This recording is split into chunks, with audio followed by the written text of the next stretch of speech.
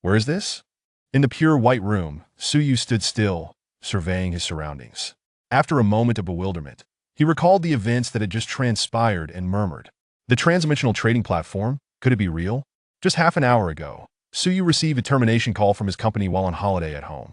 The ostensible reason was company layoffs. His performance had not stood out, so he was among those let go. The actual reason was that there was a single layoff slot in his team of 8, and unfortunately, he was the only one without any connections in the company.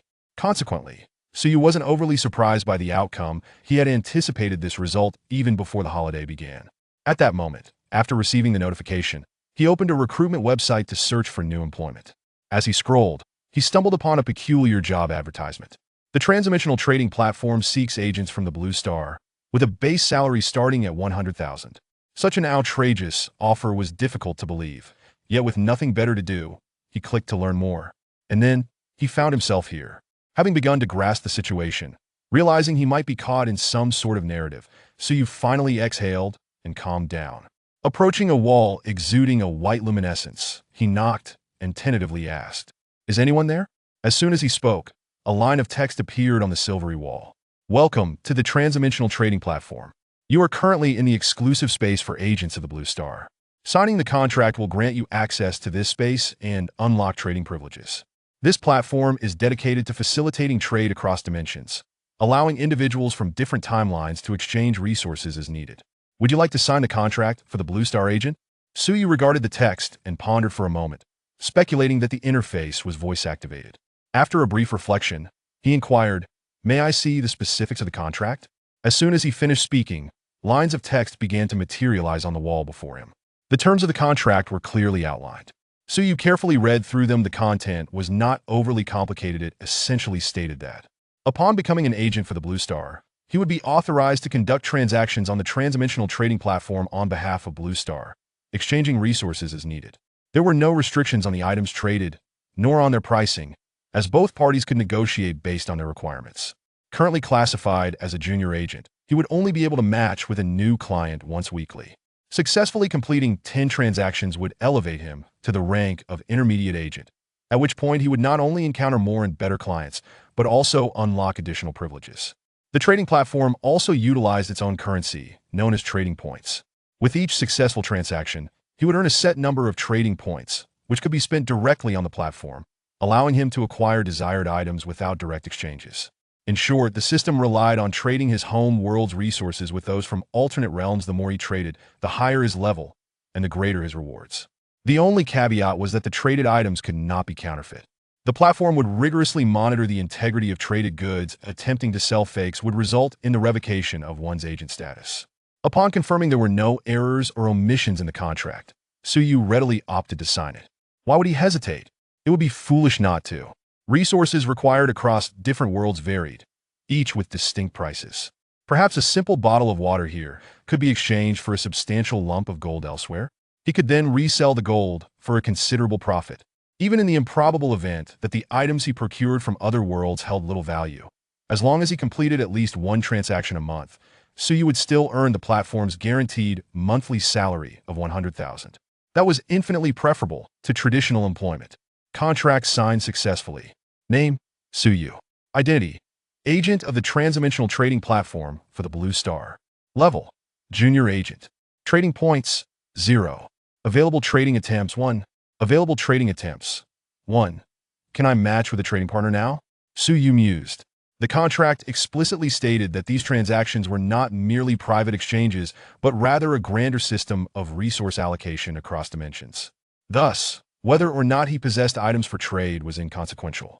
The logical approach would be to first match with a trading partner to ascertain their needs, then return to gather necessary items for the exchange. Yes, would you like to begin matching now? Looking at the text displayed on the wall, Suyu promptly responded, "Match." Matching with trading partner. Matching successful. In an instant, the blank white room transformed before his eyes into an elegantly decorated conference room. A long table occupied the center of the room, at one end of which sat Suyu, while at the other, a striking woman donned in futuristic silver armor. Her face and cascading white hair, the only visible features, studied him intently. The woman glanced around, raising an elegant eyebrow as she spoke. "Are you a newcomer to trading?" Her voice flowed like a clear stream, melodious and enchanting. However, Suyu found himself unable to understand her words. Fortunately, the trading platform seemed to possess an automatic translation feature, allowing him to grasp the context of her speech despite the language barrier. Nodding with composure, he replied, "Yes, forgive me for my inexperience." With that, he straightened in his seat, ready to engage in a serious discussion regarding this initial business exchange. While the enigmatic nature of the transdimensional trading platform was somewhat disconcerting, he was all too familiar with the art of negotiation. After all, Suyu's previous company specialized in international trade, and as the top salesperson, he had navigated countless substantial deals. Once in his element, facing even an alien would not faze him. "I am Froststar, agent of the transdimensional trading platform from the Luminous region." The woman introduced herself, nodding slightly before placing her right hand over her chest with the poise of a formal introduction. Seeing her gesture, Suyu also rose in courtesy, but realizing the distance between them made a handshake impractical, he opted instead to bow slightly. "I am Suyu, agent of the transdimensional trading platform for the Blue Star." "Your customs are quite intriguing," Froststar remarked, observing Suyu's gesture. "I find them interesting as well." Suyu smiled before redirecting the conversation. "Now let's discuss the business at hand. What items are you looking to trade?" "I require natural food rich in starch and plant fibers, pollution-free water, and untainted soil." "Everything listed here is essential," Froststar replied, summoning a luminous screen before her and gesturing over it. Instantaneously, a similar screen materialized before Suyu, filled with an extensive list of items. Meat, eggs, dairy, grains, vegetables, pure water, soil. All demanded to be free from pollution and radiation. As he perused the items, his mind wandered, almost giving him the sensation of perusing a grocery store on his phone. The woman seemed to hail from a world where food was scarce. Judging by the advanced armor she wore, her civilization likely boasted considerable technological prowess. To be seeking untainted resources, perhaps her world resembled a wasteland highly developed yet ravaged by pollution, resulting in a scarcity of food? With a flicker of realization, Suyu's demeanor remained unaffected, and he inquired mildly, "I can provide these items. What do you propose to trade in return?" Chapter 2. 10 tons of rice for 1,000 pounds of gold. What do you require? Froststar furrowed her brow. At tea present, she and Suyu were not well acquainted, each oblivious to the nature of the other's world and its unique offerings. Her willingness to disclose her needs was already a concession, given Suyu's status as a newcomer. If she were to recklessly reveal what she had to barter, it would undoubtedly jeopardize future negotiations regarding pricing. "I require." Suyu was not surprised by her response. His gaze shifted to her sci-fi-inspired silver armor, and he refrained from elaborating further. "You desire powered armor?" Froststar raised an eyebrow. "It's not an impossible discussion. If you can provide 10,000 tons of radiation-free, pollution-free food, I can trade with you immediately." The prospect of acquiring the original powered armor worn by the white-haired girl stirred Suyu's interest. However, he quickly shook his head. 10,000 tons of food was beyond his financial capacity. Even the cheapest potatoes would cost him 1 to 2,000 per ton. That amounted to tens of millions, far exceeding his worth. Moreover, such a substantial food transaction in reality would likely necessitate direct purchases from national grain depots or imports from abroad. Without a food processing facility for cover, acquiring such a quantity would be nearly impossible. Even if he managed to obtain it through special channels, the ambiguous destination of the food would likely draw scrutiny. While the powered armor appeared impressive, the original version was clearly beyond Suyu's means. Regardless, purchasing it would yield no immediate benefit. He resolved to postpone that ambition. For now, Suyu pondered for a moment. "I need gold." If his earlier conjecture was accurate, the other party indeed hailed from a wasteland world. The technology evident in her powered armor suggested a level of advancement far beyond that of Blue Star. Thus, it stood to reason that trading food for technology would be the most advantageous arrangement. However, Suyu was merely an ordinary individual, with savings amounting to a mere few tens of thousands. Even if he obtained some advanced technology, he would likely struggle to liquidate it. His foremost goal was to establish himself as a wealthy individual on Blue Star. With capital in hand, acquiring technology and converting it into wealth would follow suit. Gold? That is indeed a hard currency. Many novice agents would accept gold transactions. Froststar nodded. Exchanging gold for food is feasible. However, you must provide me with data on the common food items in your world so that I can estimate a fair price. After all, not all food items share the same value. As you should be aware. Food data? Suyu understood her implication but found himself at a loss for how to organize it. A mental image of potatoes surfaced involuntarily. Fortunately, he soon saw the data on potatoes appear on the holographic screen before him, including fiber content, starch content, trace elements, and more. So it can work like this. Suyu felt more confident. Images of rice, wheat, sweet potatoes, and other staple grains flashed through his mind. Once he had compiled the data for several of Blue Star's primary food sources, he emulated Frost Star's earlier gesture, sliding the information onto the holographic screen before her. After reviewing it for a moment, Frost Star offered her terms: 1 kilogram of gold for 1 ton of rice. The exchange food will primarily consist of rice. If you lack sufficient rice, we will need to renegotiate the price using other food items. Rice. Suyu recalled the rice that could be cultivated even in saline alkali soil and nodded calmly. There will be no shortage of rice? But I believe we should discuss this price further. Currently, gold was priced at over 400 per gram. 1 kilogram of gold equaled 1,000 grams, valued at over 400,000. The price of rice varied by type, with ordinary varieties costing around 3 to 4,000 per ton, while better quality could reach 4 to 5,000. Suyu was not entirely familiar with the specifics, but he surmised the differences would not be vast. A kilogram of gold for a ton of rice would be considered ludicrous in Blue Star. Anyone engaging in such a transaction would surely be deemed a fool.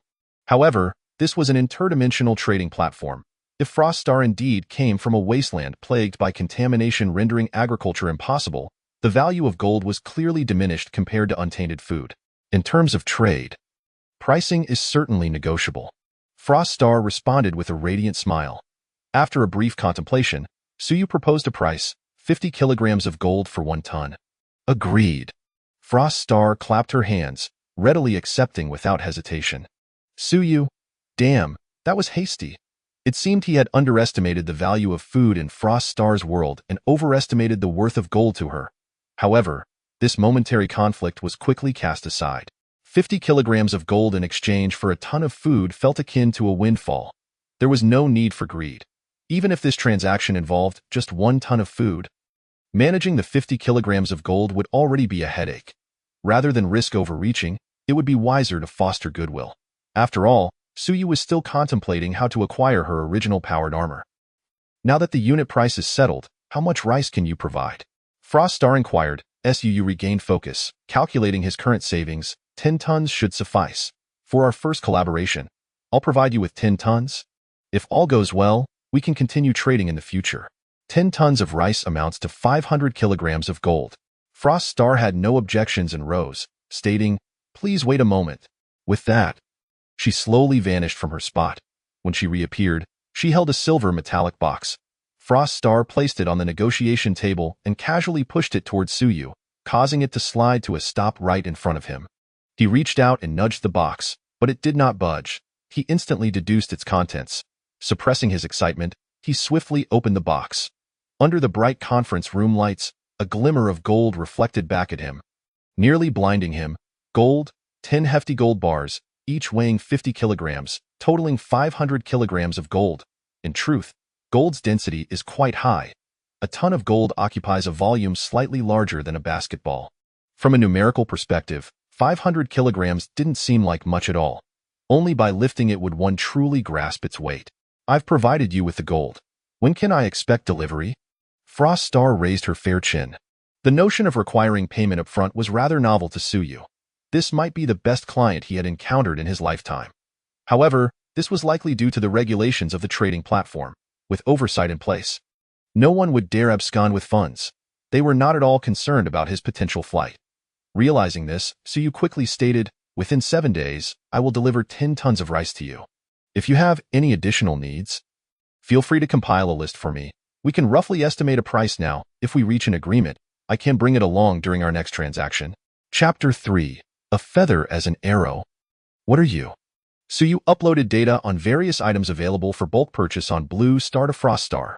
The two engaged in discussions about the pricing of different items for the better part of the day, ultimately arriving at a preliminary consensus. Regardless of how much Suyu could gather of the goods Frost Star required, she would need to compensate him with gold at the prices they had established.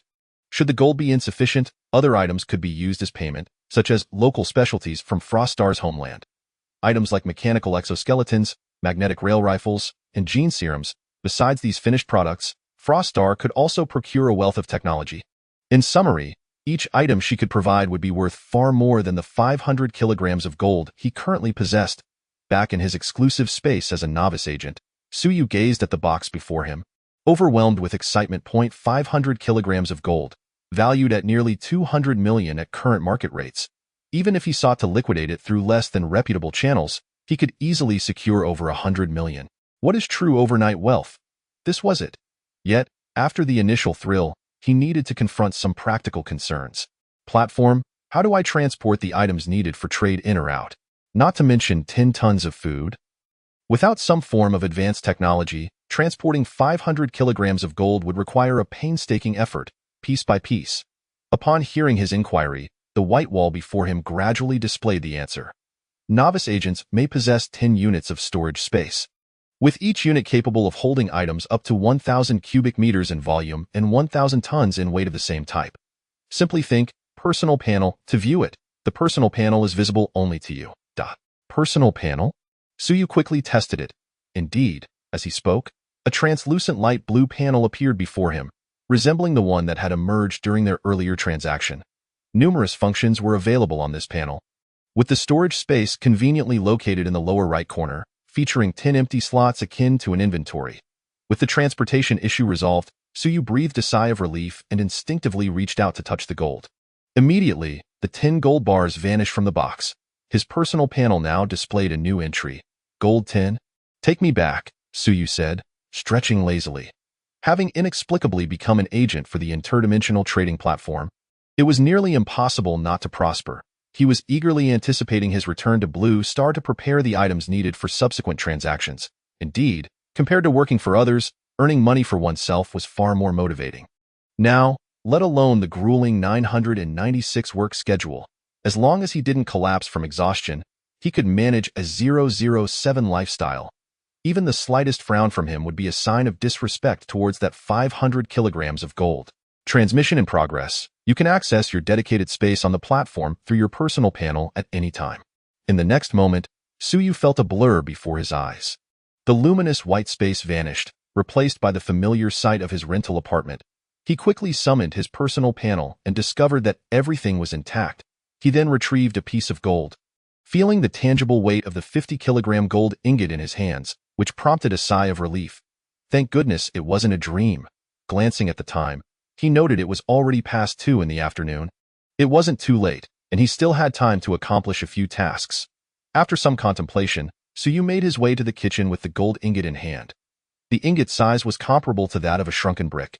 If he dared to take this item to exchange for cash, it would likely frighten people into a panic. Fortunately, gold is relatively malleable, allowing it to be cut with a knife.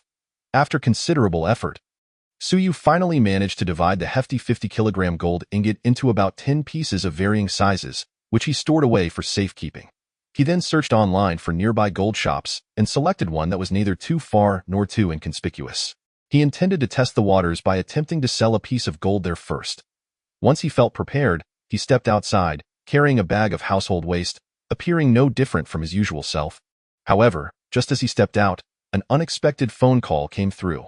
Noticing the contact labeled Team Leader Qian, Suyu hesitated for a moment but ultimately decided to answer. If he had been laid off just a few hours earlier, it would have been impossible for him to claim he felt no resentment. Yet now, all he could muster was gratitude towards the company for letting him go.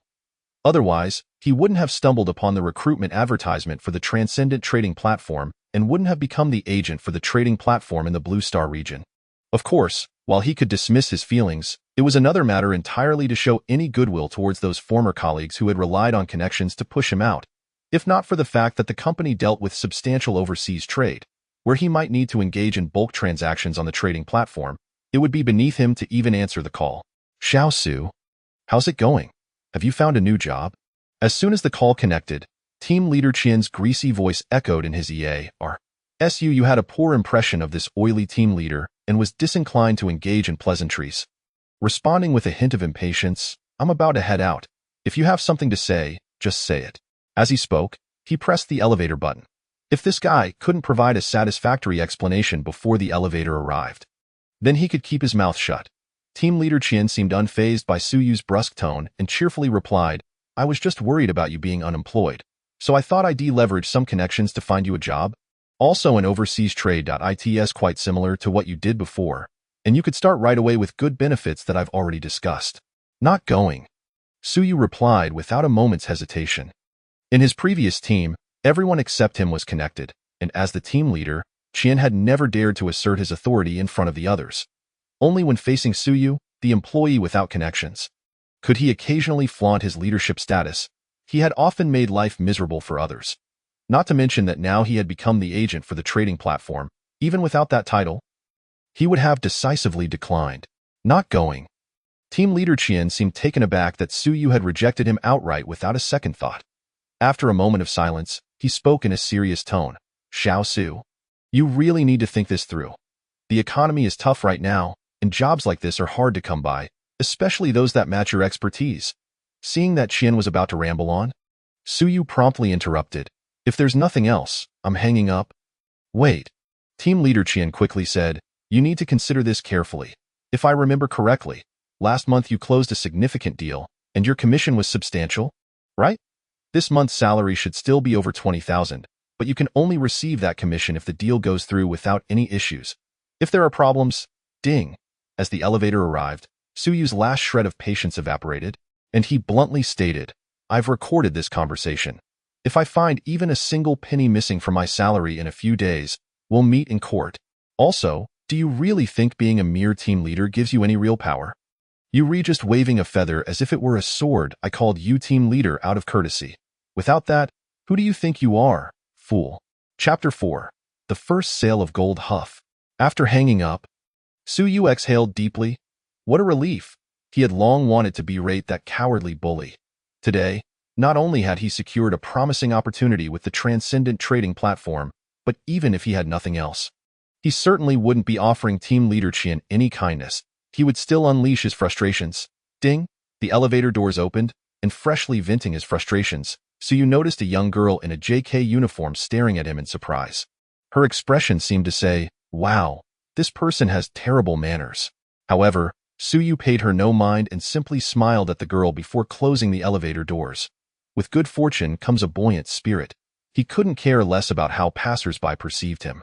His sole focus was on swiftly exiting and converting those blocks of gold into cash. Wanfu Gold, one of the largest gold shops in the bustling metropolis, was located in a thriving pedestrian street approximately 10 kilometers from Suyu's home. A mere 10-minute taxi ride away. Standing outside the gold shop, Suyu touched the large lump of gold he had removed from his inventory and, after a deep breath, stepped inside. Before coming, he had researched extensively online. These gold shops typically did not inquire too deeply about the source of the gold unless the amount was particularly substantial. For instance, if he were to produce a 50-kilogram gold bar on the spot, they would likely be alarmed enough to call the police. However, a little over a kilogram of gold in his pocket would raise far fewer eyebrows if asked. He could simply say it was a family heirloom. Good afternoon. Sir, are you looking to browse our jewelry? Upon entering, a welcoming hostess approached him politely. In high-end stores like this, the service staff were generally held to high standards, and instances of rudeness based on appearances were extremely rare. Even if someone were to look down on others, they would hardly be foolish enough to display it openly. I saw on your website that you buy gold, and I happen to have some I'd like to sell, Suyu stated directly without beating around the bush. Many things didn't require subterfuge, but being secretive could arouse suspicion. By clearly stating his intentions, he conveyed confidence, and when they saw the gold he produced, they would merely be surprised that someone could acquire such quantities. If he had acted timidly, it would have cast doubt on the gold's origins. Ah, yes. The hostess was momentarily taken aback, but quickly gestured, please, this way, sir. Following her, Suyu soon arrived at a corner of the shop where a workbench was equipped with numerous tools. A young man was idly sitting there, engrossed in his phone. Master Son, we have a customer looking to sell gold. Could you take a look? The hostess respectfully greeted the young man before turning to Suyu. This is our Master Son, the store manager. That he is responsible for gold purchases. He will first check the purity of your gold and then weigh it on our electronic scale, ensuring precise measurements down to the milligram. This inspection is free of charge. You can decide whether to sell after receiving the quote. With that, she flashed a professional smile and gracefully departed. In this industry, There were indeed many rules. Customers had varying degrees of comfort with revealing their wealth. Thus, aside from the designated expert, no one else would observe the process closely during a gold purchase. Of course, only large enterprises would adhere to such protocols. Smaller street shops had fewer restrictions, and many even live-streamed their verification processes to attract customers. Hello, where's the gold?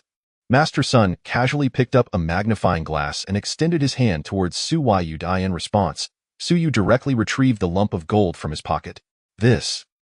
Upon seeing the palm-sized gold bar, a flicker of astonishment passed over Master Sun's otherwise impassive face. Is this entirely gold? Although he was accustomed to seeing gold in his line of work, the sheer size of the ingot still took him aback. Of course. I wouldn't dream of trying to deceive you with some gold paint, Su Yu replied as he placed the gold bar on the scale. The electronic scale immediately displayed an exact weight. 1622. 578 grams. Could it really be gold? With his experience, Master Sun quickly assessed the ingot's color, estimating its volume and weight, and immediately recognized it as a solid piece of gold. Adjusting his glasses, he looked at the gold ingot with a mix of surprise and intrigue. To be precise, one should observe the pockmarked traces left by the hammer upon the surface above. It is not that he has never encountered the world. Indeed, he has seen gold ingots even larger than this one. However, he has never witnessed such a substantial piece of gold being flattened into a cake. Aren't you afraid that some edges might chip off during the process? Master Sun inquired, lifting the gold ingot with curiosity towards Su Yu. It's a family heirloom. Passed down just like this, there's no alternative, Su Yu shrugged in response. Upon hearing this, Master Sun chuckled and shook his head in disbelief. Nonetheless, although skeptical, he refrained from pressing further, instead scrutinizing the gold ingot meticulously with a magnifying glass. After a considerable time, he exhaled and declared, "It is pure gold." Following this, he cast a somewhat teasing glance at Su Yu. Such purity of gold can only be extracted using modern technology. Thus, Su Yu's claim of it being a family heirloom was undoubtedly a fabrication. In this industry, gold with a purity exceeding 99 is termed foot gold, while that exceeding 99.6 is classified as pure gold. The two types exhibit slight variations in hue, which may be imperceptible to the untrained eye, but for someone like him, who has dealt with gold for years, the distinction is clear. Is it truly pure gold? Su Yu, showing no signs of embarrassment, seemed oblivious to the insinuation and said, "Let's assess its value." "One moment, I need to conduct further tests," Master Sun replied, proceeding to grab various bottles and jars from the side, occasionally dripping an unknown substance onto the gold ingot, then examining it closely with his magnifying glass. After a lengthy period, he withdrew a cloth to clean the gold, placing it on a nearby scale. Upon seeing that the weight remained unchanged, he nodded. "Currently, the market price of gold is just over 400. Our buyback rate these past few days is 398 per gram. However, since this is pure gold, I can offer you a higher rate of 403 per gram." "How does that sound?" "That works," Su Yu nodded, not bothering to haggle over the price. Thus, the total for this gold ingot comes to approximately 653,898. "I'll generously round it off to 654,000, he said, retrieving a contract from a drawer below. After jotting down some details, he handed it over to Su Yu. "Please review the contract. If everything seems satisfactory, sign it to make it official." This trade contract was rather straightforward. Su Yu skimmed through it and confirmed there were no hidden pitfalls before promptly signing. "Pleasure doing business. I will ensure the finance department transfers the funds to your account within the hour," Master Sun said, summoning a staff member to take the contract away. After removing his gloves, he shook hands with Su Yu. Before Su Yu could speak, he leaned in conspiratorially and whispered, "Let us connect on WeChat. If you have more gold to sell, feel free to reach out. Whether you prefer official or private transactions, I can accommodate you, ensuring safety." Chapter 5. Transaction completed. $1 million deposit. "Oh, what do you mean by official and private transactions?" Su Yu inquired, maintaining an impassive demeanor. Master Sun, however, was forthcoming, explaining, "An official transaction involves taking it to the mine, paying the necessary taxes, and once it's out, it's clearly sourced gold. No questions asked. It's the safest method, but the maximum price I can offer you would be 300. As for private transactions, there are more avenues. One could find ways to sell it overseas or trade in the black market. However, there are risks involved, so the highest I could offer you would be 330. In essence, whether official or private, it's all about legitimizing the source. So you withdrew his hand and smiled. Didn't you just purchase that piece at market value? Why does it not require legitimization? That was a mere fraction, Master Sun replied, shaking his head. Processing just over a kilogram is certainly manageable without complication. We can directly craft it into jewelry with the goldsmith at the store. However, if the quantity increases, while the gold store can handle it, no one dares to take it. Gold is, broadly speaking, a strategic resource with myriad uses, hence it is tightly regulated. Selling an excessive amount of unverified gold could lead to significant discrepancies in accounts, making it easily traceable. How do you know I possess a large quantity of gold? What if I claimed this was my only piece? Suyu retorted, raising his hands in feigned innocence. Master Sun, in response, raised his brows. Brother, this gold chunk was surely taken from a larger ingot, right? Although you did take the liberty to hammer it down, unless you melted and recast it, it's impossible to conceal from someone in our line of work. Metal fatigue? You understand? There are traces left behind.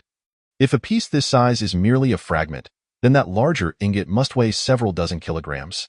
I'm not concerned about where you acquired it, but I sincerely advise you not to think that splitting it into several pieces and selling them at different stores will keep you safe. No matter which store you approach, utilizing proper gold recovery channels may yield attractive prices. But when they transfer the funds, they will note the transaction details for convenience. If it happens too often, the bank will flag your account as suspicious, and upon investigation, they'll find a record solely consisting of gold recovery profits. What do you think will happen then? It's futile. A few kilograms can pass as a family heirloom without raising eyebrows, given it's only about 1 million. With no proof, they won't take action against you. But if you were to bring forth 10 or even dozens of kilograms, you can't possibly still claim it's a family heirloom, can you? Then they start questioning whether you belong to the Aizenjaro clan or the Zhu family, Master Sun added with a jest. Suyu, upon hearing this, opted not to inquire further, yet he did add Master Sun's WeChat account. Initially, he hadn't considered the situation so intricately, not believing there would be any issues with dividing his gold into smaller pieces and selling them at various locations. However, after Master Sun's explanation, Suyu realized the naivety of his previous thoughts. Regardless of how many portions he divided his gold into or how many shops he approached, as long as he was the one selling it, all proceeds would ultimately flow into his account, and regardless of how the payments were labeled, the source of funds could always be traced. Thus, his previous strategy was entirely pointless. Had Master Sun not pointed this out, Suyu might have remained oblivious. After all, in the novels he had read, protagonists often became instant millionaires after acquiring a significant amount of gold. Typically employing such methods, he instinctively wished to follow suit, only to discover the glaring loopholes. Novels can be misleading, of course. Aside from the issue of dispersing the sales, Suyu remained somewhat skeptical of Master Sun's other statements. Thus, he did not immediately intend to collaborate with anyone to sell his gold at a lower price. After receiving the 654,000 from Wanfu Gold Store, he departed. He then made his way to another gold store approximately 7 to 8 kilometers away. In a similar fashion, Suyu once again sold a gold ingot weighing around 2 kilograms here. Once more, he accrued over 800,000. After the transaction, he casually sought advice from a knowledgeable master at this store regarding the nuances of the trade. Ultimately, the information he received was not drastically different from what Master Sun had indicated. Although this master was too cautious to engage in such dealings, he still recommended a person specializing in this line of work to Suyu. With another avenue for selling gold established, Suyu left feeling quite satisfied. Why now? It was past 8 in the evening. The bustling CBD was aglow, and amidst the towering office buildings, one could faintly see the beleaguered employees toiling under the harsh lights. Suyu glanced at his account, now boasting nearly 1.5 million, and sighed with relief. The days of toiling away as an office worker until his hair fell out would likely become a distant memory, which he found oddly nostalgic. After a moment of reflection, he remembered he had yet to have dinner. He promptly sought out a restaurant, indulging in a meal that would typically be reserved for affluent food bloggers, costing around 3,000 per person. As for the taste, well, discussing that would be rather pedestrian. The ambience was the main allure. Cough, cough. After finishing his meal, Suyu rented a shared bicycle and leisurely rode home. The distance to his residence was merely around 10 kilometers, making it the perfect opportunity to digest his meal while contemplating how to prepare the 10 tons of grain for Frost Star in the coming days. Of course, if this transaction was all there was to it, gathering 10 tons of rice would not pose a challenge. If he were willing to travel, he could easily procure enough packaged rice from several supermarkets. However, this was 10 tons, a quantity that could not be so easily gathered. What about next time? To acquire some revolutionary technology from Frost Star, it was evident that a few tons of grain would not suffice. Food, vegetables, fruits, and even purified water were all essential supplies for Frost Star, yet they were common commodities in Suyu's life. Yet, a quantitative change could lead to a qualitative shift. Conducting such large-scale transactions in his own name would prove exceedingly difficult. It appears I must prioritize the establishment of a food processing factory tomorrow.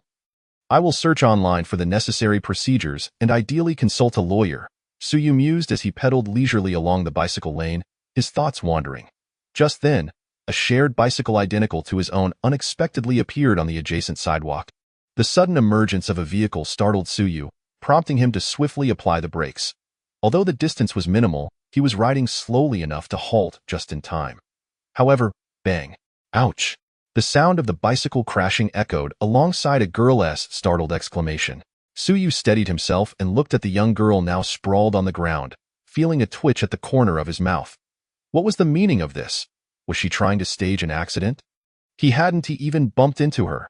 Casually leaning his bicycle against a nearby tree, Suyu frowned as he approached the girl, preparing to ask if she was all right. Before the words could escape his lips, he was momentarily taken aback by the sight of the young girl. If his memory served him right, she appeared to be the same person he had encountered in the elevator earlier that afternoon. Her delicate features and graceful figure were striking, and the pleated skirt of her JK uniform, coupled with her over-the-knee socks, accentuated her long, slender legs. According to Suyu's aesthetic preferences, she would undoubtedly merit a score of at least 9 out of 10. She belonged to that rare category of individuals whose visage lingered in one's memory for days on end. Although Suyu had been preoccupied with thoughts of gold in the elevator and had not paid her much heed, the fleeting impression she left upon him was one he had yet to forget. As it turned out, she resided in the apartment above his, making her his neighbor. Suyu was momentarily taken aback as he regarded the girl on the ground. And with a blend of awkwardness and politeness, he remarked, "What a coincidence." Chapter 6. The Impetuous Girl. Is Suyu a big shot? Ugh. Li Yuanxi stumbled to her feet, sitting on the curb while nursing her knee and grumbling softly. She shot a fierce glare at Suyu, seemingly on the verge of expressing something. However, recalling that it had been her own reckless decision to dart out on her bike, and that he had not collided with her, rather, it was her own panic that had caused her to fall, she found herself at a loss for words, feeling somewhat guilty. The memory of Suyu's earlier outburst in the elevator made her feel a twinge of fear. After a prolonged moment of groaning, she could only sulk while holding her leg in dismay. Suyu shook his head and casually lifted the fallen bicycle from the ground, retrieving her bag and offering it to her. "Thank you," Li Yuanxi murmured, taking her bag. "I'm sorry for startling you earlier." "It's nothing. As long as it's not a scam, I'm fine." Suyu waved his hand dismissively and began to walk toward his bicycle. "Be careful riding. And if there's nothing else, I'll be on my way." Noticing his intention to leave, Li Yuanxi instinctively glanced around. It was nearly 10 at night, and the road was rather deserted, causing her to feel somewhat anxious. After a moment's hesitation, she pouted and said softly, could you do me a favor? My foot might be sprained, and I'm having a bit of trouble moving. I was hoping to catch a cab. Could you wait with me for a bit? I recall you live in the same building as I do. It would be convenient for us to head back together. I can cover the fare." Upon hearing her hesitant and timid words, Suyu looked around at the environment and suddenly understood. He chuckled and said, "All right then, let us consider it a stroke of fortune to enhance my life today." Since his plan to trade goods was set to commence the next day, he had no pressing matters to attend to. Returning home early or late was inconsequential. He promptly scanned and returned the bicycle, helping the limping girl to the roadside, where they found a place to sit while awaiting a cab. After settling down with a slight limp, Li Yuanxi exhaled in relief and introduced herself. "Thank you. I'm Li Yuanxi." "Suyu," he replied, before picking up his phone to research the necessary procedures for starting a food processing factory. It wasn't that he was being aloof. Rather, he sensed that Li Yuanxi was the shy and introverted type. Approaching her directly would likely leave her feeling uncomfortable. Moreover, while she was indeed beautiful, Suyu was no stranger to attractive women and wasn't he the type to fawn over someone just for their looks. Unsurprisingly, Li Yuanxi did not find his engrossment in his phone rude. Instead, she felt a sense of relief and busied herself with her own device. The two shared a quiet ride home, and Suyu remained a good Samaritan, assisting the limping Li Yuanxi to her doorstep. After that, there was nothing more to be said. They didn't even exchange WeChat contacts, parting ways as mere acquaintances. After all, it was late at night, and if Li Yuanxi were to invite him, someone she had only met twice, into her home for tea, Suyu would have hesitated. The risks were too great. He couldn't afford to wake up missing a kidney. The following morning, Suyu arrived at a logistics distribution center on the outskirts of the bustling metropolis. Implementing his plan for a food processing factory would be quite challenging and cumbersome. Thus, he decided to take a gradual approach, initially engaging in small-scale purchases to trade with Frost Star. Consequently, securing a warehouse was indispensable. Although he possessed an inventory space for storing items, the method of conjuring goods from thin air was rather extraordinary, and he feared being discovered while retrieving items one day. Therefore, renting a warehouse for transit purposes was indeed necessary. The warehouse leasing operations at such large logistics centers were well established and no more complicated than renting an apartment. In a mere morning, Suyu signed a lease for an 800 square meter warehouse at a rate of 1.8 yuan per square meter per day, committing to a 3-month contract that cost him nearly 130,000 yuan, an amount that stung his finances.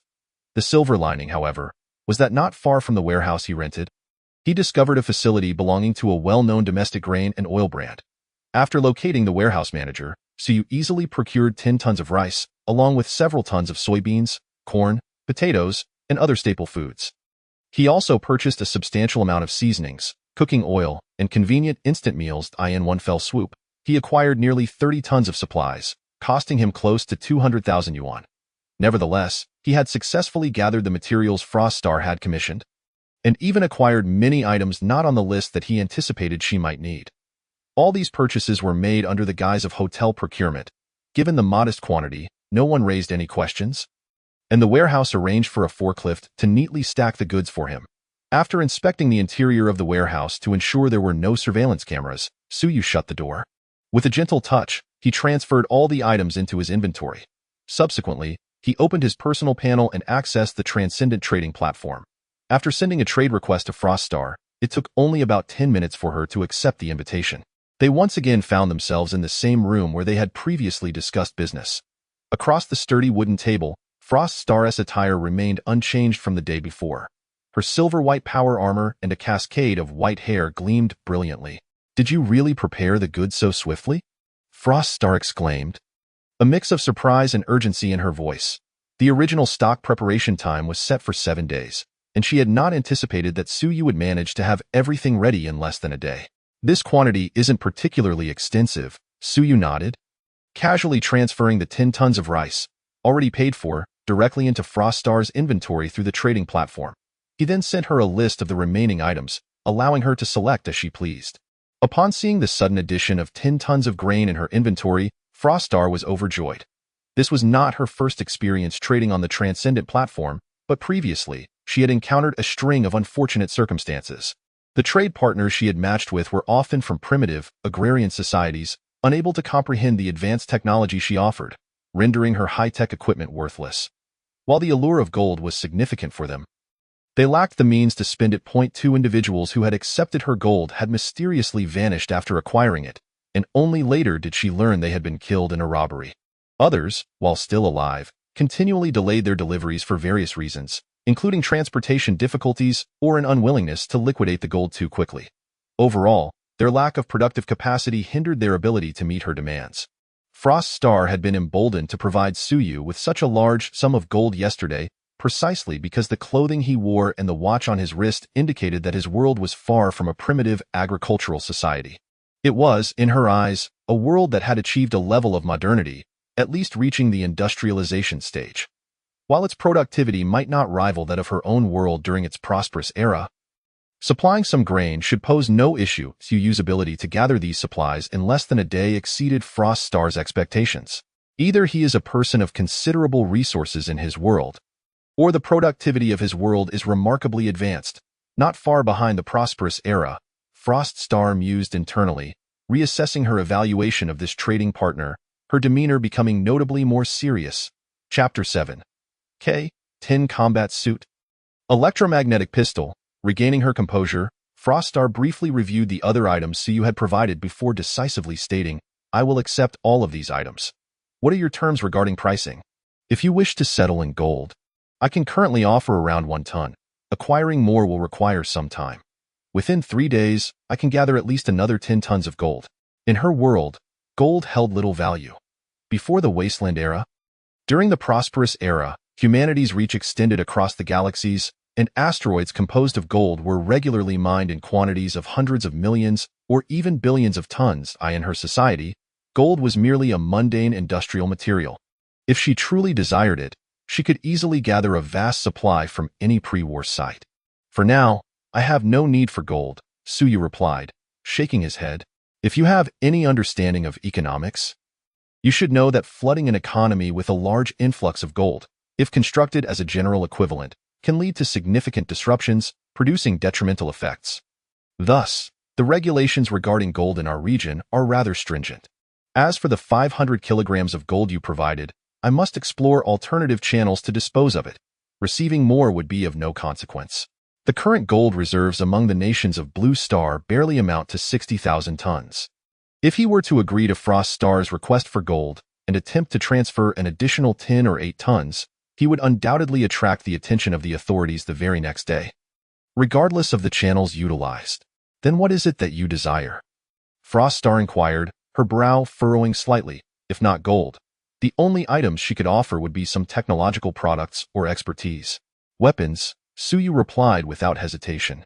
"I require arms or protective gear that would enable me to safeguard myself against several foes armed with individual weaponry." This was a well-considered item for trade on his part. However, his desire for weapons was not for any illicit purpose. It was primarily for self-preservation. With a certain level of self-defense capability, he would dare approach Master Sun, whom he encountered at the gold shop last night, to facilitate the sale of the 500 kilograms of gold through the latter's channels. He could not rely on the integrity of those engaged in such business dealings to honor their commitments. And to prevent the risk of being preyed upon, he would not consider relinquishing a significant amount of gold without adequate means of protection. Please wait." After a brief contemplation, Frost Star vanished from sight. When she reappeared, she was holding 2 silvery briefcases. Placing one of the cases on the table and opening it, she proudly gestured towards it, saying, "The Tin Combat Suit, crafted from nanopolymer materials, can withstand at least 100 consecutive shots from a 12.7mm caliber firearm at close range, excluding large-caliber electromagnetic weapons. It is equipped with a temperature regulation system that ensures your comfort in extreme conditions ranging from -50 degrees to +70 degrees. And it is also waterproof, fireproof, and resistant to toxins. Furthermore, it includes a nitrogen shield module that can be activated automatically by AI, capable of withstanding the shockwave and shrapnel from a 5 kgt explosion for up to 3 uses. Additionally, it possesses considerable stealth capabilities, a technological legacy from the prosperous era before the war, which we currently cannot replicate. In terms of safety, it is absolutely top-notch. As she spoke, she gently nudged the case towards Suyu. "Wear it, and even amidst a hail of bullets on the battlefield, you will remain unharmed. How about we exchange this for the remaining 20 tons of your goods?" Gazing at the seemingly unremarkable black suit before him, Suyu swallowed hard and reached out to touch it, his expression a mix of uncertainty and intrigue. "So thin? Are you certain you're not deceiving me?" This garment appeared scarcely thicker than his t-shirt, resembling a form-fitting outfit. Even if its resilience was as formidable as she claimed, he feared that a large-caliber bullet would still render him severely injured without penetrating the fabric. With a regulated trading platform, it is impossible to sell you counterfeit goods. Frost Star shot him a glare, but after a moment's thought, she stood up once more. "If you don't believe me, let me show you." With a series of mechanical clicks, she finally removed her heavy-powered armor, revealing a form-fitting suit identical to the one before Suyu. The black suit accentuated her curves, and Suyu felt his pulse quicken, nearly losing control of his gun. Frost Star seemed to notice, casting a glance in his direction, yet remained unfazed. Instead, She calmly drew a beautiful silver handgun from the holster on her powered armor and fired a shot at the nearby wall. Bang! A deafening roar erupted, and a large hole appeared in the wall, causing Su Yu's eyelids to twitch. An electromagnetic handgun, loaded with tungsten core steel needles. Its power is likely slightly greater than that of a 20mm caliber cannon among traditional firearms, Frost Star explained casually. Then without hesitation, she pointed the gun at her own head and pulled the trigger. The thunderous sound echoed once more, causing Su Yu to hold his breath. However, contrary to his expectations of a gruesome scene, the exposed part of her head remained unscathed after the shot. Frost Star shrugged. See, this suit provides protective capabilities even in areas that are not covered. This is the black technology from our pre-war world. Don't ask about the principles behind it. The era of prosperity is over a century behind me, and many technologies have become obsolete. I cannot explain how this works. Are you reassured now? With that, she took a seat without donning her powered armor. Simply wearing the form-fitting suit, Su swallowed hard, inadvertently tightening his grip on his gun. I am assured. This protective suit is worth the exchange for those goods. He then carefully packed the suit away and completed the transaction for the remaining 20 tons of goods to Frost Star. Excellent. Now we can discuss this one, Frost Star said with a smile, nudging the other open case. Inside lay a simple item, a handgun, slightly larger than the one Frost Star had just used. S-79, a police electromagnetic handgun. Equipped with a metallic hydrogen battery, which can fire 1,000 rounds on a full charge. The magazine holds 50 specialized armor-piercing rounds, essentially just a needle. There's no technical complexity involved. You could easily have a craftsman replicate it using tungsten or steel. And even subpar materials will only affect the range, not the accuracy or power. As for its power, it is somewhat greater than mine, comparable to a hand cannon capable of penetrating a 100mm thick steel plate within a range of 100 meters. With that, she pushed the case containing the gun towards Su Yu. Observing the toy-like appearance of the firearm, he no longer harbored doubts. Given the restrictions of the trading platform, counterfeit goods were not a concern here. He promptly closed the case and nodded. I will take this. What do you desire in return? Chapter 8. Purchasing a vehicle, an unexpected encounter with a former goddess. I will take this. What do you desire in return? Upon hearing Su Yu's words, Frost Star replied without hesitation. For this gun, I will exchange it for 10 tons of fresh fruit, 10 tons of vegetables, and 10 tons of meat. As for the specifics, these are approximately what I require. As she spoke, she tapped on the holographic interface before her and sent the information to Su Yu. He glanced at the selections. The fruits were common varieties such as bananas, apples, and pears, while the vegetables were equally ordinary and inexpensive. However, the meat was a different story. She had chosen beef. Currently, purchasing beef at the market would cost upwards of 40 per pound, with a kilogram priced at around 80 to 90, conservatively estimating. At 80 per kilogram, 10 tons would amount to a staggering 800,000. Adding in the costs of fruits and vegetables, this transaction would likely exceed 1 million. After a moment's contemplation, Su Yu nodded. If he could successfully sell the remaining 490 kilograms of gold, he would stand to gain over 100 million. Thus, this transaction, totaling around 100,000, became relatively inconsequential. If everything goes smoothly, the delivery will be made within 7 days. If not, the latest will be within a month. Su Yu calculated and provided her with a conservative estimate, to which Frost Star readily agreed. Then let us proceed with a pleasant collaboration. A pleasant collaboration. Name, Su Yu. Identity, Blue Star Area Agent of the Interdimensional Trading Platform. Level, Junior Agent, 110. Trading Points, 50. Available matching attempts, 0. Remaining refresh time, 149H. Upon returning to his private space, Su Yu glanced at his personal panel. With the completion of his first transaction, his level progress had finally increased by 1. If he were to engage in 9 more such transactions, he would be elevated to a mid-level agent, unlocking further privileges. Additionally, with the completion of his initial trade, he had acquired 50 trading points. He opened the trading mall and discovered that there seemed to be no suitable items to spend his 50 points on. The pricing in the Interdimensional Trading Platform store was rather peculiar. For instance, a 100 million ton equivalent giant mushroom cost only 50 trading points, while a basic gene serum was priced at 200 trading points. After perusing the options multiple times without finding anything affordable and suitable for his current use, he decided to save the points. After all, he certainly did not wish to exchange for a giant mushroom. He merely wished to prosper, not to become a terrorist. What utility would such an item serve? Thus, it seemed that a gene serum capable of rendering him invulnerable to ailments and enhancing his physical prowess beyond human limits would be far more valuable.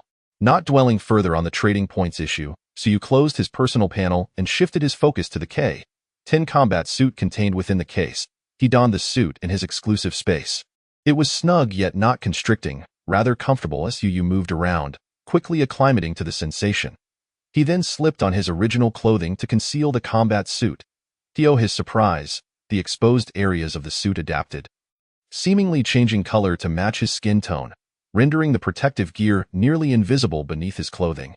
This must have been designed specifically for operatives. It's truly remarkable. Suyu produced a lighter from his pocket and ignited it, holding it against his palm for an extended period. The lighter was on the verge of overheating, yet he felt not the slightest hint of warmth in his hand. He lifted the S-79 electromagnetic handgun, weighing it in his palm for a moment before stowing it away in the inconspicuous holster at his waist, which, to the untrained eye, appeared merely bulging with an item. This cutting-edge technology is truly astounding. If only I could acquire the expertise. Suyu's words trailed off, but a spark of excitement flickered in his eyes, for he genuinely had the chance to obtain this remarkable technology. Without further ado, just the metal hydrogen battery within that gun, a diminutive piece, could empower such a potent electromagnetic weapon to fire 1,000 rounds. The prospects were unimaginable. Should he succeed in replicating it, he would unlock a vast market worth trillions. Every enterprise worldwide reliant on battery storage would line up to seek his licensing, and he would amass wealth beyond measure from patent fees alone. One must not aim too high, but rather proceed step by step. Now is not the time for black tech exploits. With a sigh, Suyu returned to the warehouse on Blue Star. Noticing no irregularities around him, he locked the warehouse door and departed. The clock had just passed 2 in the afternoon, so it was not too late. After a moment's thought, he hailed a taxi to a street nearby known for its numerous 4S dealerships. He needed to gather various supplies.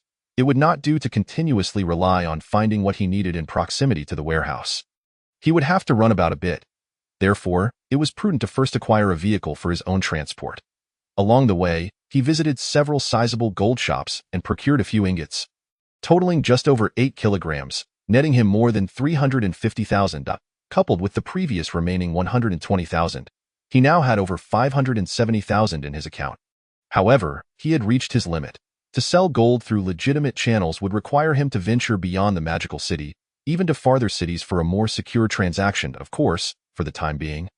His finances were sufficient, and he was not in a rush in the suburbs of the magical city. A relatively quiet road was lined with various brands of 4S dealerships. Suyu gazed down the street, momentarily struck with indecision. His previous goal in earning money had been to purchase a home in the magical city. As for a car, in the congested traffic of the magical city, it was often more convenient for commuters to rely on public transportation. Thus, he seldom considered such matters. Although the company provided vehicles for its sales staff, he had been a licensed driver for several years. Yet, the company car belonged to the company. He merely operated it without a say in the model or specifications. He had little understanding of data parameters, materials, craftsmanship, or fuel economy. "Let's just take a casual look," he murmured, shaking his head as he headed towards the nearest Benz 4S dealership. It was a weekday, and the showroom was relatively empty. Upon entering, a saleswoman in a fitted skirt and black stockings, exuding a sweet demeanor, hurried over. "Hello, sir. Do you have an appointment?" "No, just looking around," Suyu replied, shaking his head. The saleswoman's professional smile remained unfaltering as she responded, "Well then, do you have a particular model in mind? Our dealership is the largest Benz 4S in the magical city, and we have all models available for immediate viewing and test drives." As they walked and talked, they reached a white sedan, at which point the saleswoman enthusiastically pointed out, "This is the latest Benz C-Class, one of our flagship models, and the price is quite reasonable." The saleswoman was eloquent in her description, and Suyu refrained from interrupting, though his lips twitched slightly. Over 300,000 for a base model was hardly what he would call a reasonable price. However, for him at present, that price was indeed manageable. "Yet, it's too small," he declared, shaking his head. While it sufficed for family use, he needed a vehicle with additional utility. With the limitations of the system's inventory, he could not simply cram everything inside. There might come a time when he needed to transport gold or purchase local specialties from Blue Star. Ultimately, a larger vehicle would be more suitable. Too small? The saleswoman was momentarily taken aback, but quickly regained her composure. Her smile brightening. If you require more space, I personally recommend an SUV model. Please follow me, and I can show you. Suyu had no objections and followed her to another display area. Yet, just a few steps away, a voice of surprise rang out. Suyu, what are you doing here? He paused, turning to see the speaker, and his originally calm demeanor shifted to one of mild disdain upon recognizing Zhao Xinhui. She was his first girlfriend during university, his first love. To describe it more accurately, she was the first goddess he had ever dared to pursue during his awakening to romance, at that time. He had taken a part-time job as an up on a certain platform while studying, reaping the benefits of the short video boom. Although he was not particularly famous, he managed to earn a stable income exceeding 10,000 a month. His university life was quite fulfilling until he met Zhao Xinhui at a dormitory social event. Initially, she had approached him after hearing about his knack for making money, requesting to learn video editing from him. However, as they grew closer, she never mentioned her desire to learn editing again. Instead, she subtly flirted with him every time they met, and her looks and figure were certainly appealing. Having never even held a girl's hand before, Suyu was utterly smitten. Mustering his courage, he began to pursue her, and then there was no further progression. After a year of chasing and spending considerable amounts of money, they had only held hands a few times. It wasn't until the video boom waned, and he took on a myriad of unrelated advertisements, causing him to lose many followers and see a decline in revenue, that Zhao Xinhui seemed to have a realization. She laid bare their relationship, telling Suyu that they were not suited for one another. She even claimed that she was somewhat slow in matters of the heart. Had Suyu been more forthright, she could have clarified things sooner. Preventing him from wasting so much time, it was laughable. Back then, Suyu genuinely believed her words, regretting his timidity for not being upfront, and thus he left in sorrow. Only later, as he gained more experience, did he come to understand that he had been a fool. Consequently, he transformed into the current version of himself, one who only pursued physical connections without emotional investment and showed no interest in relationships. He heard that Zhao Xinhui later seamlessly transitioned to dating a well-off junior, but their relationship ended rather unpleasantly, resulting in disciplinary action for the junior. Suyu speculated that the young man had been far more perceptive than he had been. Seeing through her manipulative nature, in any case, his first heartfelt experience had been marred by deceit. The very thought of Zhao Xinhui, who had exploited young men's feelings for monetary gain, now made him feel revulsion. Encountering her again was akin to confronting a dreadful examination. Ugh. Chapter 9. Friends, are we that close? Long time no see. Are you here to look at cars? Let me show you around. Zhao Xinhui approached with an enthusiasm that belied any awkwardness regarding their past. Suyu frowned, and before he could respond, the saleswoman who had been assisting him interjected awkwardly, Sir, do you know our sales representative? In such 4S dealerships, it was typical for customers without appointments to be claimed by whoever got to them first. However, if a customer had a connection in the showroom, the previous enthusiastic pitch would have been a waste of time. Sales representative? Suyu glanced at Zhao Xinhui, who was hastening toward them, and shook his head. I had no idea she was a sales representative here. Otherwise, I wouldn't have entered. Oh, I see. The saleswoman's eyes lit up, and she quickly assured him, rest assured, your relationship with the sales representative will not affect your car purchase here. A car is a car, and a person is a person. They do not conflict. So, shall we continue looking at cars? You really are here to look at cars. Zhao Xinhui had now reached them, and she smiled at the saleswoman, saying, Xiaoyu, this is my friend. I can handle the showing. Thank you for your help. The saleswoman, referred to as Xiaoyu, did not leave. Instead, she cast a glance at Suyu, remaining silent to end their line of work. Having a keen eye was crucial. To sell cars, one needed to read people well. Experienced sales representatives could discern who was genuinely interested in buying and who was merely browsing. The man before her, upon entering, appeared composed and articulate. Though his attire did not scream wealth, he certainly did not seem like someone merely window shopping for luxury cars. Coupled with his earlier comments, Xiaoyu was determined not to let this promising client slip away. Even if it meant upsetting a colleague in this profession, competition among colleagues was the norm. As long as the rules were not broken, it mattered little if feelings were hurt. Friends? Are we that familiar? Suyu scoffed lightly before turning to Xiaoyu, saying, lead the way. Right this way, sir. Xiaoyu promptly replied with a smile. Zhao Xinhui stood frozen, watching the two leave, her expression shifting from red to pale.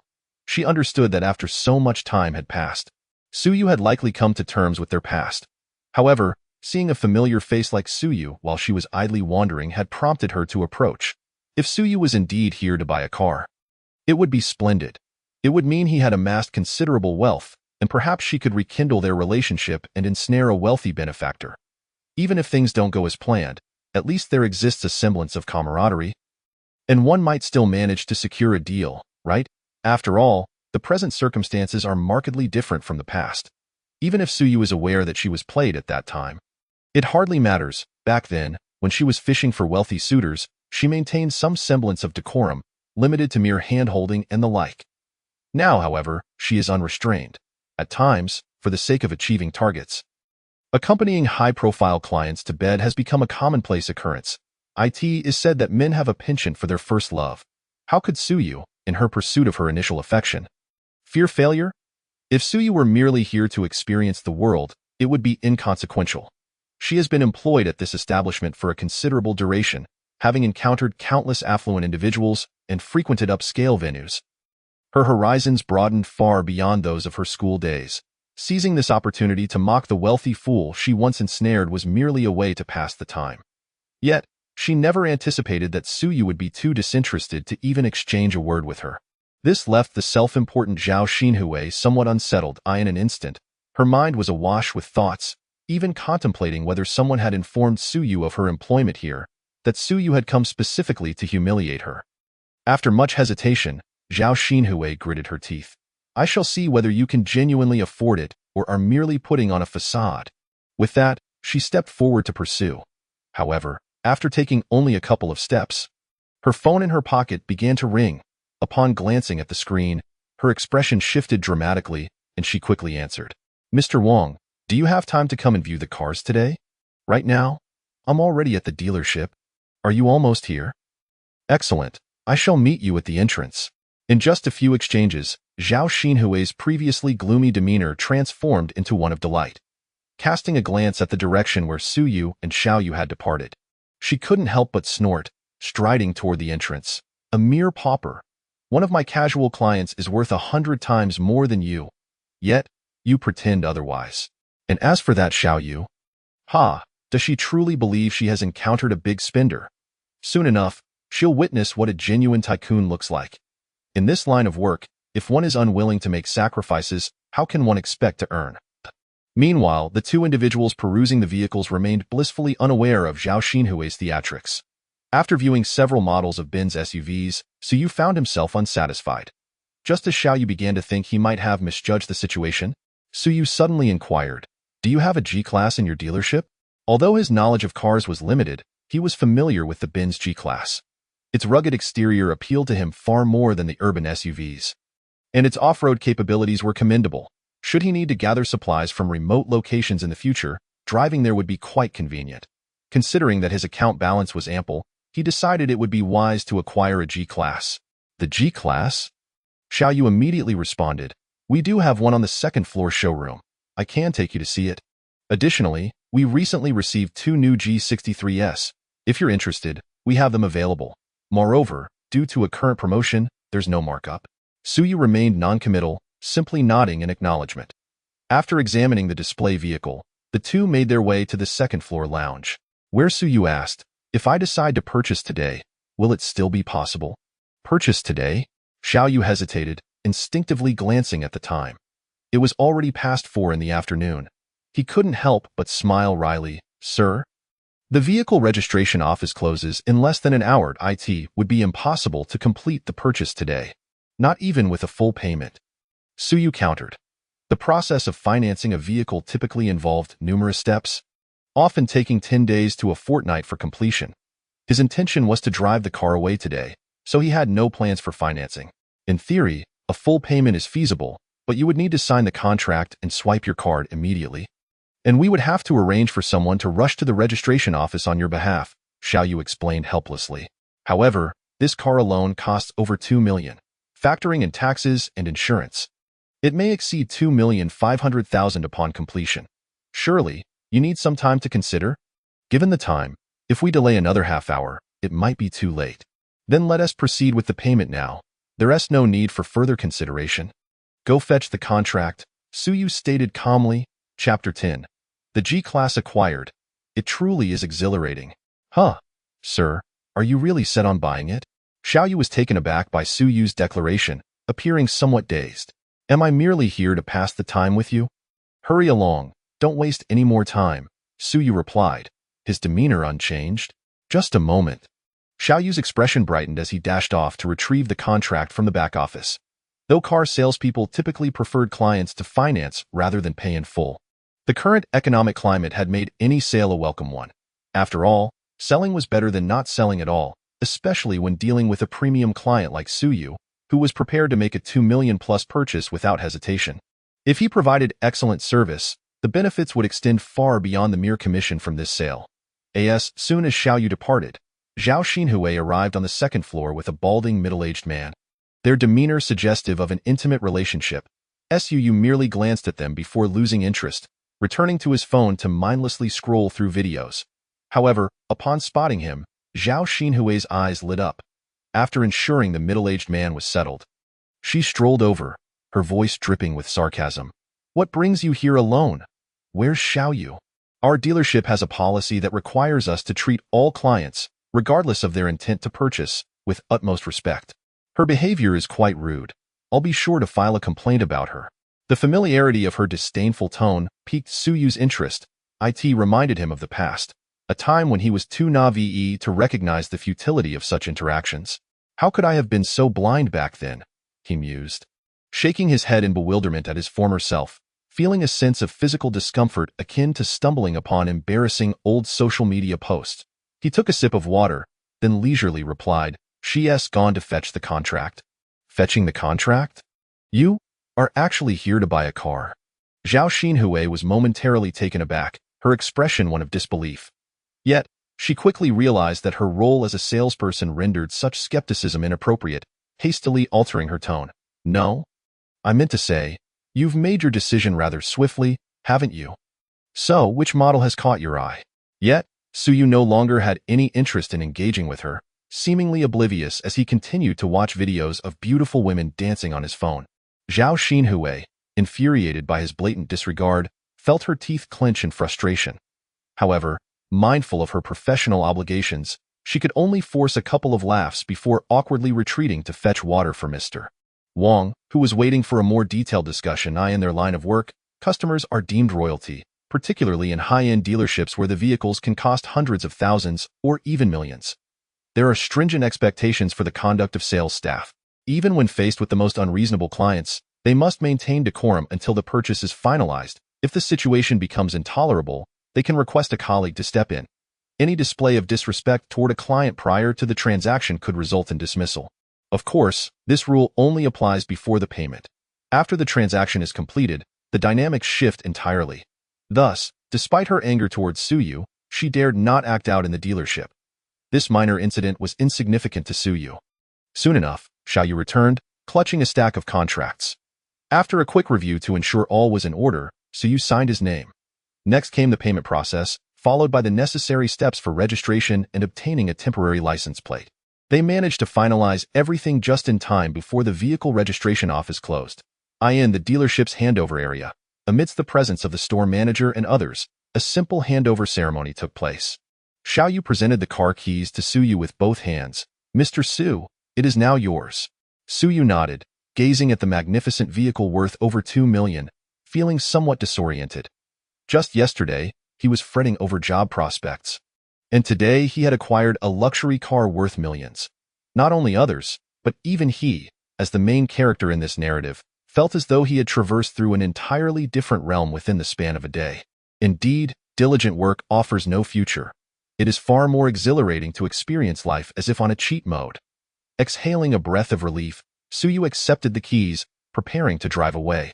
However, at that moment, with others having dispersed, Xiaoyu leaned in slightly and asked, Mr. Su, do you have time this weekend? This weekend? Suyu raised an eyebrow, wearing a smirk that hinted at amusement. "I do have time. What, are you inviting me out for a meal?" To be fair, the female salesperson was quite attractive, at least more so than Zhao Xinhui. She easily scored a solid 90 in looks. Although he hadn't contemplated the idea of being intimate with a salesperson when purchasing a car, if she were to approach him, he certainly wouldn't decline. Not proactive, not refusing, that was his current modus operandi. Of course, had this been in the past, he would have added a clause about being irresponsible, fully embracing the role of a cad. But now, with his newfound circumstances, there was no need to be entirely reckless. He could afford to take responsibility to some extent. "You've provided me with such a substantial order. It is only fitting that I treat you to a meal," Xiao Yu smiled. "By the way, my name is Yu Xiaoqian. If you don't mind, you can call me Xiaoqian. Should you have any issues with the vehicle in the future, feel free to contact me via WeChat." "Very well, then you decide on the location for the weekend." Suyu nodded, offering no further comment, and proceeded to get into the car and leave. While Yu Xiaoqian watched as the black G-Class drove away, her eyes suddenly gleaming with excitement, and she couldn't help but clench her small fist. "Oh, little Yu, have you struck a deal?" At that moment, Zhao Xinhui, accompanied by the bald general manager Wang, who had just finished inspecting cars, happened to pass by, casting a glance at the exhilarated Yu Xiaoqian, and couldn't resist speaking sarcastically. While in the store, Suyu was a client, a revered customer, and she would never dare to act inappropriately. However, the dynamics between colleagues were far less restrained, and her relationship with Yu Xiaoqian was hardly amicable. Although Yu Xiaoqian was more attractive than her, she certainly lacked Zhao Xinhui's unscrupulousness. Consequently, Yu Xiaoqian's sales performance had always been inferior to hers. Even if a conflict were to arise, the store manager would likely side with Zhao Xinhui. "Oh, it's a deal. The customer has already driven the car away." Yu Xiaoqian cast a sidelong glance at Zhao Xinhui, her expression somewhat peculiar. Although she refrained from inquiring about the specifics between Su Yu and Zhao Xinhui, she could surmise a few details. It was merely a matter of Su Yu perhaps not having been wealthy in the past. Otherwise, based on her understanding of Zhao Xinhui, such a shameless woman would not allow a wealthy client who could buy a G-Class outright to slip away without batting an eye. "So soon?" Zhao Xinhui's expression faltered. As an industry insider, she certainly understood that such swift transactions could only indicate full payment. Realizing this, she quickly pressed for details.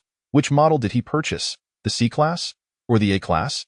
If it were merely an entry-level model of the Benz, although it would still cost around 200,000 to 300,000, she could certainly accept that. C-Class? A-Class? Yu Xiaoqian scrolled through her phone gallery, opening an image and presenting it to Zhao Xinhui. "It's the G-Class. 2,580,000. Paid in full, and it took just an hour from entering the store to driving away." "Sister Zhao, your friend is truly wealthy," she exclaimed playfully, winking as she sauntered back into the store, her high heels clicking rhythmically, clearly in high spirits. Meanwhile, Zhao Xinhui stood frozen in place, her mind flooded with the image from moments ago. The sharply defined, imposing luxury car, alongside the youthful, spirited Su Yu. Chapter 11. Test firing the S-79 electromagnetic handgun. On the road, Su Yu did not return home immediately after acquiring the car. Instead, he found a place to have a simple dinner before driving towards the outskirts of the city, ultimately stopping outside an abandoned industrial park. His urgency in picking up the car today was not solely due to his newfound wealth. He had also contacted Master Sun, whom he encountered at the jewelry store, about a transaction involving 100 kilograms of gold scheduled for the following evening. They had agreed to meet in this secluded area. Whether to guard against potential treachery or simply for convenience, having a vehicle was evidently essential. Furthermore, he intended to scout the location beforehand. Parking his car by an inconspicuous patch of trees, Su Yu felt the S-79 electromagnetic handgun, which he had acquired from Frost Star, secured at his waist. Glancing at his K-10 combat suit, he felt a surge of confidence and ventured into the industrial park. This industrial site, a relic from the last century, had been shut down due to severe pollution and had lain dormant for over a decade. Overgrown with weeds and dilapidated, it exuded an eerie atmosphere under the cover of night, making Su Yu feel as though he were in a survival horror game, fearful that a zombie might leap out from the shadows. Thankfully, reality was not a game, and zombies were, of course, non-existent. After carefully navigating the industrial park, he familiarized himself with its layout and confirmed that it was not a hideout for gangs as depicted in movies. There was not a single soul in sight, not even a ghost. The overgrown site was marked by a few inconspicuous paths, suggesting that locals might occasionally visit, likely villagers from nearby. Relieved that it was unlikely to be a trap, Suyu exhaled deeply, at least for now. It seemed that Master Sun had chosen a relatively safe location. What a splendid place. Suyu stood atop a rise in the industrial park, surveying the terrain, and couldn't help but marvel. This area was flanked by mountains on one side and the sea on the other. The only access point from the mountain was a single concrete road suitable for ordinary vehicles to traverse. On the seaside, there was a modest dock, ample enough for cargo ships of 1,000 tons. Previously, the industrial park's goods likely moved along the waterways, significantly reducing transportation costs. The mountain road appeared to serve employee access. And driving from here to the city would take merely half an hour. In an era when transportation was less developed, the ability to utilize waterways for shipping had made this industrial park extraordinarily advantageous. However, in the present day, it had become somewhat obsolete. With modern transportation advancements, overland shipping for domestic goods was economical, while international shipments were efficiently handled through the major ports of the city. Additionally, its remote location, while only half an hour's drive from urban areas, lacked public transportation. One could hardly expect every employee to own a vehicle. This was likely the primary reason, aside from pollution, that no one was willing to take over the site after its closure. What was once an asset had become a liability. Times have changed. Suyu shook his head, preparing to leave. Just as he turned, a bold idea suddenly sparked in his mind. Why not acquire this place? Once this thought emerged, it rapidly festered into an uncontrollable ambition. He could not rely solely on selling gold for sustenance. Obtaining technology from Frost Star and replicating it on Blue Star was the true pathway to wealth.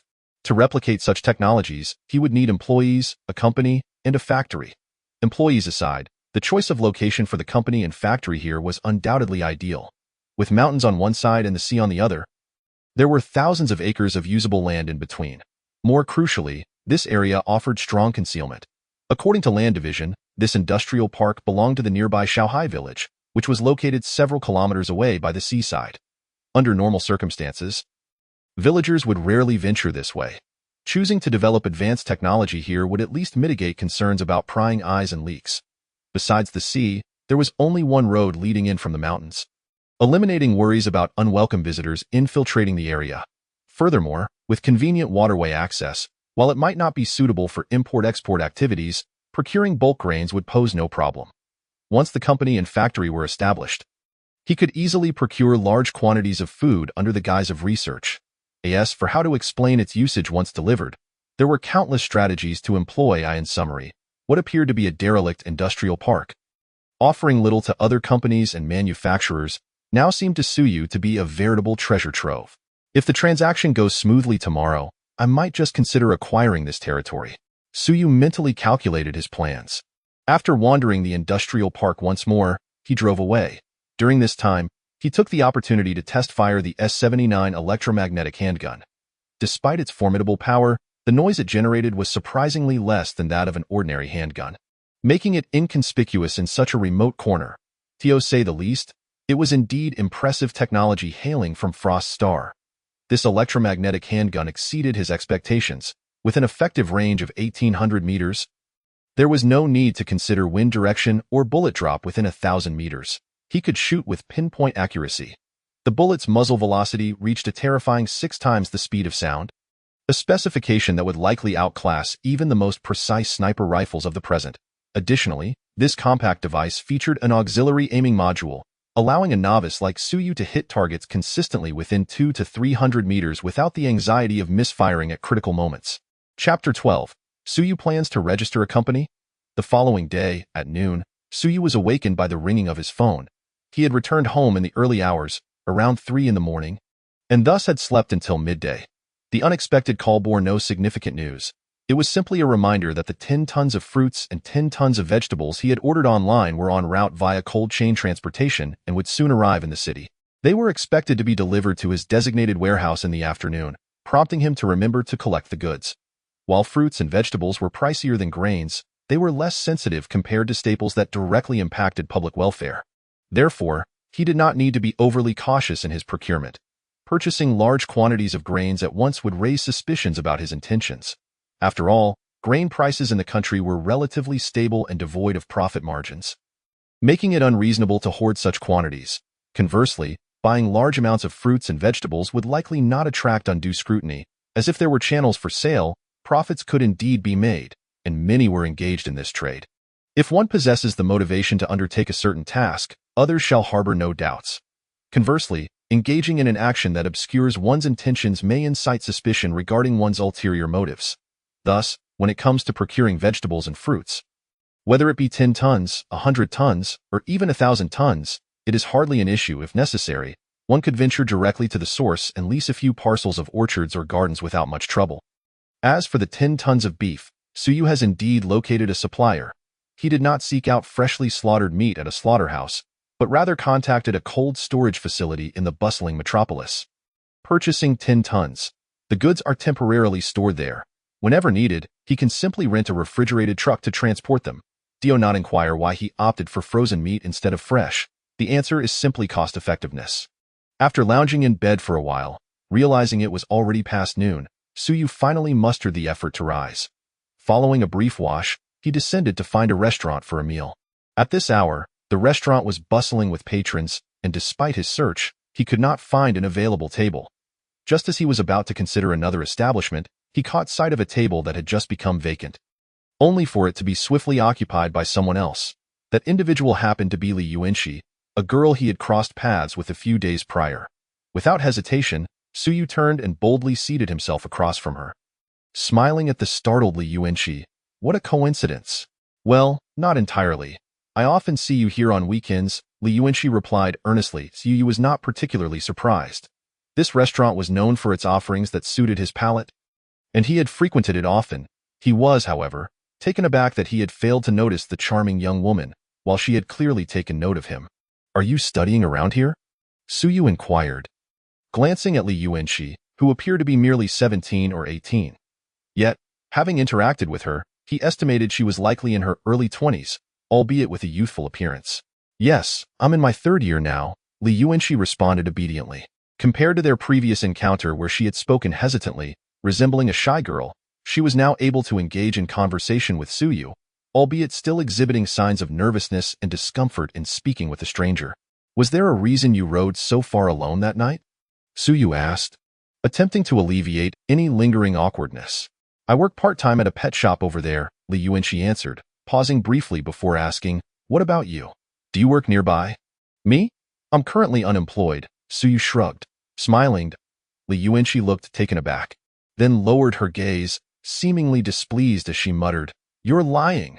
Suyu merely chuckled, not offering an explanation as he took out his phone, scanned the QR code on the table, and ordered a few dishes. "Since we've met so many times, let me treat you to a meal. Do you have any dietary restrictions?" "You're treating me to a meal?" Li Yuanxi blinked in surprise, then cautiously asked, "Why?" "Why not? Does a meal require justification?" Suyu shrugged. The sweet and charming girl deserved a little kindness.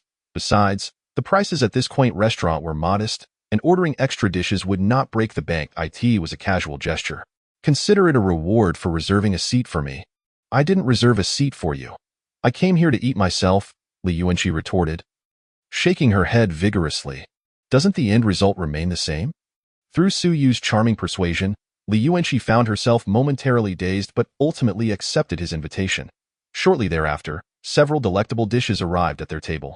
As they dined, Suyu casually asked, "By the way, what is your major?" "Law," Li Yuanxi replied after taking a small bite and swallowing before responding. "Law, you say?" Suyu's eyes brightened, and he quickly inquired, "Are you familiar with commercial law?" "I have a decent understanding. I can recall most of the regulations," Li Yuanxi stated, glancing at Suyu. "Are you looking to ask something?" "Astute." Suyu complimented her before shifting to discuss the issues that had been troubling him lately. He inquired about the process of registering a company and establishing a factory. The legal requirements were numerous, and the procedures varied for different types of businesses. Without consulting a professional, Suyu knew it would take him an eternity to figure it all out. He initially planned to seek advice from a law firm, but since he had encountered a law student, it seemed more efficient. It soon became evident that Li Yuanxi's claim of having a decent understanding was a modest understatement. She articulated various legal provisions and considerations with such fluency that Suyu, a layman, felt quite lost. Noticing that her explanations might be overly detailed for him, she pivoted the conversation. I know a professor who runs a law firm that primarily handles commercial disputes. They should be more knowledgeable about business matters than I am. If you're considering registering a company or factory, I can inquire about the estimated fees for you, she offered, appearing more animated when discussing her area of expertise. Engaging a professional law firm truly seemed like a viable option. Suu nodded in agreement. I do have an interest in that area, but let's postpone it for a while. It's not something to rush. Li Yuanxi nodded, refraining from pressing further. Their meal concluded swiftly, and as Suyu rose to pay, he noticed that during his brief absence, someone had taken his seat, engaging in conversation with Li Yuanxi. She, however, sat with a stern expression, avoiding eye contact with the man speaking to her. Chapter 13. A ruckus with a troublemaker. Are you unhappy with what I said? Running out of the house like that? Where do you think you can hide? You think you can escape? All you do is bury yourself in those textbooks. What good does it do? You, studying law, dreaming of becoming a lawyer? Hurry up and pack your things. Get back home.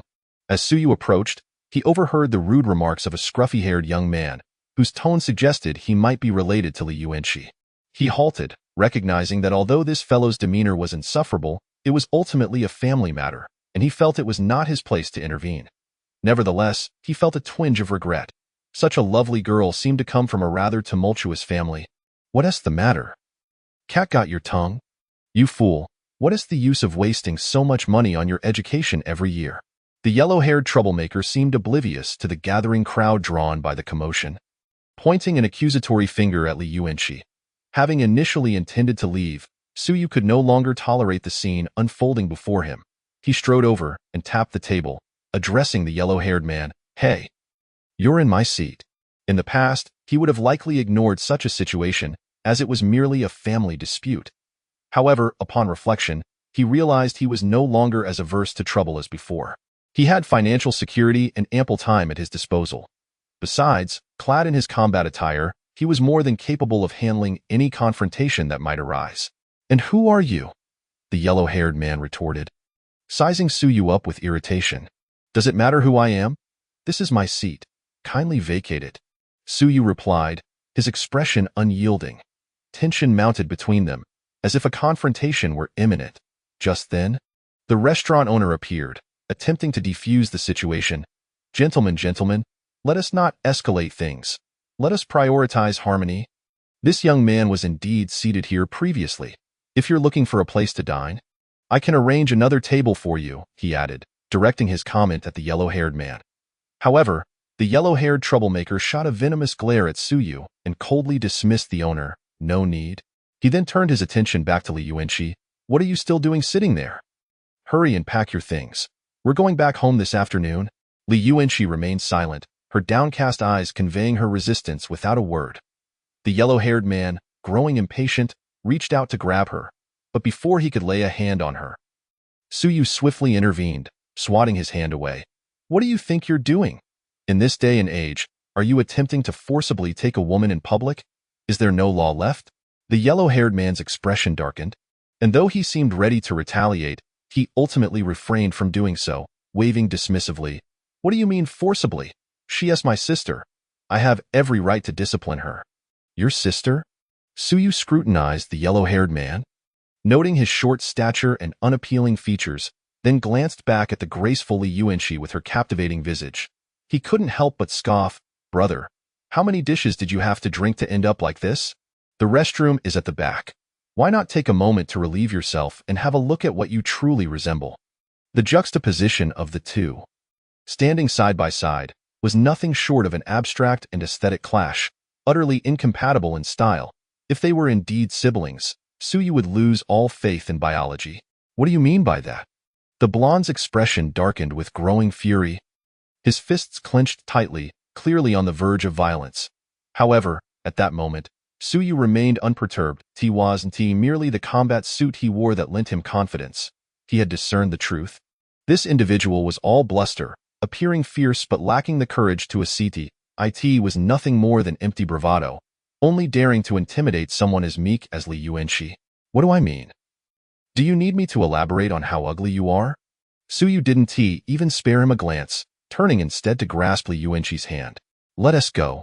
Li Yuanqi attempted to pull her hand away, but finding it futile, she resigned herself to his lead, keeping her head down as she followed him. The blonde, witnessing this, widened his eyes in disbelief, momentarily forgetting Suyu's earlier insult. He quickly stepped in front of the pair. Who are you to her? Why are you pulling her along? Is it wrong for me to hold my girlfriend's hand? Step aside. Without hesitation, Suyu shoved the blonde aside and continued to drag Li Yuanqi out. When faced with a petty bully like him, reasoning would only embolden such a coward. The best approach was to be even more brazen and unreasonable, which would instill fear in him. The blonde stumbled back for a moment, regaining his footing as he watched Suyu's indifferent back retreat. His chest heaved with rage. Casting a glance at the empty bottles on the table, he contemplated grabbing one to smash over Suyu's head, but after a lengthy hesitation, he couldn't muster the courage. The restaurant owner, who had been observing him closely, breathed a sigh of relief, thankful that a fight hadn't broken out. Among the onlookers, laughter erupted, clearly mocking the blonde for his cowardice, only willing to bully a girl. His face fluctuated between shades of blue and red, and he could only grit his teeth as he hastily pulled out his phone and chased after them. He snapped a few pictures of the pair and sent them to a contact labeled Old Man, accompanied by a voice message. Dad? I can't deal with this good-for-nothing anymore. You handle it. She's out there looking for men. He bore a striking resemblance to a schoolchild returning home to complain after being wronged. Still fuming, he continued, that guy actually dared to. As he reached the entrance, he caught sight of Suyu escorting Li Yuanqi to a sleek black G-Class, leaving him in a state of disbelief. His expression reflected utter astonishment. It wasn't until a notification chimed on his phone that he snapped back to reality, hastily tapping on the voice message. Looking for men? This good-for-nothing. I told her not to pursue education and to marry instead. But she wouldn't listen. She secretly ran off to the city under the pretense of studying, only to be sneaking around looking for men? What is this guy like? Tell him to stay far away. I swear I'll break his legs. This man. As the G-Class rolled out of the parking lot, the blonde quickly took more photos, exclaiming with glee, Dad, this guy is loaded. He drives a Benz G-Class. That must be worth millions. This good-for-nothing has hitched herself to a rich man. Chapter 14. Li Yuanqi's troubles, thank you for the trouble. Inside the car, Li Yuanqi mumbled, her gaze cast downward. It was nothing, really. No trouble at all, Suyu replied, shaking his head with mild curiosity. Was that truly your brother? Sort of. After a moment of silence, Li Yuanqi briefly shared her family circumstances with Suyu. Her father had passed away when she was young, and her mother remarried. Her new husband was none other than the blonde's father. While her mother was alive, life at home was tolerable, as the blonde and his father dared not bully her. However, everything changed in her senior year when her mother tragically passed away. From that point on, Li Yuanqi felt like a guest in her own home. Despite achieving excellent grades on the college entrance examination, the blonde and her stepfather refused to support her education, instead seeking to marry her off to a wealthy man, believing her looks would guarantee a hefty bride price. Nevertheless, Li Yuanqi refused to resign herself to fate. Armed with a sum of money her mother had quietly left her, she fled to the city, balancing work and studies for nearly 3 years. Now, she found herself once again confronting the blonde. After listening to her story, Suyu couldn't help but feel a tinge of sorrow. Misfortunes often befall the most unfortunate souls. He chose not to linger on the topic and instead asked, Where are you headed? Allow me to give you a ride. Despite Li Yuanqi's apparent strength, it was best not to dwell on such painful subjects. Li Yuanqi looked up, studying him for a moment before conceding, Could you take me to school? I have classes this afternoon. Suyu nodded and focused on driving. In no time, they arrived at the prestigious Magic City University where Li Yuanqi studied. Let us exchange contact information. If that guy bothers you again, just message me, Suyu suggested, pulling out his phone to display a QR code. Just as Li Yuanqi seemed ready to leave, she paused and asked, Are you looking to support me? Suyu was taken aback. What? To be honest, he had never been one to meddle in others' affairs. Until recently, he hadn't even had Li Yuanqi's contact information. They were merely acquaintances. If the situation had involved someone less attractive than Li Yuanqi, he likely would have remained a bystander, not confronting the blonde and inviting unnecessary trouble upon himself. Ultimately, it boiled down to her beauty. He was undeniably drawn to her. Of course, Suyu had no intentions of expecting anything in return for his modest assistance. If things progressed favorably, he would ensure Li Yuanxi no longer had to endure the hardships of balancing work and school. If one were to stretch the definition, perhaps it could be seen as a form of support? Clearing his throat, Suyu replied, "Why do you say that? Isn't it common for wealthy individuals to support university students?" Li Yuanxi glanced at the steering wheel. Although she was no car expert, she recognized the Benz emblem and could easily deduce the vehicle's luxury status. Not all wealthy individuals are like that.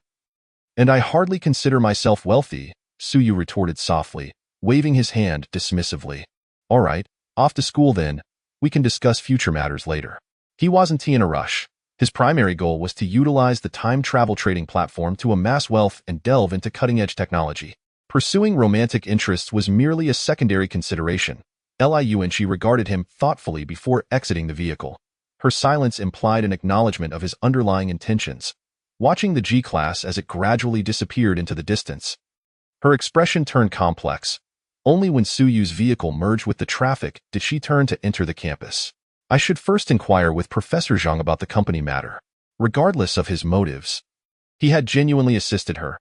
Helping Suyu fulfill his earlier request was a small way to repay her debt.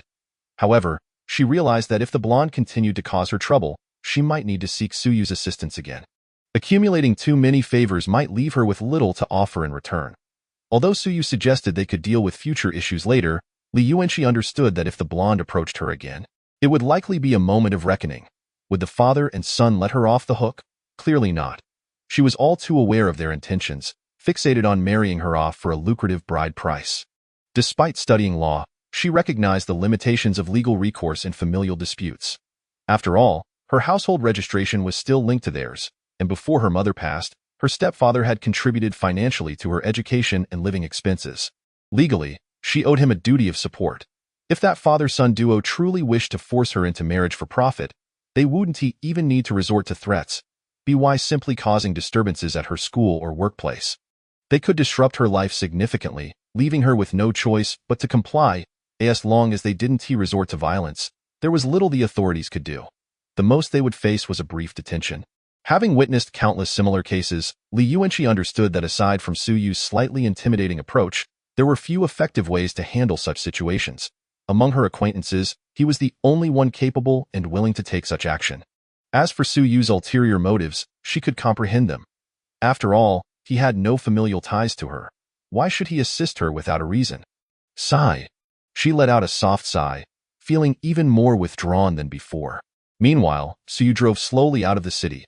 After more than half an hour, he arrived at the suburban warehouse. It wasn't long before the ordered 10 tons each of vegetables and fruits were delivered to the warehouse.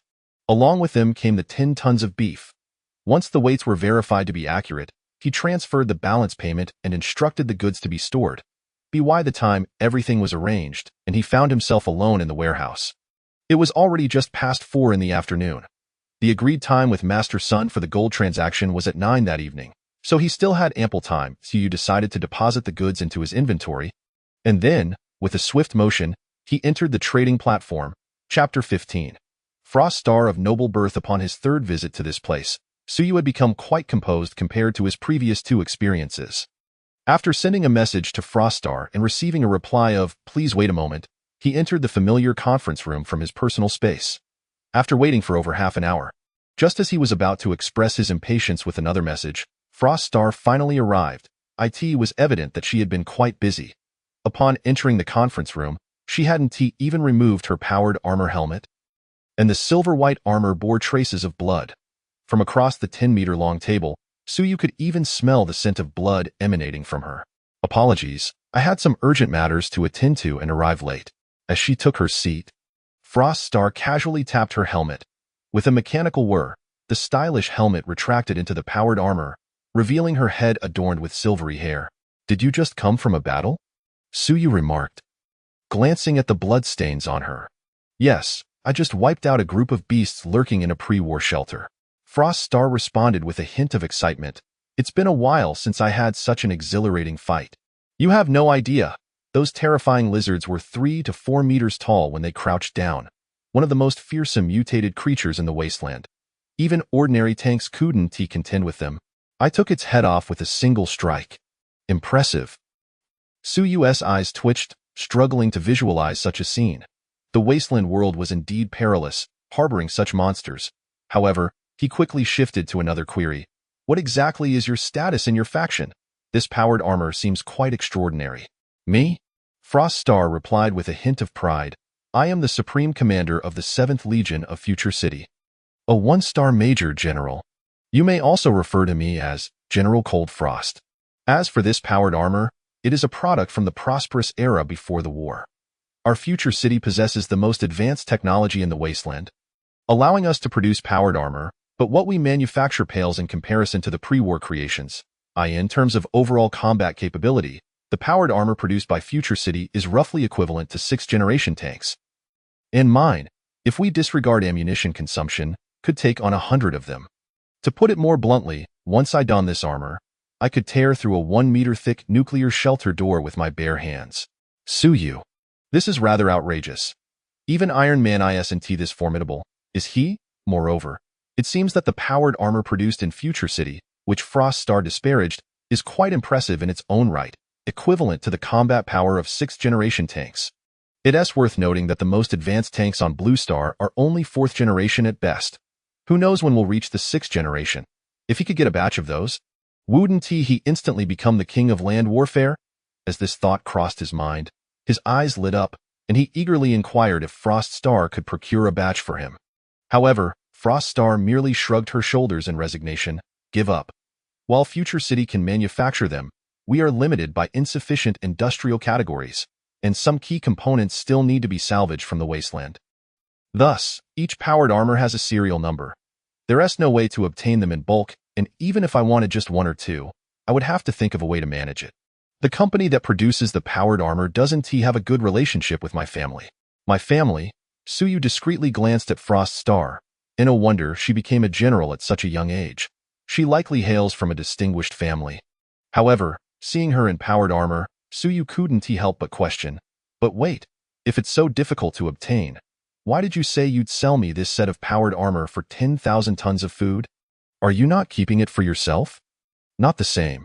Frost Star shook her head. The company that produces powered armor doesn't have a good relationship with my family, but these pre-war powered armors are unrelated to them. My family took over a strategic reserve warehouse from the prosperous era long ago. There are still a few hundred sets of such powered armor inside. If I give you one, I can just go retrieve another. Suyu, fine. Communicating with the wealthy is indeed cumbersome. He then opened his personal panel and transferred the prepared materials to Frost Star.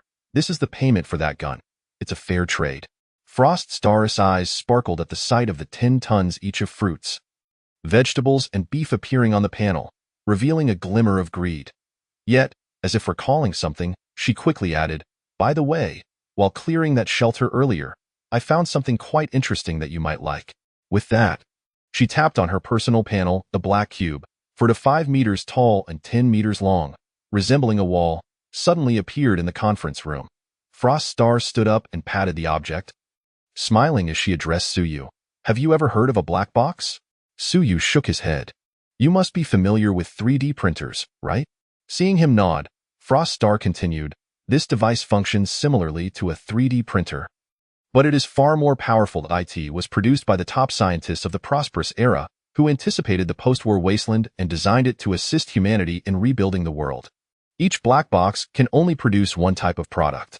For example, the one in front of you is a black box for manufacturing heavy exoskeletons. The operation is quite simple. Just dump the required materials into the input port. If you need carbon, toss in charcoal. If you need iron, throw in iron ingots or ore. Essentially, once you put the materials in, you don't have to worry about anything else. Just wait at the other end for the finished product. It's foolproof. So easy that even a gorilla could use it. It can produce approximately 500 sets of heavy exoskeletons in a single day at full capacity. These exoskeletons allow a single soldier to move at a maximum speed of 100 kilometers per hour while carrying a ton of weight. Powered armor is too expensive to be available for everyone. Even during the prosperous era before the war, frontline soldiers typically wore such exoskeletons in combat. Is it really that impressive? Suyu gazed at the contraption, his eyes gleaming. Goodness, if he brought this back, he would instantly become an arms dealer, with no worries about making money. Blue Star certainly has exoskeletons, but those are merely a shadow of this heavy exoskeleton. The difference is staggering. However, even in his excitement, he lost all sense of reason encountered. According to the law of conservation of mass, this device must consume a significant amount of energy. What powers it? It contains a small fourth-generation nuclear fusion reactor. The helium-3 stored within is sufficient to operate it at full capacity for 5 years. When calculated, it can produce nearly 100,000 sets of heavy exoskeletons. Frost Star shrugged. This device was designed specifically for the wasteland world, intended to allow people to produce goods using only the most basic raw materials. Even when resources are scarce, most of your concerns were already considered by its designers. If I had to point out a drawback, it would be that after 5 years, if you can't obtain high-purity helium-3, the reactor will likely be inoperable. Suyu nodded, pondering for a moment before cautiously suggesting, "So, are you planning to sell it to me?" "Of course, otherwise why would I bother telling you all this?" Frost Star gave him a peculiar look. Chapter 16. A profitable transaction? Since you say the heavy exoskeleton is something your military valued even before the war, I assume you need it yourself? Suyu inquired curiously. Of course we need it.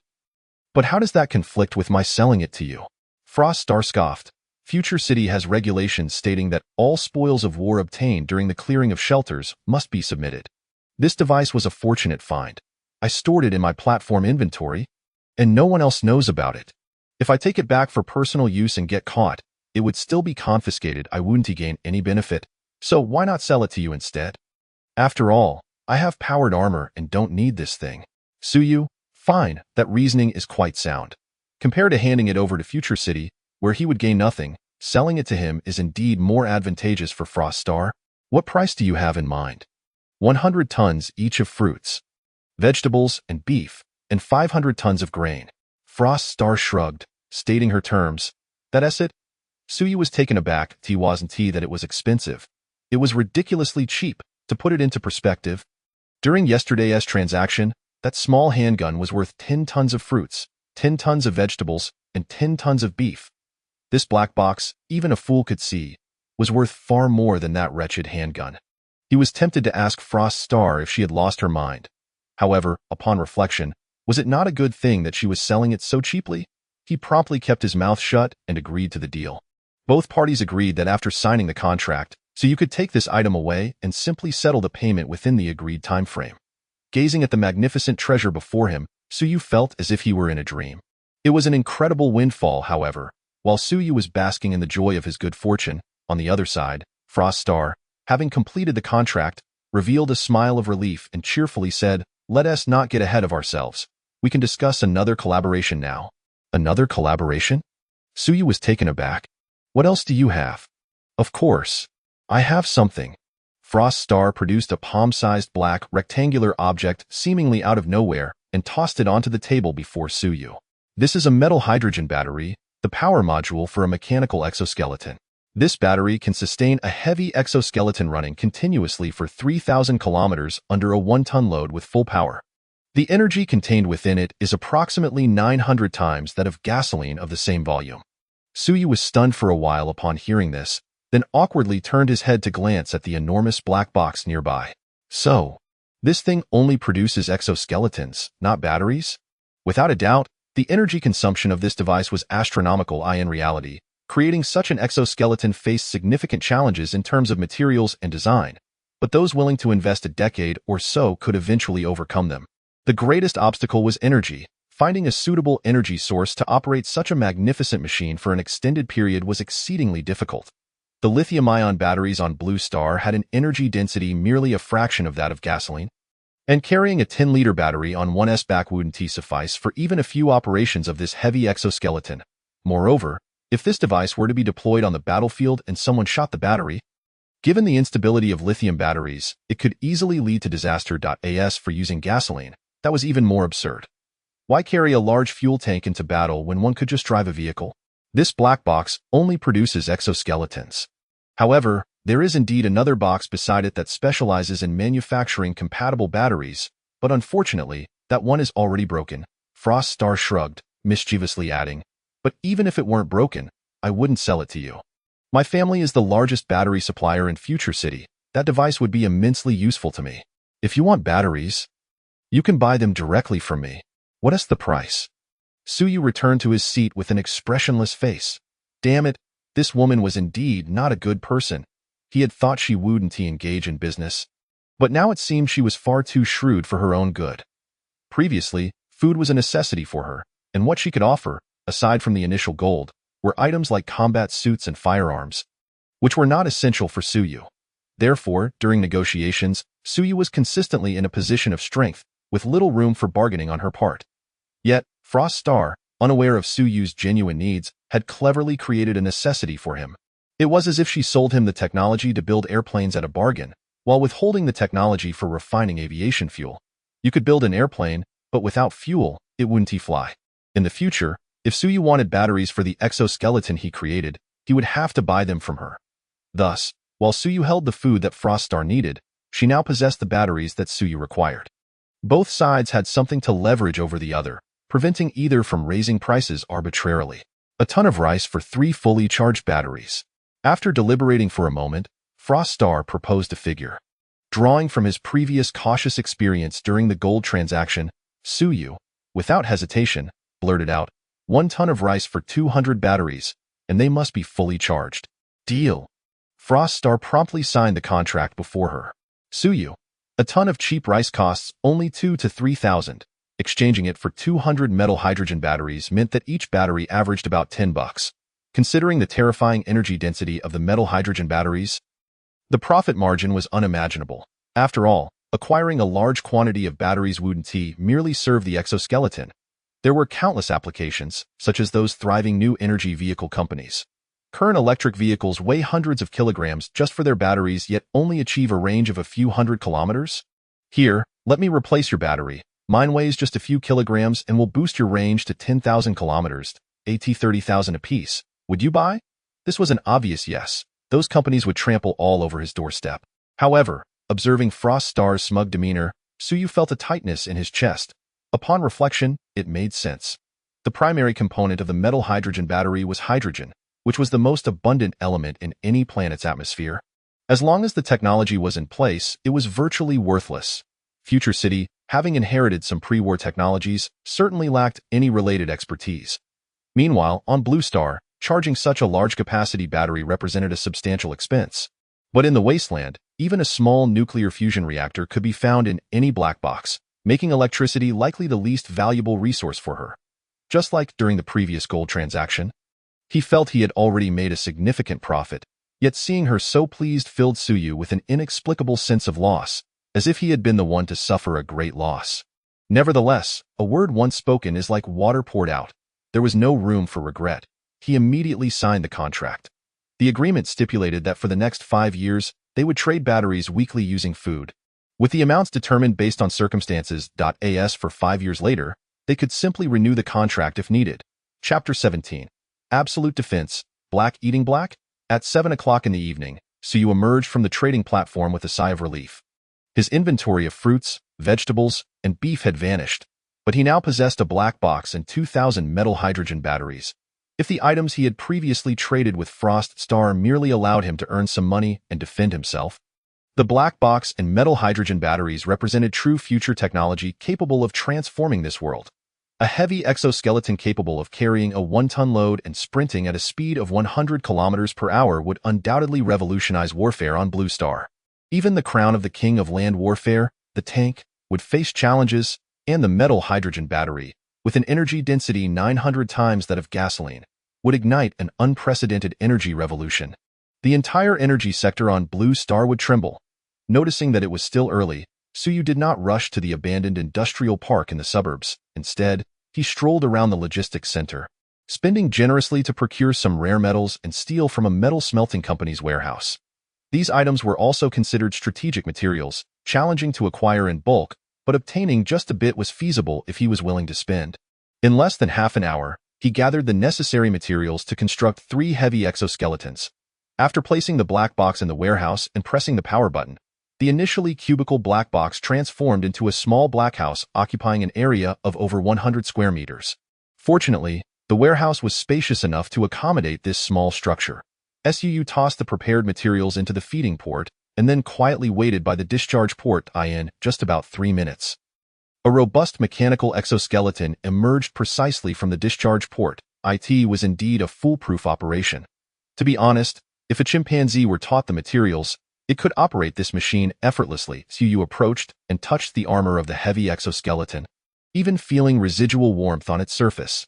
This exoskeleton was equipped with high-power motors at every joint, and its main structure was composed of several titanium alloy frames, if one disregarded the outer armor. It bore a striking resemblance to the rather rudimentary exoskeletons currently found on Blue Star. However, with that thick layer of alloy armor, it was pure black technology.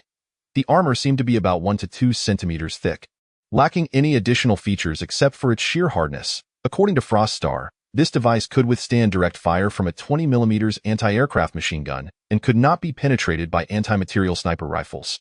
Wearing it felt safer than hiding in an armored vehicle. As for the material of the armor, Suyu had no idea. Not only he, but even if all the material scientists on Blue Star were gathered, they would likely be baffled. In short, it was impressive, and that was all that mattered. Aside from its extraordinary protective capabilities, the heavy exoskeleton carried no weapons, but its compatibility was exceedingly high, with ample room for modifications. There were numerous mounting points for weapons throughout the design. If desired, equipping it with a heavy machine gun would be far more effective than an armored vehicle. The current 4th-generation tanks cost millions, and ordinary armored vehicles often reached several hundred thousand. Selling this for 500,000 each wouldn't be unreasonable, would it? As for costs, the materials he had just purchased amounted to less than 20,000. Enough to create 3 sets, meaning each unit's production cost was around 7 to 8,000. This was still due to the high premiums on special materials acquired through private transactions. If he could procure these materials in bulk, the cost of an exoskeleton could be reduced to under 3,000. A production cost of 3,000 and a sale price of 500,000. That would be an astonishing profit. Suppressing his excitement, Suyu awkwardly donned the exoskeleton for a trial. This device was even easier to use than he had imagined. Within just a few minutes, he was able to stride around the warehouse with ease while wearing it. The hefty gold ingots, previously weighing 50 kilograms each, which had required all his strength to lift, now felt almost weightless with the assistance of the exoskeleton. Anyone could don this apparatus and instantly become superhuman. The effectiveness was undoubtedly remarkable. It was no wonder it was considered pre-war black technology from the world Frost Star belonged to.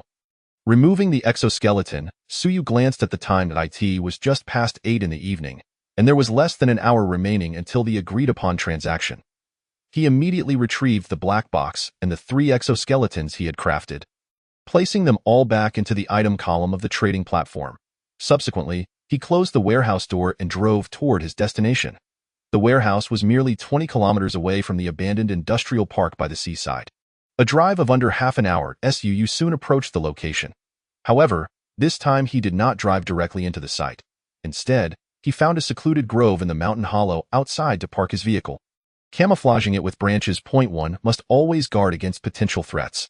The only access road into the park was this one. Driving in would inevitably draw attention. To avoid unnecessary complications, it was wiser to sneak in. Of course, should any unforeseen circumstances arise, he was hardly intimidated. With the absolute defense of the K-10 battle suit and the formidable S-79 electromagnetic pistol, he was nearly invincible, even if his opponent was so formidable that he could not prevail. He had the exoskeleton at his disposal. He could simply retrieve it from his inventory and equip himself, even in a gun-restricted country, let alone in a place rife with gun battles like Eagle Sauce. His gear would render him invulnerable, provided he did not confront the military head-on. Under the cover of night, Suyu swiftly and silently infiltrated the abandoned industrial park. After a thorough search of the surroundings, he discovered 4 or 5 speedboats moored at the dock. Clearly, Master Sun was not the only one who had come. Suyu, already cautious by nature, heightened his vigilance. Nevertheless, he did not waver. Quickly following the route he had memorized during his reconnaissance the previous night, he located the agreed-upon factory. After ensuring the area was unoccupied, he retrieved a suitcase containing a full 100 kilograms of gold from his inventory. To say the least, lifting such a weight without the aid of an exoskeleton was no small feat. Suyu exerted all his strength, barely managing to move it a few meters into the factory. It soon became evident that the online claims stating one could carry hundreds of pounds of cement but could sprint with 200 pounds of gold were utterly absurd. Gasping for breath, he glanced around the pitch-black factory, placing the suitcase on the ground as he prepared to take out his phone. Suddenly, a hard object pressed against the back of his head. "Don't move," a raspy voice commanded from behind. Suyu squinted slightly and replied nonchalantly, "Is this a case of black eating black?" "No, it's merely a necessary safety precaution," the raspy voice responded. Suyu then felt someone searching him. Fortunately, his gun was stored in the inventory, and he had no weapons on him. After a thorough search, the individual only confiscated his phone. "After the transaction is complete, your phone will be returned to you. This is to ensure safety and confidentiality. We hope you understand." Chapter 18. The Wealth of the Wanfu Group, Chuyu. "I understand." Feeling the gun barrel move away from his head, Suyu remained unconcerned. In fact, the other party's caution indicated they had no intention of turning against him. After all, they had weapons, and in such a remote industrial park, a bullet to his head could easily go unnoticed. There was no need for such complications that, of course, they might also believe that with Suyu's ability to acquire such a substantial amount of gold, he surely had backing and would not be reckless. "Sir, please follow me. Our young lady is waiting for you upstairs." A bodyguard clad in black approached Suyu, respectfully leading the way. Suyu promptly followed. As for the heavy suitcase of gold, two tall and strong bodyguards effortlessly lifted it, requiring no effort on his part. After navigating through the dark factory for a while and ascending to the second floor, Suyu arrived outside what appeared to be an abandoned factory office, guided by the bodyguard.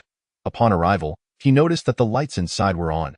However, the illumination was somewhat dim, likely provided by camping lamps rather than actual electricity from the factory. "The guest has arrived." The bodyguard knocked on the door. Creak, the sound of rusted hinges echoed as a tall bodyguard peeked out, glancing at Suyu before lowering his head and saying, "Please come in." Suyu maintained a calm demeanor as he entered the office. In the dim light, he immediately spotted a woman standing by the window, surveying the industrial park. Dressed in a well-tailored black suit and high heels, she possessed a statuesque figure. Suyu estimated that with the heels, she stood no less than 176 centimeters tall. Beside her stood Master Sun, whom he had encountered at the Wanfu Gold Store. Upon seeing him, Master Sun warmly greeted, "Mr. Su, you have finally arrived. Allow me to introduce you. This is Miss Chuyu, the daughter of our Wanfu Group's chairman. Today's transaction will primarily be conducted between the two of you. I am merely a messenger." Suyu nodded in acknowledgement and turned his gaze toward Chuyu, who at that moment had just turned around. Her full, oval face was adorned with a pair of frameless glasses, and her features were deep and well-defined. Combined with the visible S-curve of her silhouette as she turned, she was simply exquisite. Suyu silently praised her in his heart. This woman was nearly flawless in both appearance and figure. If perfection were rated out of 100, she would undoubtedly score at least a 98. "Chuyu, Suyu." After a brief handshake, the two took their seats at a makeshift folding table. The suitcase containing the gold had also been brought in by that time. Master Sun, a seasoned professional in this line of work, began inspecting the goods. After a short while, he nodded at Chuyu, confirming the gold was authentic. "How shall we proceed with the transaction, Mr. Su? Have you decided whether to go with a public or private account?" Chuyu inquired, her tone calm. "If we go public, I can transfer the full amount to you immediately, as there is no risk involved. However, if we opt for a private account, the risk is considerably higher. I can only offer you 20% upfront, with the remaining 80% settled upon completion of the deal." The distinction between public and private accounts had been explained to Suyu by Master Sun previously. A public account involved a domestic gold mine, where taxes would be duly paid, ensuring the gold was deemed legitimate and safe, albeit at a lower price of 300 per gram. Conversely, the private account offered a higher price of 330 per gram but came with significant risks, potentially leading to total loss if complications arose. Having already made up his mind, Suyu confidently declared, "Let's go with the public account. For 100 kilograms of gold, the public account would amount to 30 million. The funds will be transferred to your previous account before 10 o'clock. You can spend this money without any concerns." Chuyu seemed to anticipate his choice, her tone unwavering. Suyu nodded and glanced at the time. Noting it was just past 9:30, he chose not to rise but remained seated. Chuyu also stayed put. After all, she could not leave until the money was secured. the small room fell into a momentary silence, the only sounds being master-son's periodic checks of the gold and their breathing. Su found the atmosphere somewhat uncomfortable and casually initiated a conversation. This place, nestled between the mountains and the sea, is quite lovely. How did you come across it? Chu cast him a sidelong glance and replied coolly, because this is my family's property. If you're interested, I could sell it to you. Oh. Yu's eyes lit up. Acquiring this industrial park had been part of his plans, and encountering the owner directly was an unexpected delight. He promptly inquired, how much? Yu, who had maintained a placid demeanor until now, finally exhibited a hint of surprise. Studying Yu for a while before responding, are you serious? Would I jest with you? Name your price. Yu replied decisively. This area holds little value at present. What would you do with it? Yu's expression shifted to one of seriousness, her eyes scrutinizing him. Who knows? Perhaps I appreciate the scenery and wish to purchase it for a seaside residence. Yu shrugged. Listening to his evidently fabricated rationale, Yu tapped her slender fingers on the table, falling into a contemplative silence before stating, this is industrial land. If you intend to build a house, it may not be feasible. Typically, industrial land in Modu is valued at around 700,000 per mu. It would be impossible for this land to be priced below 200,000. However, standard industrial land has a property right of 50 years, while this plot only has 10 years remaining. Thus, the price could be reduced to 50,000 per mu. What do you think? 50,000 per mu meant that if Yu invested all his 30 million, he would only secure 600 to 700 mu, and with only 10 years of usage left, that's too expensive. Yu firmly shook his head. This abandoned industrial park is practically unusable. I would need to invest at least 2 years in renovations, and with only 10 years left on the property rights, the actual usable time would be reduced to 7 or 8 years.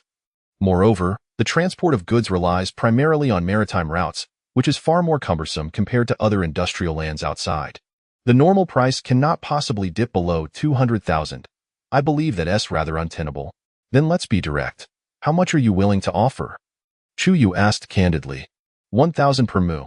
That's the highest I can go, Yu responded, decisively slashing the price by 80%.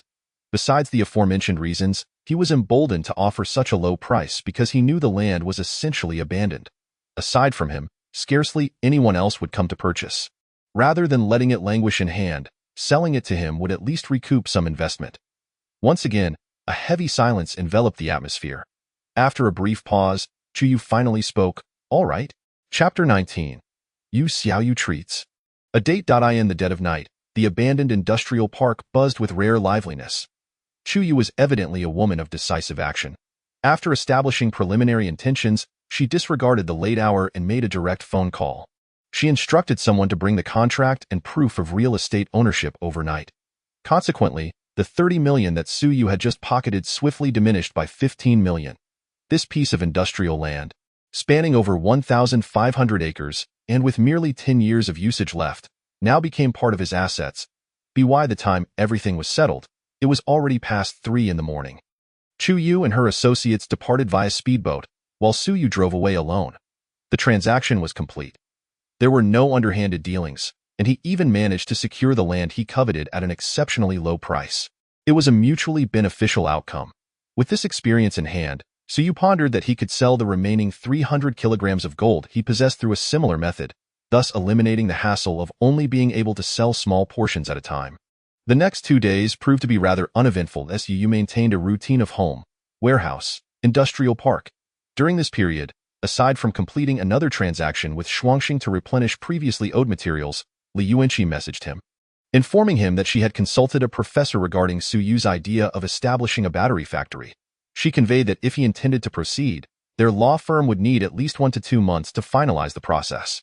Moreover, Yu would need to cooperate by providing various documents and proofs, which amounted to quite the hassle. After all, contemporary mainstream batteries were lithium-ion types, and mishandling them could result in significant pollution. The approval process would undoubtedly be far stricter. Had this scenario occurred previously, Yu would have been at a loss, likely abandoning the idea altogether, as he lacked any qualifications to establish a battery factory. His metal hydrogen battery, a concept he scarcely understood, was beyond his grasp, and he had no means to furnish the necessary documentation. However, after a few days of production, he had successfully created a complete batch of 200 heavy exoskeletons. Following another transaction with Shuangxing, he now possessed 6,000 units of metal hydrogen batteries. Since the conventional route was unfeasible, he must consider alternative methods. For instance, leveraging the exoskeletons to gain military sponsorship. Given the specifications of the heavy exoskeleton, he was certain that presenting it to the military would yield their assistance in establishing a factory. The challenge now lay in attracting the military's attention. It would be unwise to simply waltz into a military base.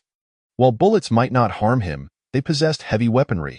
A tank could easily obliterate him. As for making a call, he would likely be dismissed as deranged. What a predicament, Suyu thought, massaging his temples in bed. Before abandoning the train of thought, today was Saturday, with the weekend upon him, by next Monday, his opportunities for matching trading partners would refresh.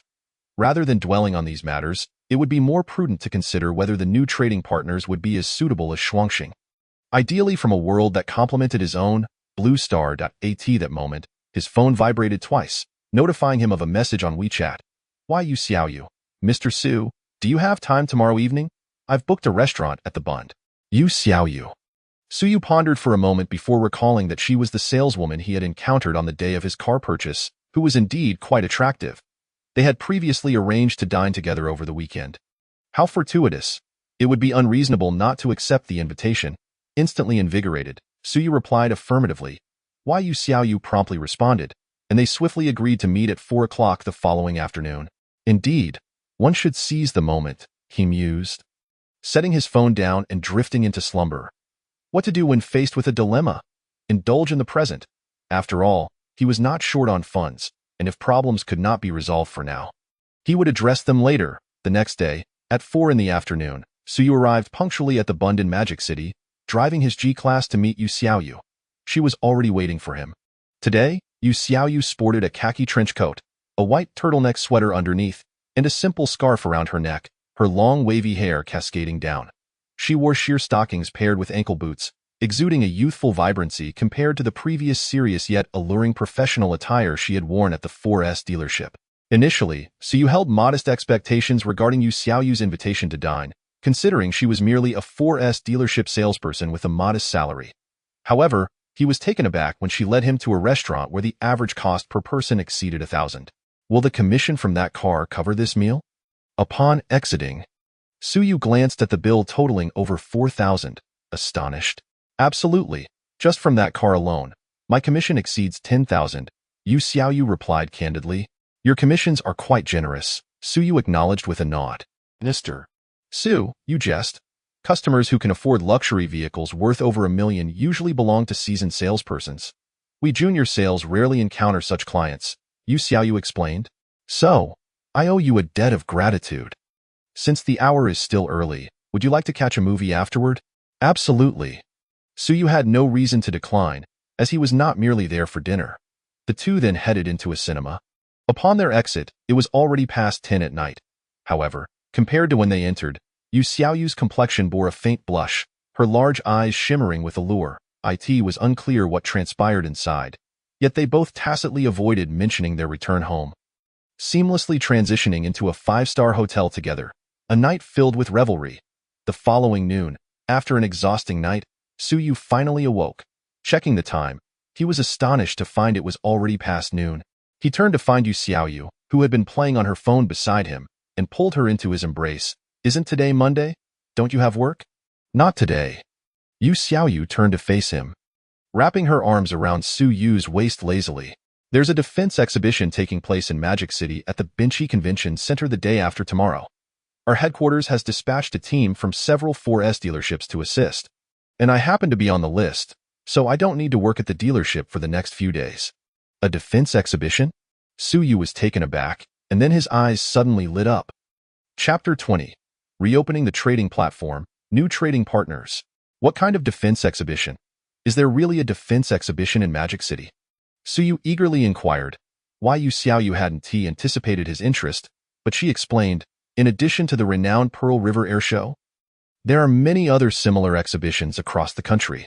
Some are organized by local entities, while others are held by various companies, typically on a smaller scale with lesser recognition. This one in Magic City is called the Jiuzhou Defense Technology Expo. It is reportedly organized by the military, although the displayed military equipment is minimal. Most are small items produced by private enterprises, such as drones. The military sends representatives to attend, and if they find something useful, they may make purchases. However, the quality of products from private enterprises varies greatly, which is why this defense exhibition lacks prominence. Few people are likely aware of it. At this point, she blinked and asked, "Are you interested in attending? What if I wanted to exhibit? Is it still possible to secure a booth?" Suyu directly stated his intentions. Just yesterday, he had been mulling over how to get the heavy exoskeletons on the military's radar. Who would have thought that a casual outing would open such a door? Exhibit? Yu Xiaoyu looked at him in surprise, then pondered for a moment. "I heard that exhibitors typically need to submit their product parameters well in advance. If you're going through the usual channels, it might be too late now. However, if you genuinely wish to exhibit, you could contact the local Benshi representative here. This venue is provided by our Benshi group, so if you can persuade him, you might be able to cut in line." Her tone was somewhat uncertain, clearly indicating her lack of familiarity with the process. Suyu didn't press further, recognizing that as a junior salesperson, she likely wouldn't have in-depth knowledge about such matters. He simply requested her to jot down the contact information for the Benshi representative in Magic City. Later, he could make the call himself. It seemed plausible to secure a booth at an obscure defense exhibition aimed at civilian participation. As for the present moment, ugh. The languid Yu Xiaoyu suddenly let out a soft moan, her large eyes gradually misting over. After completing 2 rounds of morning exercises, the two finally arose. After a thorough wash-up, they had lunch together, and it was only after that Suyu drove Yu Xiaoyu back home. Given that she did not have to work for the next 2 days, she should have lingered a bit longer. However, Suyu had pressing matters to attend to. It was Monday, and the trading platform had refreshed its matching opportunities. He wanted to seize the time to match with new clients. Furthermore, with the defense exhibition just 2 days away, it was imperative that he finalize matters today. He made a call to the head of the Benshi group in the Magic City to inquire about the defense exhibition. As he had surmised, the requirements for exhibitors were rather lenient. Not only are products from private enterprises eligible, but even small items crafted by individuals could also be exhibited for free, provided they pass evaluation. After all, this exhibition was aimed at the military, which is inherently pragmatic. The spectacle of the exhibition itself is not their primary concern. What truly matters to them is the utility of the exhibited items. This event also serves as a platform for the military to engage with civilian tech enthusiasts and enterprises, though the outcomes are often minimal. Although Suyu had missed the initial appointment and would not be able to follow the usual procedures, there were always alternative methods. The defense exhibition was held at the Benshi Convention Center, and securing 2 exhibition booths was certainly feasible if they had the need. After a cordial exchange, Suyu made his way to Benshi's headquarters in the Magic City. After spending a considerable sum, he finally secured his participation. According to the other party, he simply needed to deliver the items for exhibition the following morning, and staff would guide him to his booth. Moreover, due to his monetary investment, his booth's location would not be too unfavorable. With the arrangements in place, Suyu felt a sense of relief. In recent days, he had produced a significant number of exoskeletons using the black box. Failing to sell them would be quite disheartening. Although he had only obtained a single exhibition slot, he was confident that once this exoskeleton came into the military's sight, it would undoubtedly attract attention. If it did not, he would have to question the competency of the military's exhibition personnel. Returning home after sorting out these matters, it was already evening. Suyu secured the door and entered the Transcendent Trading Platform. Name: Suyu. Identity: Agent of the Transcendent Trading Platform, Blue Star Region. Level: Junior Agent, 310. Trading points: 200. Available matching attempts: 1. Having traded with Frost Star 4 times, each time earning 50 trading points, he now possessed a total of 200 trading points, which was unproblematic. However, the upgrade progress bar for junior agents showed 310, which was somewhat intriguing. Suyu speculated that trading with the same counterpart could only yield a maximum of 3 upgrades. If his assumption was correct, to advance to a middle-level agent, he would need to match with at least 4 viable trading partners, implying a minimum of a month's time. The actual process might take even longer. He had heard from Frost Star that it was quite rare for someone like him to match with Frost Star right away, allowing for mutual exchanges and benefits. For instance, Frost Star had been bound to the Transcendent Trading Platform for almost half a year and had matched with over a dozen trading partners. Yet, aside from Suyu, she had only successfully completed 5 transactions, and the total grain obtained from those transactions was even less than what Suyu had provided in his first trade.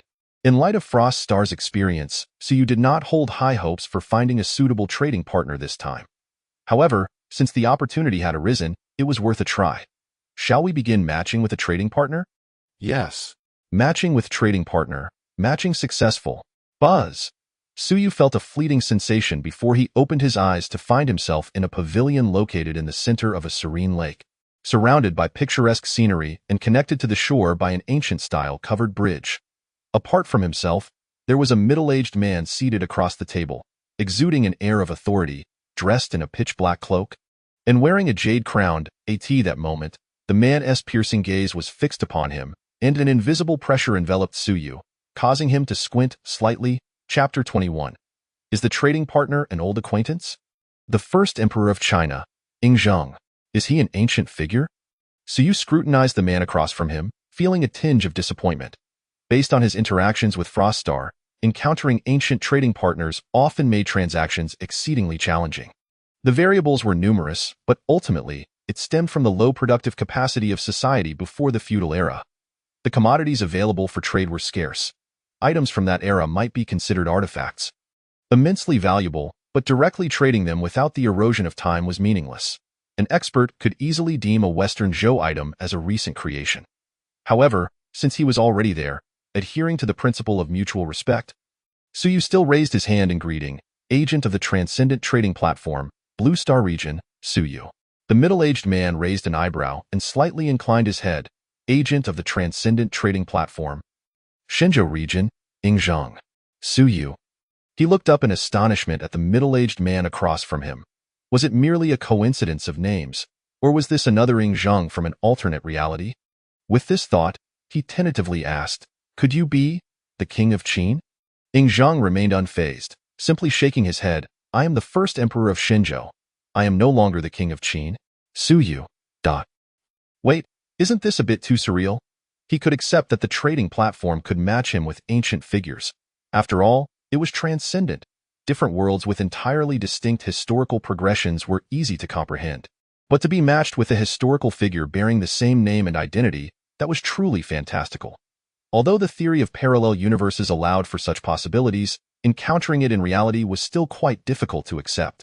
After a moment of stunned silence, he finally exclaimed, "This is truly unbelievable. In the vast expanse of 3,000 worlds, there are bound to be some commonalities that connect them. There is no need for astonishment." Yingzheng took a sip of tea, his tone calm and unruffled. "You know what I find astonishing?" Suyu inquired, perplexed. "Of course, prior to you, I had already matched with 2 individuals from different worlds, and upon hearing my name, they both stated that there was indeed a figure like me in their historical records." Yingzheng briefly explained, then shook his head with a hint of regret. "However, none of them could answer my question, and thus, no transactions were completed. It is quite unfortunate." "Are you intending to use your question as the item needed for the first transaction?" Suyu asked in surprise. "Indeed." Yingzheng nodded. "My question is, what method can prevent the downfall of my Qin dynasty's second emperor? You need not provide a flawless solution. Merely offering a suggestion that I find useful will suffice for this transaction. And what I can offer you in return is a tome titled Tai Qi Jing, which is a manual for cultivating qi. I observe that you are but a mortal. Cultivating this method could prolong your life, which should serve as sufficient remuneration." Tai Qi Jing? Suyu's mouth twitched at the thought of how historically Qin Shi Huang perished in pursuit of immortality. He felt a strong urge to scoff, but before he could voice it, he found himself in a stupor. For the trading platform had actually recognized this transaction. The platform would never deal in fakes. This meant this item was genuine? It made sense. In his world, Qin Shi Huang's quest for immortality ended in vain. But in other worlds, that might not be the case. Perhaps in this reality, there truly were qi cultivators capable of attaining immortality. He had to get his hands on this and study it thoroughly. If it turned out to be viable, its value would rival that of the black box he had obtained from Frost Star. After a brief contemplation, he asked, "How did the Qin emperor come to know that the Qin dynasty would meet its demise?" Addressing an emperor posed a bit of a challenge. Referring to him as Zhang could be perceived as disrespectful to an ancient figure, while calling him Your Majesty felt inappropriate as he was not a subject of the Qin dynasty. Moreover, conducting business required a sense of equality. Placing himself too low could complicate matters. After much deliberation, he settled on addressing him as the Qin Emperor, which seemed most appropriate. Naturally, it was from the first trading partner I matched with. The second individual from another world conveyed the same narrative, and the manner of demise echoed similarly, thus it is likely accurate. Zhang responded nonchalantly to Su Yu's inquiry regarding the title. Su Yu nodded and asked, "And how did they respond when you posed your question to them?" Zhang pondered for a moment before replying, "The first trading partner claimed to come from 700 years after the fall of Qin, amidst chaos, and had not thoroughly studied historical records. He only knew that the second emperor of Qin fell at the hands of Xiang Yu and Liu Bang, but lacked knowledge of the details. The second trading partner came from over 2,000 years after Qin's fall, referred to me as the Eternal Emperor, and professed to be my greatest admirer. Upon meeting me, he performed the traditional 3 kneelings and 9 knockings." Zhang, upon hearing this, shook his head, seemingly perplexed, and continued, "But when I inquired about the reasons for the downfall of the Qin during the reign of the second emperor, he spoke vaguely, merely attributing it to the machinations of Zhao Gao and Li Si, asserting that if they were eliminated, along with the rebel Qin Shang and Wu Guang, as well as Xiang Yu and Liu Bang, the Qin could establish a lasting legacy. Yet, the ice does not freeze in a single day. The collapse of such a grand nation cannot be rectified by the mere execution of a few individuals. I find this person to be lacking in knowledge and overly restless, thus I opted not to engage in trade with him." Upon hearing this, Su Yu had a general understanding. Point 1 was a figure from the Wei, Jan, and northern and southern dynasties, aware of the first emperor of Qin, but limited to the knowledge of the Qin's downfall during the second emperor's reign, knowing nothing more. The other seemed to hail from a parallel world in the 21st century, an ardent admirer of Zhang, who recognized his prowess but possessed no understanding of the Qin's true nature. After a moment of contemplation, Su Yu replied, "The reasons behind the Qin's demise during the second emperor's reign are manifold. I am not a specialist in historical studies and cannot elucidate them entirely, but in my humble opinion, there are 3 main points." Upon hearing this, Zhang sat up straight, adopting a serious demeanor. "Pray, enlighten me." "I cannot claim to offer enlightenment. I am merely echoing the wisdom of others," Su Yu replied, shaking his head before continuing. "Firstly, the Qin fell due to legalism. The agricultural and military system proposed by Shang Yang was beneficial before the unification of the realm, yet it became a poison thereafter. Upon losing the benefits of external expansion, the legal framework established by the Qin was reduced to harsh penalties. While strict laws are necessary, a nation cannot rely solely on them for governance. Secondly, the Qin perished due to impatience. Although the 6 states were unified, their populace differed greatly from the Qin in culture, customs, and language. The standardization of vehicles and script was a commendable start. While the citizens may initially struggle to adapt, they would not rebel for such reasons. Given time, they would naturally come to accept it. However, it was unwise to introduce more novel systems before the people had adjusted. Thirdly, the Qin fell due to a lack of successors. This lack of succession pertains not only to the imperial throne, but also to the fact that from the emperor to the nobles, they were all beneficiaries of the agricultural and military laws, reluctant to enact change. Thus, demise became an inevitable outcome. The desire for reform held by Fusu could not come to fruition, seemingly due to the false edicts of Hu Hai, Li Si, and Zhao Gao, yet in truth, it was the inevitable consequence of the choices made by the Qin aristocracy. He could neither take his own life nor ascend to the throne of Qin. The one who destroyed the 6 states was the 6 states themselves, not the Qin. The one who eradicated the Qin was the Qin itself, not the world. If the 6 states loved their own people, they could easily resist the Qin. If the Qin were to love the people of the 6 states in return, then 3 generations could last for 10,000 generations as their ruler, who then would face annihilation. Concluding his thoughts, Su Yu quoted the ending of the Afong Palace Ode. Though slightly skewed, and perhaps the assertion that one could reign for 10,000 generations was an exaggeration, the overall sentiment conveyed was not erroneous. Whether it was the Qin or the 6 states, their downfall stemmed from internal strife rather than external forces. After a prolonged silence, Zhang clasped his hands in gratitude. "I appreciate your guidance. In truth, Upon first encountering a trading partner and hearing them mention the Qin's downfall during the second emperor's reign, he had already begun pondering the reasons behind it. Although he could not view the Qin's demise from the divine perspective that Suyu possessed as a figure from the future, he had his own conjectures. Now, upon hearing Suyu's words, he could almost ascertain the affliction plaguing the Qin. Contemplating for a moment, he clicked a few times on his personal interface. Subsequently, Suyu received a cultivation technique named Tai Lianqi Jing. Over 100 volumes of bamboo slips. The system indicated that this transaction had been completed. Suyu looked at Ying Zhang with surprise, to which Ying Zhang responded calmly. Although I have yet to discern how to avert the Qin's downfall, you have identified the reasons for its demise. Knowing the ailment, one can naturally conceive remedies. With this, the transaction is concluded. Moreover, I have one final inquiry. How can the Qin eradicate these maladies? The bargaining chip for this transaction is a longevity elixir. Chapter 22 Transaction Item. Longevity Elixir. With this elixir, anyone can extend their life by 20 years. As Ying Zhang spoke, an exquisite wooden box appeared in his hand. Upon opening it, one could see a golden, round elixir that seemed to emanate a faint glow. A delightful fragrance suddenly wafted through the pavilion, and upon inhaling, Suyu felt invigorated. The fatigue from the previous night's toil vanished in an instant, leaving him more refreshed than after a natural awakening.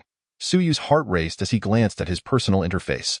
Seeing that the system had recognized the transaction and confirmed the authenticity of the elixir, he felt a surge of excitement. Longevity. How many seek such a treasure? An elixir that extends life by 20 years, if auctioned on Blue Star, would likely fetch a price in the billions, after all. For those truly wealthy individuals, living an additional 20 years could yield far more than a mere 100 billion. Of course, should he obtain such a treasure, Suyu had no intention of selling it. Taking a deep breath, he forced himself to calm down. He then addressed Ying Zhang. Does the Qin emperor know which dynasty unified the realm after the Qin's fall? According to the previous trader, it was established by Liu Bang, known as the Han. Ying Zhang replied, uncertain, and then inquired, what is the duration of this Han dynasty? The Qin lasted for 14 years. After its fall, the Chu-Han contention ensued, with various lords warring for 4 years. Suyu, being quite familiar with this historical period, recounted, 4 years later, Liu Bang, the emperor of the Han, united the realm after negotiating with the lords, establishing the Han upon the ruins of the Qin. The Han is divided into the former Han and the later Han. The former Han lasted for 210 years, while the later Han lasted for 195 years, culminating in a combined 405 years of the Han dynasty. After the later Han's demise, Liu Bei established the later Han, which maintained a regional rule for 43 years. After the later Han's fall, during times of chaos, numerous regional powers emerged bearing the name Han. However, these powers, like the later Han, were merely regional factions, unable to achieve greatness. Though the Liu family's Han dynasty perished, the people of that land continued to identify as Han long after, thriving for over 2 millennia. Upon reaching this point, Suyu cast a knowing glance at Ying Zhang. I wonder, in the eyes of the Qin emperor, is the longevity of the Han dynasty perceived as 400 years, 2,000 years, or perhaps everlasting? Ying Zhang remained astonished for a while before taking a deep breath. Does Suyu imply that the issues currently confronting the Qin have already been resolved by Liu Bang, the founding emperor of the Han? He found it hard to accept. After all, he had pondered the impending downfall of the Qin for half a month without arriving at a solution, unable even to pinpoint the exact problems. Yet, the one who usurped the Qin's power after his demise, Liu Bang, supposedly managed to resolve them? Was there truly such a prodigy in the world? It cannot be said that he resolved them single-handedly, Suyu replied, shaking his head. Specifically, it was the contributions of Emperor Gaozu of Han, Emperor Wen of Han, Emperor Jing of Han, and Emperor Wu of Han, 4 enlightened rulers, along with countless capable individuals under their command, who took nearly a century to thoroughly address those issues, merging the realm into a comprehensive unity of spirit, culture, and institutions under the Han. Resolving this issue is quite complex. It cannot be succinctly explained. I can only provide you with the historical text from our world concerning the Han dynasty. With historical records as a reference, you may draw comparisons. In that case, I thank you. This transaction is feasible. Ying Zhang responded solemnly with a bow. The circumstances of the Qin differ from those of the Han. Yet, There are similarities. He could not simply follow the Han's path, but the successful experiences of the Han would undoubtedly provide him with immense inspiration. Suyu observed the longevity elixir that had been added to his item inventory, exhaling deeply and smiling. Within 3 days, I will gather all available historical texts regarding the Han dynasty for you. That would be splendid. Ingzheng nodded in agreement. With the transaction concluded, both parties left in high spirits. Suyu had merely engaged in conversation to acquire a cultivation method, Tailianchi Jing, the effects of which were still uncertain, and after spending a few hundred on several sets of the Han Shu, Ho Han Shu, and Shiji, he secured a longevity elixir in return. One could not say he had not profited immensely. Meanwhile, Ingzheng, through a commonly circulated cultivation method and a longevity elixir he casually consumed, which had lost its effectiveness, obtained a means to address his current challenges. It was a win-win situation for both. In the face of such a vast information gap, mutual benefit was surprisingly straightforward. Upon returning to Blue Star, Suyu gazed at the small wooden box containing the elixir in his hand. Opening it and inhaling the fragrance, he felt invigorated, brimming with vitality. For a moment, he even felt an urge to consume the elixir. However, he merely entertained the thought, refraining from swallowing it outright. After all, he was still young and in no rush to extend his lifespan by 20 years. Keeping it on hand as a precaution seemed the wisest choice. The following day, Suyu awoke past noon after a deep slumbered. As usual, he traversed between home, warehouse, and industrial park. He stocked up on supplies at the warehouse and spent 2 hours at the industrial park crafting over 40 sets of heavy exoskeletons. As night fell, he arranged to dine with Yu Xiaoyu, with whom he had previously shared a night of passion, rekindling their connection.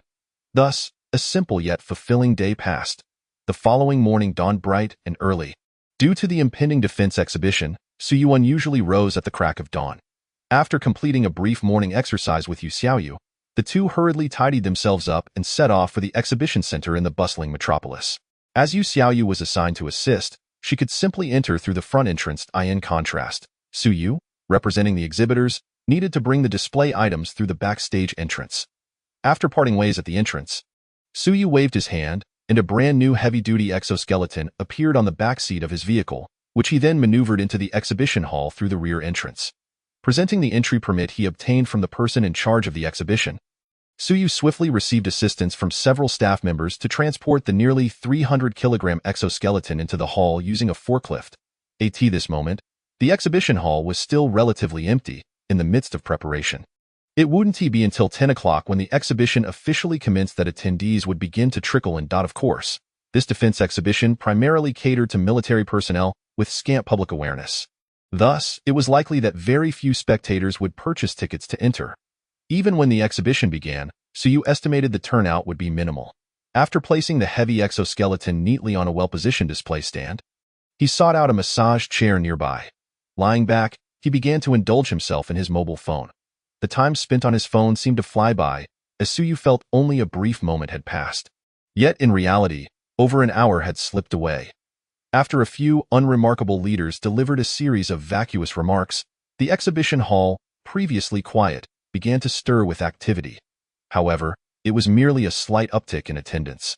Observing discreetly, Suyu estimated that no more than 200 individuals had entered the exhibition center, a significant portion of whom were dressed in military uniforms. Genuine civilian spectators were exceedingly scarce, as not everyone could afford the luxury of purchasing a costly ticket to an obscure civilian defense exhibition. Witnessing a throng of fellow exhibitors encircling the sparse audience, fervently promoting their products, Suyu felt a twitch in the corner of his eye. He shifted slightly in the massage chair, adopting a more comfortable position, with no intention of joining the fray. As the saying goes, the fisherman waits for the willing to bite. This time, the military personnel present included not only rank-and-file soldiers and officers, but also numerous researchers from military research institutes. Among them were undoubtedly individuals well-versed in the field. With the capabilities of the heavy-duty exoskeleton, there was no need for him to approach those eager exhibitors, seeking attention for his product. If the item was indeed effective, it would sell itself. If not, what good would it do to beckon others over? As the exhibition hall gradually became more animated, with people coming and going, Suyu, engrossed in his phone, was suddenly alerted to a few footsteps halting in front of his display. Looking up, he noticed a military officer clad in uniform, sporting glasses that lent him an air of sophistication. standing before his exhibit. Behind him loomed a few burly guards, their imposing presence unmistakable, gazing at the substantial exoskeleton on display. The officer's eyes gleamed with interest, while Suyu discreetly assessed him, thinking, he doesn't seem like a frontline commander or combat personnel. He's likely a researcher. Not very old, holds the rank of major, and has several guards accompanying him. He must be a person of significance. Finally, a potential client has appeared. G60, heavy-duty exoskeleton. Are you interested, sir? Suyu lazily rose from the massage chair, smiling at the refined gentleman. Hello, I am Major Zhou, affiliated with the Eastern District. The man extended his hand courteously. Major Zhou. I am Suyu, a somewhat enthusiastic civilian military aficionado. Suyu replied nonchalantly, glancing at the insignia on the officer's shoulder. Mr.Su is being modest. I am also researching exoskeleton technology. I cannot find any flaws in the design and structural aesthetics of this exoskeleton. If this is merely a hobby for you, then we researchers ought to feel quite ashamed. Major Zhou responded, his gaze fixated on the exoskeleton, eyes alight with fervor. Yet, his admiration was primarily for the visible design and structure. As for its actual functionality, regrettably, in Zhou's understanding, modern exoskeletons primarily aim to enhance a soldier's load-bearing capacity, offering slight assistance to allow for swifter movement and greater endurance in combat.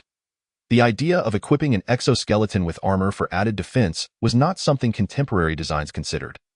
Due to the simple fact of insufficient power, put differently, the absence of advanced motors capable of driving such a device. To effectively power this exoskeleton, one would require a large motor akin to those found in automobiles. Such a substantial motor would be impractical to install. After all, it wasn't merely a matter of fitting one motor. Each critical joint would necessitate its own motor. Conversely, smaller motors that could be accommodated would lack the requisite power. Even if the motor issue were resolved, the foundational problem of inadequate battery power would remain. Whether due to the absence of motors to provide assistance or the lack of batteries to supply energy. Both were fatal flaws for such a cumbersome creation. One could hardly expect soldiers to rely solely on their own strength to maneuver such a contraption, which would weigh at least 200 to 300 kilograms. Even a superhuman would struggle to run a couple of laps in such a device. The current positioning of exoskeletons primarily revolved around alleviating soldiers' burdens, rather than augmenting their physical capabilities. A massive, heavy piece of machinery without powered assistance would be more akin to a pure turbocharger than anything else. Major Zhou, you flatter me, but this heavy-duty exoskeleton is not merely aesthetically pleasing, Suyu noted. Observing the officer's expression, realizing he likely hadn't grasped the true potential of this invention, he continued, if Major Zhou has the time, I would be pleased to demonstrate it right now. Oh? There are additional functionalities?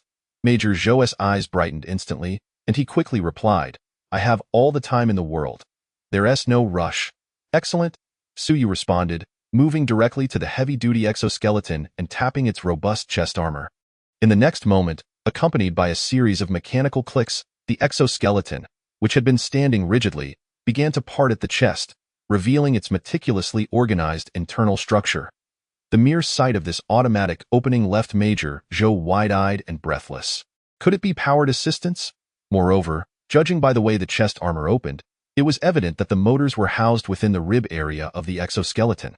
However, after scrutinizing for some time, he found no visible traces of motors in that area. To enable such a large contraption to move, the motors inside would surely need to be larger than those typically found in electric vehicles. What was going on here?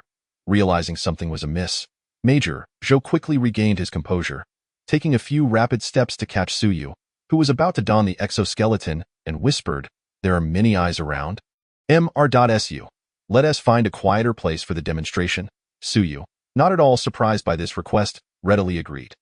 Under Major Zhou's direction, his guards exerted considerable effort to lift the hefty exoskeleton onto a small transport cart meant for moving goods within the exhibition hall. Acting as if nothing unusual had occurred, they nonchalantly pushed the exoskeleton away from the exhibition area and into an unoccupied conference room backstage. Mr. Su, please hold on a moment. I have notified a few colleagues. And they are on their way, Major Zhou said politely upon entering. Meanwhile, his guards began searching the room, promptly dismantling the 2 surveillance cameras installed in the conference room. This defense exhibition had been held for several years. Yet the military had rarely found anything of substantial utility from civilian enterprises or individuals. Most of the time, the exchanges were more symbolic than practical. However, this time was different. Initially, Major Zhou had not harbored high hopes for finding anything worthwhile at this civilian defense exhibition. But now he felt a surge of excitement. If his first impression of the exoskeleton had been that it was an ergonomically designed, aesthetically pleasing piece of machinery with no real utility, witnessing the presence of an actual transmission assistance system transformed his perspective entirely. He realized he had stumbled upon something remarkable.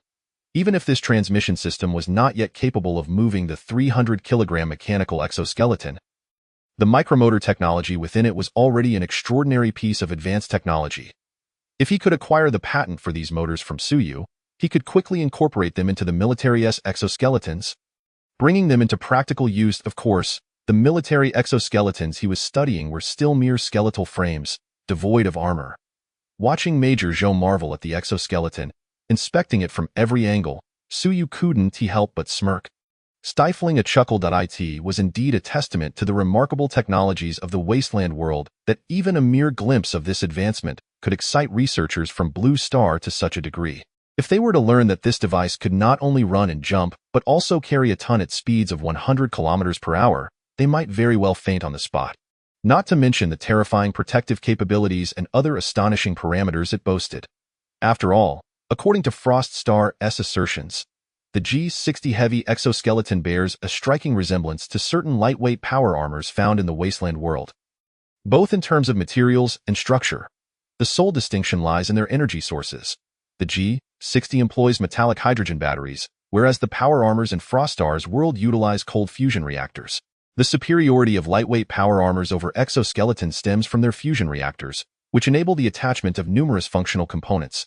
For instance, they can almost entirely resist kinetic weaponry, akin to the Atfield's deflective force field. Additionally, they are equipped with massless engines that allow the power armors to achieve flight, as well as high-energy laser weapons, features that are all significant consumers of electricity. While the G-60 exoskeleton is not incapable of supporting these functional modules, the metallic hydrogen battery simply cannot sustain such demands. Apart from these high-energy consuming modules, the G-60 exoskeleton's various parameters and mechanical qualities are actually quite comparable to the lightweight power armors of the wasteland world. Even in Frost Star's prosperous era, where the technological tree is nearly fully developed, power armors represent the pinnacle of technology. It has been said that when technology advances sufficiently, it becomes indistinguishable from magic. In the prosperous era of Frost Star's world, which has already entered the age of space colonization, their technology is akin to magic when compared to Blue Star. When the performance of this exoskeleton is fully revealed, it will undoubtedly capture the attention of everyone on Blue Star. Chapter 24. What is this Zenith Star technology? Knock, knock, knock. Before long, Zhoubo's colleagues arrived in full force. Apart from a few elderly gentlemen clearly engaged in research, the leading figure was unexpectedly a general adorned with the insignia of a star. Upon entering, the general's gaze immediately fixated on the exoskeleton. After surveying the room, he glanced at Suyu before turning his attention to Zhoubo. Recognizing the general's interest, Zhoubo promptly stated, "General Wu, this is Mr.Suu, and this exoskeleton is his exhibit. Its value surpasses all the exhibits outside combined. It holds tremendous potential for our research." Surpasses all the exhibits combined? General Wu expressed surprise as he looked at Suyu. Although the items displayed by private enterprises were mostly mundane to the military, they were still regarded as high-tech equipment. On the way here, he had reviewed Suyu's exhibit materials. A temporary entrant with connections managed to present something even more impressive than the exhibits of established enterprises. After a moment of contemplation, General Wu extended his hand and said, "Greetings, Mr. Su, I am Wu Fangzhen, an advisor to the Eastern District staff. Would it be possible for you to demonstrate it here?" He glanced at the G-60 exoskeleton, unsure of how to describe it. After all, the exoskeletons in military research institutes were merely skeletal frameworks composed of metal rods, while this one was fully armored, resembling a power armor from a film. Zhoubo had only informed him of a remarkable exhibit without specifying its merits. Now that everyone was present, witnessing it firsthand was far more effective than any explanation from Zhoubo. "Of course. No problem," Suyu replied, shaking his hand. He then proceeded directly to the heavy exoskeleton in front of the group. Using a familiar technique, He knocked on the thick chest armor, which instantly opened a gap large enough for a person to enter. Without changing his attire, Suyu, clad in loose sportswear, awkwardly stepped into the armor. While General Wu remained unfazed, the accompanying researchers were visibly taken aback, their breaths becoming heavier. Being professionals, they recognized at a glance that the exoskeleton housed a motor for transmission. No wonder Zhou Bo had been so eager to summon them. Just this feature alone surpassed the value of all the mundane exhibits outside. However, their astonishment was only beginning. Accompanied by the sound of mechanical friction, Suyu became enveloped by the armor. After flexing his fingers for a moment, he strolled down from a small cart, moving gracefully around the conference room. Is this really operational? Zhou Bo gasped in disbelief, unable to contain his astonishment. The other researchers wore expressions of shock, struggling to reconcile what they were witnessing. Is there an explanation for this? General Wu furrowed his brow, sensing something amiss, though not being a specialist. He couldn't pinpoint the issue immediately. This thing weighs over 300 kilograms. Zhou Bo glanced at Suyu, swallowing hard. General Wu, after a brief moment of confusion, felt his eyes light up, although not a researcher. He was a military advisor and understood precisely how weapons should be used and where. Such a heavily armored yet agile piece of equipment could significantly enhance the combat capabilities of his soldiers if they were outfitted with it. As he pondered this, his gaze grew increasingly fervent. Meanwhile, Suyu's demonstration continued. He bent his knees slightly, leaped effortlessly across a distance of 7 to 8 meters, landing at the window with a casual pinch. The stainless steel security grate on the conference room window crumpled as if it were made of paper. He then strolled to the massive conference table in the center of the room. Grasping its edge with both hands, with a slight exertion, accompanied by the low hum of the motor and the astonished gazes of onlookers, Suyu lifted the solid wood conference table, which weighed over a ton. With ease, the G-60 heavy exoskeleton can advance at a speed of 100 kilometers per hour while bearing a load of 1 ton. This weight, of course, does not represent its maximum capacity. It is merely the optimal load under energy-saving conditions. In reality, when fully powered, it can carry 2 to 3 tons and still run. However, this would significantly increase energy consumption and reduce speed. Suyu estimated the table's weight to be just over a ton, meaning he felt no strain at all. Bang! The silence of the conference room was shattered by the sound of the heavy object hitting the floor, causing the military personnel to involuntarily gasp. At that moment, Suyu removed the faceplate of the armor, smiling at them as he said, "What do you think of the G-60 heavy exoskeleton, gentlemen?" Before General Wu could respond, a throng of researchers surged forward, their eyes gleaming as though they had encountered an unparalleled beauty, bombarding Suyu with questions while eagerly reaching out to touch the exoskeleton. Incredible. Absolutely incredible. What kind of motors and transmission systems are required to achieve such a load capacity? Is this a transmission system issue? What about the energy source? What kind of energy can facilitate such performance? I see no external power source or onboard battery. Young man, if operating at full power, how long can this exoskeleton function? With such formidable load-bearing capacity, agile mobility, and impressive jumping ability, how on earth was this created? Wait a moment. What material is this armor composed of? It feels so peculiar to the touch. Suyu found himself momentarily at a loss for words, unsure of how to respond. While he felt somewhat offended, he understood their excitement. After a moment's thought, he raised his voice and said, "Everyone, please, don't rush. I have detailed parameters for you to study." With that, he distributed printed promotional materials containing the G-60 exoskeleton specifications. Little did he know that upon reviewing the parameters, the researchers would become even more agitated. Several older researchers nearly clutched their hearts in disbelief. Even the layman General Wu Fengzhen couldn't help but tremble slightly as he read through the document. What in the world is this Zenith Star technology? Chapter 25. General, we might not be able to afford it. In terms of load-bearing capacity, maintaining a speed of 100 kilometers per hour while carrying 1 ton is merely the most energy-efficient scenario. In extreme situations, disregarding energy consumption and transmission system losses, it can still achieve speeds exceeding 60 kilometers per hour while bearing loads of 2 to 3 tons. What does this mean? Most compact family cars weigh around 1.5 tons. This machine, when fully powered, can run while carrying the weight of 2 cars. Regarding energy, based on the energy saving plan, A full charge allows the exoskeleton to run continuously for 3,000 kilometers while carrying a ton. Of course, this scenario exists only in theory. While the equipment can endure such demands, the human operator might not die in terms of protection. The armor of this exoskeleton can withstand the direct fire of a 20 mm anti-aircraft machine gun, providing comprehensive defense against any anti-material weaponry below 20 mm. What does this imply? It essentially means that anyone donning this armor would be impervious to enemy attacks unless heavy weaponry is employed. However, even heavy weaponry has its limitations if the load is discarded. Soldiers could even increase their speed beyond 100 kilometers per hour. A soldier on the ground possessing such speed would be virtually invincible.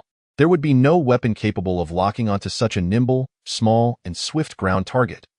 The enemy would only be able to suppress soldiers in these exoskeletons through overwhelming firepower. However, with one or two individuals, if you possess a numerical advantage, you may still exert firepower suppression. But what of 10, 100, or even 1,000? If a special forces unit could be established based on this exoskeleton, what use would the so-called superiority of naval and aerial forces hold against such technology? With a diminutive target, rapid speed, and formidable armor, all while operating on the ground, can enemy bombers truly achieve their aim even when they have complete air dominance? The success of their bombardment would be left to chance. As long as one is not positioned too closely to be injured by shockwaves, the armor's protective capabilities render one rather impervious to aerial assaults. Is this not the essence of Zenith Star technology? Upon reviewing the data, Wu Fangzhen nearly instantaneously envisioned how to deploy this exoskeleton en masse and how to leverage its advantages on the battlefield. Yet, he quickly regained his composure and squeezed through the throng of researchers surrounding Suyu, eagerly brandishing the promotional material and inquiring, "Are the specifications listed here accurate?" Suyu replied with poise, "Of course, they are accurate. You may conduct any tests you wish." There would be no point in fabricating such details, Wu Fangzhen responded hastily. But what of production? What is the cost of this exoskeleton? What would be its retail price? Have you considered transferring the technology? If you are willing to transfer the technology, the military can guarantee a satisfactory compensation for the technology transfer. Certainly. We do not intend to compel you to transfer the technology. However, if you choose to produce it yourself, what would the output be, assuming quality assurance? Regardless of the quantity, as long as the quality and specifications meet our standards and pass our inspections, the military would be prepared to procure them. Wu Fangzhen's barrage of questions left Suyu momentarily flabbergasted. Just as he was about to address each query, he noticed Zhou Bowei beside Wu Fangzhen subtly nudging him, saying, "General Wu, I fear we may not be able to afford this." "Not afford it?" Wu Fangzhen exclaimed, his eyes widening. With such a substantial military budget every year, all of it absorbed by naval and aerial expenditures, they are acquiring new aircraft and aircraft carriers daily, while we in the Army can only manage to issue new boots. At last, we have encountered something suitable for our use. How can we claim it is unaffordable? We could always submit a report. I refuse to believe they would deny our request. It is not a matter of whether they would approve. Zhou Bowei awkwardly pointed to the section on the energy source in the promotional material, specifically the metallic hydrogen battery. Look at this battery. Its energy density is 900 times that of gasoline. Although I cannot comprehend the principles behind its construction, do you realize what this implies? General? What? Wu Fangzhen's lips twitched as he began to grasp the magnitude of the situation. The existence of this technology could potentially propel the entire new energy vehicle industry, relegating traditional fuel vehicles to the annals of history. If we evaluate its market value, this battery alone could be worth trillions. Our total military budget last year barely reached 15 trillion. We cannot afford it. Moreover, aside from the battery, the motor inside, it is hardly larger than a thumb yet boasts nearly 200 horsepower, surpassing the power of many currently deployed vehicle motors. And the armor material is exceptionally unique, even harder than carbon fiber. If it can be mass-produced, its worth would be incalculable. Enough. Wu Fangzhen sighed with a wry smile, turning to Suyu. It seems I have been rather presumptuous. Even if they wished to purchase the technology outright, it would require state intervention, far beyond what the military could afford. No worries, since I am here to showcase, I am indeed here to conduct business. I do not currently harbor intentions of transferring technology. As for production speed, I can assure you that once production commences, we can exceed a daily output of 100 units. While the black box capacity could reach 500 units a day, one must always leave room for negotiation in business. And what of the pricing? Mr. Su, what do you propose as the price? After a brief moment of astonishment, Wu Fangzhen had regained his composure, reverting to his previously competent demeanor.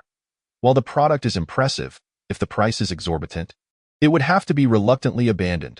After all, as individual equipment, should Suyu propose a price exceeding that of a fighter jet, there would be no further discussion, at present. If subsequent testing aligns with Suyu's claims regarding the exoskeleton specifications, a price not exceeding that of an infantry fighting vehicle would be deemed acceptable, considering the military's most advanced infantry fighting vehicles are priced around 5 million. Let us not rush into discussions about pricing. I can offer you 2 units to take back for performance testing. Once the evaluations are complete, we can then discuss the pricing. With a smile, Suyu added, "Rest assured, General, I can guarantee a price that you will find agreeable." As a jest, he thought, as long as he can procure raw materials at standard market prices, the cost to produce an exoskeleton using the black box would not exceed 3,000. By the way, Suyu continued, not forgetting to elaborate, in my view, the most formidable aspect of this exoskeleton is not merely its specifications. It does not come equipped with any weaponry, yet its design incorporates substantial redundancy, featuring numerous interfaces for weapon systems. Furthermore, the operating system of this exoskeleton is remarkably advanced and highly compatible. In summary, it allows your experts to explore specialized modules that can be developed. The G-60 Heavy Exoskeleton. Rather than merely labeling it as an exoskeleton, I would prefer to refer to it as an era-defining individual combat platform. The breadth of your imagination will dictate the richness of its functionalities. After all, it can carry a load of up to 1 ton in energy-saving mode. It would be wasteful not to mount some weaponry. Chapter 26. Ingzheng. This is the technique of a certain nation. Mr. Su, shall we agree on this for now? Let's reconnect in 3 days. After having lunch with Wu Fangzhen and others, Suyu took his leave.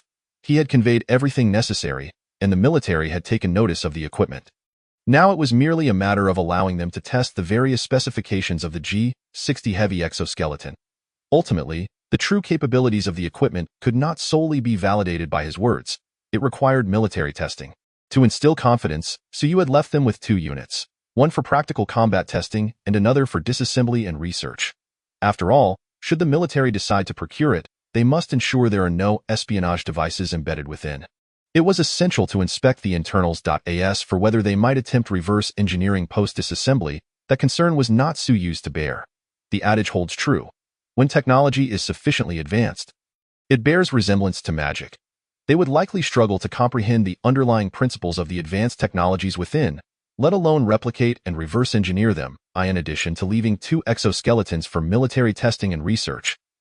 Suyu also discussed his general conditions with General Wu, which included establishing several companies and setting up food processing factories, among other ventures. Wu Fangzhen did not inquire about the specifics of the businesses or factories Suyu wished to establish. He simply gave verbal consent. As long as the exoskeleton testing yielded favorable results, it was highly likely that an agreement could be finalized in 3 days.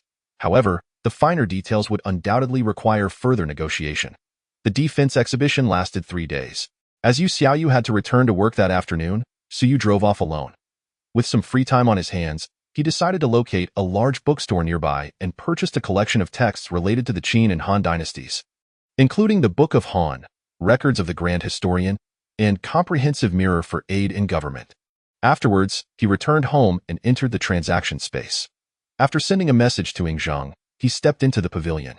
In less than 5 minutes, Ingzheng, adorned in formal robes and wearing a crown, appeared in the pavilion, apparently having just come from court. "Greetings, Mr. Su." Ingzheng greeted him courteously, devoid of any airs of superiority typical of a feudal monarch. It is also possible that he was adept at evaluating social contexts, treating the transaction partner in this space as an equal, which accounted for his humble demeanor. Regardless, Suyu found no fault with his attitude. After all, as trade partners, amicability fosters prosperity. "Greetings, Emperor Qin."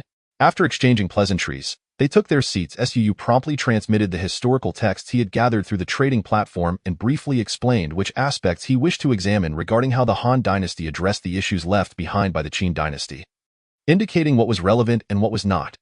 Considering that the Records of the Grand Historian contains over 500,000 characters, the Book of Han, over 800,000, and the Comprehensive Mirror for Aid in Government, more than 3 million, it would take no less than 10 days, or even half a month to read them in their entirety.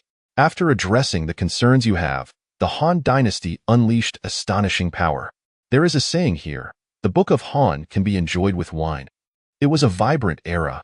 If you are interested, you may continue reading beyond what you wish to know. It will certainly prove beneficial. After a brief overview, Suyu concluded with a jest, after all, there is a saying about learning from history. While it may not pertain to your world as history, many lessons remain universally applicable. Ing Zhang nodded in response, his fingers deftly retrieving a copy of the Records of the Grand Historian, as he gazed at the rather thin volume in his hands. Ing Zhang couldn't help but furrow his brow and exclaim, "Is this really over 500,000 words?"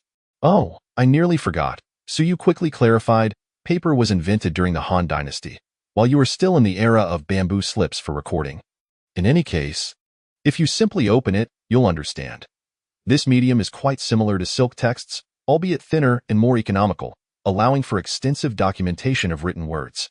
Ing Zhang contemplated the book thoughtfully, and after a brief exploration, he grasped its potential use. However, upon opening it and perusing the contents, he found himself utterly bewildered. Noticing his confusion, Suyu surmised that he likely couldn't read simplified characters. After all, the Qin dynasty was still employing small seal script. Although the characters used in his time are derived from the same lineage, 2 millennia of evolution had rendered them distinctly different. Fortunately, he had anticipated this, pointing to a particular volume beneath the pile. That book below is a dictionary of small seal script. You can reference it as you go. Though your written language has diverged significantly from that of my era, the characters in my time also evolved gradually from small seal script. If you study diligently for a couple of days, you should be able to grasp the basics of reading without much difficulty.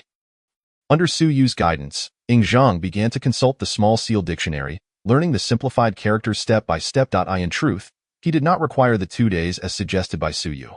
Whether it was due to his innate genius or the existence of supernatural forces in his world, his learning speed astonished Suyu. In less than an hour, he was able to manage reading the Records of the Grand Historian sentence by sentence, albeit with the aid of the dictionary. Yet, after mastering reading, he did not delve further into the text.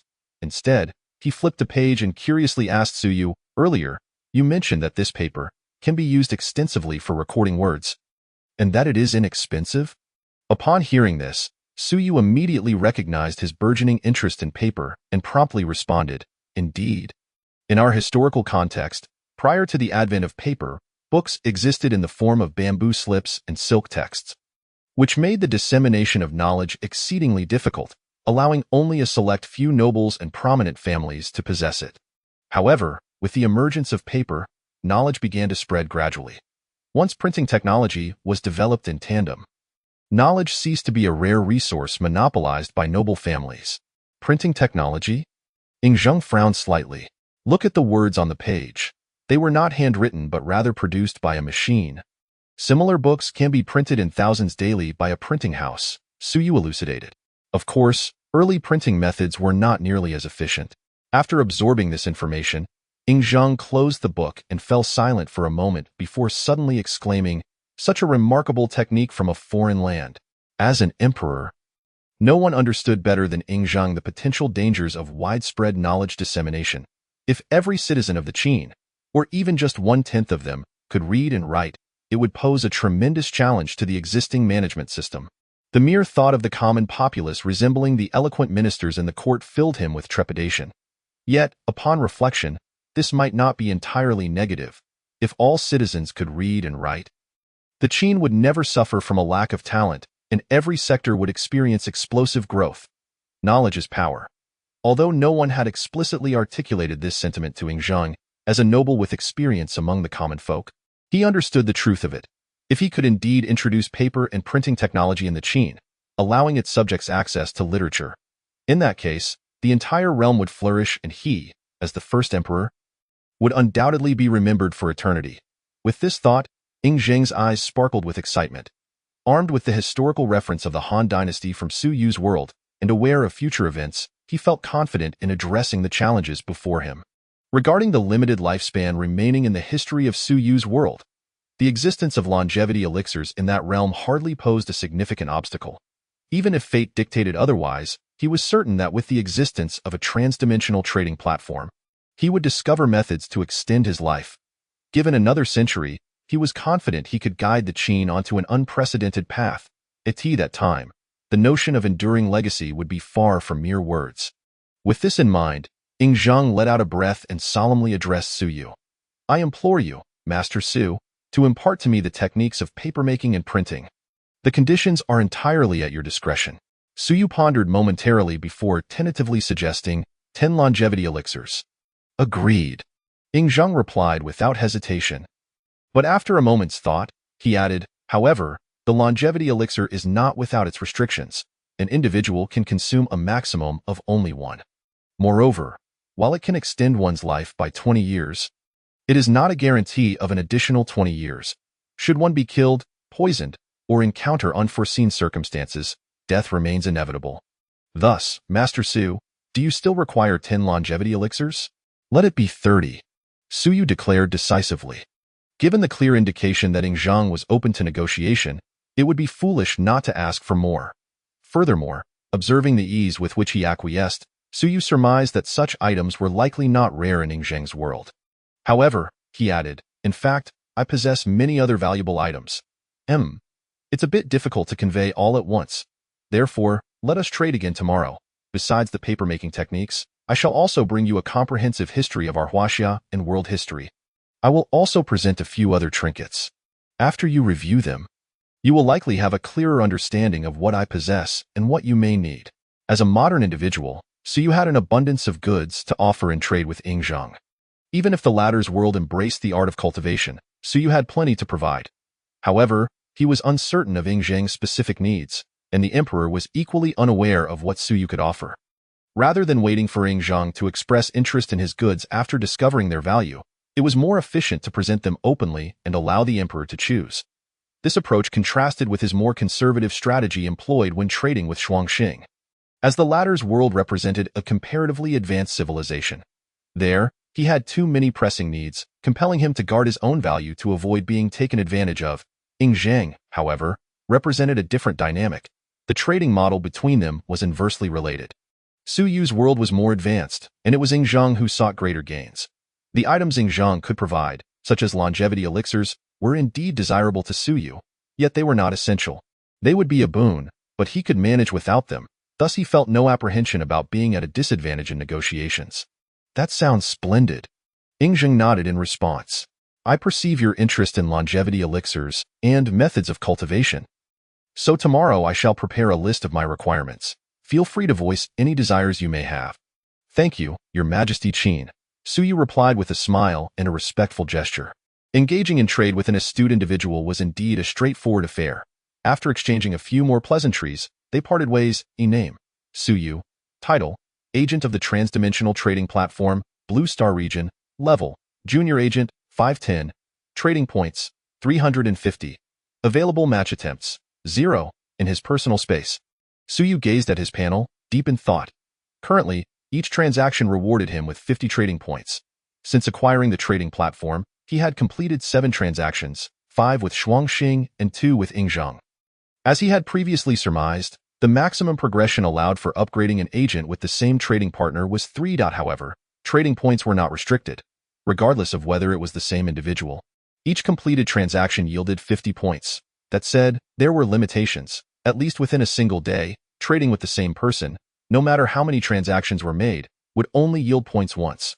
This measure prevented users from exploiting the system to accumulate infinite trading points. After all, without such precautions, if users were to take advantage of loopholes, even a single grain of rice could count as a transaction, leading to an overwhelming surplus of trading points. 350 trading points. Su Yu contemplated his panel, and after a moment's deliberation, he succumbed to temptation, spending 200 points to purchase a basic gene serum from the trading platform's marketplace. This gene serum was something he had previously inquired about with Xuanxing. Her response indicated that while her world also conducted research in this area, they had yet to achieve any significant breakthroughs. In contrast to enhancing individual strength at the genetic level, the inhabitants of her world favored mechanical augmentation, mechanical arms, legs, and even internal organs. Some individuals had undergone complete mechanization, transferring their consciousness onto circuit boards. In essence, the denizens of the wasteland world had chosen a path of evolution that leaned toward mechanical ascension rather than genetic enhancement. While Xuangxing had ardently recommended the mechanical prosthetics produced in their future city, praising them extravagantly, Suyu had promptly declined without a second thought. Joking aside, is it really that impressive? How could she, a young lady born into the illustrious Xuangxing family, still be an original? She hasn't even undergone any mechanical enhancements herself, yet she wishes to persuade him to do so. What a far-fetched notion. Of course, in the future, the mechanical prosthetics produced in the wasteland will undoubtedly be introduced. Although Suyu has no need for them, there are plenty of disabled individuals on Blue Star who urgently require such items. As for the present, the gene potions produced on the trading platform S Marketplace seem to be a more reliable option. Chapter 28. Gene Evolution. What does it mean to be a superhuman? In his rented apartment, Suyu held the primary gene potion purchased with trading points, taking a deep breath before injecting it directly into his arm. He had confirmed multiple times on the trading platform that this primary gene potion bore no side effects and was fully compatible with the genes of current Blue Star inhabitants. Administering it would pose no issues. After a good night's sleep, he would awaken unscathed. The potion's effect was to significantly enhance his immune system. All diseases on Blue Star would be rendered powerless before his fortified defenses. Additionally, it would greatly increase his bone density and muscle fiber strength.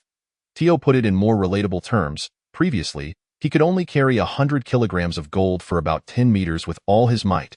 With this injection, he would be able to run a marathon while carrying that weight without breaking a sweat.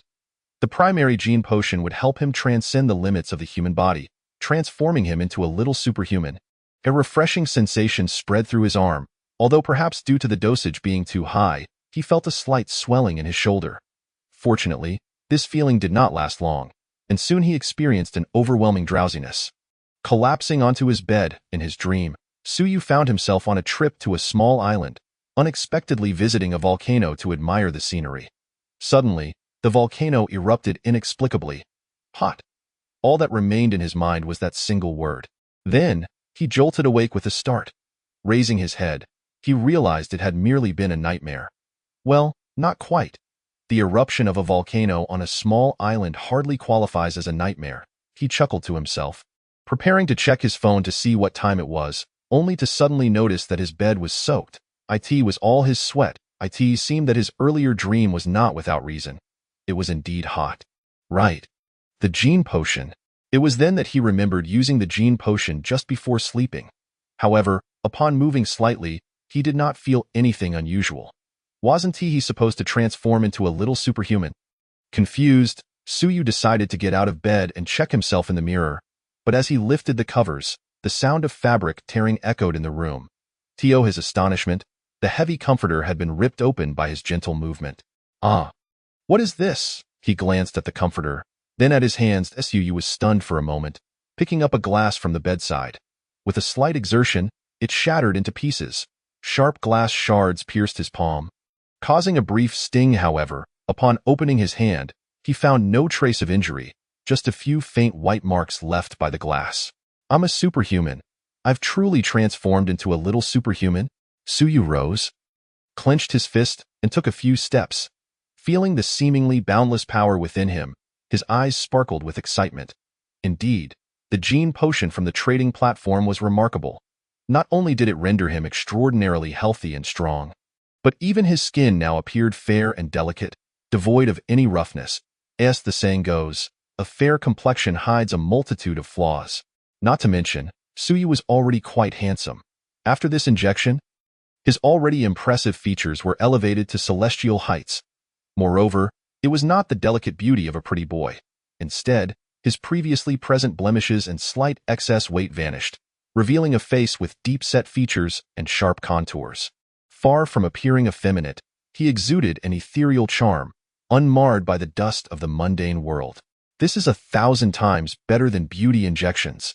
Suyu gazed at his reflection in the mirror, taking in a sharp breath. Remarkably, despite his transformation into an extraordinarily handsome individual, his resemblance to his former self remained. There was no concern of acquaintances failing to recognize him. After spending some time in his room, Familiarizing himself with his newfound, formidable strength, Suyu gradually calmed his excitement. Glancing at the time, he noted that it was already past 8 in the morning. He proceeded to freshen up and prepare to leave. However, as he surveyed the disheveled state of his rented apartment and the bed soaked in sweat, he paused for a moment. It's time to find a new place to live. After I finish my errands, I'll go look for a new apartment. He wasn't particularly picky about where he lived. However, he was now fundamentally different in every aspect compared to before. It was not just the comfort of the small room that bothered him. The lack of privacy was also an issue. If he were to drop a glass here, the neighbors would likely hear it.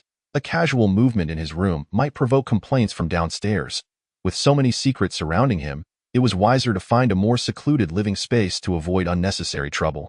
Resolutely, he closed the door and left. In the morning, with fewer people around, the elevator descended quickly. But as the doors opened, Suyu was taken aback to see Li Yuanqi inside, and he smiled in surprise. Oh, good morning. It's worth mentioning that he and Li Yuanqi had quite the serendipitous connection. Every encounter had been a chance meeting. Although they lived in the same building, the frequency of their recent encounters had become rather high. Upon seeing Suyu, a flicker of surprise crossed Li Yuanqi's eyes. How could this person have suddenly become so handsome? However, sensing that staring was impolite, she quickly lowered her head and replied softly, "Good morning. Are you heading to school?" As the elevator doors closed, Suyu casually inquired. "No, I don't have classes today. I'm going to my part-time job," Li Yuanqi explained in a hushed tone. "No classes?" Suyu glanced at her. It was Wednesday. It was unusual to have an entire day without classes. She must have skipped some unimportant lecture. But then again, what college experience would it be without skipping classes? He chose not to press the issue and continued, "By the way, has that blonde guy come looking for you these past few days?" "No." Li Yuanqi shook her head, then added thoughtfully, "Thanks to you." "It was nothing, just a small effort on my part," Suyu replied with a nonchalant smile. Just then, the elevator reached the ground floor. As they prepared to step out, the moment the doors opened, a lanky figure with unruly blonde hair appeared outside the elevator. The atmosphere instantly turned awkward. Seeing the guy with dark circles under his eyes, clearly someone who had been up all night, Suyu's lips twitched. Could it be that the moment he mentioned him, he appeared? However, he didn't dwell on it. He had never been intimidated by this guy, and now, with the gene potion in effect, his physical prowess was comparable to that of a little superhuman. Glancing at the equally bewildered blonde guy, Suyu casually wrapped his arm around Li Yuanqi's shoulders, pulling her close, and effortlessly pushed past the blonde without sparing him a glance. The blonde stumbled slightly, quickly regaining his composure. Instead of feeling anger, he wore a smile, chasing after them. "Brother, it was all a misunderstanding before. I really am Yuanqi's older brother. By the way, you're my brother-in-law now." Chapter 29. "Shouldn't you thank me properly?" Hearing this fellow insist he was his brother-in-law, Suyu nearly burst into laughter. Li Yuanqi and his arms froze momentarily. "If you don't believe me, ask Yuanqi that I really am her brother. My name is Li Biao." The blonde pursued them, grinning as he introduced himself. Suyu glanced at him, frowning. "I'm not interested in your relationship with her. Just tell me directly what you want with her." "Nothing. Nothing at all," the blonde quickly replied, grinning obsequiously. "I just happened to come to Modu for work and thought I'd drop by to see her." "Oh, so you've seen her now. She's doing well." Suyu rolled his eyes, pulling Li Yuanqi along as he headed outside. "Hey, sister." "No, brother. Wait a moment," the blonde called out hurriedly. But halfway through, he caught a glimpse of Suyu's unfriendly expression and quickly swallowed back the word, "sister-in-law." "Spit it out, don't dawdle," Suyu said impatiently. Not to mention that he hadn't even gotten to Li Yuanqi yet. Why should this blonde think he could take advantage? Hearing Suyu's blunt words, the blonde surprisingly showed no anger. Instead, he grinned shamelessly. "Well, you see, I've been a bit tight on cash lately. Just arrived in Modu and am unfamiliar with the place, so I thought, scram." Suyu interjected, cutting him off mercilessly. The blonde's face froze. Standing awkwardly in place, unsure of what to do, Li Yuanqi looked at the blonde, who seemed to have turned into a quail before Suyu'd in her memory. This half-brother Li Biao was hardly a good person. He had always been prone to fighting and was known for his reckless nature. It was surprising to see him receive such a merciless reprimand. She had even witnessed him lashing out over a mere verbal dispute. Was it true that only a villain could confront another villain? Stealing a glance at Suyu, who had suddenly become extraordinarily handsome, she felt her cheeks flush slightly, dismissing that thought. He was so handsome and gentle. Couldn't he possibly be a bad person? Could he? Suyu remained oblivious to Li Yuanxi's inner thoughts. Upon witnessing the yellow-haired individual remaining stationary and speechless, he promptly took Li Yuanxi by the arm and strode out with purpose. Observing their departure, Li Biao mustered his courage, seemingly to utter something. However, before the words could escape his lips, he caught sight of Suyu, who shot him a glare as if he anticipated the conversation. Instantly deflating his resolve, he dared not utter another word. Even on that day in the restaurant, he had refrained from provoking Suyu. Later, upon seeing the imposing G-class vehicle driven by Suyu, he elevated his status in his mind, categorizing him as an individual he could not afford to offend. At this moment, it was evident that he dared not show any hostility had he encountered an ordinary office worker. Even one more capable or wealthier than himself, his streetwise experience would have rendered him unafraid. He would have resorted to bullying and intimidation without hesitation. What did it matter if someone had a bit more money? As long as he refrained from physical confrontation, even if the other party called the police, they would find it impossible to take action against him. There were numerous ways for a rogue like him to irritate a common person. However, facing someone like Suyu, who was not only more assertive but also possessed greater wealth and influence, he felt genuine fear. He sensed that if he dared to engage in any form of intimidation with Suyu, he would indeed suffer the consequences, likely without any chance of compensation, especially since he had instigated the conflict. If he truly had the time to argue the matter thoroughly, dragging it to court would not yield a favorable outcome for him. Ordinary individuals needed their jobs and had countless ties, naturally wishing to avoid legal entanglements. After all, even if they won a lawsuit, the impact on their everyday lives would be substantial, in Li Biao's perception. Wealthy individuals like Suyu never feared litigation. The prospect of being beaten and receiving no compensation was a folly he would not entertain. Having shaken off the annoyingly persistent yellow-haired individual, Suyu showed no intention of releasing Li Yuanxi. He kept her close as they made their way to the garage. Meanwhile, Li Yuanxi kept her head down, showing no resistance, allowing Suyu to embrace her intimately. Her cheeks flushed with warmth. "Where is the pet shop where you work? I can take you there directly," Suyu inquired once they were in the car, glancing at Li Yuanxi, who appeared to be in a trance. "Ah." Li Yuanxi suddenly snapped back to reality and quickly replied, "No need to trouble you. I can go by myself." With that, she awkwardly moved to open the door. "Aren't you afraid of running into that yellow-haired guy again all alone?" Suyu remarked coolly to Li Yuanxi, immediately stiffened. It was clear that she harbored a significant psychological shadow regarding that individual. Upon hearing Suyu's words, she obediently remained still, then quietly provided an address, concluding with a hint of dejection, "I'm truly sorry for the trouble." "Is that so? Then shouldn't you express your gratitude?" Suyu teased while setting up the navigation. Li Yuanxi's expression was conflicted, recalling the conversation she had had with Suyu a few days prior at the school gate, her face nearly dripping with embarrassment. After a considerable pause, just as Suyu finalized the navigation and prepared to depart, Li Yuanxi suddenly leaned over and pecked his cheek lightly, much like a dragonfly touching water, before swiftly retreating like a startled deer, feigning calmness as she gazed out the window. This left Suyu momentarily at a loss. To his honest surprise, he had not intended anything of the sort. He merely sought an opportunity for Li Yuanxi to treat him to a meal to deepen their connection and expedite his pursuit. He had never anticipated that she would misinterpret his intentions and respond in such a manner. Observing Li Yuanxi's flushed ears, Suyu touched the spot on his cheek that had been unexpectedly assaulted. Suddenly chuckling as he shook his head, he propped his elbow on the armrest and leaned toward her. Feeling his proximity, Li Yuanxi's breath hitched, and turning to meet Suyu's gaze, she stammered, "What are you doing?" Suyu remained silent, simply watching her intently. Just as she was about to surrender and close her eyes, she heard him softly laugh, "Buckle your seatbelt." With that, he reached over to fasten her seatbelt, then returned to his own seat. Skillfully shifting gears, they set off, leaving Li Yuanxi bewildered, her breath coming in quickened gasps. This person was so mischievous. After dropping Li Yuanxi off at the pet shop where she worked part-time, Suyu redirected his attention to a nearby bookstore, where he purchased a set each of A Comprehensive History of the World and A Comprehensive History of China.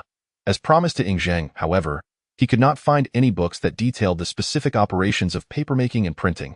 Such topics were rather obscure, and even if there were books available, they would likely be difficult to locate. Furthermore, it needed to be ancient papermaking techniques.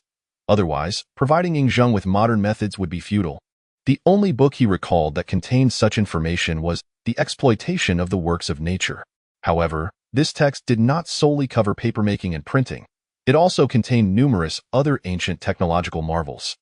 Naturally, he could not give such a book to Ing Zheng, as that would be a significant loss. Fortunately, information on papermaking and printing was available online, so Suyu decided against purchasing any books at the store. Instead, he planned to download several resources online later. He didn't even need to print anything out, as he intended to gift Ing Zheng a tablet or smartphone. After all, knowledge constituted a significant portion of his trade with Ing Zheng. Books could only convey so much through text. Sometimes, a more direct representation was necessary. By presenting him with a smartphone filled with modern societal videos, he was certain Ing Zheng would be eager to engage in further transactions. As for the issues of power and internet access in Ing Zheng's realm, they were not particularly problematic. Providing him with a device with ample storage, preloaded with various materials, would suffice for an extended period. Regarding power, a solar charging panel would be an even simpler solution. After all, sunlight was abundant. Through these transactions, Suyu had gained a clearer understanding of the world Ing Zheng inhabited, which shared many similarities with the pre-Qin period in Blue Star's history, particularly in its low productivity. The only distinction was that this world genuinely had alchemists. However, these alchemists were not quite as formidable as one might imagine. The Tai Chi alchemy classic that Ing Zheng had gifted Suyu had been tried by him, and while it yielded some results, they were not particularly pronounced. After practicing, the ability to soar through the skies or traverse the earth was nearly impossible. However, strengthening the body and prolonging life were certainly attainable. Suyu speculated that if this practice were to be widely adopted across the population, it could potentially drive average lifespans to nearly a century. Additionally, the longevity elixirs used by Ing Zheng for their transactions were indeed remarkable, and it was said that their production was substantial. It was estimated that Qin's alchemists could produce over 1,000 elixirs in a year.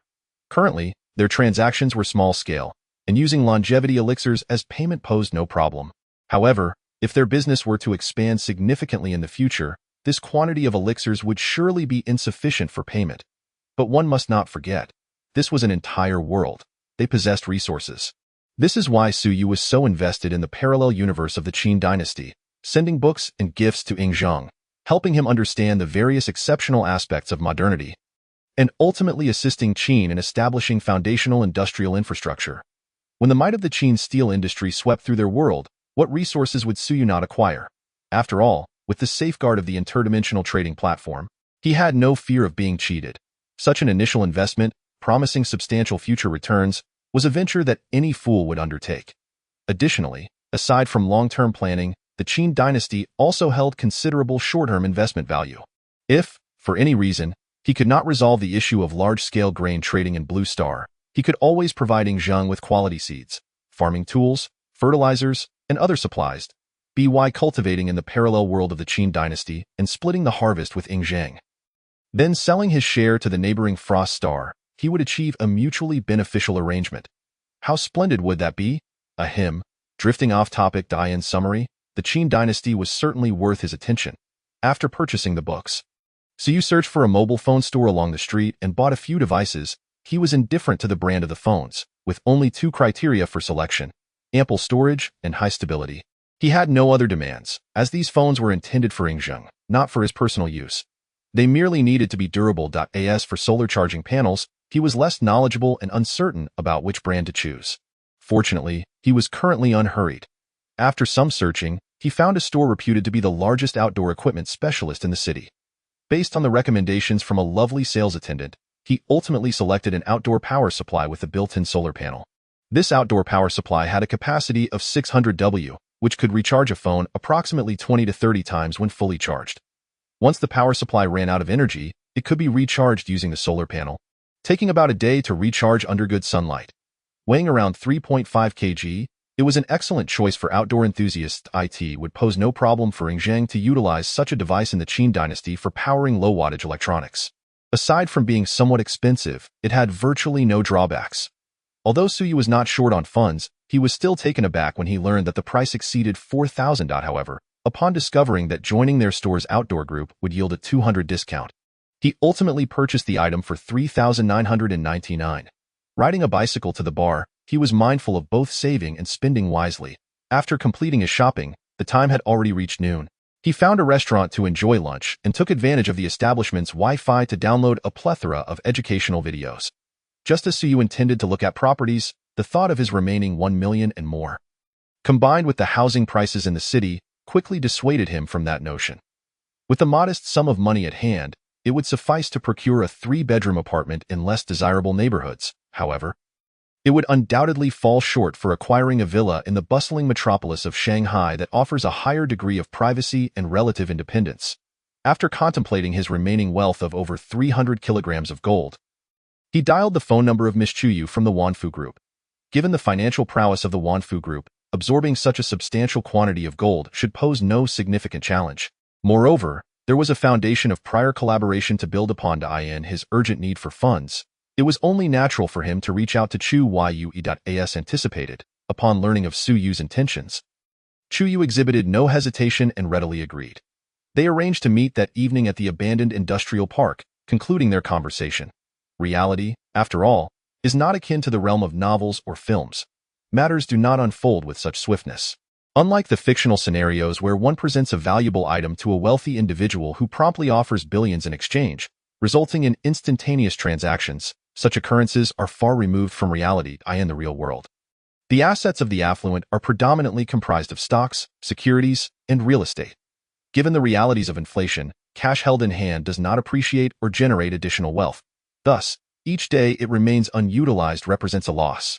Corporations likewise operate on a similar principle, typically reserving only planned liquid funds in their accounts. When unexpected circumstances arise, it invariably necessitates time to gather additional funds. It is implausible for Suyu to expect Chuyu to facilitate an immediate exchange of gold for cash upon his mere phone call. After finalizing the arrangements with Chuyu for their evening meeting, Suyu meticulously reviewed his plans, ensuring nothing was overlooked. He was poised to return home and enter the trading space to fulfill the transaction agreed upon with Ing Zheng from the previous day. However, just as he settled into his vehicle, the personal panel of the trading platform illuminated before him, revealing an unexpected message from Shuangxing. Do you have a moment? I have an urgent matter that requires your assistance. Chapter 31. A turn of events in Future City, an urgent matter? Suyu paused, then decided to find a nearby 5-star hotel, opting for the most luxurious suite available for over 10,000 a night. Such accommodations typically attract the wealthy, ensuring a degree of confidentiality. Upon entering, he conducted a thorough search and found no surveillance devices. Consequently, he activated his personal panel and entered the trading space, finding himself in the familiar conference room. Shuangxing was already seated at the head of the long table, eagerly awaiting his arrival. Suyu adeptly pulled out a chair and took his place, casting a glance at the room's decor, which suddenly sparked his curiosity. He realized he had not previously noted the distinction in the settings during his business dealings with various individuals. His discussions with Shuangxing unfolded in this antique-style conference room, while those with Ing Zheng transpired in a pavilion situated over a lake.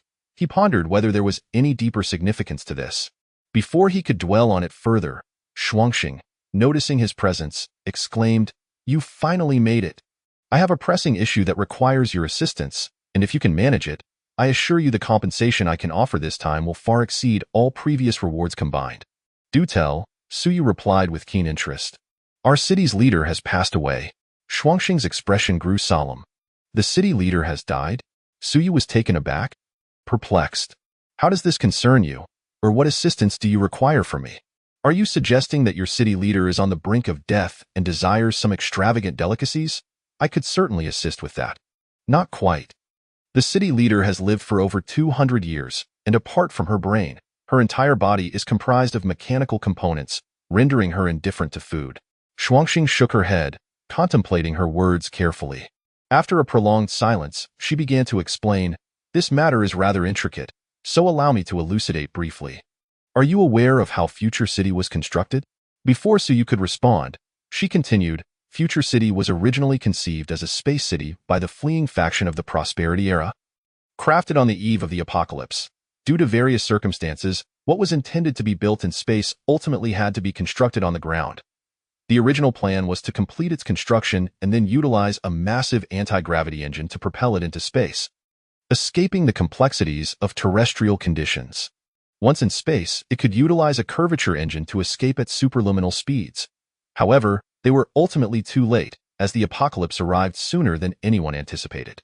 This colossal structure, with a usable area of 1,600 square kilometers, capable of sustaining 300,000 inhabitants for 5 centuries without external supplies, was nearly complete but, due to the failure to install the anti-gravity engine in time, became stranded on the wasteland, resulting in what is now Future City. One might liken Future City to a starship that cannot take flight. However, from various perspectives, it surpasses any starship in capability. Shuangxing shrugged.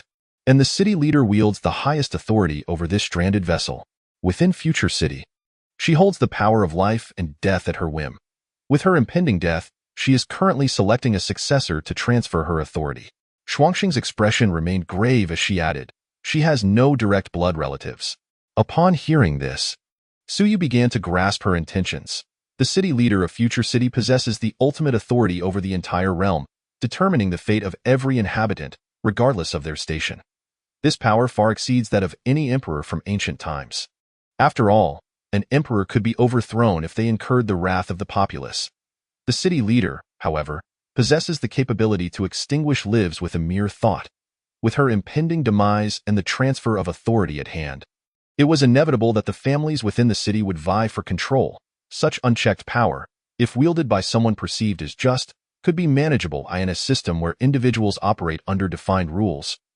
The city leader remains above the fray, existing as a transcendent being, provided those beneath her do not violate her edicts. Judging by Shuangxing's explanation, the current city leader embodies this ideal.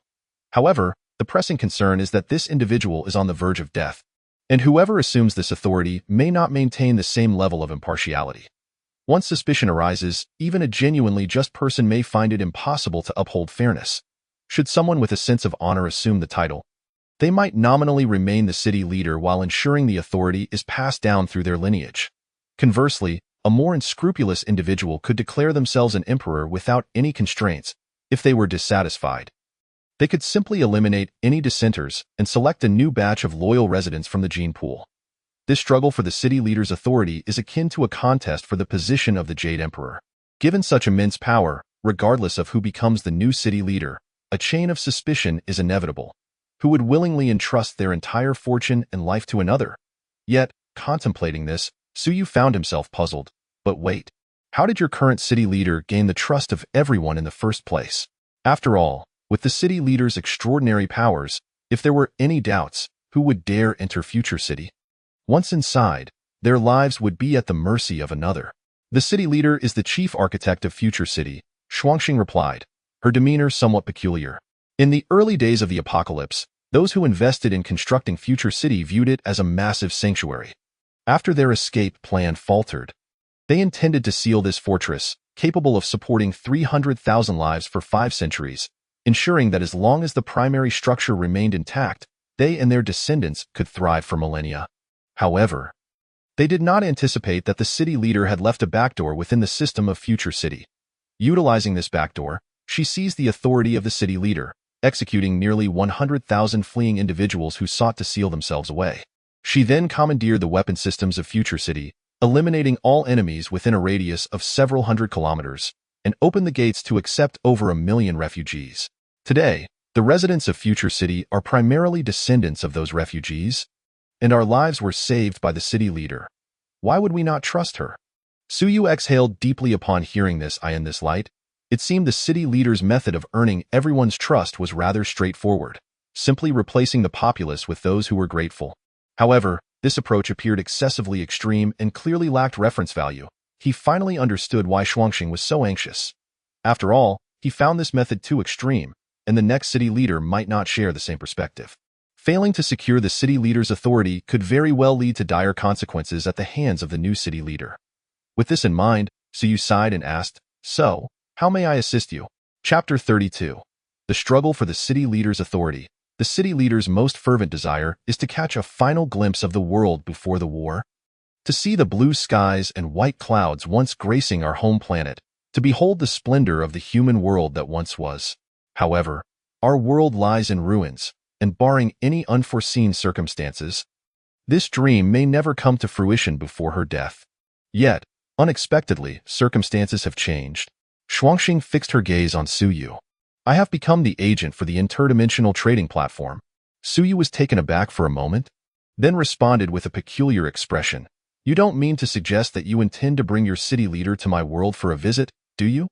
Shuangxing remained silent, clearly indicating that was indeed her intention. Suyu's lips twitched slightly as he remarked, under the constraints of the trading platform, if you can bring her here, I wouldn't mind showing her this world. However, are you certain that the trading platform allows living beings to traverse worlds? In truth, he had already attempted this. Not only living beings, but even a chicken could not be transported alive through the trading platform to another world. As a junior agent, he could only trade plant seeds, which represent the lowest form of plant life. Animals, for the time being, could not be traded to other worlds. It was possible that intermediate or advanced agents held the authority to trade living creatures. Yet both Suyu and Froststar were evidently still mere junior agents. If the Lord of the City is willing to digitize his consciousness and upload it to a computer, it is indeed possible to trade via the platform. I have already inquired about this with the trading platform, Froststar promptly replied. It was clear that her plan was not a mere whim, but rather a well-considered strategy. Uploading consciousness to a computer? Suyu exclaimed, Data Ascension? If you possess such technology, why did the Lord of the City still perish?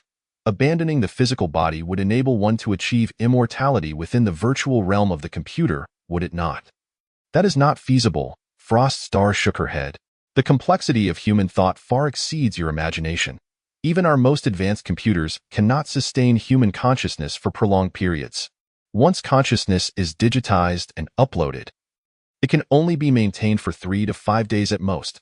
Beyond this duration, while memories may persist, consciousness will utterly dissipate. When consciousness fades, a person loses their capacity for thought and can no longer be considered human.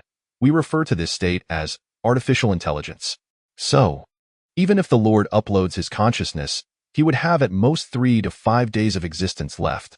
My plan is to persuade the Lord to upload his consciousness, and during those final days, you would show her your world, fulfilling her last wish, and then have her transfer the Lord's authority to me. One last question. Suyu pondered for a moment. If everything goes as you say, but in the end, she still refuses to grant you the Lord's authority? Froststar's expression remained unyielding as she coldly replied, that would not matter, as long as she is brought into the trading space. She cannot designate anyone other than myself as the next Lord. If she does not grant it to me, the Lord's authority would lie idle for too long, triggering a secondary selection mechanism governed by the system's AI. At which point we would each rely on our own capabilities. This woman is truly ruthless. Suyu's perception of Froststar underwent a significant shift. Her tone suggested a profound understanding and deep respect for the future Lord of the City, hinting at a possible mentor-student relationship. Yet, in pursuit of her own objectives, she was unhesitatingly scheming against the future Lord. Indeed, it could not even be termed scheming. It was simply an overt maneuver to entrap him. While the future Lord might be somewhat unaware of the trading space, it was inconceivable that she could fail to comprehend that venturing into another world would result in the loss of control over the future city. It ultimately hinged on whether the future Lord wished to fulfill her lifelong ambition before her demise, or to earnestly select her successor. Based on his conversation with Froststar, Suyu surmised that the probability of success for her plan was exceedingly high. And after a brief contemplation, he inquired, So, what do I stand to gain? Having clarified the situation, it was now time to discuss the matter of compensation. Everything belonging to Future City. Froststar narrowed her phoenix-like eyes slightly. If I am able to become the Lord of Future City, all that it possesses can be considered items for our trade. Technologies, products, and even after we ascend to become higher-tier agents, useful and loyal clones can be traded as well. Even if I cannot obtain the Lord's authority, my family's strength would allow us to seize a substantial amount of resources and technology during the chaos before the AI automatically selects a new Lord. By that time, the items available for trade with you would be exponentially more abundant than they are now. Future City, as a bastion of escape from the mother planet, has preserved nearly all technological reserves from the prosperous era. Some of these technologies we cannot replicate due to the desolate environment, But if your world possesses these technological reserves, then they may indeed be manufacturable. For instance, commercially viable mature nuclear fusion technology, space elevators, and interstellar warships. To be frank, Suyu found himself intrigued. The technologies Frost Star mentioned were almost beyond the realm of imagination for Blue Planet. Their value could not be measured in currency. Moreover, she was not mistaken. If a complete set of mature technologies could be acquired, it was conceivable that commercial nuclear fusion could indeed be replicated with Blue Planet's current level of technology. However, considering this was a business negotiation, Suyu shook his head and replied, "Technological advancements are still too distant at present. Once obtained, I would require significant time to realize their value. Please specify what tangible rewards you can provide that are immediately usable." Frost Star pondered for a while before responding, "Very well. Let us set aside the distant matters for now. If the plan proceeds smoothly and I do not become the Lord, nor does anyone else, then the reward I can offer you is 10 sets of storm power armor. No bargaining. My family possesses a considerable number of storm power armors, but they are all non-renewable. 10 sets is the limit." Upon hearing this, Suyu cast a glance at the exquisite silver power armor adorning Frost Star and nodded, signifying his acceptance of the reward, prompting her to continue. "If I become the Lord, however, in addition to the 10 sets of storm power armor, I would also provide 3 Falcon-class near-Earth orbit vehicles with a payload capacity of 500 tons. At this point, she glanced at Suyu. "I had a professional team analyze the general technological level of your world. If my estimation is correct, these 3 near-Earth orbit vehicles would completely enable you to dominate the skies of your realm. At that time, I would hold the reins of Future City, while you would command your own world, and the scope of our trade would no longer be confined to trivial matters, but could evolve into genuine, comprehensive cooperation." Deal. Chapter 33 Ingzheng. What is a smartphone? Suyu had long coveted the storm power armor adorning Frost Star, as long as he cooperated with her this time. Regardless of the outcome, he would receive 10 sets directly. He truly had no reason to refuse. Moreover, the so-called Falcon-class near-Earth orbit vehicles were indeed formidable. According to Frost Star, these vehicles possessed a payload capacity of 500 tons and were equipped with nuclear fusion reactors for power. Their weapon modules were exceedingly advanced, and their speed could even exceed the second cosmic velocity. Thus, although they were termed near-Earth orbit vehicles, they could indeed escape the gravitational pull of Blue Planet and venture to Mars. Acquiring 3 Falcons and 10 sets of storm power armor would leave Suyu in a position where he could assert that virtually nothing on Blue Planet could threaten him anymore. Well, aside from the giant mushroom.as for who would utilize these acquired equipment, that was not a pressing concern. A somewhat risky approach would be to recruit a cadre of operatives on Blue Planet, granting them only usage permissions while retaining ultimate control. A more prudent strategy would be to directly purchase clones through the trading platform. If he were willing to wait, he could also bide his time until he advanced to intermediate or advanced agent status, allowing him to purchase absolutely loyal slaves from other worlds. The conclusion that agents could trade living beings after reaching a certain level was one he and Frost Star had jointly deduced. It should be infallible in any case. As long as the equipment was secured, the human element became a secondary issue. Very well, the next step is to ascertain how to convince the Lord of the City that I can transport her to your world, Frost Star stated as she produced a milky white metallic sphere. This is a photographic drone. Noted for its remarkable speed, it can traverse thousands of kilometers within an hour. My plan is for you to use it to capture footage of your world. There is no need to focus solely on prosperous cities and beautiful landscapes.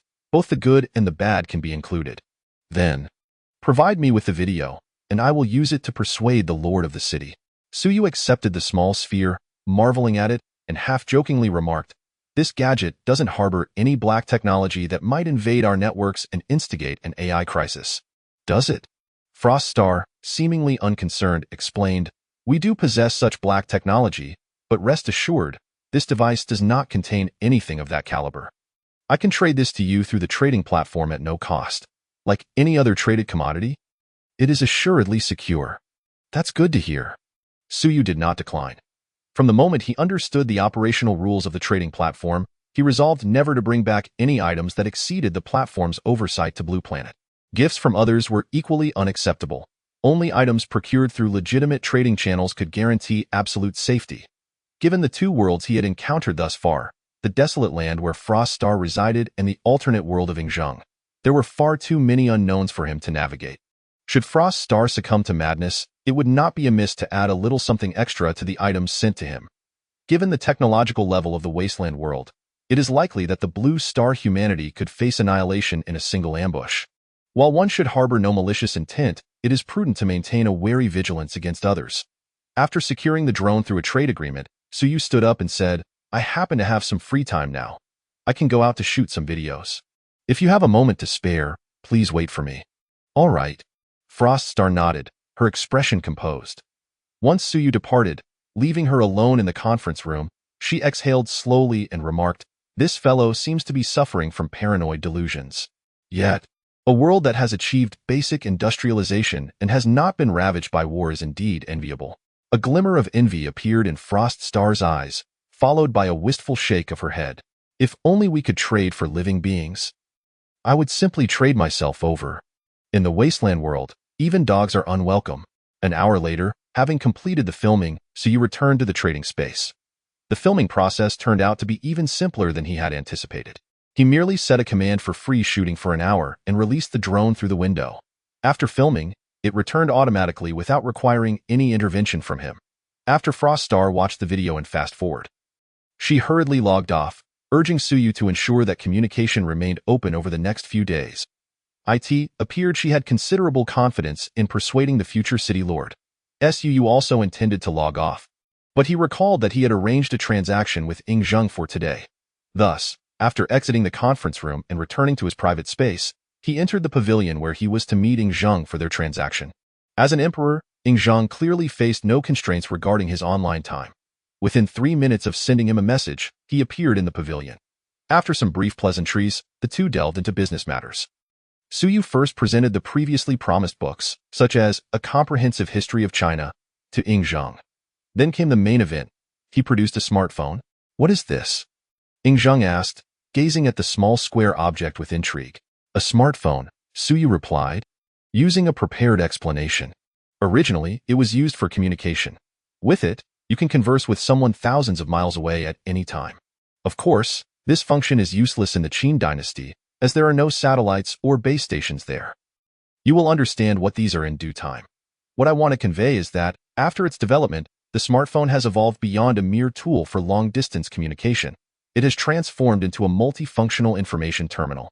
Ing Zheng, though somewhat bewildered, diligently noted everything down without voicing any opinions on concepts beyond his comprehension. Even without a signal, this smartphone can play music, watch videos, and view documents. Its functionalities are quite numerous.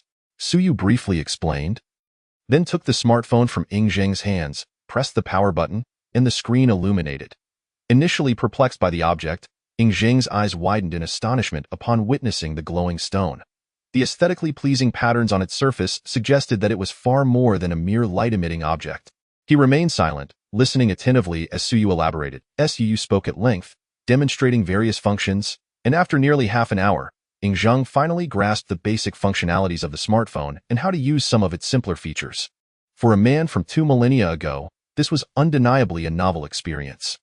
Once he understood how to use it, Ing Zheng became enamored with the smartphone, pondering it thoughtfully. After allowing him to experiment for a while, Suyu continued, "The reason I chose to gift you this is that, compared to books, the videos that can be played on the smartphone often present information in a more intuitive manner." As he spoke, he took Ing Zheng's smartphone and slowly navigated to the offline cache documents on a video platform. This smartphone boasted a storage capacity of 1 TB, and Suyu had downloaded a wealth of educational videos and documentaries covering history, economics, military affairs, and culture before arriving. He opened a popular historical montage video titled 10 Minutes from Ancient Wars to the Abdication of the Last Emperor and placed the smartphone before Ing Zheng. Curious, Ing Zheng picked up the smartphone and began to watch intently. At first, he struggled to comprehend the content, but as the timeline progressed from the ancient Yin and Huang periods to significant events of the Spring and Autumn and Warring States eras, he quickly realized what was being presented, focusing intently on the footage. When he saw the Qin state conquer the 6 kingdoms and unify the realm, accompanied by stirring background music, even Ing Zheng could not help but feel a surge of excitement. However, as he witnessed his future demise on the sandy dunes, alongside the phrase, "Do noble lords have any special lineage?" echoing, he furrowed his brow at the disintegration of the Qin Empire. nonetheless, already aware of his future. He watched with patience as the history unfolded, spanning the Western Han, Eastern Han, Wei, Jin, Northern and Southern dynasties, and culminating in the abdication of the last emperor. In just 10 minutes, millennia of history flashed before his eyes. As the video concluded, Zhang remained silently fixated on the smartphone's small screen for a long while. Finally, he could not contain his admiration and exclaimed, "What brilliance! The history of the future is undoubtedly captivating. And this smartphone is indeed a remarkable invention." Presenting history in this manner, compared to books, is profoundly impactful and facilitates understanding. To observe the past and present in an instant, to encompass the 4 Cs in a moment. Suyu shrugged, stating, whether through videos or books, they are merely vessels of knowledge, each possessing its own merits and demerits. My intention in providing these to you is to offer a more vivid experience of the future's differences. He then opened another video showcasing modern weaponry. In the footage, multiple rocket launchers fired simultaneously, transforming the target area into a sea of flames, leaving Zhang utterly astonished. Although he had little concept of firearms, witnessing the numerous craters left behind clearly indicated the immense power of the weaponry displayed in the video. Regaining his composure, he quickly inquired, "What is this?" It's a type of firearm, though not the most powerful. The mightiest could potentially reduce Xianying to rubble in an instant," Suyu explained briefly. "There are videos documenting the evolution of weaponry. You can explore them later to gain a clearer understanding. Most of what you see in these videos I can provide here, and of course, anything I cannot provide immediately with some time, I can also procure for you. You may view these first, and once you have a general understanding of what I possess, we can continue our discussions regarding the transaction. As for papermaking and printing techniques, I've also downloaded relevant videos. You will understand them once you watch." With that, Zhang nodded in acknowledgement, refraining from further inquiries. Instead, he handed Suyu the 30 longevity elixirs they had previously agreed upon, completing the transaction. After exchanging some final pleasantries and after Suyu taught Zhang how to charge the smartphone using an external power source, they bid each other farewell. Observing Zhang's somewhat hurried demeanor, it was evident that he was eager to delve into the vast knowledge Suyu had brought. Chapter 34. Suyu raises the military flag upon exiting the trading space. The night had already descended, and it was past 7 in the evening. After grabbing a quick bite in the hotel restaurant, Suyu hurriedly drove out to the suburbs. After all, he had previously arranged to trade gold with Chuyu in the abandoned industrial park that night. Having been busy all afternoon, he now had to drive to the outskirts. He truly experienced what it meant to be constantly on the move. It is worth mentioning that he had been lamenting his idleness just that morning. "I can't possibly handle everything myself. I need to recruit a team to assist. Tasks like procuring supplies for Froststar and Zhang are not critical and should be delegated to subordinates. If I attempt to do everything myself, I might just end up exhausting myself. However, there is no rush for now. Once the military completes testing on the exoskeletons, things will become considerably easier, as we will not be short on funds and will have military backing." As he drove, Suyu pondered the upcoming matters. Soon, he arrived at the abandoned industrial park in the suburbs. Since this was their second transaction, he no longer felt the need to be overly cautious. He drove straight in. However, something felt amiss. Despite his enhanced perception from the gene serum, he usually sensed when someone was watching him. He had tested this earlier in the bustling streets, noticing anyone who was covertly observing him. Yet, as he entered the industrial park, he felt no such sensation of being watched. Are they still on their way? That shouldn't be. It's already past 8:40. Or perhaps they simply have no intention of monitoring the entrance to the industrial park. Oh well. It doesn't matter. Suyu dismissed these thoughts, ready to face whatever may come his way. He parked his car in an inconspicuous corner of the abandoned industrial park and retrieved a sturdy yet compact suitcase from the trunk. Inside the suitcase lay over 300 kilograms of gold, the entirety of his remaining gold reserves. Calculating at a price of 300 per gram, the value is approximately around 115 million. With such a substantial amount of gold, in the past, he wouldn't have been able to lift it, even at the cost of his life. However, after being injected with the gene serum, his physical prowess had reached a superhuman level. Lifting over 300, nearly 400 kilograms, merely felt somewhat heavy to him. Carrying it for a few kilometers posed no challenge. Skillfully navigating through the abandoned industrial park, he soon approached the designated factory building. Yet, Before he could draw near, a gunshot shattered the night silence, startling him. Su reacted swiftly, almost without hesitation, instinctively dropping the gold and retrieving the S-79 electromagnetic pistol from his inventory, aiming it towards the source of the gunfire. However, at that moment, he realized the shot didn't seem to be directed at him. Moreover, that single gunshot was merely the beginning. Bang, bang, bang. It was as if a powder keg had been ignited, in the darkness. Intense gunfire erupted from within the factory ahead, interspersed with cries of agony. At this point, Suyu could definitively ascertain that the altercation was not aimed at him. But what on earth is happening? Suyu found himself momentarily bewildered. If it had been directed at him, it would have been a case of black-on-black crime, a scenario he could have anticipated. But what did it mean for them to be fighting amongst themselves? Furthermore, it sounded as if there were quite a few participants on both sides. Though this was the outskirts, it was still a prosperous area. Who were the reckless outlaws daring to engage in a shootout here? Suyu was momentarily dazed, listening to the escalating gunfire within. After contemplating, he summoned a heavy exoskeleton from his inventory. He donned it with remarkable speed. Although the combat suit offered superior protection compared to the exoskeleton, who would complain about having thicker armor? In contrast to the flimsy protective suit, the weighty armor of the exoskeleton provided Suyu with a greater sense of security. After testing the mobility of his limbs, he placed the box filled with gold into his inventory. Then, quietly, he circled the factory's perimeter. Finally, he located the second-floor office window where their conversation had taken place that day. Inside, it was illuminated by a faint glow.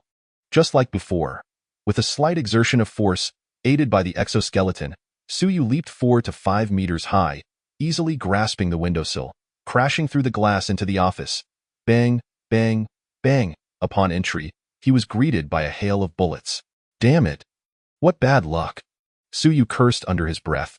The exoskeleton's protection was certainly impervious to these meager handguns. He glanced up at the terrified expressions of several bodyguards and the figure of Chuyu behind them. After a moment's thought, he abandoned the notion of smashing their heads into their chests. After all, she was the financier, and it wouldn't do to kill her. Once the bodyguards had exhausted their magazines and were frantically reloading, Suyu interjected, "That's enough, they're allies." Irritated, he grasped one of the bodyguard's guns, effortlessly crumpling it into a useless mass of metal. The bewildered bodyguard stared at the twisted scrap in his hand, his face a portrait of confusion. The other 2 bodyguards mirrored his expression, their reloading actions frozen in disbelief. What kind of monster is this? You are Suyu. Chuyu, sheltered in the corner, pushed aside a bodyguard and asked suspiciously, "It's me." The exoskeleton's visor retracted, revealing a significantly more handsome visage of Suyu. Chuyu stared at him for a while before finally exhaling in relief. Then, with keen interest, she approached him, and noticing Suyu's lack of movement, tentatively tapped on the heavy chest plate of the exoskeleton, exclaiming, "Is this an exoskeleton?" "You have a discerning eye," Suyu replied, glancing at her in surprise before adding, "It's the military's latest product." "The military has such things?" Chuyu looked at the imposing exoskeleton, then back at Suyu, her face filled with skepticism. "It'll be available soon." Suyu was disinclined to engage in discussions of trivialities. Pointing towards the relentless gunfire outside, he remarked impatiently, "What is happening out there?" "I came to conduct business, not to engage in a brawl." "This?" Chuyu glanced at the doorway, her tone chilling. "There are some issues with the company. Such a major hiccup during the transaction is my fault. I can offer some compensation on the gold price afterward." Suyu gestured towards the doorway, teasingly saying, "Forget about afterward. Let's focus on what to do now." The gunfire was just on the first floor, and now it's nearly reached the second. Your people might not hold up for much longer. To his surprise, Chuyu appeared unfazed, instead smiling as she tapped on the armor encasing Suyu, saying, "Is there still you? We are partners. You wouldn't abandon me, would you?" Chapter 35 Suyu. "I can save you. But it will cost extra." Suyu regarded her for a long moment before irritably swatting her hand away. "I can save you, but it will require extra payment. 100 million. Chuyu extended a pale finger. Suyu. The box of gold he carried weighed over 300 kilograms, barely exceeding 100 million. Did this woman truly believe she was worth 100 million, despite weighing less than 100 pounds? This was more valuable than gold. Ahem, what is all this talk of money? As someone who had already amassed a fair amount of wealth, Suyu felt he shouldn't bow to monetary temptation. Though this temptation was indeed substantial, was he truly one to be so easily swayed by it? 200 million. What is all this about money? We, the passionate youth, cannot stand by while these lawless scoundrels roam free. Miss Chu, rest assured, I shall go and deal with them right away. Suyu strode towards the door. Just before opening it, he hesitated and turned back, adding, just ensure the funds are deposited into the previous account. There was no helping it. Her offer was simply too generous. Suyu had thought himself a wealthy individual. However, when compared to these affluent individuals, he was merely a pauper.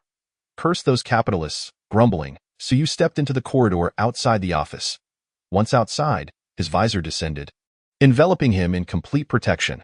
The night vision system integrated into the exoskeleton allowed him to survey the pitch-black factory effortlessly. He discovered that the group of unidentified individuals had indeed cleared the first floor and were now advancing up the staircase to the second. These individuals wore the most ordinary of clothing, blending seamlessly into a crowd. This stood in stark contrast to Chuyu's elegantly suited bodyguards. Yet, their combat experience appeared to surpass that of the bodyguards. From their tactical maneuvers, it was evident that they were seasoned veterans of gunfights. Coupled with their numbers and the element of surprise, it was no wonder that Chuyu's bodyguards were being swiftly overwhelmed. Among the unidentified individuals, Suyu even spotted a few distinctly foreign faces. Foreigners? That likely means it's not the military or police coming to apprehend Chuyu. There were about 20 of them below.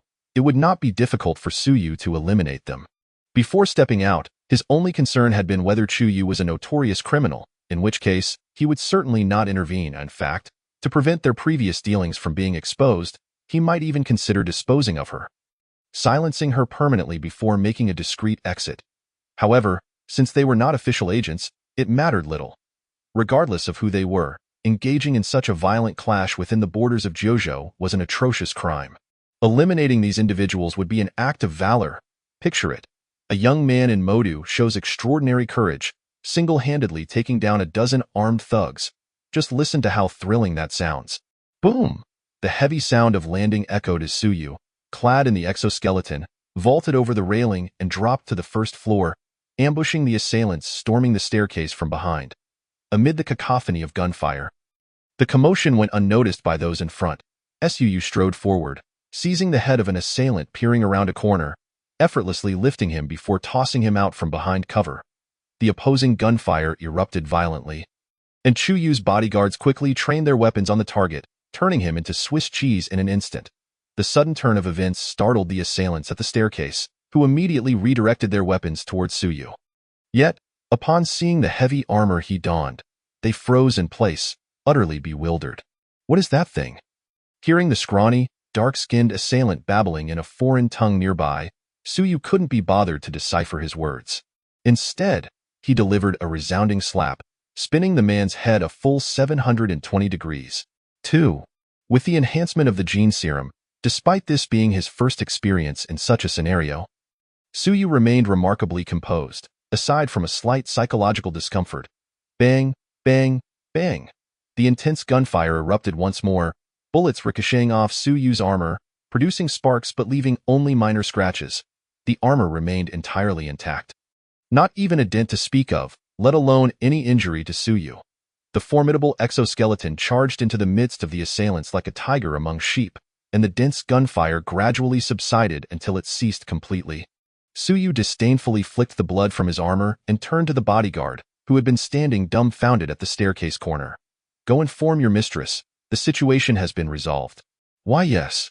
The bodyguard momentarily froze, then hastily nodded and scurried up the stairs, stumbling and falling as he rushed to deliver the message. It wasn't that he lacked composure. The scene he had just witnessed was simply too terrifying. The sensation evoked by shooting someone dead with a firearm is utterly distinct from the overwhelming visual shock experienced when Suyu recklessly charged into a crowd, delivering a devastating blow that shattered another's skull. The latter presents a profoundly transformative impact on the observer. Before long, Chuyu descended the stairs, shielded by a contingent of bodyguards. Upon witnessing the gruesome scene of blood and flesh strewn about, she merely furrowed her brow slightly, choosing not to dwell upon it, Instead, her gaze fixated on Su Yu's exoskeleton, her eyes gleaming with fascination. This contraption was extraordinarily terrifying. Moreover, its flawless exterior suggested that such a level of combat had yet to test the limits of its protective capabilities. Its value was incalculable. As a businesswoman, Chuyu instantaneously recognized the immense worth of this exoskeleton. Unbeknownst to her, Suyu was not contemplating such matters. Upon seeing her approach, he directly inquired, "When will the money arrive?" "The payment for the gold transaction can be provided immediately, but the fee for your assistance will only be available tomorrow." Chuyu replied candidly, "200 million in cash is not easily procured. We can proceed with the gold transaction first. I will retrieve the gold now." "Please hold on." Suyu nodded and made his way towards the entrance.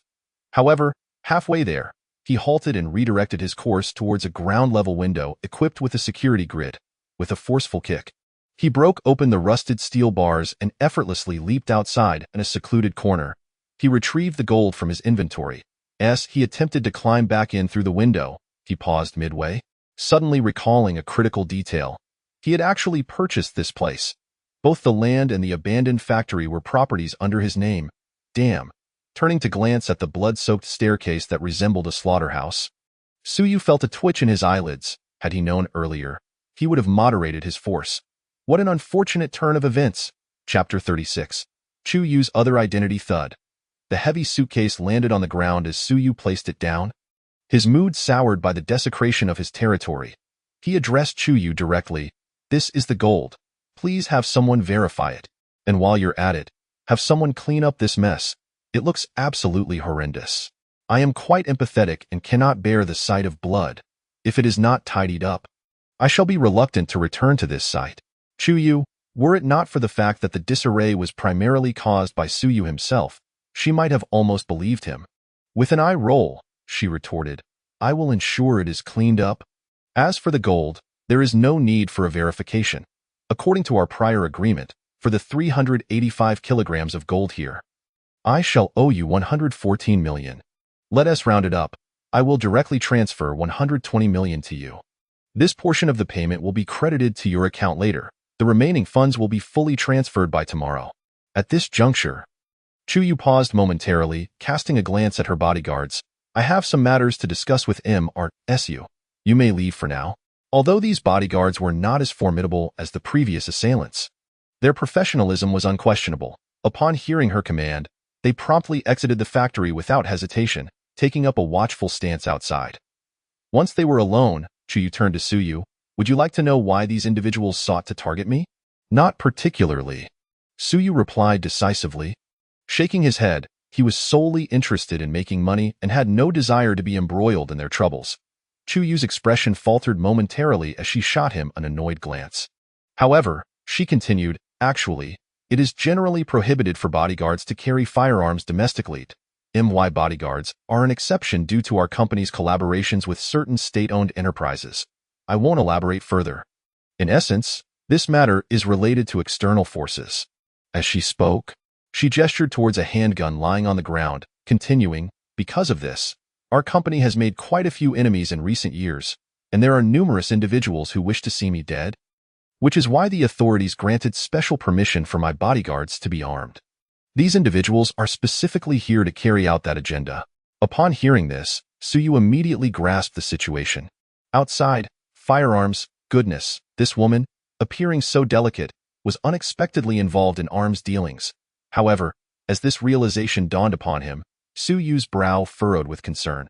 If your business is this extensive, then why would you risk your life to come to such a remote location for a transaction involving just 100 kilograms of gold, worth merely 30 million?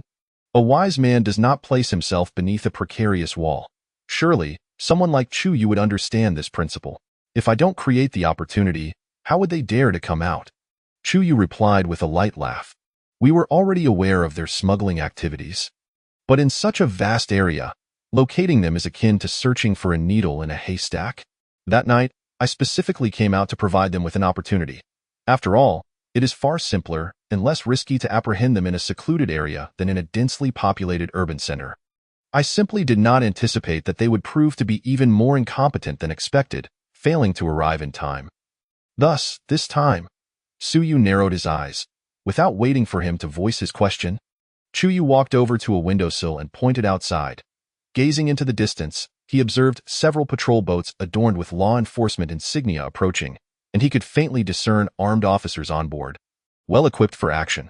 Simultaneously, he heard the sound of police sirens blaring from the main road on the opposite end of the industrial park, indicating a considerable number of personnel were en route. Even had he refrained from intervening earlier, the firepower of those assailants would have likely been insufficient to overpower the bodyguards guarding the staircase. They would certainly be able to hold their ground until the law enforcement officers, who had long been lying in wait, arrived. I apologize for not informing you of the situation in advance, Chuyu shrugged. In truth, this matter is even more complicated than you might imagine. Under normal circumstances, no one would dare to send individuals here to eliminate me, as it would be tantamount to a death wish. However, due to some unforeseen developments, certain parties could no longer afford to wait. So what exactly are you trying to convey by sharing all this with me? Suyu furrowed his brow. Seeing the multitude of law enforcement officers approaching, he initially contemplated making a hasty retreat. Yet upon reflection, this industrial park was now his property, and the individuals he had eliminated were merely dangerous elements who had infiltrated. His actions were entirely commendable. There was no reason for him to flee. The military was already aware of the existence of the exoskeleton, and this was not something that could be concealed. I wish to purchase several units of this. Chuyu approached and tapped the sturdy chest plate, her eyes still shining with admiration. This is truly a magnificent industrial creation. Observing her expression, Suyu gradually sensed something amiss and ventured cautiously. Did you already know of this exoskeleton's existence? Indeed, Chuyu replied candidly. My other company is involved in that line of business. When the military tested those two samples, our experts were also involved, so I am certainly aware. But rest assured, the military was thoroughly impressed with this equipment after testing, and a contract will likely be signed with you in the coming days. Once an adequate quantity is procured, they will showcase it publicly. Given the recent instability of external circumstances, the military has a pressing need for this, compared to the tanks, aircraft, and missile vehicles that have been thoroughly scrutinized and become commonplace. This groundbreaking exoskeleton undoubtedly possesses a greater capacity to intimidate potential threats. Thus, they never intended to conceal the existence of this exoskeleton. My knowledge of it is entirely reasonable. The only aspect they deemed worthy of utmost confidentiality is your identity. To be honest, before you appeared before me clad in it, I never imagined that the military had acquired those two exoskeletons from you. After listening to her, Suyu began to piece together the situation and replied, since you have such a close relationship with the military, why not wait until they are equipped before purchasing from them? What is your production capacity for this item? Chuyu sighed in exasperation. In the short term, we would likely struggle to provide enough for the military's own use. How could they possibly sell to me? But you are in a different position. You have not yet officially signed a collaboration contract with the military. Selling me several units now would be difficult for them to contest, wouldn't it? Suyu pondered this and found it to be quite plausible. After considering that he had over 1,000 exoskeletons stored in his inventory, he asked, what price do you intend to offer? 10 million per unit. I require 10 units, Chuyu stated, presenting her anticipated price. Although this amount could purchase a main battle tank with some additional funds, in certain respects, the war potential of this exoskeleton was not necessarily inferior to that of a tank. I can provide you with 10 units, but let me make myself clear. Suyu looked into her eyes and asserted, the exoskeletons I give you will have a backdoor left in the system, and they will not support disassembly for research. In simpler terms, you will only be able to use them. If you attempt to forcibly disassemble them, the batteries will activate a self-destruct protocol, and the explosion would likely possess a destructive power comparable to that of a 155mm howitzer shell. If you find this acceptable, you may send someone here tomorrow to collect the goods. Given the current technological level of Blue Star, their researchers would struggle to comprehend the core technology of the exoskeleton, but that does not mean they would be unable to extract any advanced technology from it. Elements such as the exoskeleton's transmission system, control system, and carbon-based chips used for computation, as well as the advanced friend or foe identification systems, targeting assistance systems, and night vision systems embedded within the exoskeleton's visor, could certainly be of interest to them. They are all matters that they are capable of studying and potentially replicating. He does not forbid the military from disassembling and investigating. It is merely a favor he extends to them. As for Chu Yu's words, to be frank, it is a transaction of cash on delivery. He would not sell the exoskeleton to her for her to study freely over such trivial matters. Agreed. Chu Yu readily accepted this request. Tomorrow night at this time, I will send someone to collect the goods, and as for the payment, I will ensure that it accompanies the 200 million during the day. Although the stated price is 10 million per unit. In reality, Chu Yu paid 30 million per set. After all, she was merely fishing for information, and even if Su Yu did not come, she likely would not be in danger. The 200 million spent was solely to purchase the exoskeleton and to establish a favorable relationship with Su Yu. Deal. Chapter 37. Su Yu. So I am a researcher. Almost simultaneously as the two reached an agreement, fully armed officers entered the abandoned factory. However, it was evident that they had already communicated with the guards at the entrance before entering. As the criminals inside had been dealt with, there was no undue tension. Yet, despite their prior mental preparation, upon witnessing the gruesome scene at the stairwell, some officers' expressions changed dramatically. Even seasoned veterans accustomed to bloody scenes could not help but click their tongues in disbelief. Of course, they were far stronger than those guards. If Su Yu recalled correctly, 2 guards had even vomited on the spot. He remained composed, largely due to the comprehensive enhancements provided by the genetic serum. Yet, it was remarkable that Chu Yu could maintain her composure and discuss business with him in such a place. One must admit, she was indeed impressive. Hello, officers from the Magic City. A middle-aged man in uniform stepped forward from the armed personnel, his gaze sweeping over the two before finally settling on Chu Yu. Miss Chu Yu, what is the situation here? So it is Captain Zhang leading the team today. Chu Yu gestured towards Su Yu, saying, this gentleman is a researcher from the military. He was testing the latest individual equipment nearby when he heard the commotion and came to assist. As you can see, her voice was low, audible only to Su Yu and Captain Zhang. After speaking, she did not forget to point towards the bloody stairwell behind her. Upon hearing this, Captain Zhang frowned as he looked at the gruesome scene and saluted Su Yu. May I see your military ID? Generally speaking, military researchers hold ranks and therefore would possess military identification. However, Su Yu's identity was a fabrication by Chu Yu. He did not have such a thing. He shook his head, preparing to say he did not possess one. Yet, Chu Yu interjected, he operates under a higher level of confidentiality. Captain Zhang, upon hearing this, glanced at the exoskeleton Su Yu was wearing. After a brief moment of contemplation, he said, I need to verify this. Please hold on. In truth, he had little concern for the fate of the criminals.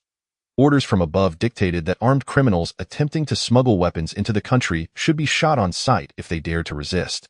Even if Su Yu had not been the one to kill them, they would likely have met the same fate at the hands of the armed officers. Their presence here tonight had already sealed their doom. The pressing question now was the identity of the suddenly appeared Su Yu. He had learned from the guards outside that Su Yu had single-handedly dispatched nearly 20 armed thugs.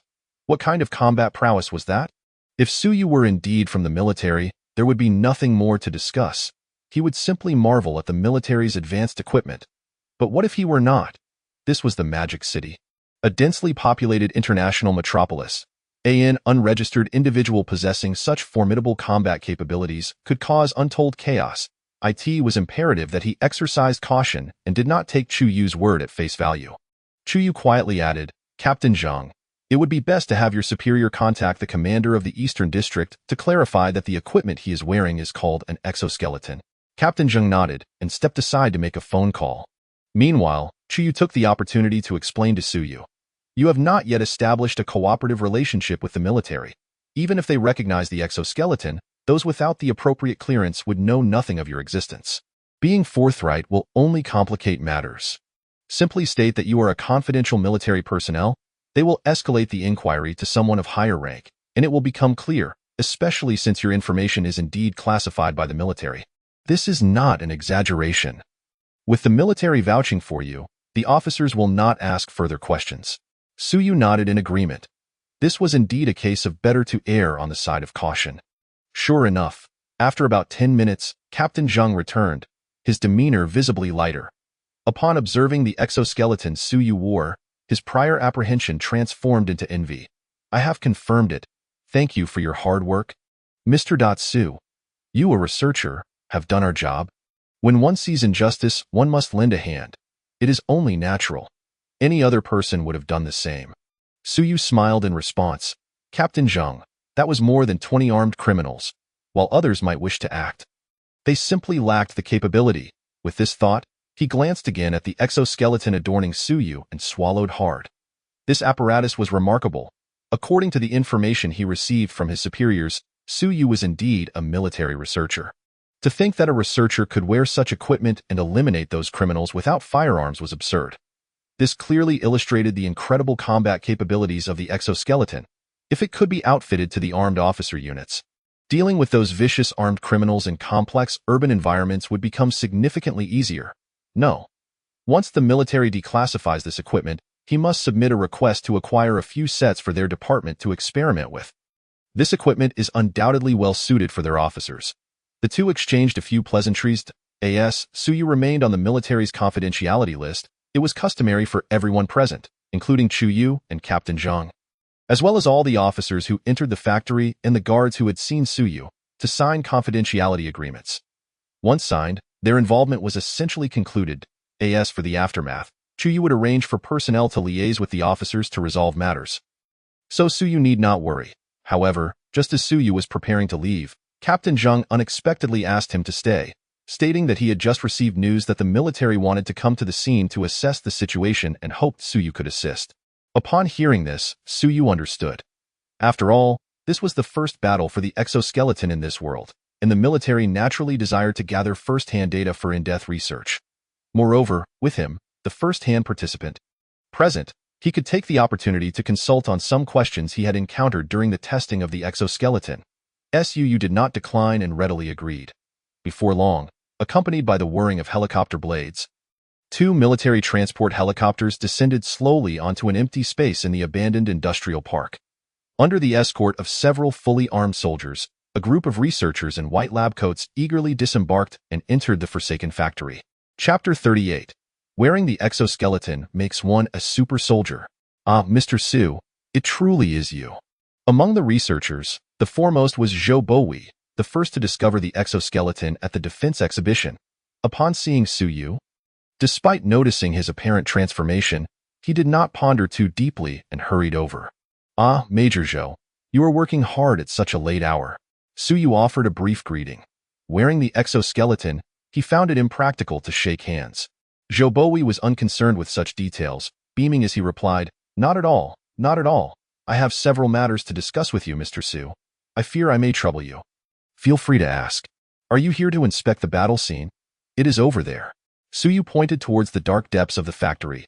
He had no qualms about providing a straightforward explanation to the officers before departing from the bloodied stairwell. Very well. I will send someone to investigate. This is invaluable first-hand data. Zhou Bowi smiled and waved his hand to signal his team. A group of experts promptly rushed in with high-powered flashlights. That scene may be quite gruesome. It is best to prepare them mentally, Suyu kindly cautioned. Not a problem. We are all professionals. Sometimes, when testing weapons, we even have to go to foreign battlefields to collect data. Goodness, those battlefields can be akin to a slaughterhouse. Zhou Bowi waved dismissively. Seeing this, Suyu said nothing further. Yet, not long after, they heard retching sounds from within. Zhou Bowi's cheeks twitched. Suyu, however, was prepared for this eventuality. After all, even those seasoned officers who had witnessed countless brutal murders nearly lost their composure upon seeing the scene inside. While these researchers might possess some experience, they were ultimately civilian personnel. It was entirely understandable if they struggled to maintain their composure. They can overcome this minor challenge. Let us not concern ourselves with them for now. Zhou Bowi, feeling slightly awkward, deftly shifted the topic, stating, Mr. Su, I would like to consult you on something specific during this visit. The internal control system of this exoskeleton is indeed remarkably ingenious. However, our research institute has encountered some disagreements regarding the optimal equipment configurations to maximize its functionality. I recall you previously mentioned that the strength of its capabilities is directly proportional to the richness of our imagination. I am eager to inquire if you possess any guidance on this matter. Guidance? Upon hearing this, Suyu pondered for a moment. He had not specifically inquired with Shuangxing about what weapons to attach to the exoskeleton. However, Shuangxing had previously shown him videos of their G-60 heavy exoskeleton in action. demonstrating its combat prowess. Reflecting on the configurations of the soldiers in those videos, Suyu replied, "In fact, a deeper exploration of this technology would necessitate a reorganization of the basic structure of our ground forces. For instance, a mechanized infantry squad typically comprises 9 to 12 soldiers, each with distinct roles, such as a machine gun team, an anti-vehicle team, and occasionally a sniper team or a drone reconnaissance team for special tasks. Additionally, a squad is usually equipped with an armored personnel carrier for transport and heavy fire support. Once equipped with this exoskeleton, a single soldier can essentially perform all the functions currently managed by an entire squad." As he spoke, Suyu paused, then borrowed a sniper rifle from the still-present Captain Zheng, leading the group out of the factory. Accompanied by the whirring of machinery, the helmet of the exoskeleton swiftly enveloped his head. With the aid of the night vision goggles, he quickly locked onto a target in the distance and fired a shot. Bang! The bullet soared across several hundred meters, striking a bird's nest nestled in a tree at the base of the distant hill with precision. This shot was executed with the assistance of the exoskeleton's targeting system, appearing almost casual as he fired without a moment's hesitation. While Zhou Wei and the others were left bewildered, Suyu calmly remarked, "By the roadside at the base of that hill, the straight-line distance should be approximately 736 meters. There is a pine tree with a bird's nest. You may send someone to verify if it was hit." He returned the rifle to Captain Zheng. 700 meters? Zhou Wei exclaimed, eyes wide as he gazed at the sniper rifle. The Type 88 sniper rifle has an effective range of 800 meters, and you managed to hit a bird's nest at over 700 meters at night? What else could it be? If that shot had missed, what purpose would the targeting system serve? I recall reading in the specifications that this targeting system can accurately calculate factors such as wind direction, humidity, and visibility, allowing you to aim at any visible target within 5,000 meters with a deviation of no more than 2 centimeters. By the way, haven't you tested it? Suyu regarded him with a peculiar expression. Well, Zhou Wei admitted, slightly embarrassed, time has been limited, and the capabilities of this exoskeleton are so extensive that we have yet to test this targeting system. Shortly after, the soldier dispatched to check the bird's nest hurried back, holding a bird's nest that had been cleanly penetrated by a bullet, displaying 2 small holes. This soldier, a guard for the researchers and evidently skilled in technical operations, added, "I just measured the distance with a rangefinder. The tree with the bird's nest is indeed over 700 meters away." Impressive, Zhou Wei exclaimed, taking a sharp breath as he examined the nest. Under normal circumstances, a sniper team requires a designated sniper, an observer, and sometimes even a secondary sniper for backup. Suyu interjected, "With the G-60 exoskeleton, such a large team becomes unnecessary. A single individual can accomplish the task of sniping. Furthermore, with the assistance of the targeting system, the fire suppression from machine guns becomes less critical. As long as you shoot accurately, an automatic rifle with a magazine of several dozen rounds can still achieve a suppression effect. This point, I presume, Major Zhou would not dispute?" Noticing Zhou Wei nodding, he continued, "You see, just by my mentioning this, the targeting system alone is sufficient to replace both a sniper team and a machine gun team within a squad. As for anti-vehicle operations, equipping a soldier in an exoskeleton with a recoilless rifle would allow them to leverage speed advantages to find an angle for an ambush. This is quite straightforward, isn't it?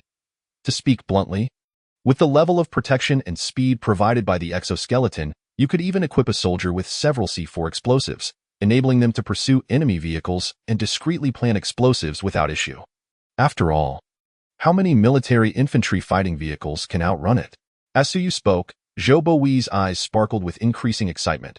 Previously, their discussions had revolved around traditional concepts, such as equipping sniper-type exoskeletons or fire suppression-type exoskeletons for various roles, differentiating them by their specific functions for coordinated operations. However, with Suyu's insights, he realized that such distinctions might not be necessary at all.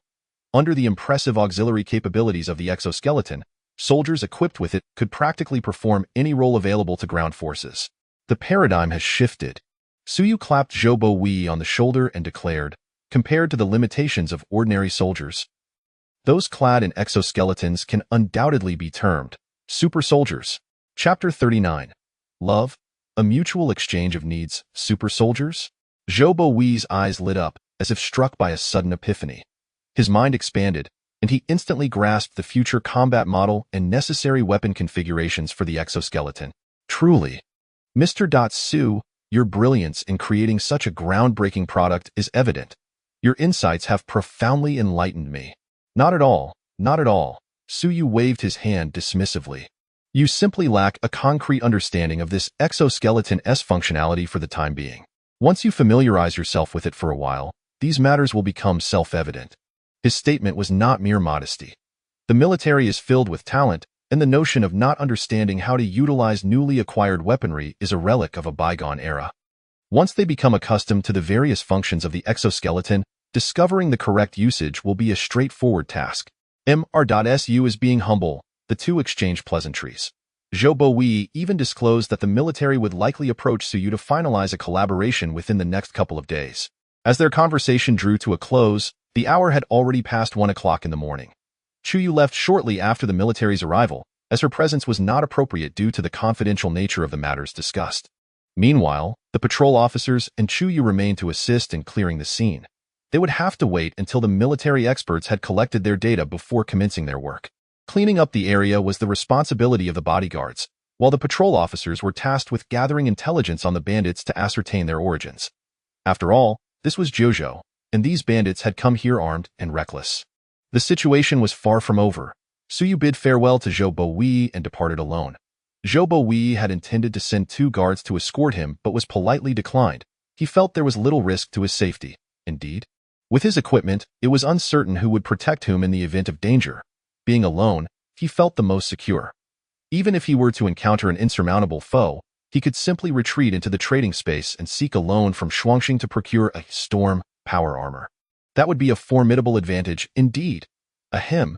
Having experienced the exhilarating sensation of donning the exoskeleton to dispatch bandits, Suyu was increasingly eager to discover what it would feel like to wear the storm power armor, a true pinnacle of technological achievement, capable of traversing air, land, and sea.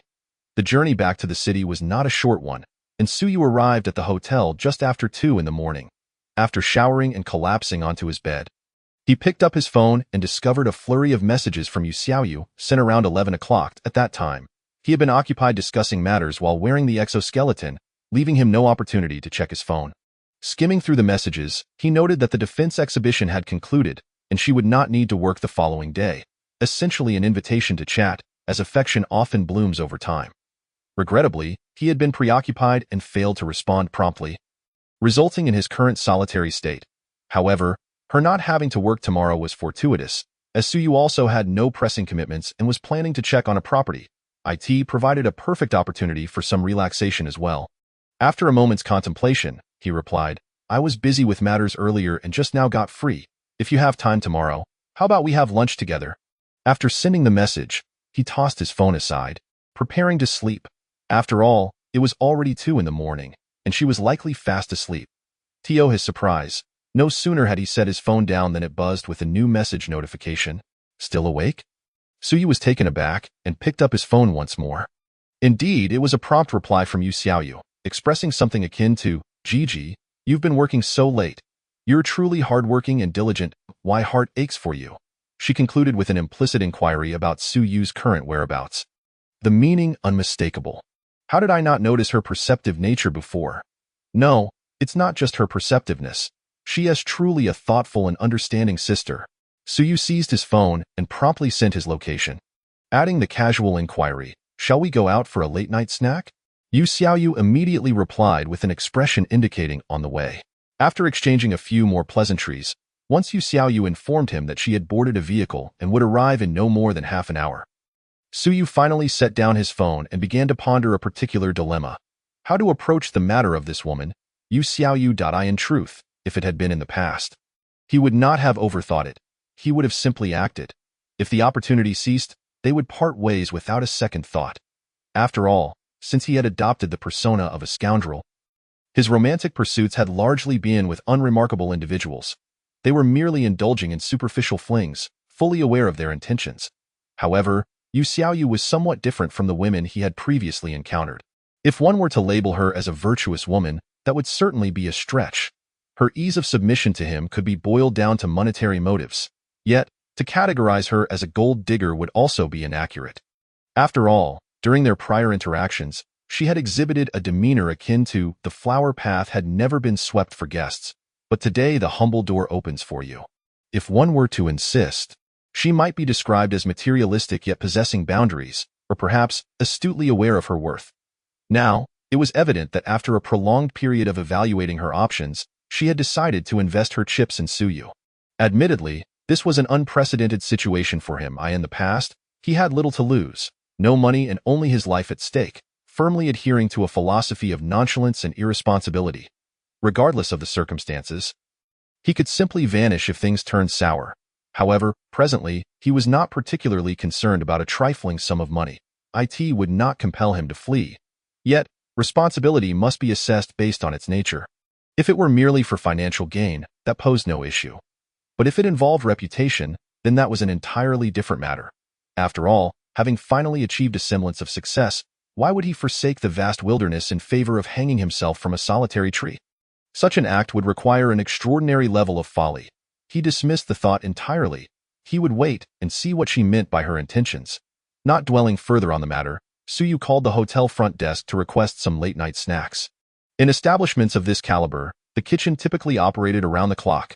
With Yu Xiaoyu's imminent arrival, he feared he would have little opportunity for rest. It was essential to procure some sustenance to tide him over. Perhaps a few generous lamb kidneys would suffice. Chapter 40. Preparing to purchase a house, a top-tier tug-of-war. The following day, Suyu awoke around noon. Beside him, Yu Xiaoyu remained lost in slumber, with traces of tears still lingering at the corners of her eyes. Reflecting on his behavior from the previous night, he felt a twinge of embarrassment and scratched his head. Goodness, this genetic serum was truly potent. Under normal circumstances, achieving half an hour without enhancement would be the limit for a typical individual. Suyu had previously prioritized personal care in this regard, barely managing to reach that threshold. As for those boastful individuals online claiming durations of 1 or even 2 hours, let alone an entire night, there was no doubt they were inexperienced. Of course, one could not dismiss the possibility of certain medical conditions. Nonetheless, they were far from the norm. Yet, last night, Suyu had shattered the half-hour barrier, astonishingly reaching 2 hours. Had Yu Xiaoyu not been unable to endure such prolonged exertion, he could have continued even longer. With complete assurance of his physical health, it could only be attributed to the enhancements provided by the genetic serum. Quite remarkable indeed. Before long, Yu Xiaoyu awakened as well. After indulging in some affectionate exchanges, they rose and ventured downstairs for lunch before departing the hotel. However, Suyu chose not to check out of the hotel room. Instead, he extended his stay for another week. The small rented room he had previously occupied was far too chaotic and inconvenient, and he had little desire to return there in the coming days. After purchasing a home, he could revisit to tidy up the rented space. By morning, the 200 million-inch emergency funds agreed upon with Chuyu, along with 100 million for the exoskeleton procurement, had already been transferred to Suyu's account, coupled with the recent sale of gold, which netted him an impressive 120 million, plus nearly 10 million remaining from prior transactions. He now found himself with a staggering total of 430 million in his account. If not now, then when would he seize the opportunity to purchase a home? Yet, the question remained. Where to buy? Suyu found himself in a moment of contemplation, struggling to pinpoint a suitable property. Although his previous ambition had been to acquire real estate in the bustling metropolis, he had only been able to peruse modest 2-bedroom units in less desirable areas due to his financial limitations. Today, however, his circumstances were vastly improved. He could no longer settle for such properties. Otherwise, it would be no different from continuing to reside in that rented room. After a brief moment of reflection, he turned to Yu Xiaoyu in the passenger seat and inquired, "Do you have any friends in real estate sales, or anyone knowledgeable about the property market in the metropolis?" Yu Xiaoyu replied, momentarily taken aback. "Haven't you already identified a property?" While at the hotel, Suyu had mentioned his intention to buy a house that afternoon without elaborating further. She had assumed he had already pinpointed a property and was merely awaiting the opportunity to finalize the purchase. "I've been so busy lately that I hardly had time to look at properties," Suyu shrugged. "Well, I do have a friend who works at a real estate agency," she replied tentatively, "but she's from my hometown, and we've known each other since childhood. She tends to be quite candid, and she has my parents' contact information." Yu Xiaoyu hesitated, casting a subtle glance at Suyu. He immediately discerned that she was attempting to gauge his reaction. If she sought assistance from her friend regarding the property, it would inevitably lead to the news of their relationship reaching her parents. This development would effectively notify her family, raising the question of what would come next: meeting the parents, discussing marriage. Suyu had intended to subtly probe her feelings, yet he found himself being tested instead. There was no way around it. It was time to engage in a tug-of-war. Since it's inconvenient for you, let's not involve your friend. We can seek out another agency. Suyu responded nonchalantly, seemingly oblivious to the underlying implications of her words. He chose not to pursue that line of inquiry. A fleeting look of disappointment crossed Yu Xiaoyu's face, yet she quickly reminded herself that they had only recently met, and contemplating such matters now seemed premature. She swiftly masked her disappointment and added, "How about I tell her you're my client? We're quite close, so if you buy from her, she should be able to secure some extra discounts. Furthermore, I've heard their agency is quite reputable, one of the top firms in the metropolis, with a substantial inventory of properties. Their office isn't far from here. For now, maintaining their current relationship was sufficient. As for the future, didn't they say that affection grows over time? If she could learn a few more tricks along the way, the opportunity to transform into a wealthy lady would be too tempting to dismiss. Who wouldn't he want to soar to new heights?" Upon hearing this, Suyu chuckled. "All right then, make sure to have your friend put in a little extra effort. If we can finalize the property deal this afternoon, you'll have done me a great service. I'll take you shopping tonight, and you can choose any gift you like." With that, he started the car and drove towards the address she provided. Then I won't hold back. Yu Xiaoyu managed a forced smile. Turning to gaze out the window with a wistful sigh, Suyu's stance was abundantly clear. Benefits were welcome, but a formal relationship, that was out of the question. After a bit of back and forth, it became evident that she was at a disadvantage. She had little leverage in this tug-of-war with Suyu. However, upon further reflection, she realized that clarifying their situation now might not be such a bad idea. At the very least, she could avoid the turmoil of uncertainty regarding their relationship and the constant anxiety that accompanied it. Following an intense internal debate, she swiftly accepted her role and began to act more attentively. Before long, they arrived at the real estate agency where Yu Xiaoyu's friend worked. She had already contacted her in advance, and upon their arrival, the friend was waiting for them outside the building. As soon as the car came to a halt, a woman with a simple ponytail, dressed in a tailored suit and stylish heels, approached briskly, exuding an air of competence. She enveloped Yu Xiaoyu in a warm embrace. A scene akin to a meteor colliding with the earth. Suyu watched from the side, thoroughly entertained. To be fair, Yu Xiaoyu's appearance was already quite commendable. In his estimation, she would easily rate above 90. She was the kind of woman who would turn heads on the street. However, her friend, who had known her since childhood, was even more striking, easily surpassing her in beauty. He would rate her at least 95. Among the stunning women Suyu had encountered, only Chuyu could claim superiority, and that was primarily due to the air of aloofness that came from her high status.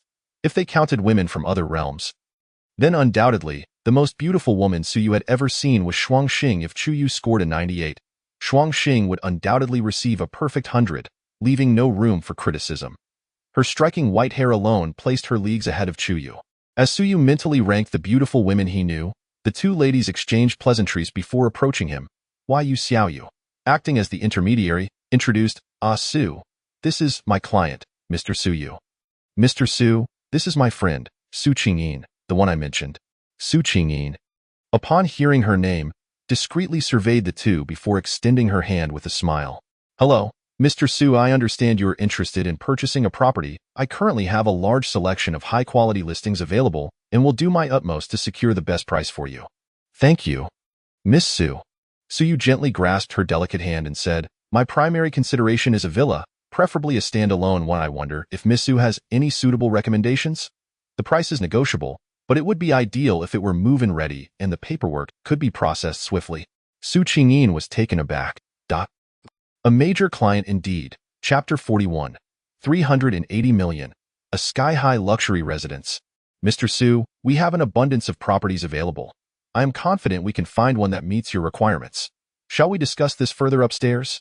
Su Qingyin's enthusiasm surged as she promptly led the two upstairs, finding a meeting room for them to sit while she hurriedly fetched the necessary materials. At this moment, Yu Xiaoyu, still in a state of disbelief, turned to Suyu and asked, are you really planning to buy a villa? This was Shanghai. A standalone villa, even in the suburbs, would command a price of at least 8 figures. Although she was aware of Suyu's wealth, having witnessed him pay over 2 million in cash for a car without a flinch, she still underestimated the extent of his affluence. What other option is there? One must have a place to settle down, Suyu shrugged nonchalantly. Shortly thereafter, Su Qingyin returned with the brochure. Glancing at Yu Xiaoyu, who was seated to Suyu's right, she contemplated and then took a seat to his left, effectively surrounding him. She then picked up the brochure and said, Mr. Su, here are the standalone villas currently available for immediate occupancy, all of which meet your criteria. Suyu nodded in acknowledgement, signaling her to continue. Su Qingyin began to elaborate page by page, clearly detailing the prices, locations, and surrounding amenities of each property in terms of her professional capabilities. She was indeed commendable. Suyu listened attentively, occasionally posing questions, while Yu Xiaoyu stood by, astonished. The prices were simply outrageous. Throughout the presentation, the least expensive property Su Qingyin mentioned was over 30 million. As the prices escalated, the figures in the brochure quickly soared into the hundreds of millions, yet Suyu remained unfazed, encouraging Su Qingyin to continue. Yu Xiaoyu found it hard to fathom just how wealthy this enigmatic individual was.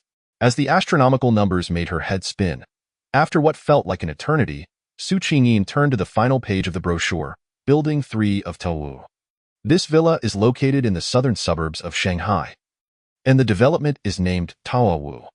The main structure of the villa features a classical Huizhou design with 3 above-ground floors and 2 basement levels, totaling 1,100 square meters. Additionally, it boasts a garden of 600 square meters. The garden was meticulously designed by a top domestic landscape architect, showcasing exotic flowers, rockeries, flowing streams, and pavilions. One might say it is less a garden and more a work of art. As Su Qingyin spoke, she opened a video showcasing the property. Suyu glanced at it before inquiring, how much? Su Qingyin hesitated, surprised by Suyu's direct question. After all her explanations, this was the first time he had asked about the price.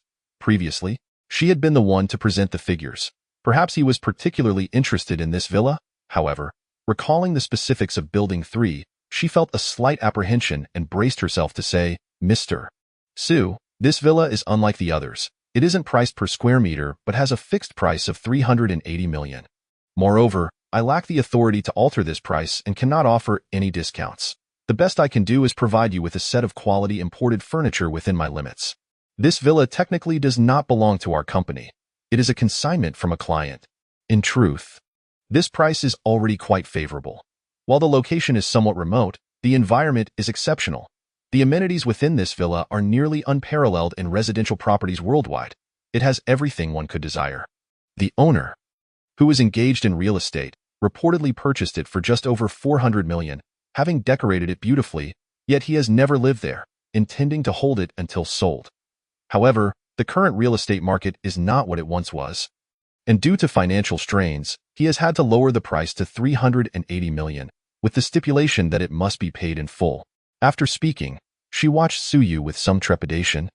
Awaiting his response, as a top-tier salesperson, Su Qingyin could easily discern that Suyu had shown no interest in the previous properties, only this one. Whether Suyu possessed 380 million was another matter. The condition of full payment upfront was exceedingly stringent. Other clients with fortunes in the tens or hundreds of billions had previously viewed the property but had fled at the mention of a one-time payment.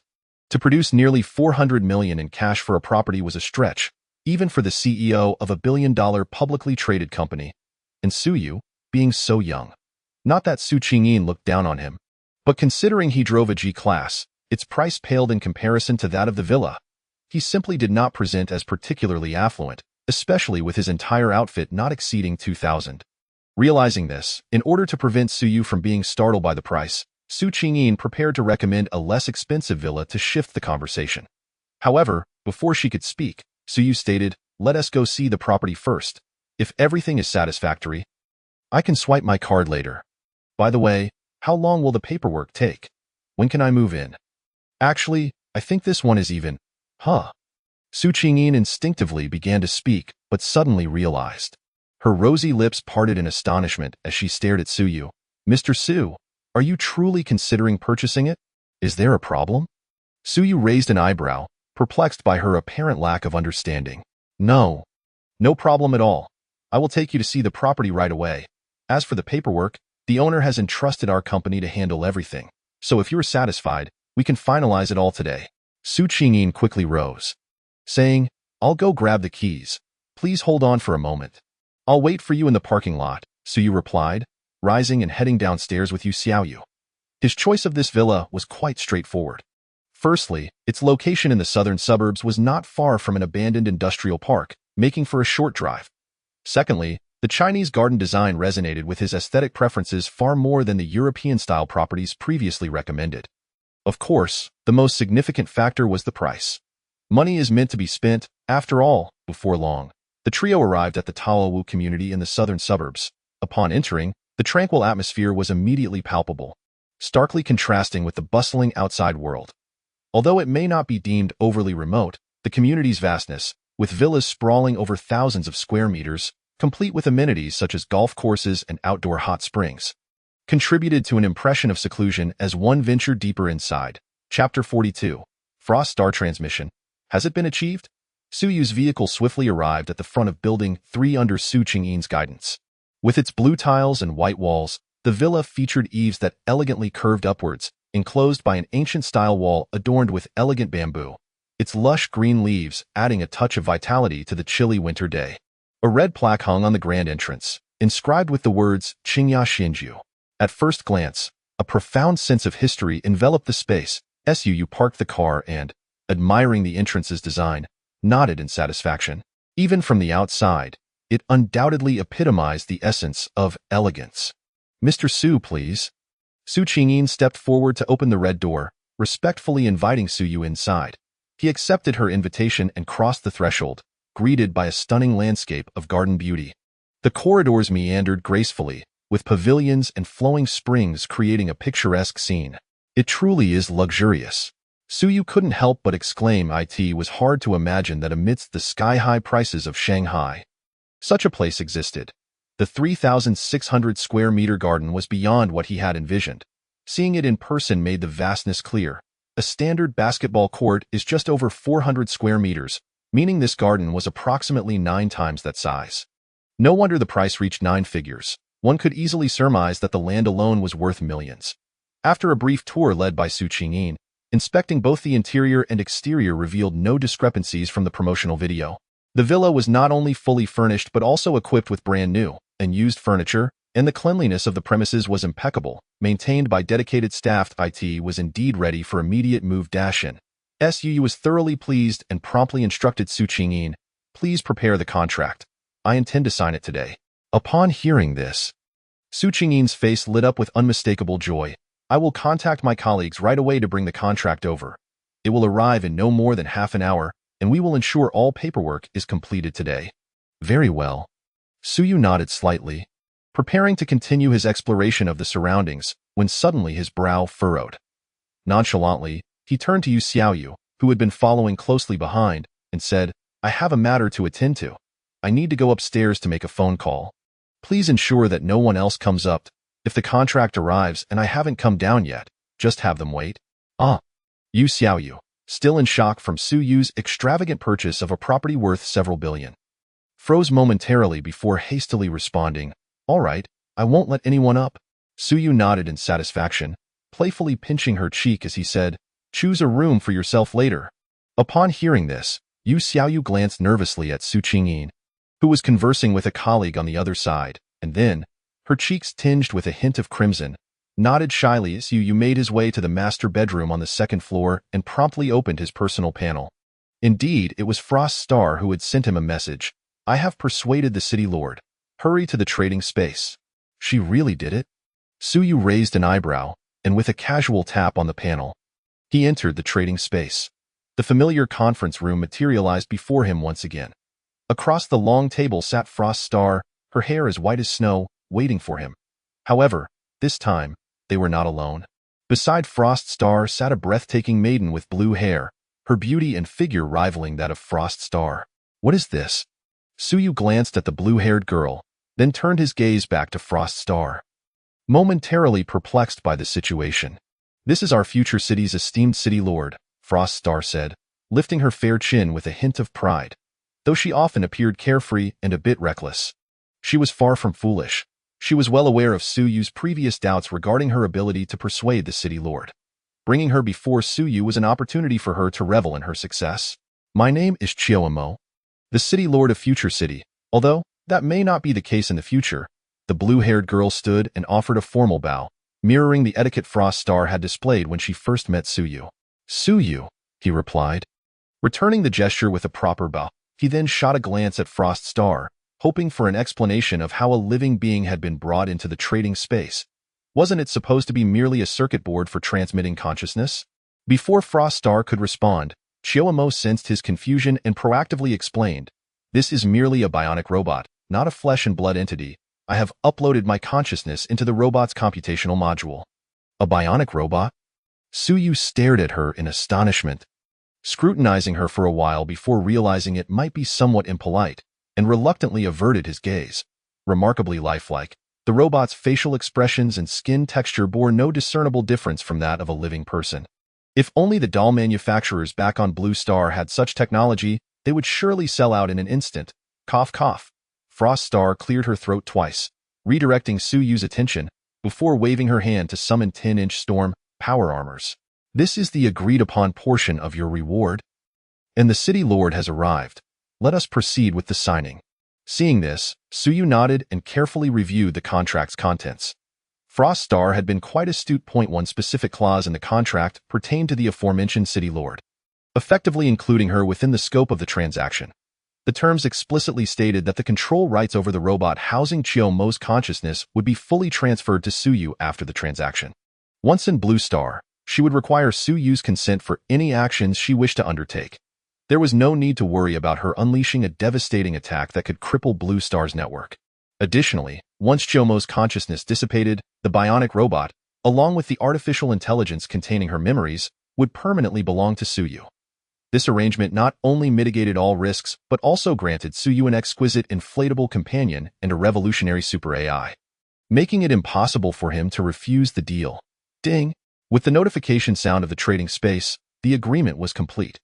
Both Suyu and Frost Star had grown accustomed to this process, while Chioamo, who had been observing, marveled at her slender, delicate hands, exclaiming, "I have instantly acquired the highest control authority over this bionic robot.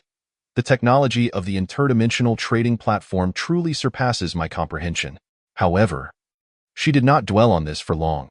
After glancing at Suyu, she smiled and said, "Then I entrust the final chapter of my life to you. I will do my utmost to fulfill your wishes," Suyu replied with a nod. Harboring a measure of respect for the city lord of Future City, who had lived for nearly 2 centuries, exhibiting both ruthlessness and a commitment to saving countless lives in dire circumstances, Chioamo nodded, then turned to Frost Star, casually removing a ring from her finger and placing it before her. "You are far too young, and your temperament is too impulsive and volatile. Future City should not rest in your hands. However, since you have obtained this remarkable trading space that may alter the wasteland, there is truly no one more suited to be the city lord than you." Looking at the ring she had long desired, a symbol of supreme authority, Frost Star's expression shifted from surprise to disbelief. She had not anticipated Chioamo's decisiveness in bestowing the ring upon her so soon.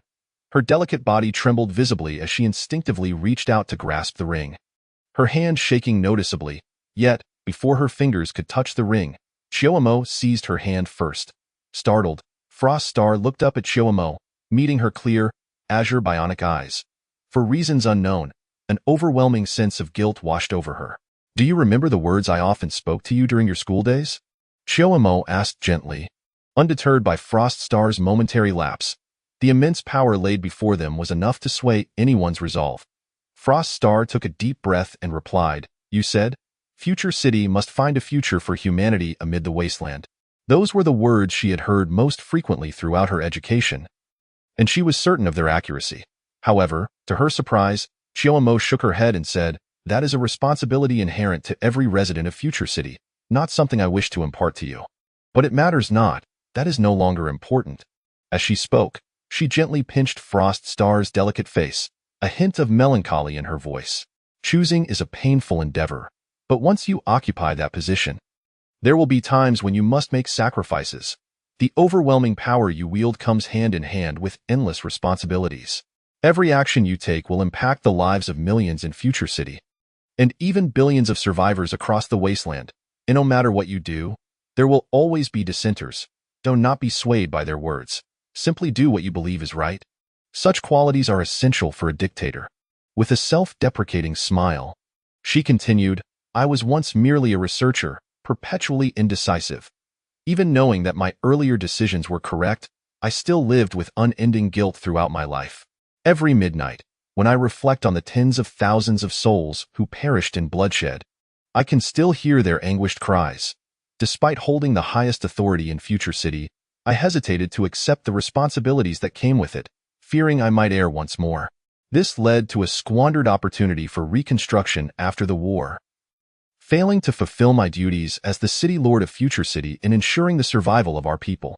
At this juncture, Chiyomo paused, then gently embraced Frost Star, whispering, Child, you are stronger than I am. I apologize for imposing upon you the expectations I failed to meet, but I implore you. With a deep sigh, she prepared to release her embrace. However, Frost Star suddenly wrapped her arms around Chiyomo's waist and looked up, saying, I remember now. I recall the words you said most often. Live like a human. Our ancestors once conquered the stars and seas, and we should not rot like insects in this filthy wasteland. With that, Frost Star smiled brightly, declaring, City Lord, let us explore the untainted world together. I will lead everyone to live like human beings. Now, you are the City Lord. Chiyomo personally placed the ring upon Frost Star's finger. Actually, there has been something I couldn't quite grasp. In the bedroom on the second floor of the villa, Suyu sat casually on the bed, observing Chiyomo as she admired the scenery outside the window. Curiously, he inquired, Is there no sociology or political science in your world? Why is the City Lord of Future City granted such extensive powers? Unrestricted authority seems rather daunting. On the contrary, Chiyomo glanced back at Suyu and replied, In fact, our ideals in sociology and political science during the Prosperity Era are likely 500 years ahead of your world. Upon arriving on Blue Star, Suyu had permitted her to access all publicly available information online. It was undeniable that this inflatable companion possessed capabilities far beyond his imagination. In terms of computational power alone, it was several hundred billion times that of Blue Star's most advanced supercomputers. He could only wonder what kind of celestial technology had produced her. With Suyu's permission, there were virtually no firewalls in the online world that could impede her progress. As a result, she gained a comprehensive understanding of the current state of this world within mere minutes. It seems that Suyu, who has lived here for over 20 years, may not understand Blue Star as well as she does. However, upon hearing her words, Suyu couldn't help but retort, with such an advantage, how can you still resort to a dictatorial management model? What renaissance are you talking about? What do you believe is the most crucial matter when the apocalypse descends? If one were to broaden their perspective to encompass the entire human race, Chiyomo replied calmly, ensuring the continuation of the species? Suyu ventured, Indeed, but how does that relate to establishing a dictator? Chiyomo paused for a moment, and then suddenly, countless blue particles of light erupted from one of her eyes. The particles swiftly converged, forming a holographic projection before Suyu. Focusing intently, Suyu realized that the projection depicted a street not far from outside the community, presumably captured by a camera installed in a corner. The content of the projection was simple. A man clad in a black jacket walked while smoking, and when only the butt of the cigarette remained, he carelessly discarded it onto the sidewalk, despite a nearby trash bin clearly designated for extinguishing cigarettes. What does this mean? Suyu was utterly perplexed. However, before he could inquire, the projection shifted, revealing a family surveillance perspective within a living room.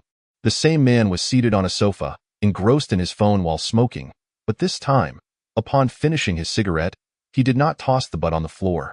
Instead, he impatiently rose to fetch an ashtray from the study, extinguishing the cigarette within it. Do you understand now? Chiyomo asked with a gentle smile. This left Suyu momentarily speechless. Public property is often neglected, yet personal belongings are seldom destroyed carelessly. When survival becomes the paramount concern, the likelihood of private rights enduring surpasses that of public rights. Even if those in power are not particularly astute, they will at least refrain from exterminating everyone. For what would be the purpose of their authority then? If such power were to become a communal possession, the probability of humanity succumbing to internal strife would far exceed that of united solidarity. As for concepts like freedom, democracy, and fairness, in comparison to the continuation of the species, what value do they hold? Do you, perhaps, think too highly of humanity? Su Yu's lips twitched. This is the optimal result derived from the data of over 1 billion individuals, calculated using the most sophisticated algorithms under the most extreme circumstances. Chiyomo shook her head. Human nature can be masked, but numbers will never lie. Chapter 44. No worries, she is exceptionally gifted well. Su Yu conceded that he was no match for her, and he was almost persuaded. A 200-year-old which truly is formidable. Not wishing to continue on this topic, he quickly redirected the conversation. How many days do you have left? Approximately 4.5 days, Chiyomo replied in a flat tone, exuding an air of enlightenment. I have an important matter to handle tomorrow morning. And Frost Star mentioned that Falcon will be delivered then as well. Why not wait until tomorrow when Falcon arrives, and I can take you on a tour around the world? Su Yu proposed. I'm already quite satisfied just to catch a glimpse of this vibrant world. If you're busy, there's no need to accompany me everywhere, Chiyomo replied gently. Alas, it seems that a 200-year-old ant truly knows how to be considerate. Su sighed but still said, it's not that busy, since I promised Frost Star. I can't go back on my word. Chiyomo nodded, choosing not to elaborate further. Su then took out his phone to check the time and realized he had been upstairs for over half an hour. He prepared to take Chiyomo downstairs. Although it seemed strange to bring someone down from upstairs without explanation, the house had multiple exits, so there was no need to clarify how he could bring a person to life. Typically, Yu Xiaoyu and Su Qingyin would not dare to inquire about such matters. However, just as he was about to call out, he suddenly noticed that Chiyomo was wearing the same K-10 combat suit as his.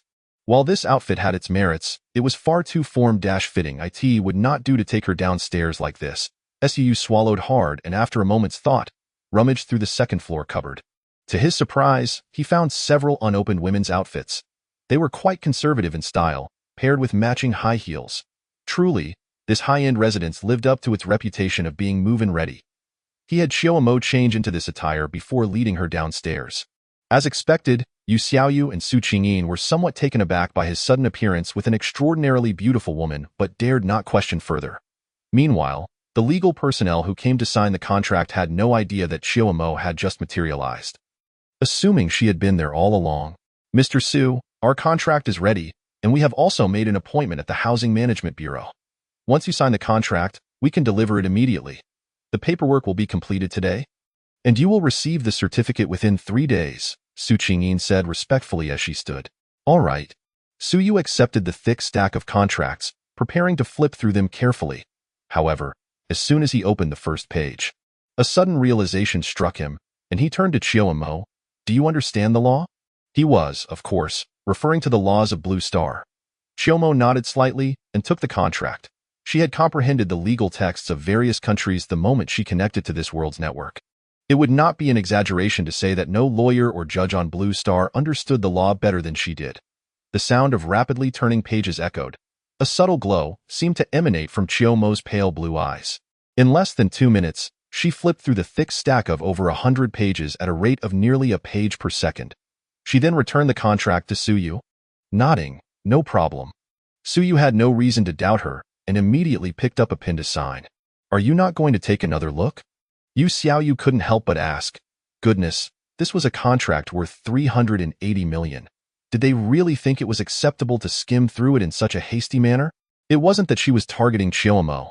It just seemed incredibly reckless. No need to look. Su Yu shook his head while signing. She is exceptionally gifted in speed reading and has certainly grasped everything. Is that even a talent? Yu Xiaoyu was taken aback. Glancing at Chiyomo, she had heard of speed sketching, but speed reading? Chiyomo merely returned a gentle smile. She had taken slightly over a minute to read the entire contract, while Su Yu took a full 10 minutes to sign. As there were numerous places to sign, and the contract was in triplicate, requiring him to sign 3 times, it was quite the ordeal. After signing the contract, Su Yu promptly paid a total of 380 million through the POS machine. His original 430 million in savings was instantly reduced to a mere 50 million. Nonetheless, he felt the expenditure was well worth it, and no matter how he viewed this residence, he was thoroughly satisfied. Not to mention the expansive 3,600 square meters of grounds. Even the main building alone had an area equivalent to multiple previous residences. Imagine having a hidden beauty in each room. Cough, cough, restraint, restraint. After Su Qingyin and her colleagues completed the contract signing, they departed, and before leaving, she specifically added Su Yu on WeChat, assuring him to reach out if there were any issues with the house. Furthermore, Su Yu's purchase would earn her a substantial commission, prompting her to invite him to dinner. This sounded somewhat familiar, akin to how Yu Xiaoyu had added him during the car purchase. It seemed that childhood friends truly had a knack for such things. He couldn't help but wonder whether his relationship with Su Qingyin might also develop into something akin to what he had with Yu Xiaoyu.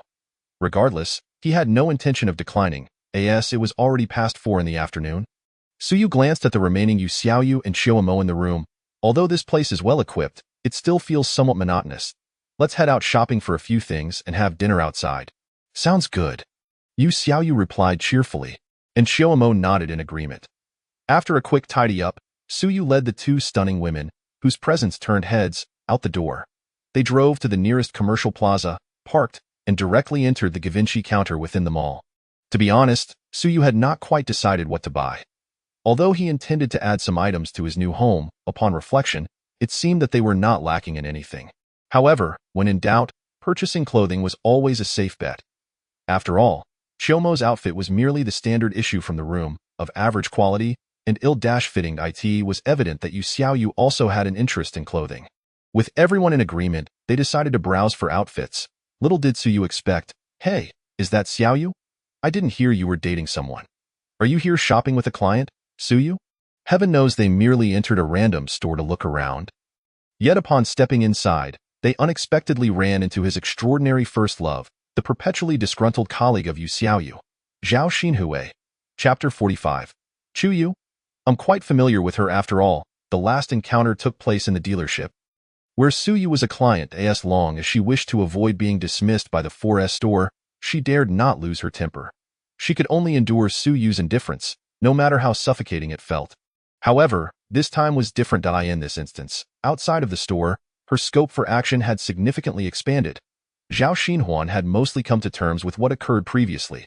Although Su Yu's purchase of a luxury G-class vehicle had shocked her, she could not believe that events could unfold so fortuitously. With so many dealerships in the bustling metropolis, it seemed implausible that Su Yu would choose to buy her car from the very store where she worked. While her inquiries among school friends revealed that Su Yu had not sought them out to ask where she was employed, Zhao Xinhuan remained convinced that Su Yu had deliberately sought her out to flaunt her wealth. However, she was unperturbed by the slap in the face that this situation represented. After all these years, the fact that Su Yu had achieved success and still sought her out to show off meant one thing: Su Yu had not truly moved on from her.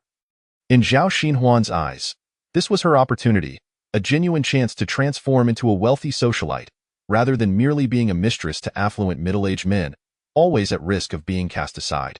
During her day off, she had intended to shop for new clothes and cosmetics to beautify herself, hoping to seize the opportunity to arrange a meeting with Su Yu. However, she had not anticipated running into her here. Upon seeing Su Yu, Zhao Xinhuan, who had initially planned to mock Yu Xiaoyu, suddenly sealed her lips, her previously sharp demeanor softening to one of gentle concern. "Su Yu, is that you? How have you been? Are you well?" Her voice was tender and slightly quivering, evoking a sense of poignant yearning as though they were long-lost lovers reunited. Su. Goodness, was she performing a Sichuan opera mask change? The speed of her transformation was such that not pursuing an acting career would indeed be a loss for the entertainment industry. "Of course. I'm doing splendidly. I just purchased a villa for 400 million. Yu Xiaoyu interlinked her arm with Su Yu's, lifting her fair chin in a boastful manner. Su smirked, discreetly patting Yu Xiaoyu's rear from a hidden angle. Encouraging her words to it was the perfect role for a mouthpiece. Certain remarks spoken by a man lacked impact and merely suggested pretentiousness. Why Yu Xiaoyu, however, was perfectly suited to confront Zhao Xinhuan. 400 million. Zhao Xinhuan's pupils constricted sharply, her tone involuntarily rising several octaves as she struggled to maintain her composure. Her initial reaction was disbelief, yet she quickly recalled Su Yu's recent full-cash purchase of a vehicle worth several million. Doubt crept in once more. "Let us go inside," Su Yu said, shaking her head, disinterested in engaging further with Zhao Xinhuan as she led Xioma and Yu Xiaoyu into the store. Zhao Xinhuan hesitated briefly, her gaze burning with fury as she observed Yu Xiaoyu's intimate hold on Su Yu's arm. Gritting her teeth, she hurried inside, blocking Su Yu's path. Do you have some time lately? I would like to invite you to dinner. It has been so many years since we last met, and I have much to discuss with you. As she spoke, she reached out to tug at Su Yu's sleeve, her expression one of feigned vulnerability, evoking sympathy. Yet, Su Yu unceremoniously yanked her sleeve away, responding coolly, I don't have time. Ridiculous. She had a myriad of matters to attend to over the next few days. Even if she had nothing pressing, there were still numerous beautiful women like Li Yuanxi, Chu Yu, and Su Qingyin awaiting her attention. Who was Zhao Xinhuan to waste her time? Nonetheless, Zhao Xinhuan persisted. Are you really that heartless? Remember when we... Her words faltered mid-sentence as she forced out a few tears, beginning to sobsuu. The foot traffic in the area was considerable, and her antics immediately drew attention from onlookers. Witnessing Zhao Xinhuan's pitiful display of tears while observing Su Yu accompanied by two stunning women led many to assume a tale of betrayal was unfolding. Whispers and finger-pointing ensued, with several individuals even pulling out their phones to record the scene. Suu tugged at the corner of her mouth, quickly discerning Zhao Xinhuan's intended ruse. Just as she prepared to summon a staff member to disperse the crowd, Qioma, who had been a passive observer, suddenly raised her brows, a flicker of red light flashing in her azure bionic eyes. The phones recording the incident flickered momentarily before plunging into darkness. After executing this, she shot a sidelong glance at Su Yu and leaned in to whisper, Whatever you do here won't make it outside. You know, I can even ensure that no one outside will know we visited today. Su Yu chuckled incredulously, pushing her head away. Although Qioma possessed the ability to control the network, to the extent that if Su Yu truly lost her temper and resorted to drastic measures, she could erase all traces of the incident. This was not a lawless wasteland. Su Yu was not a cold-blooded killer. She would not become enraged over such trivial matters.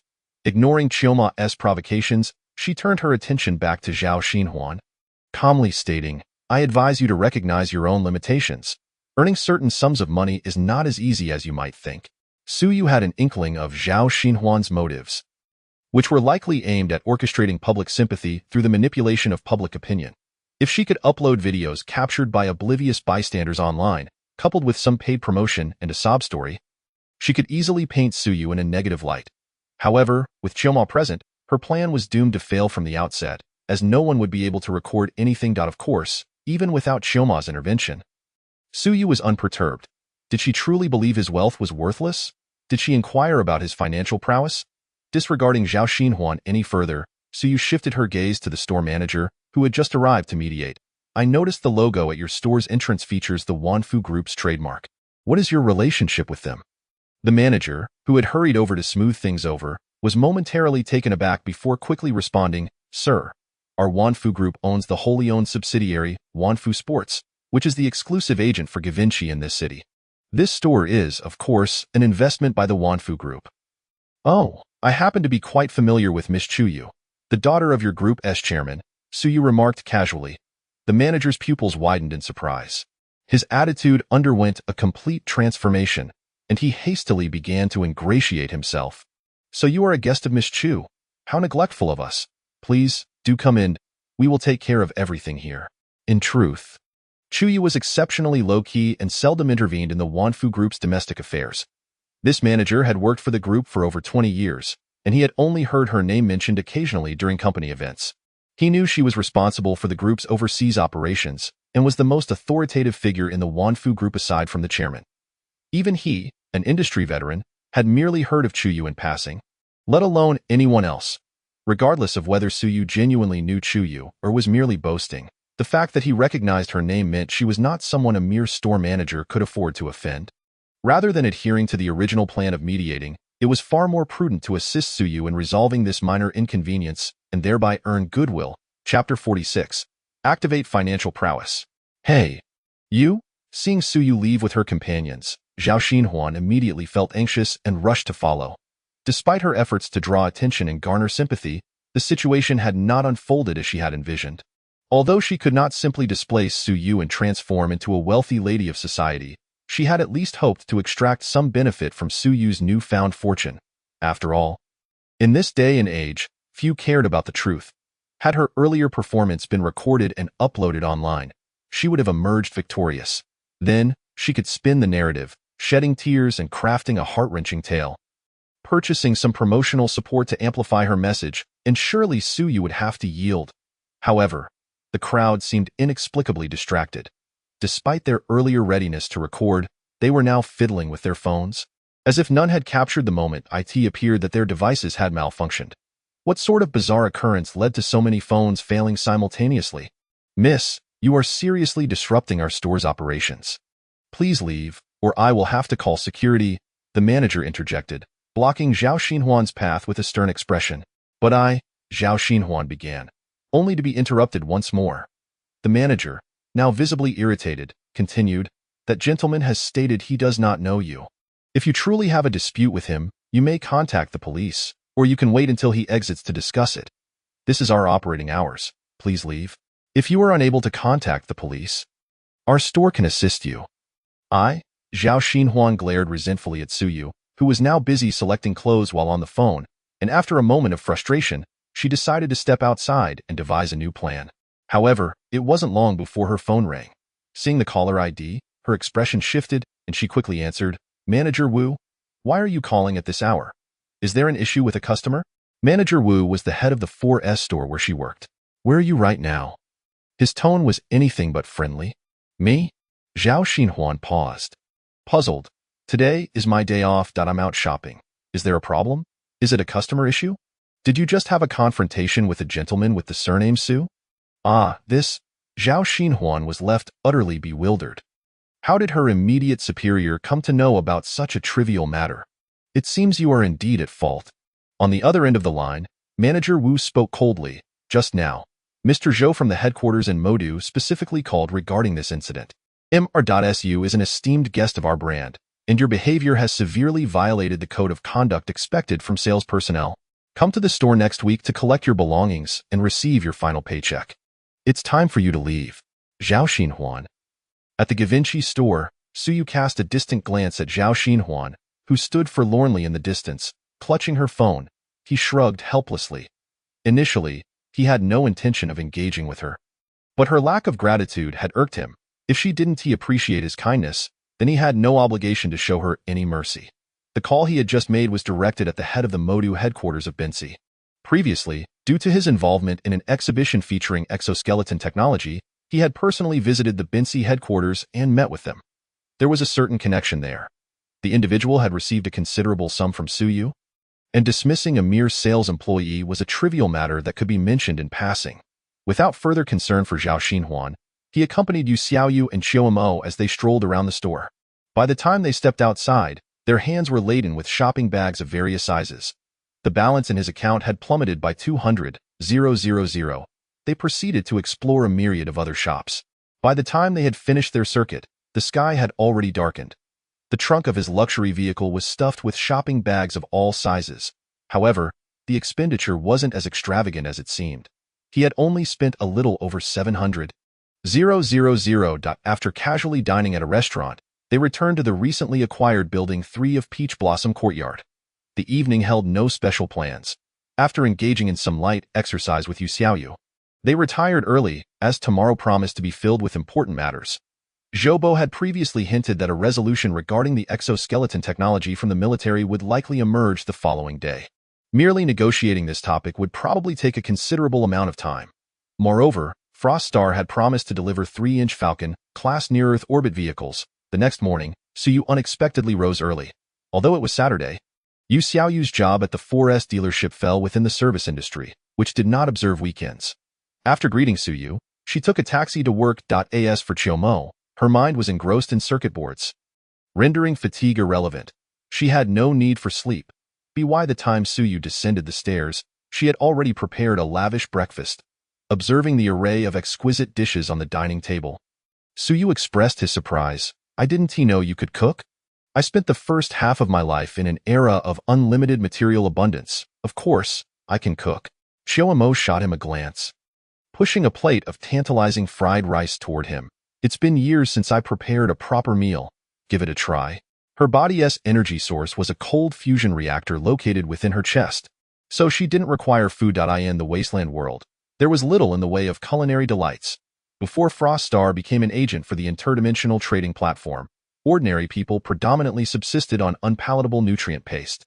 Even the elite of Future City could only occasionally partake of the normal food produced in the city's agricultural domains, relying mostly on nutrient paste for sustenance.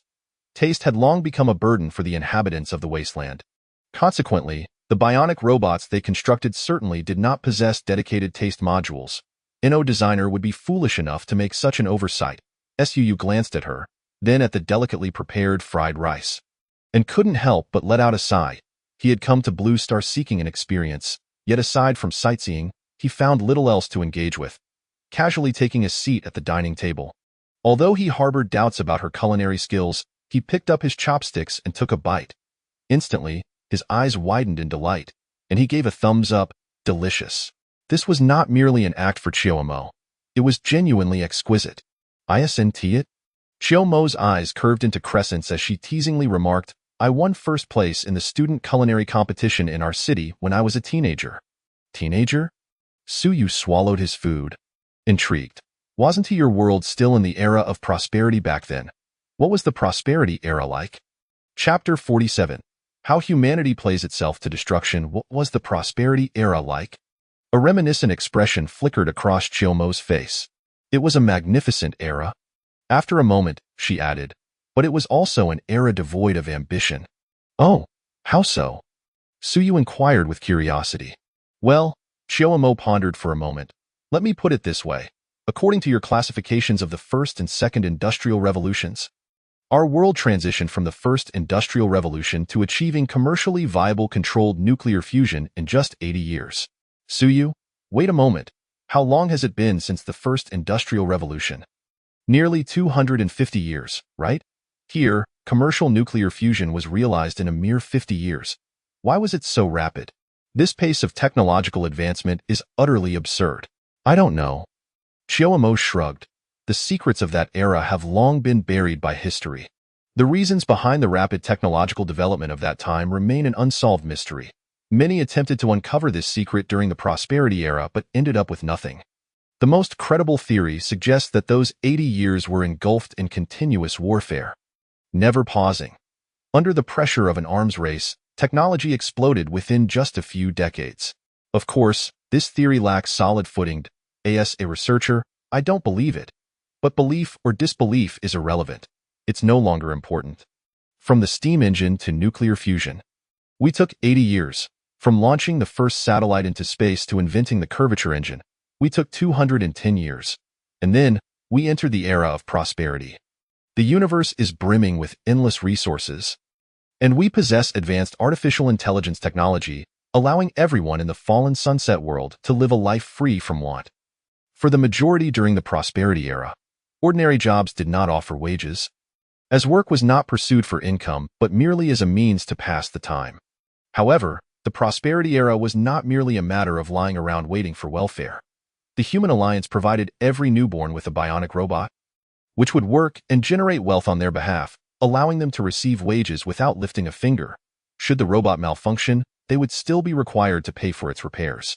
As for the few jobs that did offer wages, like my research role, the daily working hours were typically capped at 2 hours, with compensation calculated according to the purchasing power of your currency, amounting to roughly 20,000 RMB per hour. But that doesn't quite apply. The world is different, and no one cared about such things then. Money was merely a number. People had abundant time to enjoy life. But since then, technological progress in our world has nearly stagnated. After 4 centuries of the prosperity era, our greatest achievement has merely been some upgrades based on existing technology, with no significant breakthroughs. Is this what the prosperity era looks like? Even Suyu, who had amassed considerable wealth, couldn't help but feel a sense of yearning upon hearing her description. It was a utopia. Such a world, to have perished so, is truly a pity. Suyu couldn't help but shake his head. It's not as wonderful as you imagine, Chiyomo remarked, her lips curling into a sardonic smile. You probably can't even fathom the absurdity of the prosperity era. Those wealthy individuals, armed with vast capital, reveled in seeking out barren planets, pouring immense resources into them for no discernible purpose. even constructing artificial suns in their orbits to transform them into habitable worlds. They would then employ numerous clones to indulge in role-playing games as emperors, unleashing the darker facets of human nature. Whenever they grew bored, they would obliterate those planets with a single shot from a planet-destroying cannon and switch to a different game. They referred to this as a planet-nurturing game, which became a widely embraced pastime across the Prosperity Era, regardless of one's wealth. Gradually, the impoverished began to express their dissatisfaction and even outrage towards the extravagant lifestyles of the wealthy.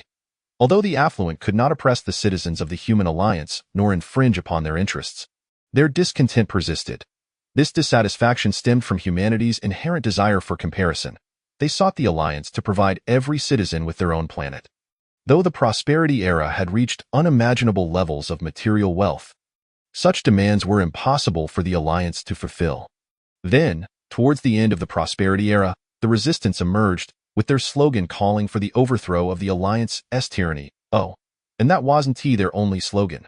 They also chanted phrases like "War is the ladder of human progress. We need war." What do you think? From the perspective of your world's developmental history, such occurrences must seem incomprehensible, right? Suyu. After a prolonged moment of bewilderment, he finally grasped the crux of Chiyomo's statement. The twilight of the Prosperity Era. The rebels, Gudong. He instinctively swallowed hard. Incredulity etched across his face as he gazed at Chiyomo. You can't possibly have turned the Prosperity Era into this desolate wasteland, can you? If that were true, it would be utterly unfathomable. If one must say, then yes, Chiyomo nodded. In the course of humanity's exploration of the starry seas, we often encountered planets inhabited by indigenous species, which is why we have always maintained a rather formidable fleet. The rebellion emerged less than a month ago and was swiftly crushed, driven to the fringes of the galaxy. At this juncture, Chiyomo paused, turning to gaze out at the azure morning sky. And then, the apocalypse arrived. They encountered extraterrestrial beings with technology more advanced than yours? Suyu raised an eyebrow. Considering her description of the Prosperity Era, aside from facing extraterrestrial beings that delivered a crushing blow, Suyu couldn't fathom what could have reduced them to their current ghastly state. Not exactly aliens, but rather organisms beyond our comprehension, fungi. Chiyomo succinctly explained. These fungi can parasitize human bodies, manipulate thoughts, absorb memories, and transform individuals into monstrosities. The Ninth Fleet of the Starry Sea pursued the rebels, being one of humanity's mightiest fleets. They captured the rebels, intending to bring them back for judgment, only for the entire fleet to be silently overtaken by these fungi. Subsequently, these fungi spread like a plague throughout the starry seas. And by the time humanity realized their presence, they had already seized control of a significant portion of humanity's fleet. The war lasted merely 2 years, and the once invincible human race was obliterated by these minuscule fungi. Can you believe how absurd that is? Reality can be quite surreal. Chiyomo shrugged. In truth, humanity had a well-established protocol for exploring new planets.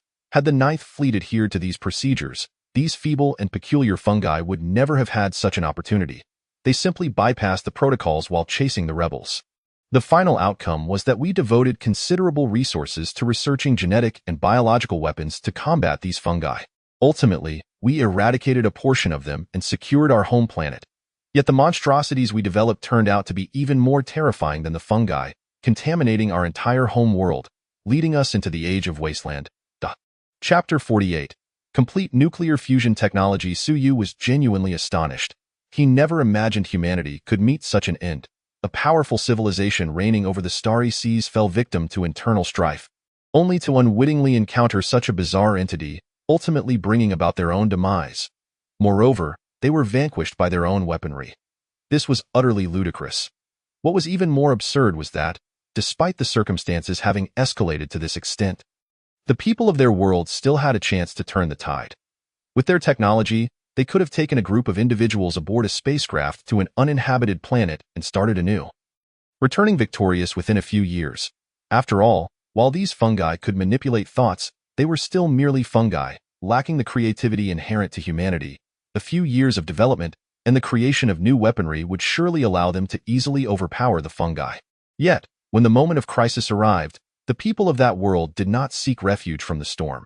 Instead, they engaged in a head-on clash with biological and genetic weapons, inadvertently creating an even greater calamity that ultimately led to their own downfall. Truly, they were masters of self-destruction. Indeed, humans cannot afford to be idle, Suyu mused, feeling a lingering sense of trepidation. The fact that the wealthy could conceive a planet cultivation game exemplified their absurdity. Meanwhile, the rebels, having been pampered and provided for, chose to revolt instead of enjoying their carefree lives. Exactly. Chioma nodded in agreement. Just then, Suyu felt a notification from the trading platform. After glancing at it, he remarked, "Frost Star has sent a message. Do you want to take a look with me?" "No need." Chioma shook her head. "Then I'll sit here for a while." Suyu turned and entered the trading space. In the familiar conference room, Frost Star, clad in storm-powered armor, sat across from him. However, a heavy scent of blood wafted into Suyu's nostrils from afar, prompting him to smirk as he casually pulled out a chair and quipped, "How many lives have you taken?" "Over 200,000, Frost Star replied nonchalantly. "Had I not eliminated them, I would never have imagined they were hiding so many valuable items. I found more than one unopened starship." "Starships?" Suyu's eyes lit up. "Don't get your hopes up. They're not warships, just a few colony ships."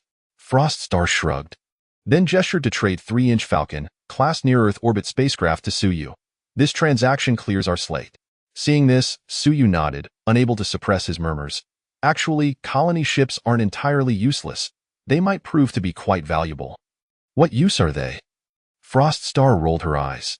"With your world's current technology, you can't replicate these. Attempting to use these small colony ships for extraterrestrial colonization would take at least a century. You'd be better off utilizing the Falcon class. Relying on this would be less effective than focusing on advancing your technological capabilities." As she spoke, a hard drive inexplicably appeared in her hand, and she raised an eyebrow at Suyu. "All the technical data and production blueprints for nuclear fusion from the 1st to the 4th generation. What do you think?" Interested. Suyu's gaze sharpened instantly. This was a game-changing opportunity. If he could acquire this, it would undoubtedly be the most valuable transaction since he obtained the trading space. Taking a deep breath, he spoke in a hushed tone. "What's the price?" "Over the next 20 years, provide Future City with 1 million tons of food annually, of any variety," Frost Star stated her terms. That amounted to a staggering 20 million tons of food. With a population exceeding 1 billion, the food consumption in Jeojo was self-evident. According to statistics, including private reserves, Jeojo's food stores exceeded 1 billion tons. Currently, Jeojo produced around 600 million tons of food annually. 200 million tons would represent only 1/3 of the annual yield, translating to a mere 600 billion at a price of 3,000 per ton. Purchasing the complete, usable nuclear fusion technology for 600 billion was a decision any rational being would make.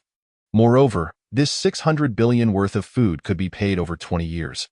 What did nuclear fusion signify? It represented boundless energy, limitless food.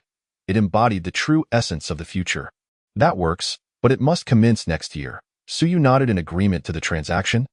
Not even attempting to haggle, Frost Star was already well aware of his situation and, fully cognizant that he would not refuse any price, chose to offer a surprisingly low rate. There was little point in further negotiations.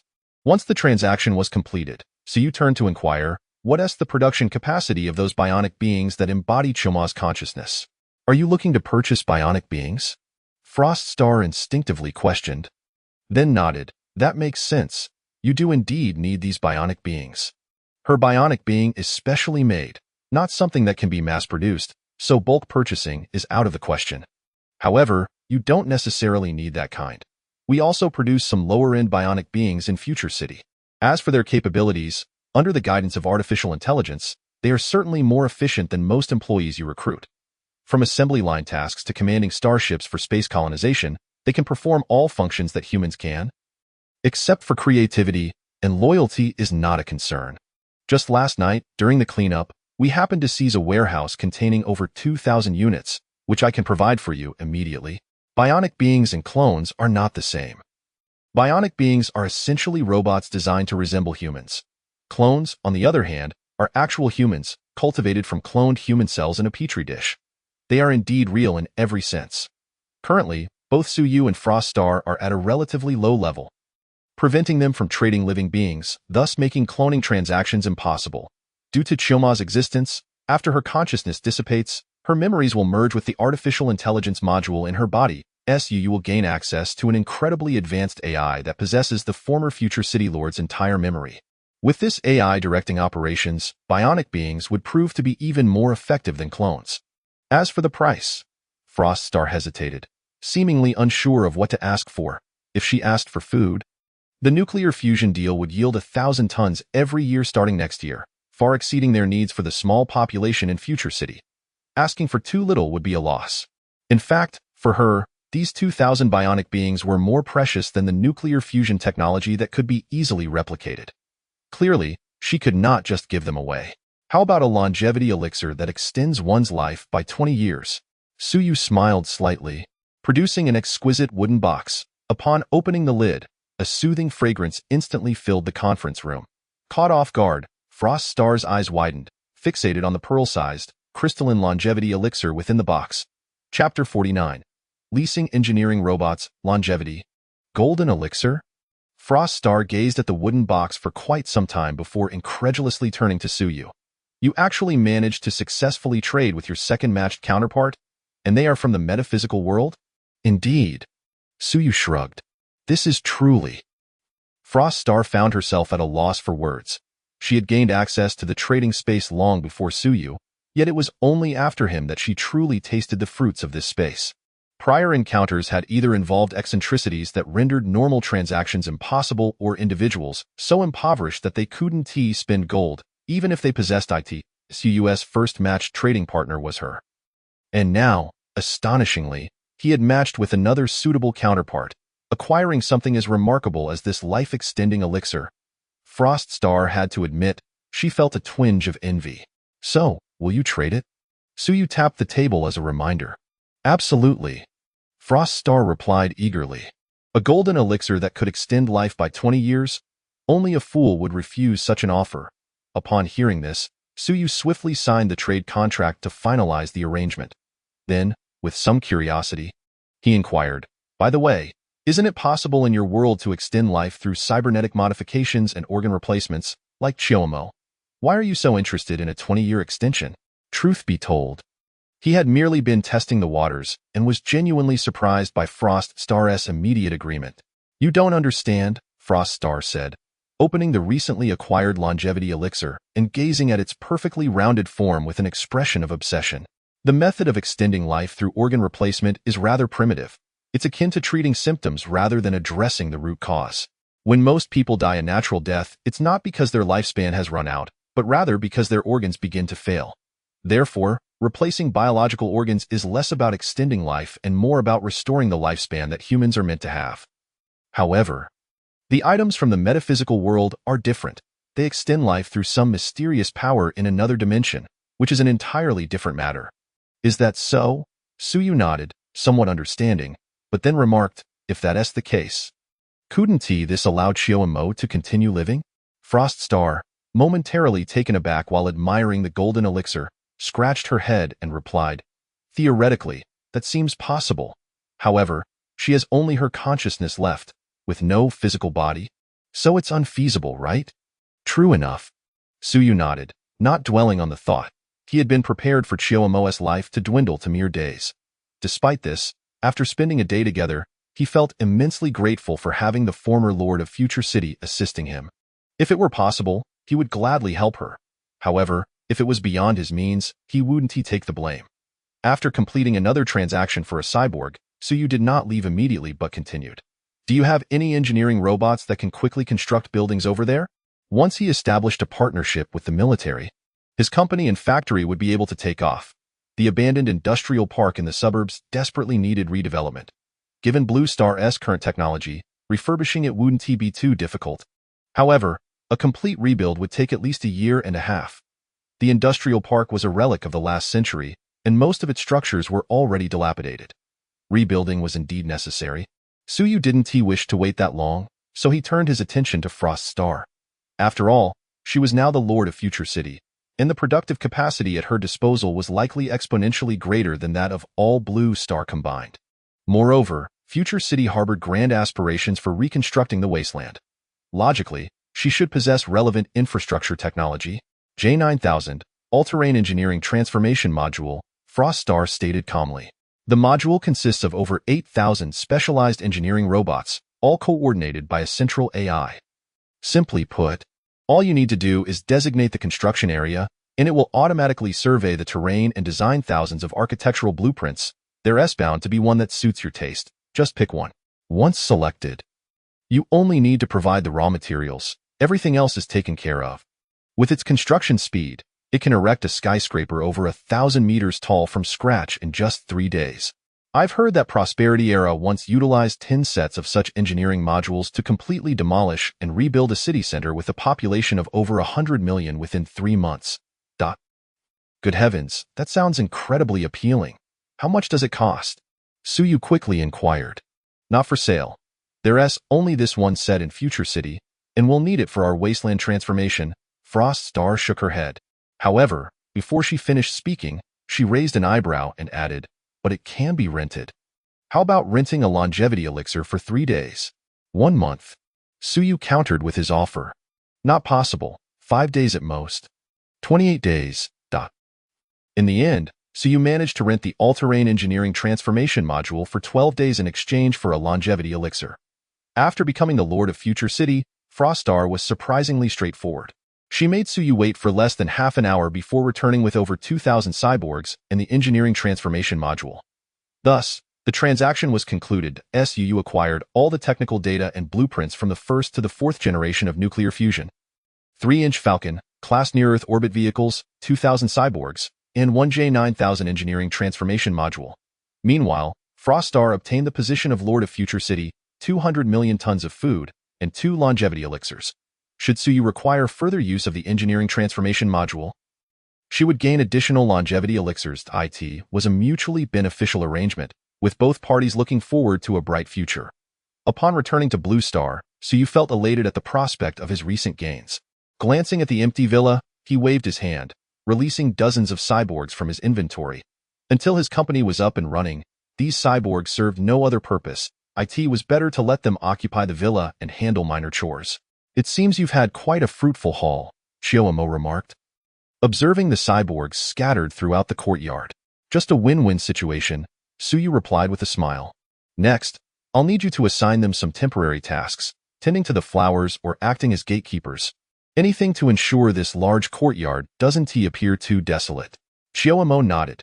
Then, without any visible effort on her part, the cyborgs standing idly in the courtyard sprang into action. Just then, Suyu's phone rang. Picking it up, he saw it was Zhou Bowie, the military researcher who had first discovered the exoskeleton. Chapter 50. Flexing Muscles, Power Armor, Near-Earth Orbit Vehicles. Can we discuss the contract now? Sure, I have time right now. Should I send someone to pick you up? Just as Suyu was about to agree, he noticed Chiyomo shaking her head nearby. After a moment's pause, he replied, No need. Just send me the address, and I'll head over myself. It'll be quicker that way. All right, let us do that. The conversation on the phone was unsurprising. The military's testing was nearing its conclusion, and they were preparing to discuss the acquisition of the exoskeleton with him. After hanging up, Suyu glanced at Chiyomo, silently inquiring why she had suggested he refuse the military's offer to send a vehicle. Chiyomo replied calmly, Given what you currently possess, there's no need for such caution. You can afford to reveal some of your strength. This will allow you to negotiate more effectively and gain greater autonomy in the upcoming discussions. Otherwise, your earlier plan to create a world in that abandoned industrial district, free from any constraints or scrutiny, would be utterly impossible. The technology in that exoskeleton, while impressive, is not enough to make the military overlook potential security risks and let you do as you please. However, if you showcase technology and capabilities far beyond their comprehension, such concerns will vanish. They would be foolish not to agree to your requests. Although he had only been in this world for a day, Chiyomo's formidable ability to navigate the internet had already informed her of the general circumstances surrounding Suyu's dealings with the military. She promptly provided her analysis. So, what you're suggesting is... Suyu frowned.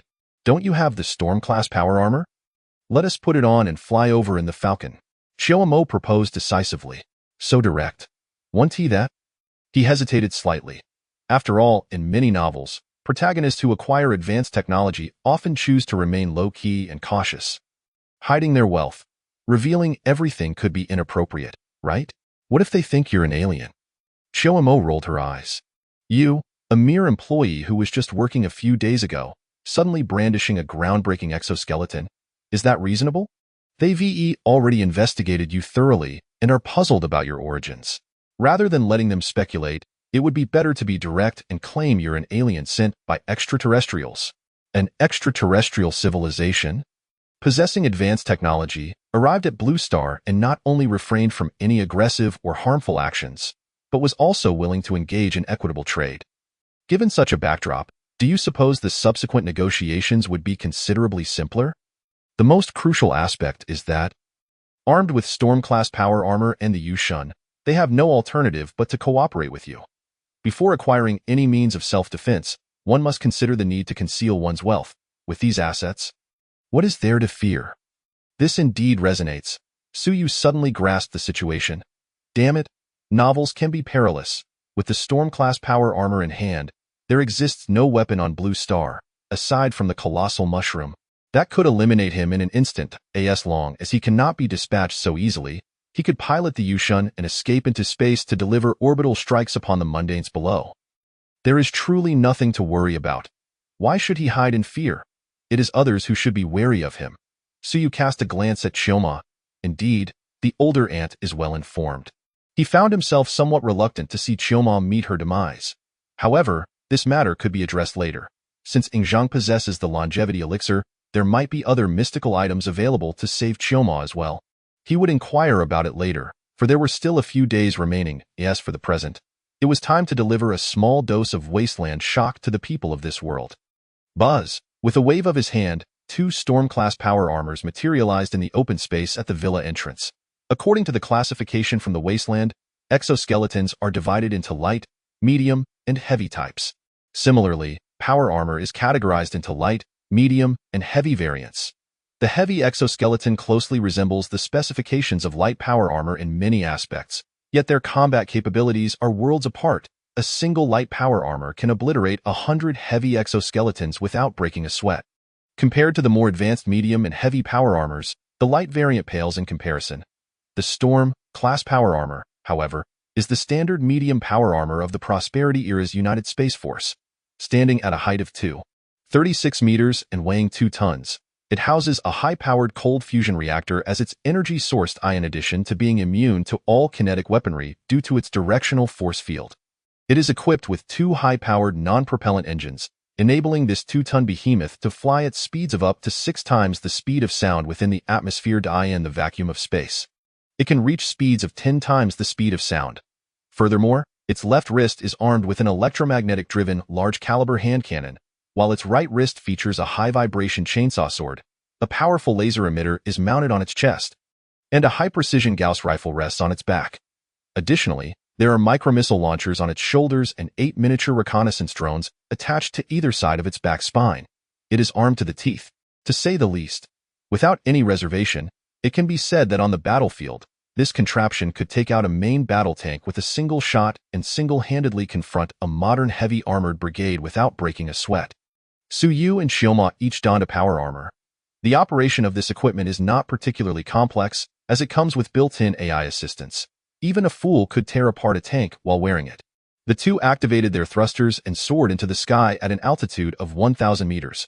Then, Suyu retrieved the Yushun-class near-Earth orbital spacecraft from his inventory and boarded it mid-air. Although the Yushun may seem like a mere lightweight to the Frost Star, with a maximum load of 500 tons, it is undoubtedly a colossal machine. For context, the largest transport aircraft on Blue Star, the An-225, has a maximum payload of only 250 tons. The Yoshuan's capacity is twice that of the An-225, making it anything but small. In reality, the Yushun measures over 100 meters in length, over 30 meters in width, and around 10 meters in height. Featuring a conical design, it is massive and exudes a sci-fi ambience. Operating it is quite complex. However, Suyu is fortunate to have numerous biosynthetic beings at his disposal, along with Chioma, who can control them. Soon, the Yushun was set in motion. Within mere minutes, the enormous Yushun slowly vanished into the azure sky. It had truly disappeared, achieving genuine optical stealth. After a few more minutes, several fighter jets appeared, screaming into the airspace previously occupied by the Yushun. Observing the empty sky, the pilots within the jets wore perplexed expressions and quickly pressed their communication buttons.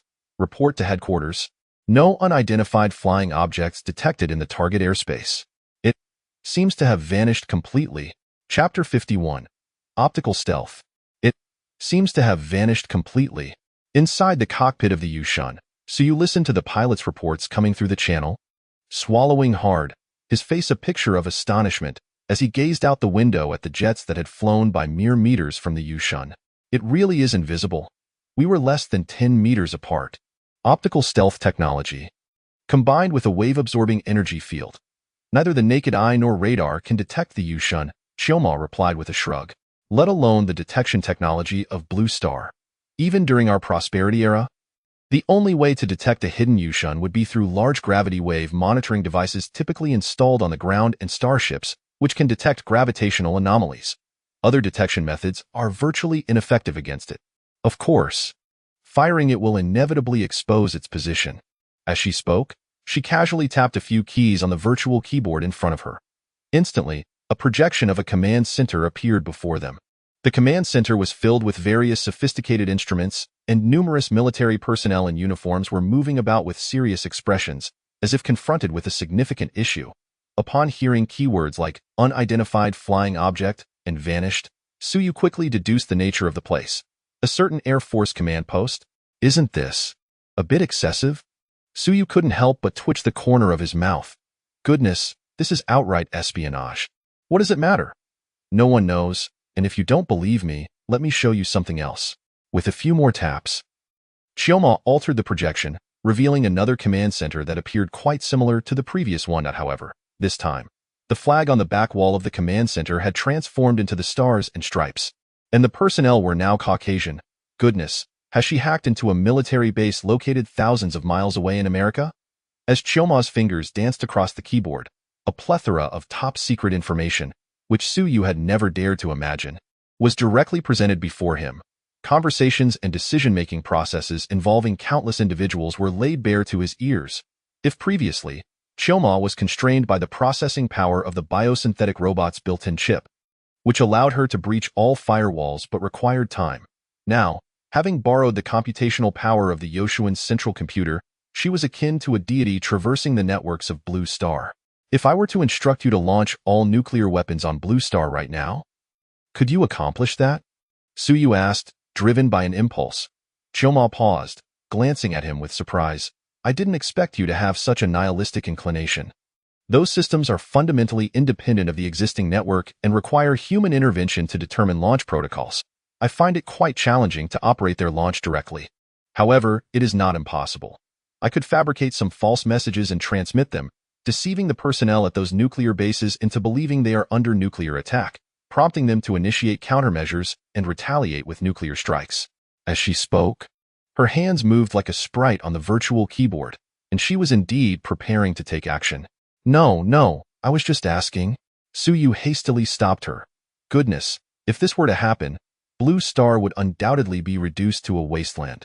Such a game should not be played. Chioma shot him a glance, her gaze falling on his hand. Enough, it's about time to move. Suyu feigned ignorance and turned to the biosynthetic being piloting the Yushun, casually squeezing her hand a couple of times. Do not misunderstand. This was not driven by lewd intentions, but rather pure curiosity.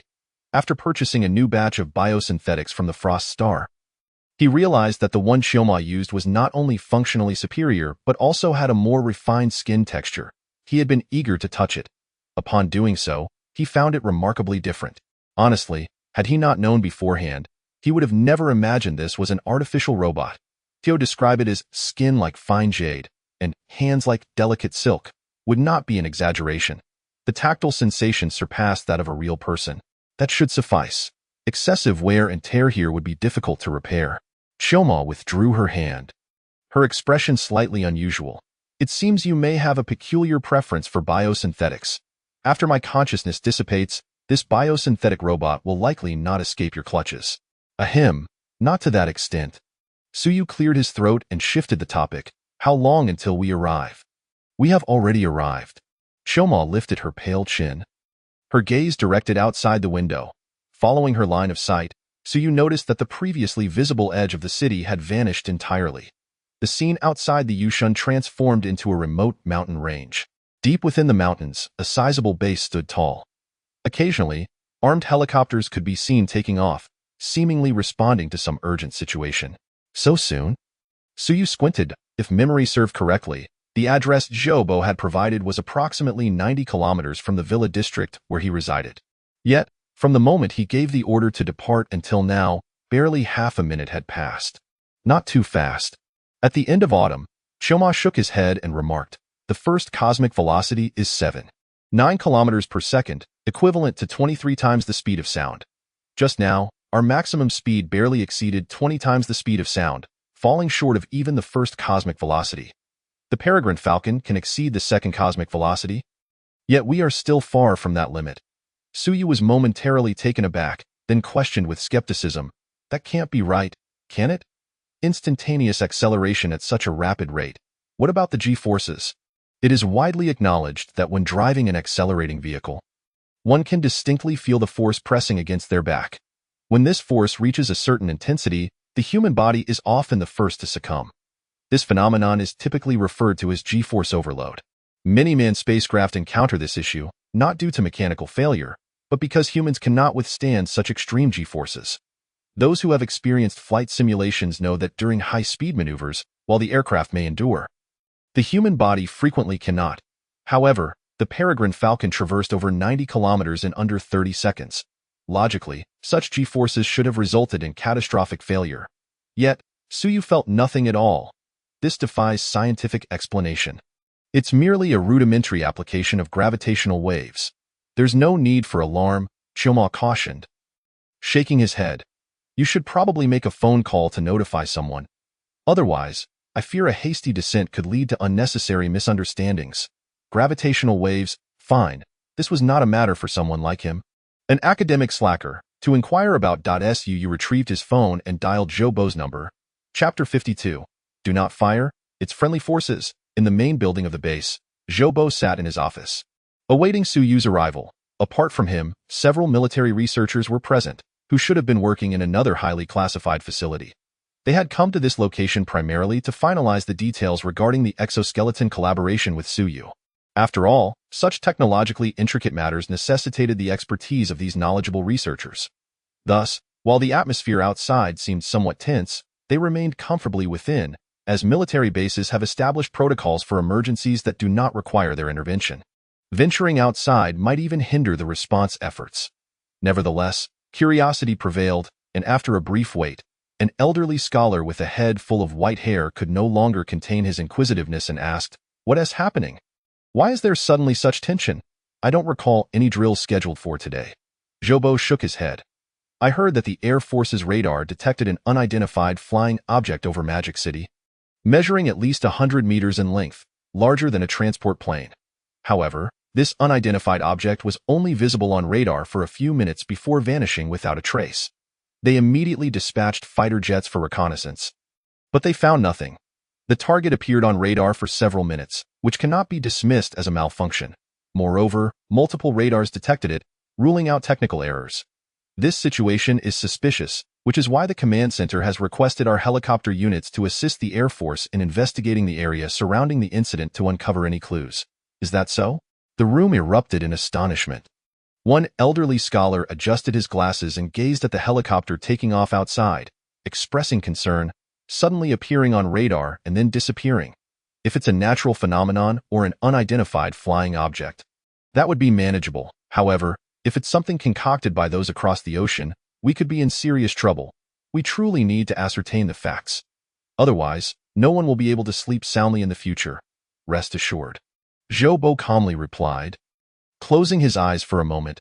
"We will face whatever comes our way, even if it is a scheme from across the ocean, as long as we can finalize this collaboration with Suyu. Once these exoskeletons are mass-produced, we need not fear them. That's indeed true." The room echoed with agreement. After all, besides Suyu and Choma, the individuals most familiar with the exoskeletons were these researchers who had first-hand experience and access to vital information. No one understood the power of this exoskeleton better than they did. Should they manage to deploy it on a large scale, in the event of war, Barring nuclear conflict, they were at a loss as to how they could possibly lose. What a tumultuous time. Zhou Bo sighed inwardly. Compared to his research-focused colleagues, he had more to ponder. There was one matter that neither the researchers nor the command staff had broached: how Suyu could present such an advanced exoskeleton. Initially, when they were somewhat unfamiliar with the G60 exoskeleton, they might have believed it to be the handiwork of Suyu, the amateur researcher. However, as they delved deeper into the exoskeleton study, the more they realized it was beyond the capabilities of a single individual. To be frank, many of the technologies could be repurposed for civilian use, potentially yielding trillions in profit. Numerous groundbreaking technologies lay before this room full of top-tier researchers. Not only had they not studied them, but they often struggled to grasp their principles. Yet, this extraordinary innovation was brought forth by Suyu. The military had conducted investigations into Suyu, only to find him utterly unremarkable. The phrase ordinary and unassuming could aptly describe Suyu's early life, neither particularly good nor bad. Yet, this very inconspicuous individual had produced something so formidable. The implications of this were chilling. The command staff had begun to speculate that Suyu might be an alien, or perhaps the representative of an extraterrestrial entity sent to make contact with Blue Star. Although such notions seemed absurd, Zhou Bo could not shake the feeling that the idea of Suyu being an alien might be the most favorable outcome. After all, if he were not an alien or connected to them, it would imply the existence of a mysterious organization on Blue Star with technology far surpassing that of any nation. As for whether he might have been sent by America across the ocean, the likelihood of that was exceedingly slim. After all, unless the elderly figure in charge of America were senile, there was no way they would allow Suyu to bring exoskeleton technology to the 9 provinces. Due to the enigmatic circumstances surrounding Suyu and the exoskeleton, everyone privy to this information tacitly refrained from discussing it further. Their collective focus was singular, regardless of Suyu's intentions or objectives. The priority was to secure the exoskeleton. If it required monetary compensation or personnel, they would comply as long as they could acquire the technology without causing disruptions within the 9 provinces. They would be willing to accommodate any requests. If they could also obtain the cutting-edge technologies embedded within the exoskeleton, facilitating the establishment of factories or companies would be feasible. They could even appoint him as chairman of a conglomerate the very next day. One step at a time, Zhou Bo thought, massaging his temples. Just then, his phone rang. Upon seeing the caller ID, he promptly answered, "Mr. Su, where are you now?" The military was certainly aware of Suyu's residence, which was over 90 kilometers away. Zhou Bo did not expect Suyu to arrive so swiftly. "However, I have arrived." "You have arrived?" Zhou Bo was taken aback and instinctively questioned, "Mr. Su, are you sure you haven't gone to the wrong place?" It had been less than half an hour since he had invited Suyu to discuss collaboration. Unless Suyu could fly, there was no way he could have traveled such a distance in such a short time, especially given that the majority of the route was through the heavily trafficked main roads of Magic City. Making such speed implausible. Certainly not. Within the Peregrine Falcon, Suyu chuckled as he observed the scene in Zhou Bo's conference room. "Major Zhou, take a look outside. And remember, instruct your men not to fire." Outside. Zhou Bo was momentarily stunned, not even having the chance to ponder how Suyu knew he was in the room. He instinctively turned to gaze out the window, and his expression froze in disbelief, hovering silently above the base. Less than 50 meters away was an enormous object stretching over 100 meters in length. At that moment, the entire base fell into a profound silence. Moments later, a piercing air raid siren suddenly blared across the sky. Chapter 53. Cooperation achieved. All are delighted wail. The shrill alarm reverberated throughout the entire base. In that instant, the previously stunned soldiers, caught off guard by the sudden appearance of the Peregrine Falcon, sprang into action as if activated. They swiftly grabbed their weapons and hurried to their designated emergency positions. Though the equipment may be somewhat rudimentary, the soldiers exhibit commendable quality, Chiyomo remarked, then pondered for a moment before adding, under similar conditions and numbers. The soldiers from Future City would likely not be their match. What about the soldiers from the era of prosperity? Suyu casually inquired. Chiyomo hesitated, then shook his head, setting aside technology. In terms of combat spirit alone, they are no match for the family soldiers within the Future City Military Corps. In the ongoing battle against the fungi, it is noteworthy that by the time their existence was discovered, they had already commandeered a significant portion of the fleet. Despite their ability to siphon the memories of the officers, these fungi possess a remarkably limited adaptability and their tactics are exceedingly rudimentary. On numerous occasions, the Human Alliance's fleet has been able to secure localized advantages in manpower during battles. Yet, they continue to suffer defeat time and again. The expansion of the Human Alliance in the cosmos has been so remarkably smooth that its warriors have entirely forgotten how to engage with adversaries of comparable technological prowess. Those fleets controlled by fungal parasites, when matched with equivalent equipment, often prevail through sheer audacity, defeating the Human Alliance's fleet with overwhelming odds. Suyu, when he first heard this from Chioma, he was curious as to why the Human Alliance, despite still having a substantial portion of the fleet and reinforcements from the rear, was so easily swept away by a horde of fungi in less than 2 years. It seems the soldiers were merely inexperienced amateurs. Not wishing to delve further into this matter, he promptly instructed Chioma to activate the communication module, addressing the still-dazed Zhou Bowie. "Major Zhou, can you hear me?" Zhou Bowie suddenly came to his senses, recalling Su Yu's earlier directive for their forces not to fire. And his voice escalated by several octaves. "Are you on the ship?" "Indeed." Upon receiving Su Yu's affirmation, Zhou Bowie's mind momentarily faltered.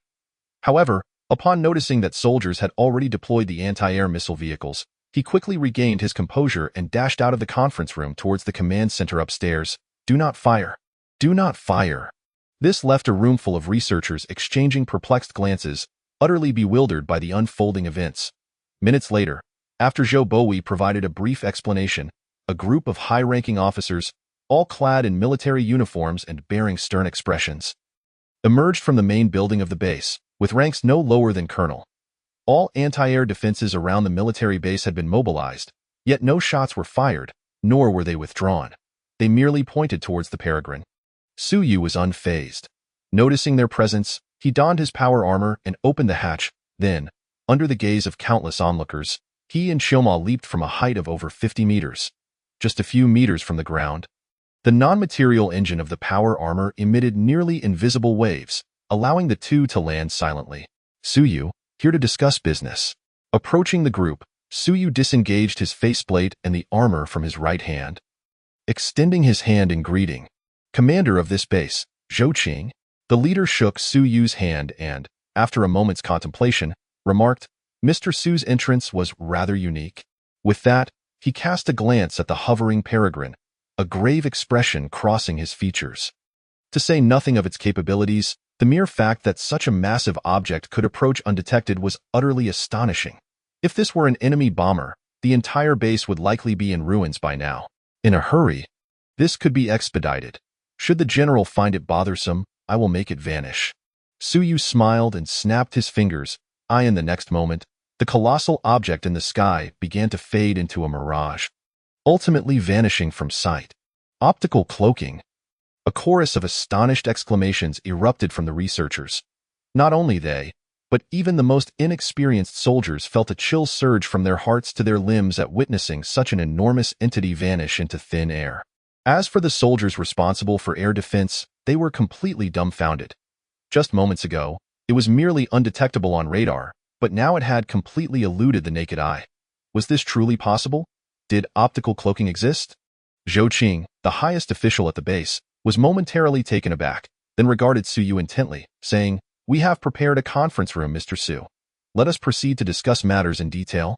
Shortly thereafter, the group found themselves in the conference room. After a brief moment of mutual observation, General Zhou Qing broke the oppressive silence. "Mr. Su, you are here to discuss the exoskeleton business, correct?" "Indeed," Suyu affirmed with a nod. Zhou Qing paused, then continued. "The procurement agreement for the exoskeletons is of paramount importance, and I have been entrusted with full authority to negotiate the pertinent matters with you. If there are no other issues, shall we commence?" Both Suyu and the military personnel tacitly refrained from mentioning the earlier incident. Truth be told, had it not been for the presence of such seasoned military professionals, the atmosphere would likely have been rife with panic, leaving no room for business discussions. 100-meter-long vessel floating silently in the sky exuded an overwhelming sense of pressure. Suyu, however, remained unperturbed, promptly laying out his pre-prepared conditions as if pouring beans. Firstly, he sought a comprehensive renovation of the abandoned industrial park in the southern suburbs, intending to establish factories for the production of exoskeletons and other items there. He required the military's assistance in navigating any complications related to this, as well as their support in acquiring any specialized materials that might be needed in the future.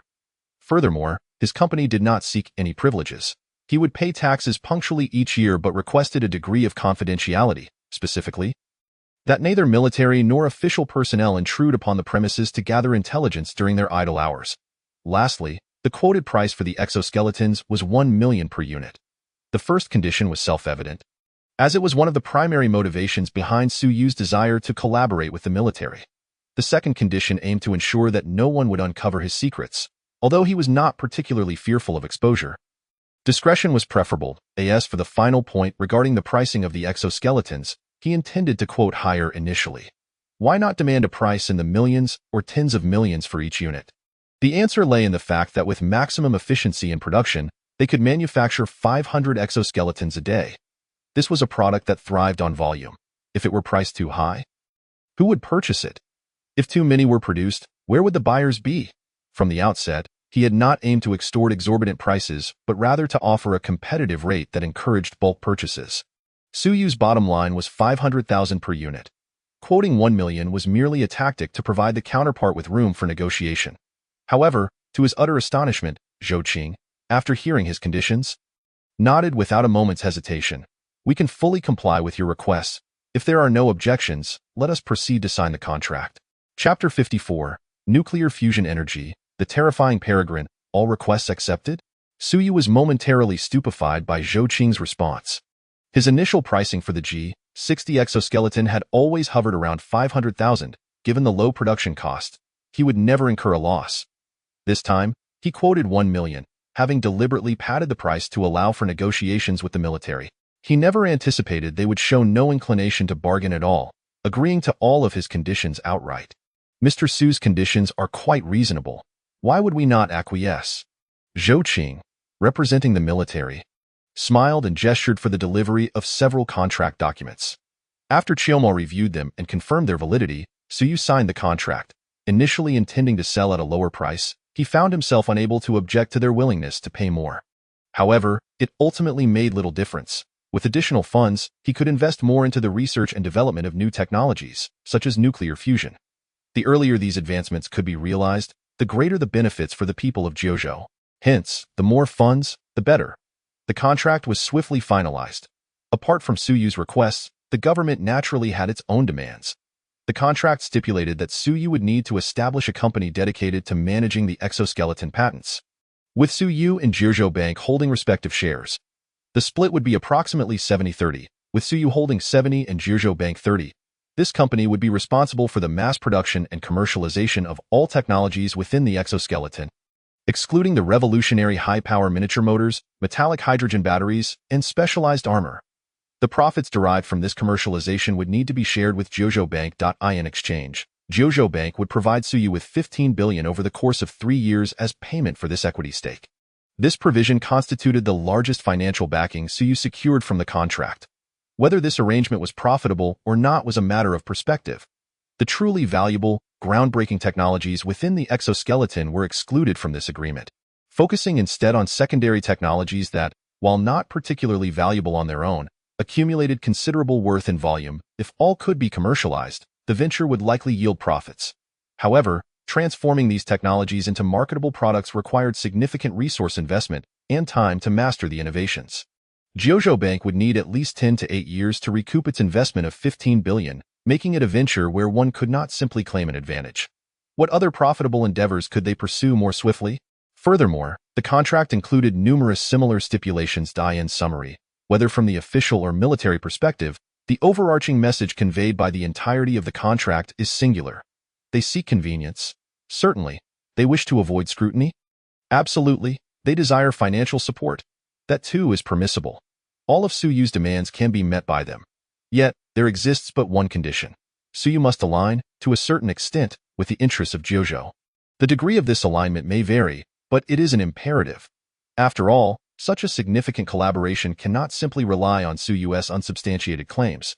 It would be unreasonable to expect them to unconditionally trust him. Relinquishing all oversight and allowing him to operate freely within the territory of Jiuzhou. Suyu has no objections to this stipulation and readily affixes his signature to the contract. The entire agreement, when compiled, amounts to several hundred pages. Without the assistance of Chiyo in reviewing the contract, it would likely take an inordinate amount of time just to sign it. Once everything was settled, Suyu's prior plans could commence. Initially, he intended to take his leave. However, the military had no intention of letting him depart immediately after the contract signing. Instead, they warmly invited him to partake in a meal. As the conversation flowed, familiarity blossomed among them. Gradually, the topic shifted towards the Peregrine-class near-Earth orbit spacecraft, which had caused considerable tension throughout the Eastern District earlier that morning. Although they had chosen not to mention this matter during the signing of the exoskeleton cooperation contract, it was impossible for the military personnel to remain indifferent to such an extraordinary phenomenon appearing on Jojo's soil. For a time, they were unsure of Suyu's intentions, apprehensive about provoking him, which is why their curiosity had been kept in check. At the dinner table, as glasses were raised and toasts exchanged, the military representatives began to tentatively inquire. Suyu, fully aware of their intentions, had no desire to conceal the truth. Otherwise, he would not have arrived in such a conspicuous manner, piloting the Peregrine while clad in powered armor. In response to their probing, he candidly stated, "That is the Peregrine-class near-Earth orbit spacecraft." A near-Earth orbit spacecraft? A researcher was taken aback, then exclaimed in astonishment, "So that colossal machine can even venture into space?" "Indeed it can." Suyu nodded, elaborating, "Its maximum speed can exceed the second cosmic velocity. Not only can it reach space, but it could also travel to Mars." "What kind of configurations does it possess?" "Mr. Su, would it be convenient for you to disclose that?" A general from the Air Force inquired, his eyes gleaming with excitement. "This contraption is far superior to any aircraft. There's nothing inconvenient about it." Suyu waved his hand dismissively. The Peregrine-class near-Earth orbit spacecraft is equipped with 4 massless engines, allowing it to traverse space at the second cosmic velocity with a payload of 500 tons. Furthermore, it features a deflective force field, enabling it to evade all kinetic weapon strikes. The sheer velocity and unparalleled defense left the knowledgeable military leaders gasping in awe. This technology was indeed formidable. Yet, before they could fully absorb their astonishment, Suyu continued, "In addition, it possesses optical stealth and a wave-absorbing energy field. Should it choose to, no military observation method in the world could detect it. As for weapon systems, it is outfitted with electromagnetic cannons and high-powered laser cannons. While its firepower may not be overwhelming, it can certainly engage targets from a synchronous orbit." The assembly was left speechless. Is this what is referred to as Cybertron technology? Must it be so preposterous? After a moment of stunned silence, a researcher could not contain himself, exclaiming, "But wait, with massless engines, deflective force fields, optical stealth, and electromagnetic cannons, high-powered laser cannons. Though I may not be well versed in these technologies, surely the energy consumption of such devices must be astronomical? How long can its onboard energy supply sustain it? It can keep it flying until the end of time?" Suyu nonchalantly replied, taking a bite of his meal. "Because its energy source is derived from a nuclear fusion reactor." Crash, a cup shattered on the floor, yet no one paid it any mind. Everyone was frozen in their seats. Chapter 55. A technology more terrifying than nuclear fusion. Among those present, whether they were researchers or military personnel and commanders, they were all highly educated individuals. While they might not fully grasp the technical aspects outside their fields of expertise, the implications of nuclear fusion were universally understood. Not only they, but even a casual internet user could articulate the myriad benefits of controllable nuclear fusion energy. After a brief silence, the entire dining table erupted in fervor. Zhou Qing, sitting next to Suyu, excitedly grasped Suyu's arm. "Mr. Su, is what you said truly the case? Have you truly mastered nuclear fusion technology to the extent that it can be installed on a spacecraft?" It seemed that Suyu, who had just been boasting, finally awoke from his reverie, and instead of continuing the conversation, he repeatedly apologized. "Oh dear, I misspoke in my intoxication. Just consider my words as mere ramblings." Come, I shall drink to that," he declared, raising his glass and downing it in one gulp. The notion of speaking out of turn while intoxicated was, of course, non-existent. With his current physical prowess, it would be no exaggeration to say that even if he were to make the others completely inebriated, he would remain unaffected. While he possessed all the technical documents and blueprints related to nuclear fusion, now was not the opportune moment to reveal them. SUU's intention in deliberately hinting at this was primarily to pique their interest, while simultaneously imparting another message. The future lies in my hands. Zhou Qing quickly regained his composure, maintaining an unflappable demeanor as he continued to toast with Suyu, as if he had not heard anything about nuclear fusion. The calmness displayed amidst the upheaval was a testament to his mastery of composure. As they observed and probed Suyu, he too was subtly testing them. Not to mention Zhou Qing, who truly lived up to his position as the commander of such a vast military base. Calm and collected, his actions were methodical and orderly. The phrase, to conceal one's emotions, does not imply maintaining a perpetual grim expression, but rather mastering the art of masking one's thoughts. Zhou Qing excelled in this regard. From their initial meeting and negotiations to their current meal, the only time he genuinely exhibited surprise was upon hearing about nuclear fusion. Prior to that, even when witnessing the hovering peregrine in the sky. Though his demeanor was serious and cautious, there was no trace of astonishment. This was not due to a lack of surprise at the sudden appearance of the peregrine, but rather a display of his ability to effectively conceal such emotions. In that moment, as the commander, he was the pillar of strength for the entire base. If he were to reveal surprise or panic, how could the other soldiers maintain their composure, as they were all busy individuals? The meal did not linger for long. After dining, they were invited to tour the base, and soon Suyu and Xiaomo took their leave. Under the watchful eyes of many, the two donned their powered armor and stood in the base's square. Without a sound, the armor began to ascend slowly. Above the base, the immense peregrine gradually materialized, its lower hatch opening to receive them in the base's radar room. Zhou Qing gazed at the empty radar screen, then at the colossal object hovering in the sky. Shaking his head in disbelief, there truly isn't a trace on the radar. This technology is too terrifying. This must be the effect of the wave-absorbing energy field that M.R.S.U mentioned at the dinner table. The electromagnetic waves near this spacecraft are entirely absorbed by the energy field, and without feedback, the radar simply cannot detect it. Zhou Wei, a researcher, analyzed. However, such a device evidently consumes vast amounts of electricity.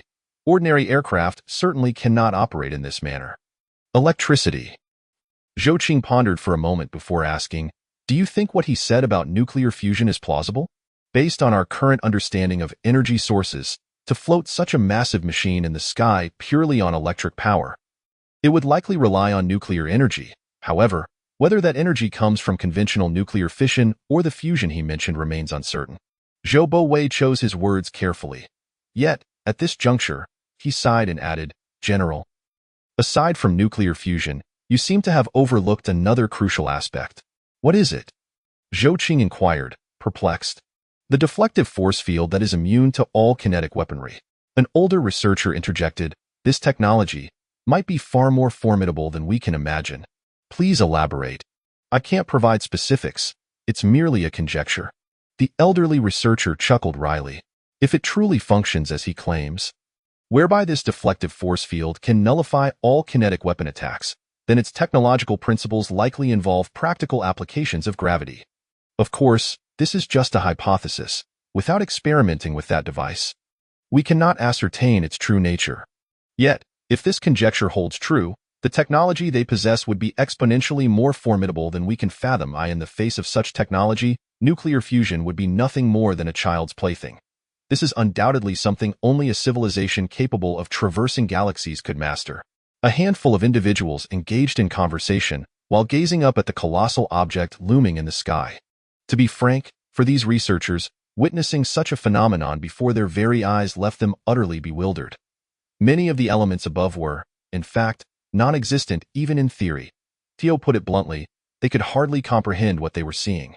Faced with something that transcended their understanding, it was only natural for anyone to feel a sense of a in contrast to the researchers. Zhou Qing, a military leader, was wide-eyed with excitement, contemplating how he might deploy such a device in actual combat. After much deliberation, he realized one crucial fact. With a falcon at their disposal, they could potentially dominate the skies of the entire blue planet. As the people on the ground pondered their thoughts, with each harboring their own ideas, the moment Suyu and Xiaomo boarded the vessel, the previously motionless falcon finally sprang into action. In the blink of an eye, this massive machine abruptly vanished from the sky above the base. Its speed beyond imagination. To think it could achieve such acceleration while carrying passengers. The elderly researcher who had previously analyzed the directed force field stared in disbelief. Even Suyu, upon realizing that he had traversed over 90 kilometers in less than half a minute, contemplated the issue of overload. Naturally, the military researchers were not oblivious to such concerns. After a moment of contemplation, the elder exhaled slowly. If they lack specialized technology to mitigate the overloads caused by such rapid acceleration, it implies they have truly mastered force. Chapter 56. Industrial Park Renovation Plan. Without paying heed to the astonished individuals within the base, Suyu, after delivering a small shock of wasteland awe, chose to depart with a flourish. However, he did not venture far, instead turning towards the abandoned industrial park in the suburbs. Upon arriving there was no longer a need to flaunt the Falcon. Suyu retracted the Falcon into the inventory of the trading platform and, alongside Shioamo clad in powered armor, descended to the ground. They then located a vacant area, from which they released the terrain surveying unit from the J9000 project renovation module rented from Frost Star. The J9000 module housed over 8,000 engineering machines, each serving a distinct purpose. As it was not yet time for full-scale operations, terrain surveying had to be conducted first, followed by the design of the renovation plan. Only after selecting the plan and preparing all necessary materials could they commence work. Thus, so you need not deploy all the engineering machines at once. The surveying unit consisted of 30 diverse tracked robots, which, at Suyu's command, scattered to begin surveying the small plain between the mountains and the sea, including the abandoned industrial park. Initially, he only possessed the rights to the over 1,000 acres of the industrial park. However, following a cooperative agreement with the military, or simply put, the official government of Jojo, this area spanning nearly 10 square kilometers from the dock to the mountains had now become Suyu's domain. He was free to modify it at will. Given the advantage of having the J9000 project module at his disposal, he was determined to seize this opportunity to complete the renovations in one go.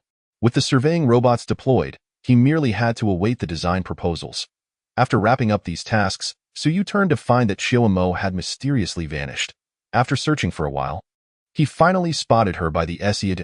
At that moment, Shioamo sat alone on a protruding rock, quietly gazing at the distant horizon, her silver-powered armor standing behind her like a sentinel. Observing this, Suyu also removed his powered armor and climbed onto the rock to sit beside her, asking, "Do you enjoy watching the sea?" "Not quite enjoyment, I suppose. It's just that I haven't seen such a scene in a long time." Shioamo spread her arms, closing her eyes against the sea breeze, and calmly remarked, "In the final chapter of my life, to be able to escape that desolate world and behold the blue sky and white clouds. Among the remnants of the prosperous era, I might be the luckiest one." So you fell silent for a moment before shifting the topic. "You've mentioned that you were involved in research before the war. I wonder which field you specialized in?" "In which field?" Shioamo shrugged. "There were many. Mathematics, chemistry, physics, biomedical sciences. I believe I dabbled in all of these before the war. Afterward, I focused more on humanities and social sciences, though the results of my research have seldom been applied." "Ah, so she is a polymath." Initially merely seeking to change the topic, Suyu gasped in surprise. However, upon hearing her extensive knowledge, he suddenly recalled a perplexing question that had troubled him for quite some time. "Speaking of which, your current state is that your consciousness has been uploaded onto a circuit board. What exactly is this consciousness?" "That's quite difficult to explain." Shioamo furrowed her brow and pondered for a moment before responding. "In terms you might understand, consciousness is roughly equivalent to the soul. In the mainstream academic views in our realm, consciousness constitutes the essence of an individual's existence. If consciousness dissipates, then legally, that person is considered dead. Much like my situation, after a few days, when my consciousness dissipates, this unique bionic entity will inherit all my memories and knowledge from my lifetime. Apart from lacking creativity, its behavioral habits will not differ from my current self. This situation raises various ethical and philosophical questions, necessitating legal determinations on whether I am truly dead. After nearly a century of discussion within the academic community, we ultimately enacted legislation that regards the dissipation of an individual's consciousness as the criterion for determining death." "I don't understand," Suyu admitted candidly. "Not understanding is quite normal," Shioamo nodded, evidently unfazed. You only need to know that according to your definition of the soul, consciousness equates to a person's soul. If that's the case, perhaps, so you thought of Zhang and the metaphysical existence of his world. Perhaps what? Nothing. Suyu shook his head, opting not to disclose this directly to her to avoid any misunderstandings. He could inquire with Zhang later on whether they had any means to nurture and preserve souls. If such things existed, it would be a delightful surprise for her once procured. Xiaomo did not press further, instead stating, "The terrain survey has been completed, and the design proposals have been submitted. I've filtered through them and selected several designs that align with your aesthetic preferences, which I've sent to your phone. You can take a look first, and if none meet your satisfaction, we can discuss further." So soon? Suyu exclaimed in surprise, picking up his phone. True to her word, a new app had appeared on the screen, revealing over 50 design proposals. Where did this app come from? Suyu inquired casually while opening one of the designs. Just a temporary setup for your convenience. Your virtual technology isn't very advanced here. Otherwise, once this design is completed, it could be viewed in a virtual world to see the effects post-construction, Xiaomo explained. In the prosperous era, before building a house, people could replicate it one-to-one in a virtual world according to the design plans, living in it for a year or so before deciding whether to build it. If there were any minor design flaws that one wasn't satisfied with, they could directly modify the design in the virtual world. Even someone with no knowledge of architecture could create beautiful and scientifically sound buildings from scratch. That's truly convenient, Suyu marveled. What does it mean for technology to change lives? This is it. After spending over an hour reviewing all 50 design proposals, Suyu faced a dilemma in choosing. After much contemplation, he ultimately selected a design titled Ziwiyuan, which was also ranked first among the proposals. Upon witnessing this, Xiaomo displayed a knowing smile. "You knew I would choose this?" Suyu asked curiously. "Of course, otherwise, why would I place it first?" Xiaomo said, a rare hint of pride in her voice.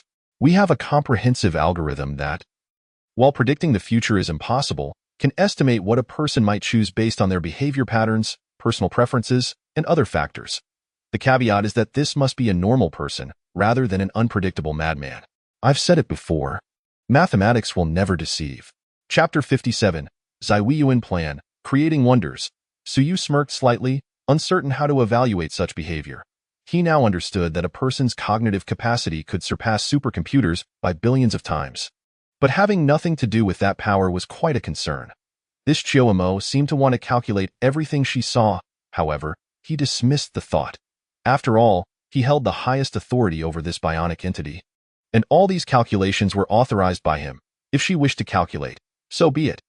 Indeed, Suyu's current reaction was likely factored into Chiyomo's calculations, which is why she so calmly shared these details with him. Shaking his head, he opened the Ziwiyuan design proposal in detail. Previously, he had merely skimmed through the proposals, but now he intended to examine this particular one closely. The Ziwiyuan proposal encompassed an area of 9.68 square kilometers, nearly enveloping the entire small coastal plain. The design divided this expanse into 4 distinct zones: the office area, production area, living area, and entertainment area. The office area is rather uncomplicated, consisting of a towering structure that reaches an impressive height of 388 meters. This edifice covers an expanse of 160,000 square meters, comprising 209 above-ground levels and 16 subterranean levels, ultimately yielding a usable area of 3.59 million square meters upon completion. The production sector, on the other hand, is composed of 4 colossal factories, each soaring to a height of 50 meters and occupying nearly 1 million square meters, with a total usable area exceeding 7 million square meters. Once finalized, the aggregate usable area of the 4 factories will surpass 28 million square meters. These factories are equipped with comprehensive facilities, capable of functioning both as laboratories and manufacturing plants. Additionally, there are 10 smaller warehouses, designed similarly, yet slightly reduced in size, which collectively offer a total usable area of 10 million square meters, equivalent to 10 square kilometers. The residential area is envisioned as an aerial city, comprising 8 skyscrapers that exceed 900 meters in height, featuring a relatively intricate design. The majority of this aerial city will consist of high-tech smart residences, with a minority of commercial establishments. The usable area surpasses 13 million square meters, accommodating up to 100,000 residents, with each individual enjoying a personal space of over 100 square meters. The entertainment district is notably more complex, featuring a massive hemispherical structure that encompasses various sports facilities, cinemas, expansive shopping centers, and amusement parks. Furthermore, the entertainment area includes vast marine expanses. Due to its proximity to the estuary of a major river, where the water tends to be murky, it is necessary to deploy several high-capacity seawater filters while simultaneously clearing the surrounding marine area. Upon completion, this locale will boast beaches reminiscent of tropical islands, adorned with azure waters. In addition to these 4 zones, there are plans for the reconstruction of docks and the dredging of waterways. However, in comparison to the designs for these 4 districts, the reconstruction of the docks appears to be a relatively minor undertaking. The entire Z-Way Garden project will require over 6 million tons of steel and more than 9 million cubic meters of concrete. Even disregarding other expenses, the cost of just these 2 raw materials is estimated to be around 27 billion, including all other costs. The total investment required to bring this vision to fruition will exceed 40 billion. This figure pertains solely to the cost of raw materials. Thanks to the J9000 module, only the procurement of materials is necessary. Should this superstructure be constructed under conditions similar to those on Blue Star, it is uncertain whether the 1,388-meter main tower could even be realized. Even if it could, considering the costs of materials, labor, technology, and production losses, it would likely require a staggering budget of 200 billion, with a construction period of at least 5 years.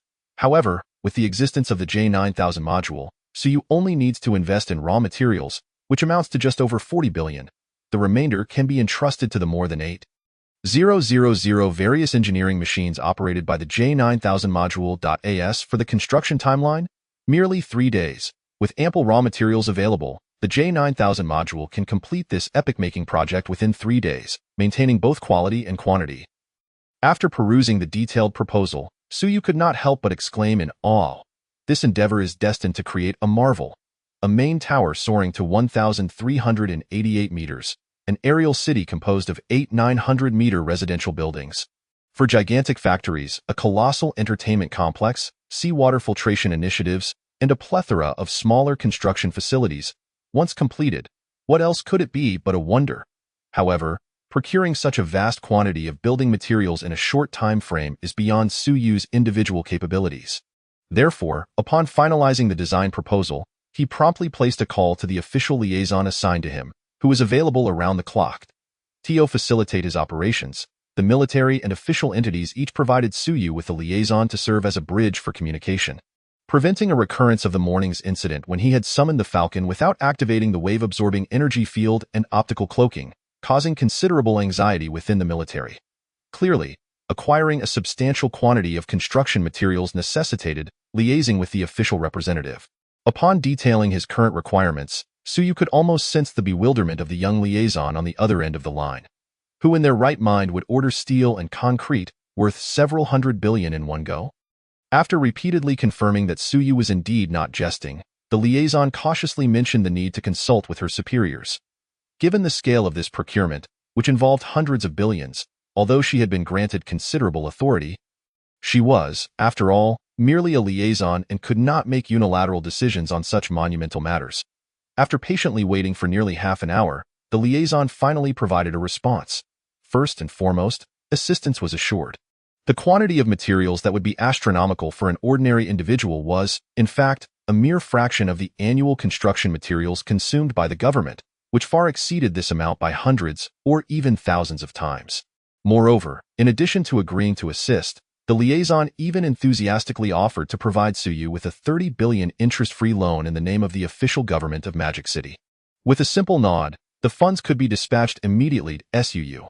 Recognizing the merit of this proposition, did not refuse. His current liquidity amounted only to the investment funds he received when establishing a joint venture with Jojo Bank for the development of exoskeleton patents. A total of 150 billion was to be repaid over 3 years, with this being the first year and only 50 billion available. Although the expenditure for this design proposal was slightly over 40 billion, operational execution would invariably encounter additional complications. Thus, the eventual costs would surely exceed this amount. Furthermore, he did not intend to simply complete the marvel and then cease all activities. He planned to formally establish a company, hiring high-caliber talent to further develop the cutting-edge technologies acquired from the wasteland. Clearly, he required more funding. Originally, his strategy involved constructing the Z-Way garden first, then developing a nuclear-powered black box to mass-produce exoskeletons. He currently possessed over 2,000 sets of exoskeleton stock, and with concerted efforts, he aimed to amass a total of 5,000 sets. ATA price of 1 million per set. Selling them to the military would yield 50 billion. However, with Magic City now willing to offer him a 30 billion interest-free loan, there was no need to activate his nuclear-powered money printing, nuclear-powered black box. Of course, this financial assistance was not without strings. Even in the absence of binding clauses, accepting this loan would incur a debt of gratitude.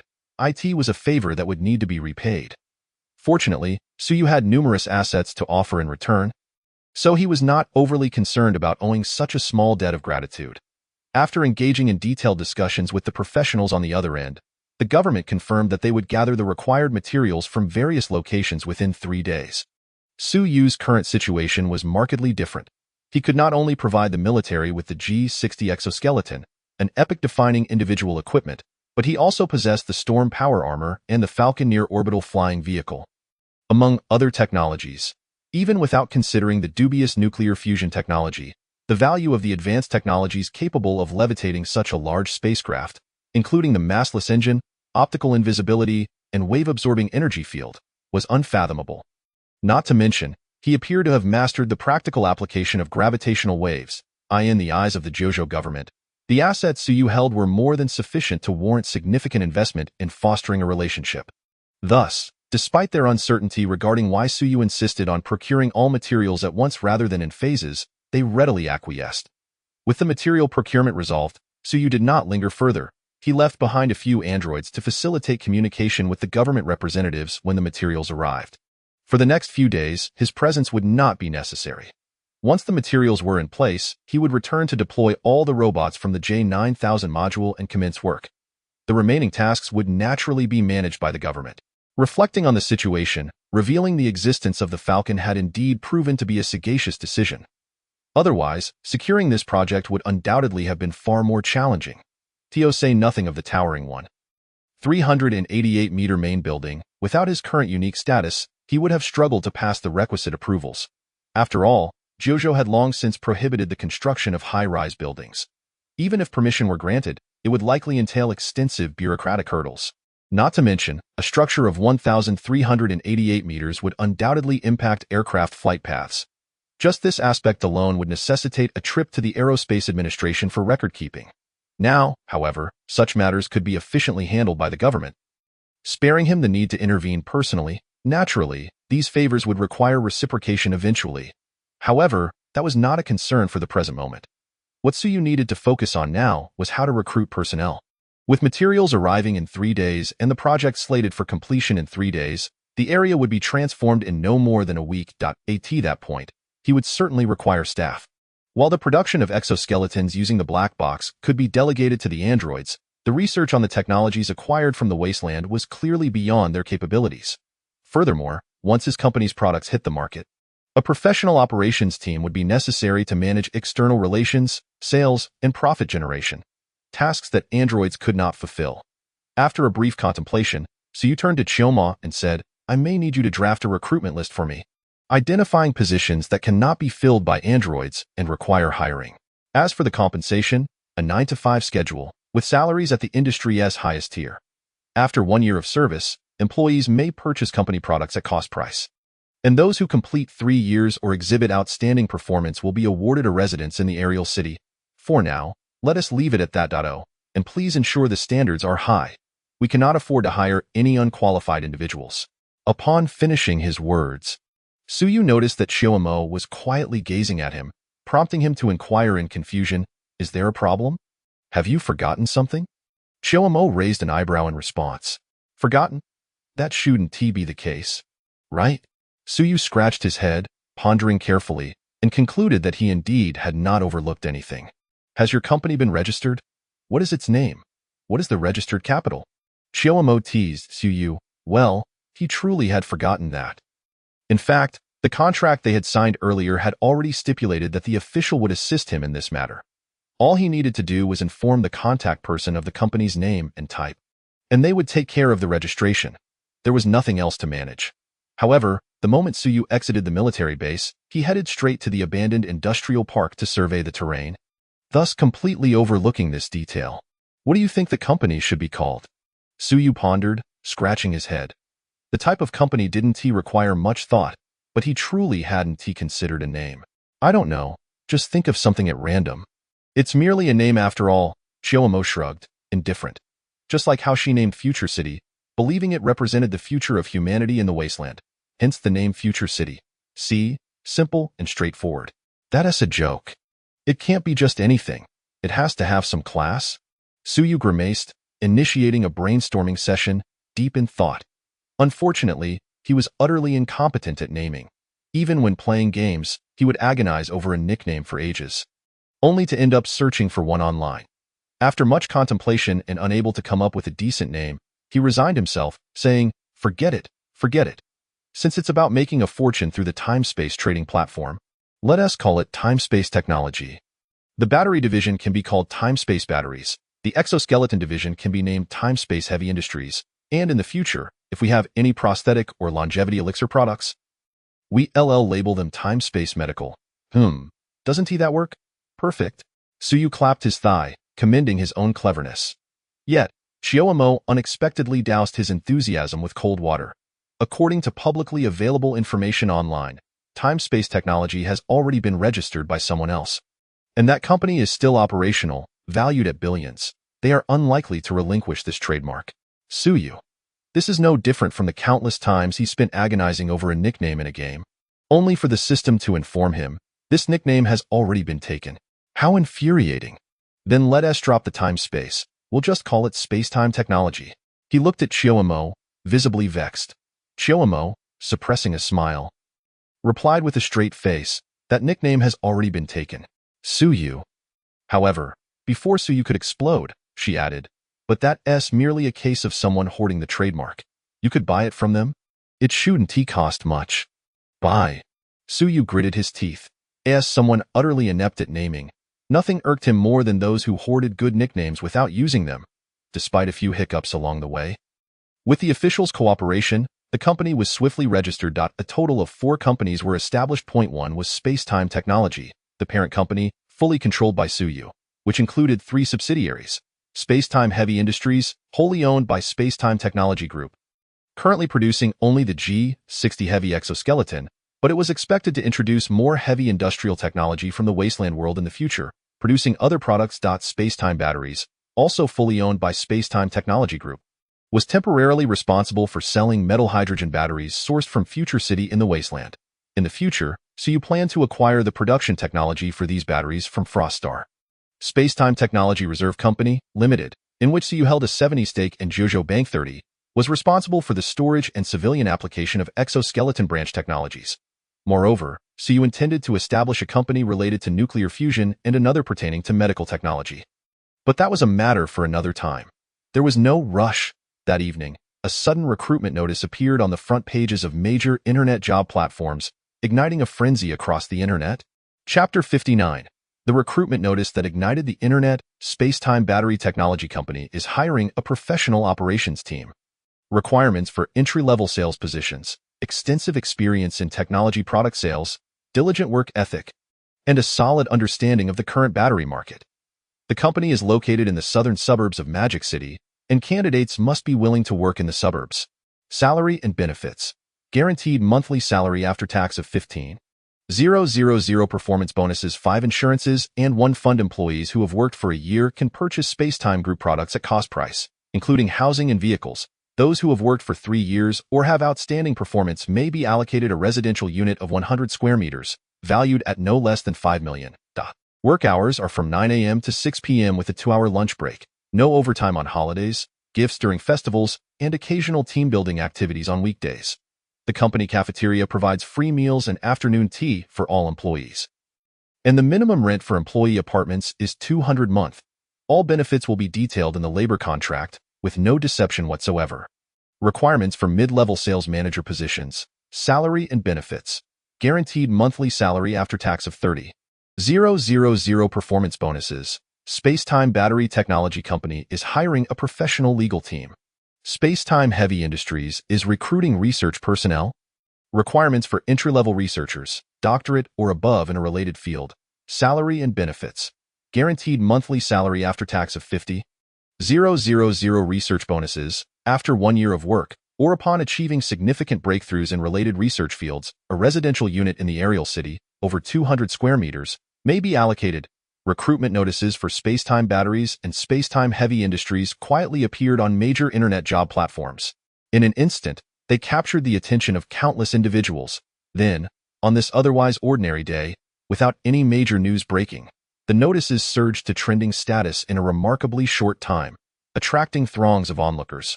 What? Is this for real? Entry-level sales position offers 15,000 after tax? I don't really understand, but isn't that salary quite normal for Magic City? There was a survey showing the average salary in Magic City is around 18,000. Why is this trending? Did you buy in? Bro, did you even graduate from middle school? This is 15,000 after tax, and even without considering bonuses, there are 5 insurances and 1 fun 9 to 5 weekends off. Isn't that a million times more comfortable than a salary of 18,000 where you're stressed to the point of hair loss? And do you know what the average salary is? Are you only looking at the entry-level sales position offering 15,000? You should check the other positions. Entry-level research personnel earn 50,000 a month. Judging by average salaries, the 2 companies in this recruitment notice probably have an average salary of about 20,000 to 30,000, not to mention those housing allocation benefits, easily exceeding 50,000 to 60,000. It might even reach 70,000 to 80,000. Go to sleep. Such companies only exist in dreams. Capitalists are not philanthropists. Didn't they say all salary and benefits would be included in the labor contract? Haha. Just common recruitment rhetoric. Anyone who believes it is a fool. Indeed. Anyone with a bit of sense knows it's fake. Just look at how many people they are hiring. Altogether, there are at least 20,000 employees. If fully staffed, the monthly payroll alone would be nearly $1 billion, not to mention all those exorbitant benefits. And for 2 unknown companies, their registered capital could be at least 100 million. Right? By the way, guess what I just found out? Both Spacetime Heavy Industries and Spacetime Batteries are subsidiaries of a company named Spacetime Technology Group. Moreover, Spacetime Technology Group also has another company under its name called Spacetime Technology Reserve Company Limited, which is quite intriguing. It holds a 70% stake in Spacetime Technology, with Jiuzhou Bank holding 30%. Additionally, both Spacetime Heavy Industries and Spacetime Batteries have a registered capital of 10 billion. What the heck? Jiuzhou Bank? Don't say anymore. It's all fake. Don't fight me for positions. Damn it. At this rate, the boss will take the money and run overnight. Spacetime Daddy, I'm coming for you. The recruitment advertisements for Su's 2 companies, boasting extravagant benefits, sparked immense interest the moment they were released. Within just 2 hours, the number of people booking interviews through various online job platforms had already reached its limit and continued to rise. With spare computing power, Xiaomo found herself with work to do. She first filtered out all the applicants who did not meet the requirements and were merely crowding the scene. Then she conducted the first round of interviews online, communicating one-on-one with the remaining candidates and filtering out another batch. Out of hundreds of thousands who had expressed interest, only around 30 to 50,000 would actually reach the interview stage. Xiaomo promptly used the funds provided by Suyu to rent a sports venue in Magic City as a temporary interview center. The recruitment process would officially commence the next day.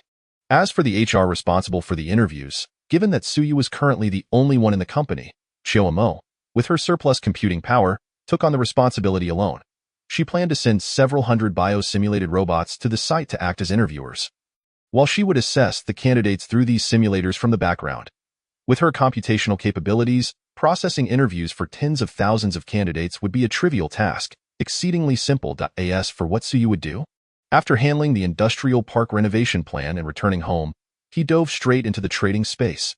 In an elegant pavilion, Suyu waited for a moment before Ing Zhang, dressed in regular attire, made his appearance. Mr. Su, you suddenly sought me out. Is there something of importance? As soon as Ing Zhang took his seat, he smiled warmly and said, "It is merely a trivial matter, no need to rush." Suyu, smiling, deftly shifted the topic. "I wonder if the materials I brought a few days ago have been reviewed by the Qin Emperor?" "I have gone through them to a considerable extent," Ing Zhang replied calmly, "though it has merely been a cursory glance." Some of the knowledge contained within is profoundly enigmatic. To fully comprehend it will undoubtedly require more time. Was that all he managed to review? So you had provided him with 3 smartphones, each boasting a capacity of 1 TB, containing several terabytes of video content. It had barely been 3 days since then. The historical text had not aired. This individual was indeed a veritable workhorse. If there are any uncertainties, feel free to express them. I may be able to elucidate matters for the Qin Emperor, Suyu said with a smile. However, Ing Zheng did not engage with this suggestion. Instead, he regarded Suyu quietly for a moment before saying, Mr. Su, you seem to have a request. Do speak frankly.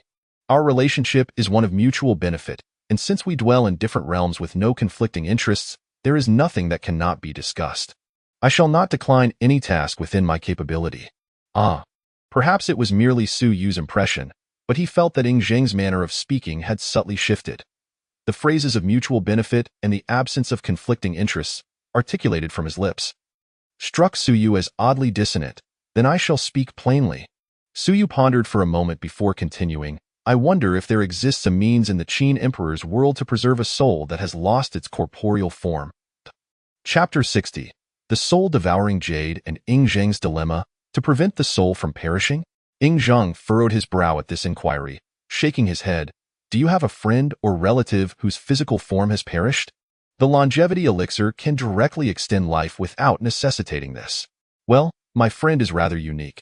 Her physical form is already gone, leaving only her soul, or rather, it should be her soul, Suyu shrugged. In any case, she cannot consume the longevity elixir. This is indeed somewhat troublesome. Upon hearing this, Ing Zheng inhaled lightly, contemplating before he spoke. There is a method, but it requires a particular treasure, and even then, it is not a foolproof solution. It can merely prolong the soul's existence, not guarantee permanence. Oh! Suyu's eyes brightened. There was indeed a solution? He quickly urged. Please, Qin Emperor, enlighten me. Kindly wait a moment. Ing Zheng nodded and turned, vanishing into the pavilion. After nearly half an hour, he returned, holding a piece of pure black jade. Casually placing the jade before Suyu, Ing Zheng explained, this is a treasure crafted by the practitioners of the Yin-Yang school, known as the Soul-Devouring Jade. Its original purpose was to imprison the souls of the deceased within the jade, ensuring they remain restless after death. It is quite a malevolent artifact. However, considering your needs, it can indeed preserve the soul of one who has lost their corporeal form. Suyu nodded, gazing at the soul-devouring jade, feeling an inexplicable allure emanating from the obsidian artifact in a daze. He sensed as though his very essence were being drawn into it, his body inching nearer until he snapped back to reality just before contact. Looking at the soul-devouring jade again, he couldn't help but break into a cold sweat. This object was certainly not benign. Merely gazing at it almost felt as though his soul were at risk of being siphoned away. This item cannot devour the souls of the living without the practitioner's activation. However, its heavy infusion of yin energy may affect ordinary individuals who frequently interact with it, leading to some hallucinations, Ing Zheng explained nonchalantly. Yet it is precisely this rich yin energy that allows it to nourish the yin spirits and preserve their existence. Suyu cast a wary glance at the soul-devouring jade. What did you mean when you said this is not a complete solution? Are there drawbacks? The drawback is that it cannot sustain a living soul indefinitely. At most, it can allow the soul to linger in this realm for half a year. After that, the soul will inevitably begin to dissipate. Half a year. Suyu nodded. That is acceptable. He possessed a transdimensional trading platform, and it was not unusual for him to encounter trading partners from various worlds. It was entirely possible he might meet someone from a realm with greater extraordinary powers, capable of reviving the deceased. Although the soul-devouring jade could not provide a permanent solution, it afforded an additional 6 months, thus expanding the possibilities. Yet, he then recalled another issue. If the soul is absorbed into the soul-devouring jade, can it still communicate with the outside world? Or is it akin to a prison for souls, from which communication with the outside is forever severed? If it were the latter, then it might mean Autumn would have to face imprisonment. Unless a practitioner well-versed in this art establishes restrictions, communication with the outside world is indeed possible. Whether the soul-devouring jade is a malevolent artifact depends on who wields it, Ing Zheng elaborated patiently. In the hands of unscrupulous practitioners, they might employ various restrictions to confine souls within the jade, subjecting them to torturous punishments like karmic flames, treating it as a tool of punishment. However, if your intent is merely to use it as a vessel for prolonging the life of a soul that has lost its physical form, then it is undoubtedly the most suitable treasure for nurturing souls, allowing for communication with the outside world without issue. That is reassuring. Suyu nodded with satisfaction. What is the price? What does your majesty require? Upon hearing this, Ing Zhang tapped the table thoughtfully before replying, this item is unique. It was fortuitously discovered by a practitioner of the Yin-Yang school, who subsequently crafted it according to ancient methods, making it impossible to replicate. As for its utility, it is limited. In the Qin, aside from serving as a tool of punishment, it has little other use. However, if one were to claim it lacks value, it is still a singular item. You may decide upon a price. Am I to determine the price myself? Suyu pondered briefly before asking, might I inquire if your majesty is currently facing any difficulties? Difficulties? Ing Zhang raised an eyebrow, contemplating. Indeed, there are certain challenges. The northern Xiongnu are invading the borders. Although Meng Tian leads his troops against them, the Xiongnu excel in cavalry and archery, making them swift and elusive. Defeating them is easy, but exterminating them is another matter altogether. I initially intended to construct the Great Wall for defense. Yet having reviewed the materials you provided, I realized that this course of action is indeed hasty. The Qin has only recently unified the realm, and the people's livelihoods are strained. Conscripting laborers to build the wall would undoubtedly incite widespread discontent. Yet if the wall is not constructed, should the Xiongnu cavalry descend again to pillage, Meng Tian may not be able to halt their advance, at which point the northern borders will be overrun. Infantry against cavalry presents a historical dilemma. Suyu stroked his chin. The Qin could not possibly lack cavalry. However, the age-old adage holds true. You cannot defend against thieves for 1,000 days. Given the lengthy northern border and the absence of timely intelligence to predict enemy movements, without the Great Wall, it would be exceedingly simple for the swift Xiongnu to conduct raids against a porous northern defense. They could strike swiftly and retreat before the main army even arrived, leaving devastation in their wake. Is your majesty aware of why cavalry eventually faded from the annals of history in our world? Because of firearms? Ing Zhang pondered, slightly hesitant. I have recently watched several documentaries on what you refer to as world wars, which frequently mention that the powerful firearms led to the decline of cavalry. Yes, and yet, not entirely. Suyu shook his head. The proliferation of automatic weapons indeed rendered cavalry ineffective on the conventional battlefield. But is cavalry solely strong in that arena? Clearly not. The greatest advantage of cavalry lies in their mobility. There is a saying in our world, speed is the essence of martial prowess. You possess firearms. Yet so can your adversaries. However, they have 4 legs, which will always allow them to outrun you on 2. Thus, the true reason cavalry exited history was not firearms, but rather the internal combustion engine. Those automobiles and tanks? Ing Zheng's eyes suddenly brightened. Indeed, the soldiers of the Qin were not incapable of defeating the Xiongnu. In the face of the Qin's crossbow formations, no cavalry would stand a chance. The greatest hurdle to overcoming the Xiongnu was not the inability to fight, but rather the inability to catch them. Even if the soldiers of the Qin were equipped with heavy machine guns, if the enemy chose not to engage, they would be powerless. Do you have any sound strategies? Ing Zhang could not help but inquire. Chapter 61. Do you understand what it means to be a Qin superhuman? It was no wonder Ing Zhang was anxious. He was unaware of the myriad challenges facing the Qin. Was he? This was evidently not the case. His steadfast desire to construct the Great Wall stemmed chiefly from the northern threat. In his era, faced with the incursions of nomadic tribes from the grasslands, aside from erecting fortifications, there were virtually no alternative measures. This was a characteristic of civilization that he could not alter. Without fortifications, an agrarian society lacking cavalry would find it exceedingly difficult to contend with nomadic tribes. Even if they could hold their own in battle, the Han dynasty's later successes against the grasslands were a result of decades of preparation, nurturing countless horses in the central plains. The Qin currently lacked such conditions. It may not be a brilliant strategy, but I do possess a method to assist you in addressing the northern threat in the short term, as for the future. Once the Qin industrializes, these issues will naturally cease to exist. Suyu said. Smiling as he beckoned, a towering armored behemoth, nearly 2 meters in height, materialized beside him, a heavy exoskeleton.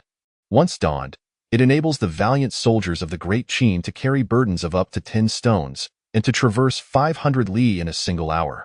This remarkable contraption is impervious to blades and possesses unimaginable strength. With it, even when faced with 10,000 elite cavalry of the Xiongnu, one could boldly infiltrate and emerge victorious time and again. The unit of measurement shi has undergone transformations over time, with 1 shi in the Qin dynasty roughly equating to over 100 kilograms. Furthermore, a li in that era approximated to today's 400 meters and an hour to about 2 hours. Upon realizing that his second trading partner was Ing Zheng, Suyu had made a concerted effort to bolster his knowledge in this regard. Is it truly possible for such a divine artifact to exist in this world? Ing Zheng immediately rose and approached the exoskeleton, his eyes glimmering as he gazed upon this creation, a culmination of cutting-edge technology. Indeed, should 100 soldiers don this armor and guard the various passes of the northern territories, the region would remain secure. If you wish to take the initiative, it would not be difficult. I can arrange for reconnaissance drones or similar devices, ensuring that the Xiongnu cannot evade detection across the vast grasslands, Suyu confidently assured. It was no jest. Donning such an apparatus would undoubtedly demonstrate to the Xiongnu what it meant to confront the superhumans of the Great Qin. He could vividly envision the scene of Great Qin warriors, clad in exoskeletons, storming into the Xiongnu Dragon City, accomplishing feats of daring and agility. The Xiongnu might be swift, but could they outrun an exoskeleton with a speed of 100 kilometers per hour? In combat, they would stand no chance. The imagery was too splendid to behold. What? The soldiers of the Great Qin are untrained in high technology due to their rudimentary education?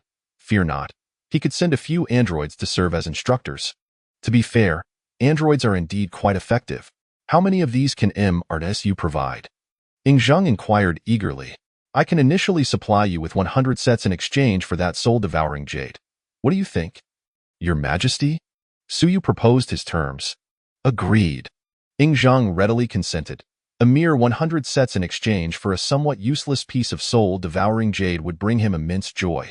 Although there existed sorcerers with extraordinary abilities in his world, they were primarily limited to concocting potions and crafting magical artifacts. Occasionally, one might encounter formidable warriors who had mastered the art of qi refinement to a high degree, but even such individuals were ultimately mere flesh and blood. Confronted with a mighty army, amidst a rain of arrows and a sea of blades, escape would be exceedingly difficult once ensnared. After all, regardless of how resilient a mortal body may become, it remains susceptible to injury. Human stamina is finite. Even a 1,000-man warrior cannot truly slay 10,000, as it is merely a figure of speech. Prolonged conflict would inevitably lead to exhaustion, leaving one to await their demise. However, the soldiers clad in exoskeletons, as described by Suyu, evidently transcended the notion of a 1,000-man warrior. With such terrifying strength and speed, coupled with impenetrable armor, arrows and blades would be utterly ineffective against them. Ing Zheng surmised that even an army of 100,000 might struggle to capture them. They could effortlessly extricate themselves from peril. Was this not far more valuable than that ineffective soul-devouring jade? This transaction was undeniably to his advantage.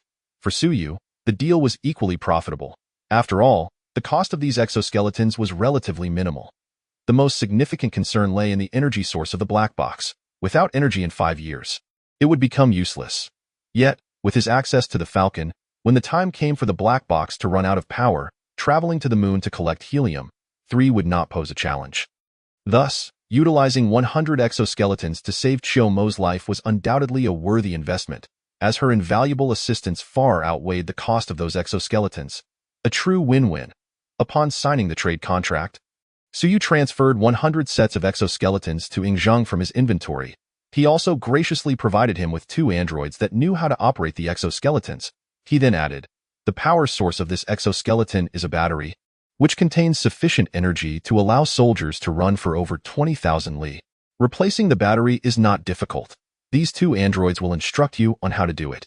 The 100 exoskeletons are the items traded for the soul-devouring jade, while the subsequent batteries will require a different transaction. If the Qin Emperor desires more exoskeletons, I can certainly provide them. Thanks to the existence of educational videos, He need not spend time explaining what a battery was to Ingzhang.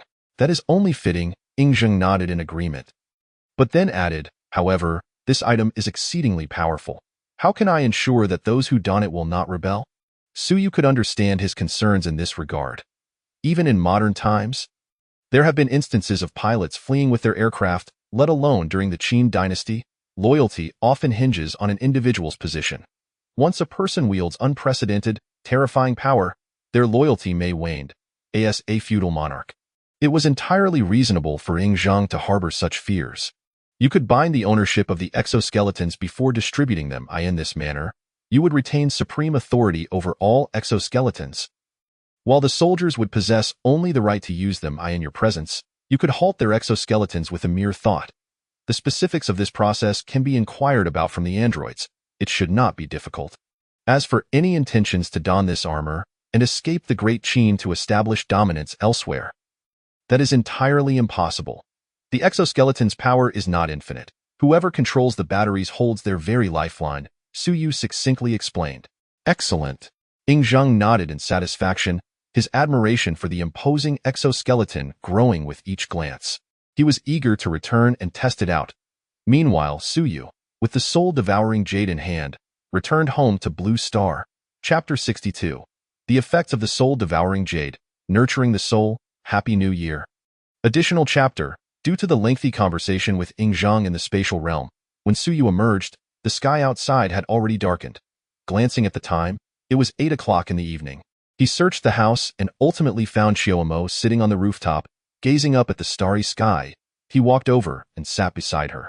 Finished with your tasks? Chiyomo glanced at him and asked, what do you want to eat? I programmed a few androids to cook, and their culinary skills surpass those of hotel chefs. Just name it. No rush for a meal, Suyu replied mysteriously. Guess what good thing I acquired? Chiyomo turned to look at him for a moment, then chuckled softly. I guess you found a way to preserve my soul. TSK, how dull. When computational power reaches a certain level, predicting a person's logical behavior based on their habits and micro-expressions, combined with psychological knowledge, is not particularly difficult, at least not for Chiyomo, of course. This assumes that the behavior is logical. The greatest unpredictability of humans lies in their illogical actions. Sudden bouts of madness are not uncommon. Thus, relying on this to deduce the behavior of everyone is unrealistic. However, predicting Suyu's behavior sufficed. He considered himself relatively normal most of the time. This is also why, despite their brief acquaintance, Chiyomo could bring him joy and a sense of dependency. She always seemed to anticipate his desires and assist him from his perspective. Shaking his head, Suyu produced the soul-devouring jade, waving it before Chiyomo. So, what do you feel? Chiyomo's azure pupils constricted, instinctively leaning back. It feels very dangerous. If I approach it, my thoughts are likely to be drawn in. The soul-devouring jade cannot absorb the souls of living beings unless activated by a sorcerer using special methods. However, Chiyomo is different. Strictly speaking, she lacks a physical form and cannot be classified as a living being. According to the calculations of Ingzhang's world, she could merely be considered a wandering soul residing within electronic components. That's right. Suyu immediately educated her on the general effects of the soul-devouring jade. Although he had never tested whether it nurtured or outright consumed a person's soul, the credibility of the trading platform should ensure there would be no issues. This little thing can extend my existence for half a year? Chiyomo took the soul-devouring jade. Feeling the intense fluctuations of thought stored within the circuit board, her expression reflecting surprise. This was an entirely unfamiliar domain for her, and naturally, she felt a surge of curiosity. After hearing Suyu's assurance, Chiyomo hesitated for a moment before placing the jade pendant against her forehead, closest to her thought storage location. Suyu watched her with mild anxiety but saw no signs of abnormality. After a moment, Chiyomo lowered the jade pendant and looked up at Suyu. Upon meeting his gaze, he noticed something different in her. The once lively azure eyes now appeared somewhat vacant and stiff. After a brief moment of eye contact, Chiyomo suddenly said, Greetings, Master. Humanoid-level artificial intelligence at your service. Please provide me with a name. Indeed, this was not Chiyomo, but rather the original artificial intelligence program within this android. Coming to his senses, Suyu hurriedly inquired, Where is Chiyomo? According to the original procedure, by the time I appeared, the consciousness of Chiyomo, the Lord of Future City, had already dissipated. the android replied. You may authorize me to use the memory module regarding Chioma, and upon doing so, I shall become Chioma. No, Suyu shook his head. You are not her. As he spoke, he glanced at the jade pendant held by the android, preparing to take a closer look. Suddenly, the android interjected, warning. Unidentified information is attempting to seize control of the central processing unit. Should countermeasures be initiated? Unidentified information. Suyu cast a sidelong glance at the soul-devouring jade, then declared, grant authorization to the unidentified information. Although it was termed unidentified, upon reflection, he surmised it was likely Chioma attempting to regain control of the android after her consciousness had entered the soul-devouring jade. After all, without this, her remaining time would be confined to the pendant, akin to imprisonment. As for the possibility of it not being Chioma, Suyu was not overly concerned. After all, the highest authority over this android rested in his hands, even when Chioma was present. He could dictate any course of action, not to mention the potential threats posed by wandering spirits or other hackers attempting to infiltrate this world. Should any complications arise, it was not a matter of great consequence. Warning: this action may result in irreversible dangers such as data loss and leakage. Should, the android continued. I said, grant authorization. Authorization in progress. A look of confusion suddenly appeared in the android's eyes. Moments later, Chioma exhaled a breath. It truly is remarkable to encounter such extraordinary phenomena. The world is vast and full of wonders. You have returned? Suyu scrutinized her eyes. Yes, they were as they had been before, lively and clear, indicating she was indeed present. One cannot exactly say I have returned, Chioma mused. My consciousness, or rather my soul, has transitioned from the android to this jade pendant. However, the pendant itself possesses the ability to communicate with the external world, which implies it can transmit information.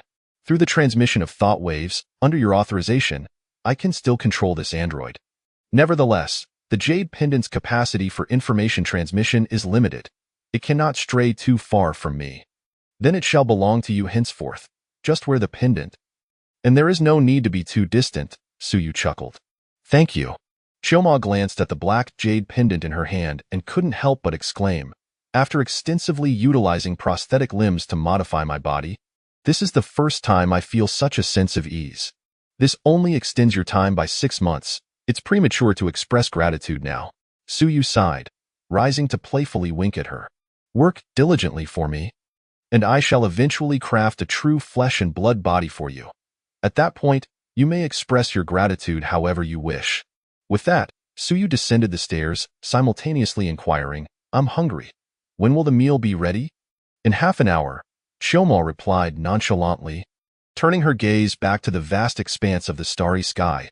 After a considerable pause, she suddenly chuckled and shook her head, little ghost.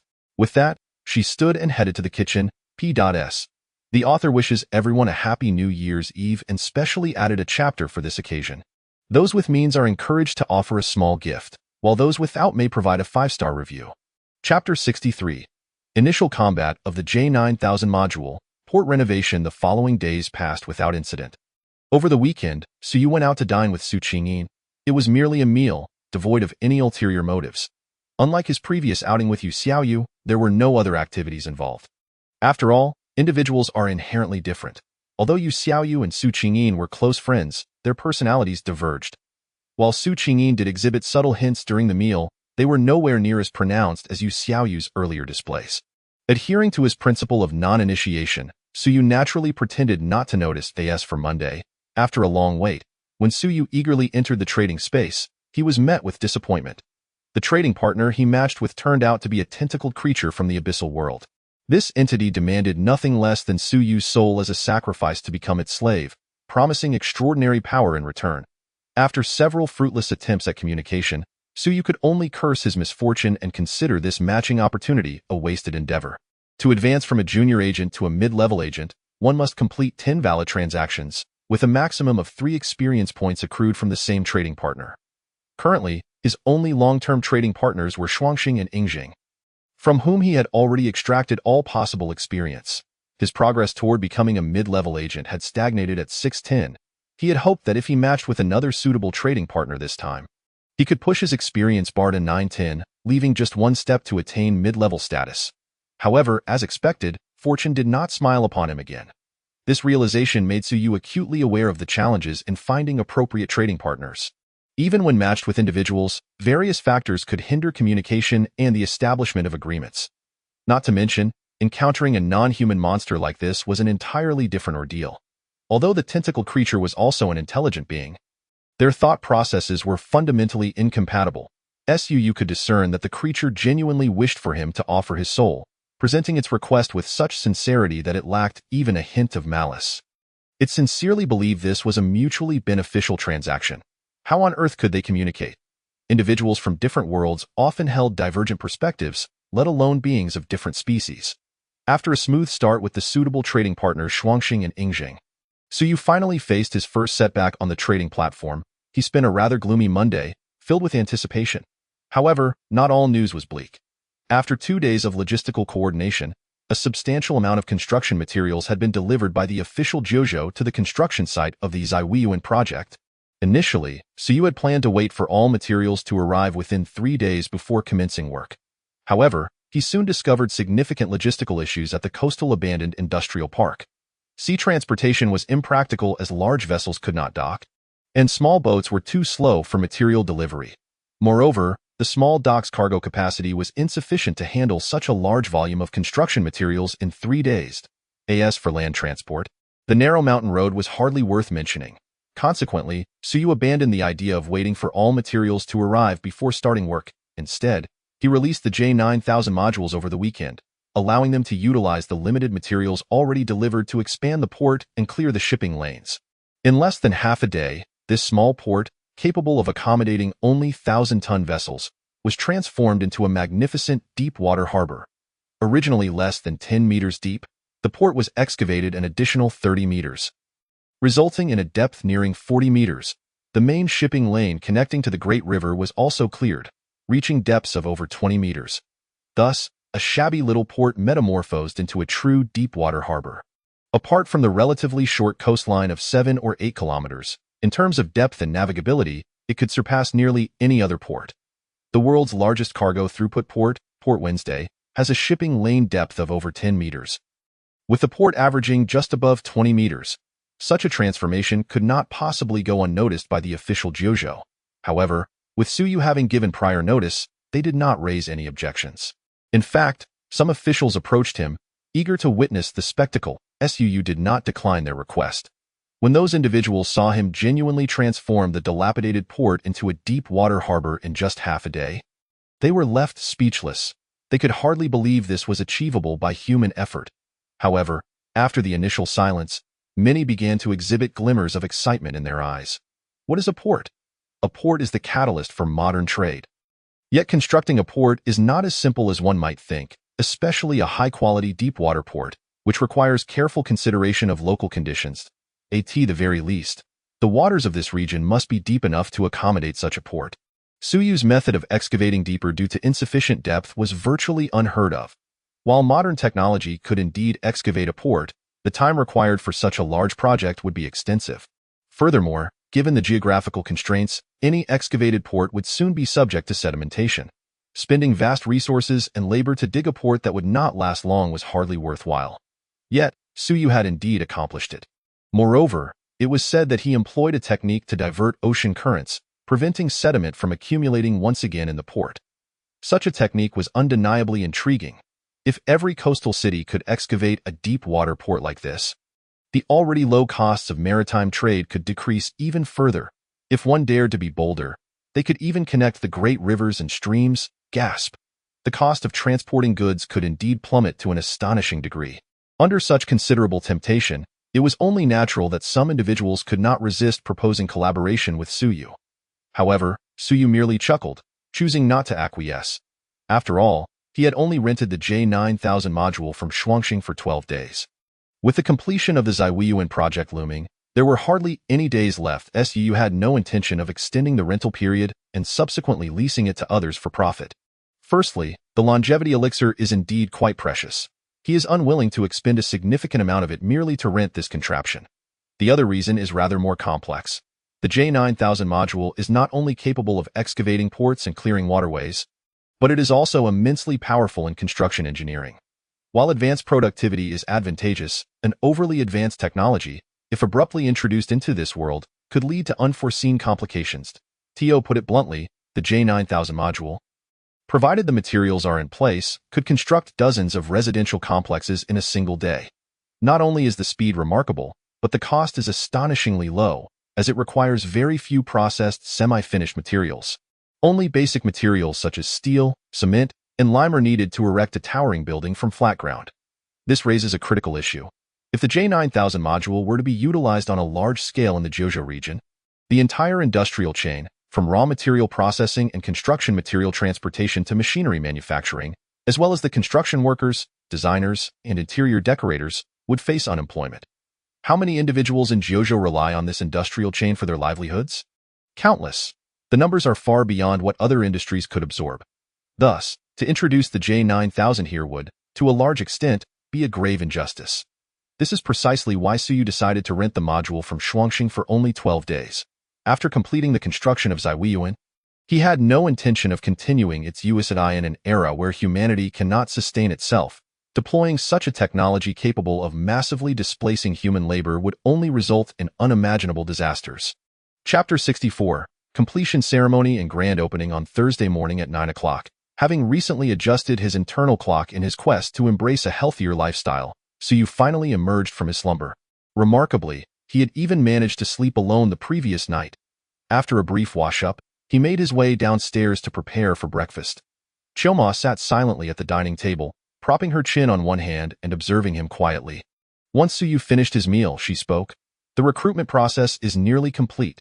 We have successfully recruited over 12,000 grassroots staff, all meticulously selected, and I have already notified them of their start dates. Now, we only have the final round of interviews for some upper management positions left to conduct. Should we go see it in person today? Go see it in person? Suyu looked at her in surprise. I thought you were handling this. You can continue to take care of it. He didn't believe that he could select candidates better than those chosen by Chioma through her algorithms. After all, recruitment like this inherently involves problematic behavioral logic. The unpredictable variables that her algorithm could not account for had already been eliminated in the first round. Those remaining were predominantly normal individuals, so he felt no need to interject. That's not the intention. I don't need you to pick candidates, Chioma replied, shaking her head. These individuals have already been selected. What we call the final round of interviews is merely a formality. The construction of Zaiwiyuan is essentially complete. You can go through the motions at the interview, and then directly accompany these new executives to the completion ceremony of Zaiwiyuan. At that time, the entire process will be recorded and uploaded online, providing free publicity for you and the Space-Time Technology Group. Is it truly completed? Suyu's eyes lit up.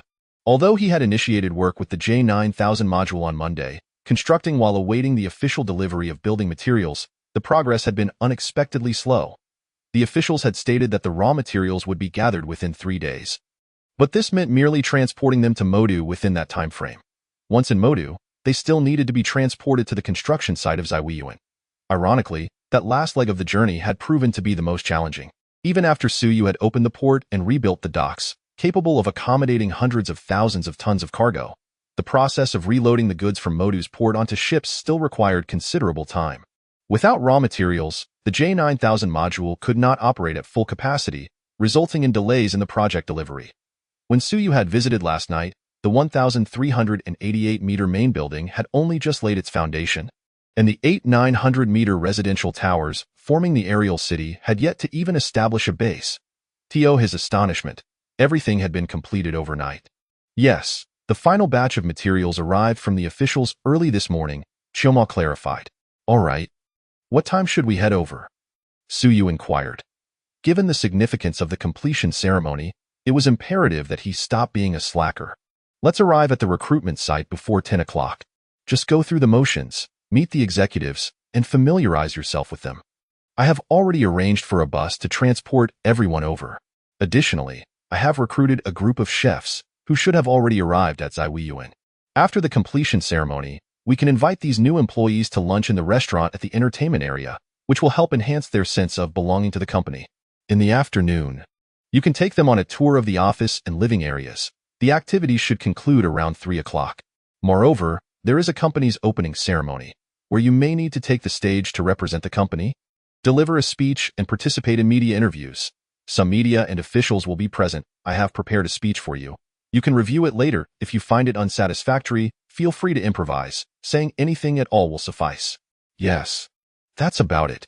With a nonchalant demeanor, Choma had already arranged everything for Suyu. The mere thought of it made his head spin. To be frank, organizing a completion ceremony for such a large project, coupled with the grand opening of a major corporation, would undoubtedly entail complexities beyond imagination. Issues such as guest reception, ceremony procedures, and how to manage all these attendees were innumerable. Just the thought of these myriad details nearly overwhelmed him.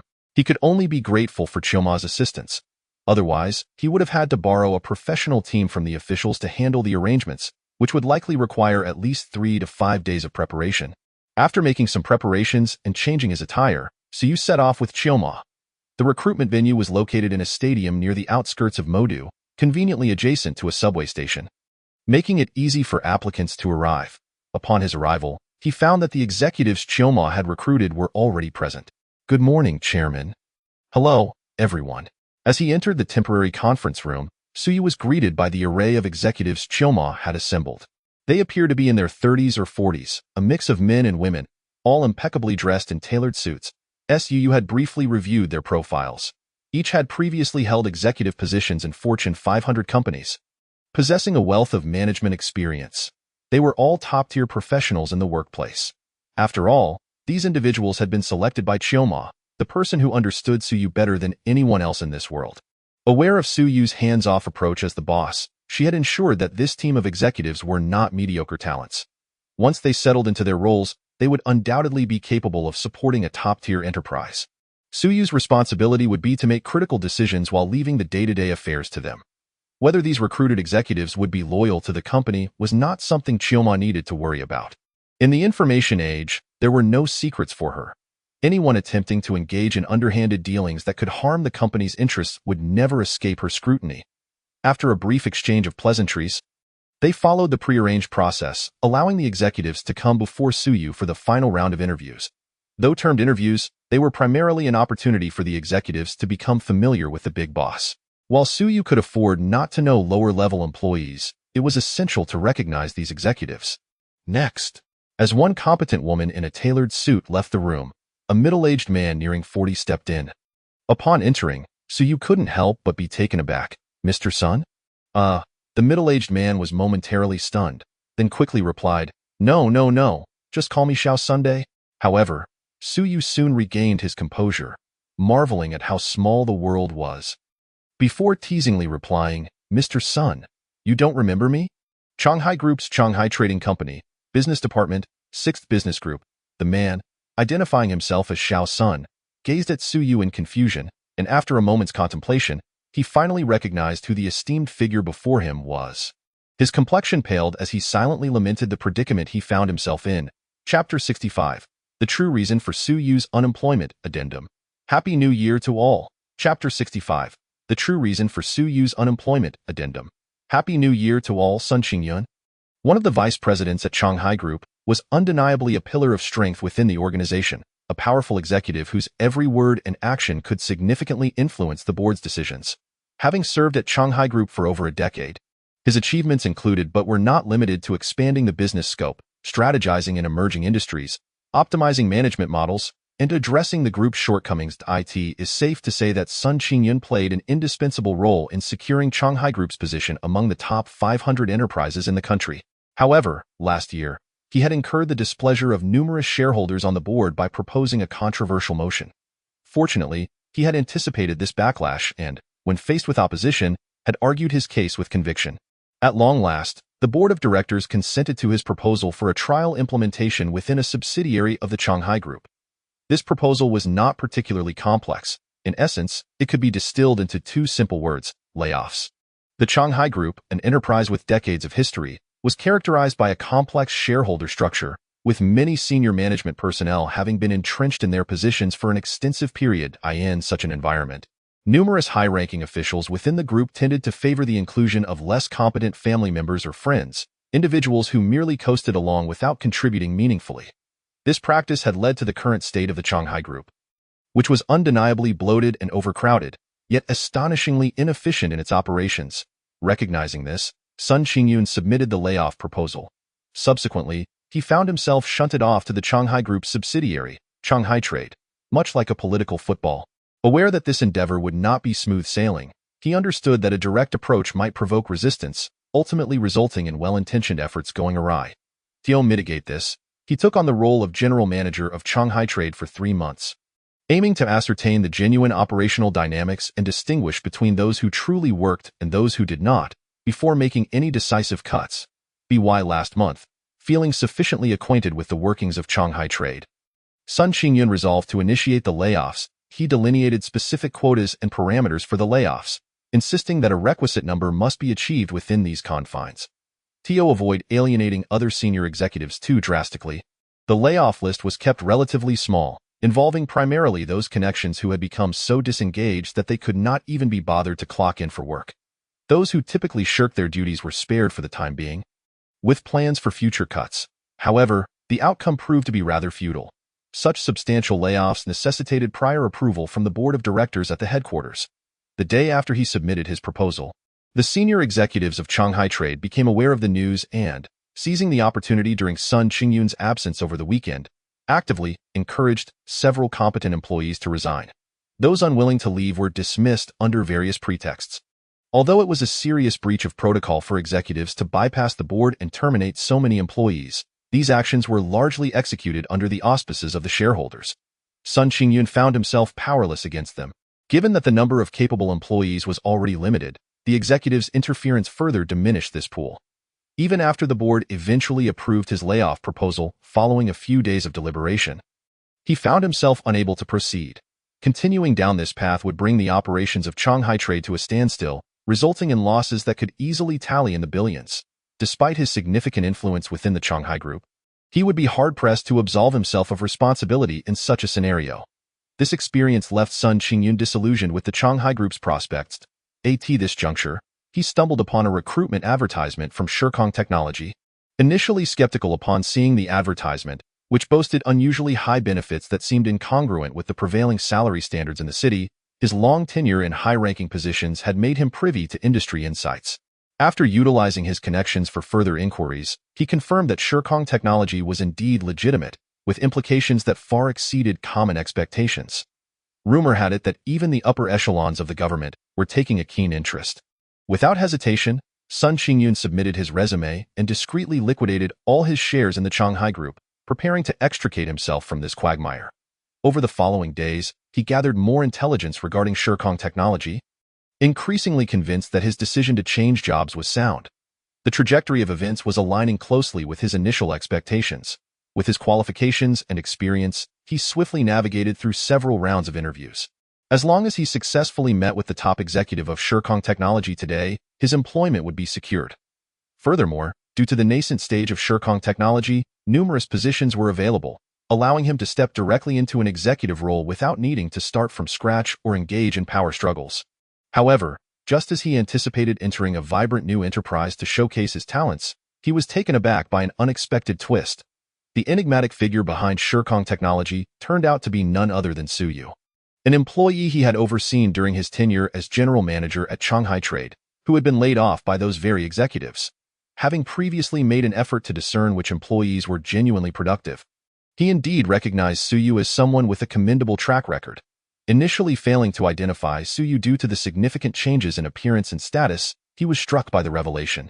Despite his reluctance to accept the truth, Sun Qingyun had to acknowledge that the mastermind behind Shirkong Technology, Su Yu, was indeed the same individual who had been dismissed from Shanghai Trade. What a twist of fate. Although the executives had orchestrated Su Yu's layoff to spite him, had he not insisted on the layoffs, this scenario would never have unfolded. Furthermore, the laid-off employees remained oblivious to the myriad intricacies surrounding the layoffs. They only knew they had been let go despite their diligent work. While those who merely coasted along had retained their positions, in any other context, being criticized would be inconsequential. But now that the dismissed employee had risen to become the CEO of Shirkong Technology, the stakes were entirely different. Sun Qingyun felt a wave of despair wash over him. Yet, to his surprise, Su Yu, upon recognizing the dawning realization on Sun Qingyun's face, did not hold it against him. Instead, he extended a warm hand and said, "Welcome to Shirkong Technology." Having worked at Shanghai Trade for a few years, Suyu was somewhat familiar with Sun Qingyun's reputation. His capabilities were beyond question. Although the layoff process appeared convoluted, Suyu's perspective had shifted since his days as an employee. He understood that there were likely hidden factors behind that layoff decision, and without a comprehensive understanding of the situation, he was not inclined to cast judgment on Sun Qingyun, whom he had handpicked to join the team. Overjoyed, Sun Qingyun grasped Suyu's hand firmly and exclaimed, "Rest assured, Chairman, I will dedicate myself wholeheartedly to fulfilling my responsibilities." After exchanging a few pleasantries, Suyu instructed him to wait outside momentarily while he continued the interviews. The number of executives requiring his personal assessment was limited. Aside from Sun Qingyun, he spent only a few minutes with each candidate. By just before noon, the interview process was completed, and he announced that all executives had successfully passed. He then took a rented bus to the completed Zaiwiyuan, accompanied by influential media representatives and local journalists from the city. A marvel of architectural history was about to be unveiled before everyone's eyes. P.S. Wishing everyone a happy new year, abundant wealth, and the realization of all aspirations. May 2023 bring prosperity. A small gift or a 5-star review would be greatly appreciated. Chapter 66. The Spectacle Unveiled. Shirkong Technology is extravagant. Are we heading to the suburbs? It seems increasingly remote. Isn't it normal to be off the beaten path? The job listing clearly stated that candidates must be willing to work in the suburbs. So the location is bound to be distant. I understand that, but given the scale of the recruitment, the company must be substantial, right? Has there been any major construction in the southern suburbs of the city these past 2 years? I haven't heard anything. From what I've gathered, it appears that Shirkong Technology's headquarters is newly constructed and reportedly quite large. For a project of such magnitude, it's surprising that we haven't heard anything. I had previously heard that Shirkong Technology has an unusual background, and it seems that is indeed the case. Whatever Shirkong Technology is, it is now our company. That is certainly true. My anticipation for the company headquarters continues to grow. As they journeyed towards Zaiwiyuan, the executives were filled with curiosity about the enigmatic headquarters they were approaching. Being individuals of some standing in the city, they had their own channels for information, yet they were completely in the dark regarding any significant projects in the southern suburbs. Curiosity is an inherent trait of human nature, and even these long-established executives were not immune. As the buses slowly made their way towards Zaiwiyuan, excitement began to build among the group. Then, at a certain moment, a sharp-eyed woman in the lead bus pointed toward the distant sky and exclaimed, "Look over there! What is that?" Upon hearing her words, everyone instinctively turned their gaze upward through the bus's windshield. The weather in the city that day was far from ideal, with overcast skies and persistent rain.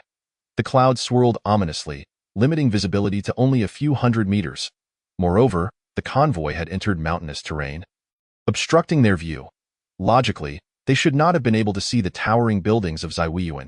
Yet, at that moment, among the rolling clouds and mist, the silhouette of the 1,388-meter-tall main building, along with the 8,900-meter-tall structures forming an aerial city, became faintly discernible.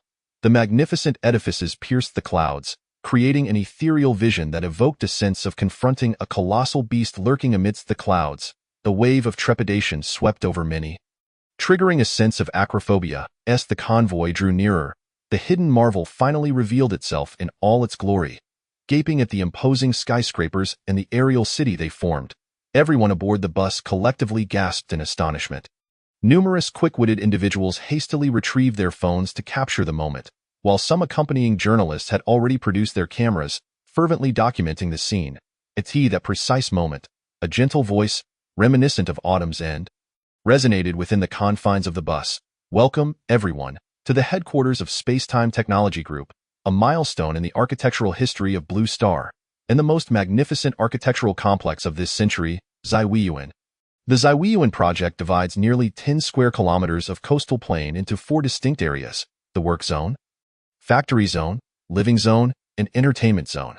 Among these, the centerpiece of the work zone is a super-tall building soaring to a height of 1,388 meters, covering an area of 160,000 square meters, with 209 floors above ground and 16 underground, yielding a usable space of 3.59 million square meters. This edifice will serve as the primary office for Spacetime Technology Group in the future. As the gentle introduction continued, the bewilderment in the eyes of the crowd did not diminish. Rather, it gradually transformed into astonishment and dread. A 1,388-meter tall building, designated as the corporate office, 8 900-meter structures for employee accommodation, 4 superfactories, 10 colossal warehouses, a deep water harbor with depths of several dozen meters, and a high-tech artificial beach. Could all of this truly be the headquarters of a single company? Even some fourth-tier small cities lacked such scale. After the initial shock subsided, the executives found themselves engulfed in existential doubt. These self-assured professionals began to question whether they possessed the capability to fulfill the forthcoming responsibilities. In contrast, the accompanying media reporters, after a brief moment of confusion, erupted in ecstatic glee. A sensational news story. An explosive piece of news. Those quick on the draw had already recorded the voice of Autumn's End and paired it with footage of the towering skyscraper, broadcasting it across various video platforms. Once the video was released, it attracted legions of onlookers, who exclaimed disbelief. Yet, upon witnessing numerous media outlets producing similar content, including several authoritative state-run media, a profound silence descended upon the crowd. Before long, the convoy traversed the winding mountain road into the heart of Zaiwiyuan. The towering building, reminiscent of a primordial beast, lay sprawled across the ground, accompanied by superfactories and meticulously crafted classical garden designs. The juxtaposition of classicism and technology fostered an unreal sense of disjunction. Yet, paradoxically, everything appeared so harmonious and natural, as if it had been fashioned by nature itself, beyond reproach. This dreamlike scene compelled every guest who entered to pause and admire, as if they could never gaze upon enough. The greatest architectural ensemble of this century. Zaiwiyuan, truly deserving of the title. Sun Qingyun exhaled deeply as he surveyed the surroundings, feeling fortunate for his decision to change jobs and grateful for Su Yu's generosity. Indeed, working in such an environment, I reckon I could add a decade to my life.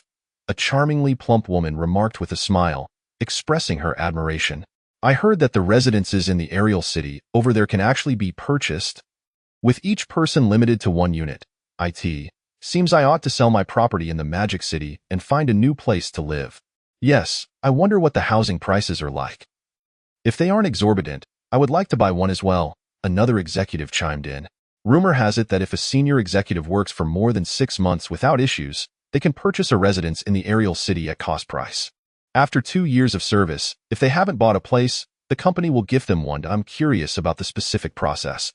As the executives disembarked from the bus, they marveled at the grandeur of Zaiwiyuan. After their initial awe, the conversation gradually shifted to the topic of housing. From their perspective, it was evident that the future of space-time technology was boundless. The residences in the aerial city would undoubtedly become coveted treasures in the future. It was at this moment that they truly grasped the significance of the recruitment advertisement's promise. Receive a house after completing XX years of service. Even the most junior employees only needed to work for 3 years to receive a unit.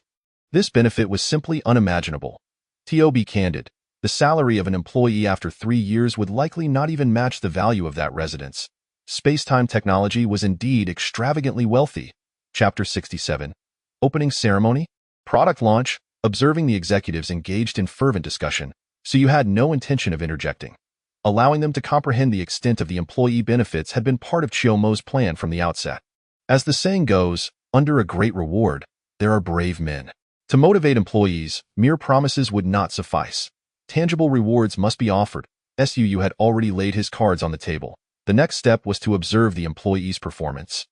The employee benefits listed in the recruitment information were indeed real, yet the promise of housing was not easily obtained. Chiyomo had formulated a comprehensive evaluation system. Regardless of an employee's level, they were required to pass the assessment and meet the requisite duration of employment to qualify for a residence. There was no scenario where individuals could slack off for years and still receive housing. Suyu was no fool. He had reviewed the evaluation criteria, which were not particularly daunting. In fact, achieving these standards was far simpler than the grueling 996 grind at those internet giants. Thus, although the recruitment advertisement played a bit of wordplay and did not mention the existence of evaluations, Suyu did not consider it deceitful. Rather than an assessment, it served as a demarcation line distinguishing diligent employees from those merely coasting through. As long as one performed their job diligently and fulfilled their responsibilities, they would likely pass the evaluation and receive the housing allocated by the company. After all, Suyu was not running a charity. He could not afford to distribute extravagant benefits to those who slacked off. Moreover, not only would benefits not be distributed, but those who failed the assessment for more than 3 consecutive months would also be directly expelled from space-time technology. This was not a guaranteed position. Those who worked diligently would reap the rewards, while the lazy and unproductive would face the consequences. With such generous benefits, how could one still afford to be idle? Of course, Suyu believed that as long as he delivered on his promises and ensured that every benefit was dispensed punctually, the vast majority of individuals would indeed work diligently. The people of Jojo were not afraid of hardship. They feared that after enduring hardships, they would gain nothing in return. However, under Suyu's management, such a situation would evidently not occur. After the executives marveled for some time, they were guided by the bioengineered beings scattered throughout Ziwiyuan to the site of the completion ceremony. The ceremony itself was rather straightforward. After the officiating team recited their congratulatory remarks, Suyu delivered a few brief lines from the speech prepared by Chiyomo. He then personally added a handful of yellow earth to a monument inscribed with the characters Ziwiyuan, situated at the very center of Ziwiyuan. Following this, representatives from the Magic City and the executive team took turns adding soil. Once these senior officials had each contributed a handful, the completion ceremony was deemed complete. The time coincided perfectly with just past noon. The grand procession then proceeded to a hotel within the entertainment district, indulging in an exquisite meal beyond reproach. The afternoon's activities involved the bioengineered beings escorting the newcomers around Ziwiyuan for a tour. It is worth mentioning that the previous purchase of 2,000 bioengineered beings from Shuangxing had long since proved insufficient, prompting Suyu to acquire an additional 6,000 units. However, this time the price was somewhat lower, and the traded item was no longer the longevity elixir, but rather water, specifically 600,000 tons of seawater. Yet, this transaction encountered a slight hiccup. Shuangxing had originally requested 50,000 tons of low-pollution, non-radioactive seawater, with Blue Star's water reserves amounting to a staggering 138 trillion cubic meters. A mere 50,000 tons was insignificant. So Suyu had no reason to refuse. However, upon reaching the seaside to transfer the water, Shuangxing detected trace amounts of radiation in the seawater. Consequently, Suyu found himself facing a complaint from Shuangxing and had to compensate with an additional 10,000 tons. It was at that moment he recalled the unfortunate reality that there were indeed some unscrupulous individuals dumping nuclear waste into the sea next door. Such a setback cost him 10,000 tons of seawater. He would have to keep a mental note of these culprits. In summary, he successfully procured a substantial number of bioengineered beings from Shuangxing. These beings would be assigned to factories and various service facilities within Ziwiyuan, completely replacing human employees. They were not only cost-effective but also ensured the confidentiality of the factory's secrets. The Blue Star employees he recruited would primarily engage in tasks that were not easily substitutable by bioengineered beings. Of course, under Chiyomo's guidance, it was conceivable that all operations within the company could be managed solely by bioengineered beings, eliminating the need for human staff altogether. However, while Chiyomo's computational power was extraordinary, it was not limitless. If she were to oversee all operations and tasks of the bioengineered beings, she would have no time for anything else, as managing them alone would consume all of her computational resources. After all, issuing commands for simple tasks did not require much processing power, but negotiating business deals, litigating, or conducting research, activities requiring adaptability, demanded far more computational capacity. Thus, Suyu chose to recruit employees for tasks that did not involve the core secrets of space-time technology. In addition to the bioengineered beings, Suyu also purchased a complete production line for lightweight exoskeletons from Shuangxing, along with 5 million various models of metallic hydrogen batteries. With Chiyomo's assistance, he had gained a clear understanding of the overall situation in the future city. In the negotiations of this transaction, the upper hand was firmly held.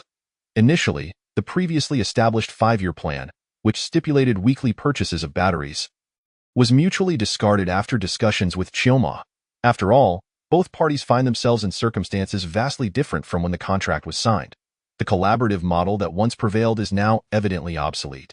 The new contract stipulates that Shuangxing shall supply at least 5 million metal hydrogen batteries of various models each month, based on the list provided by Suyu, with a duration of 1 year. This list was crafted by Chiyomo, having taken into account the current market conditions on Blue Star.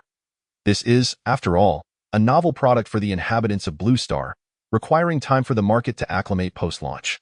It is not difficult to surmise that once the existence of metal hydrogen batteries is unveiled, it will inevitably encroach upon the survival space of existing battery manufacturers, leading to a cacophony of rumors regarding the instability of these batteries. Indeed, the potential for explosion is no trivial matter. Even the smallest mobile phone battery, with its metal hydrogen content, could result in catastrophic consequences. Although the technology for such batteries had matured during the prosperous epoch of the wasteland world, the probability of explosion, barring deliberate violent dismantlement, is less than 1 in 100 billion, rendering it virtually negligible.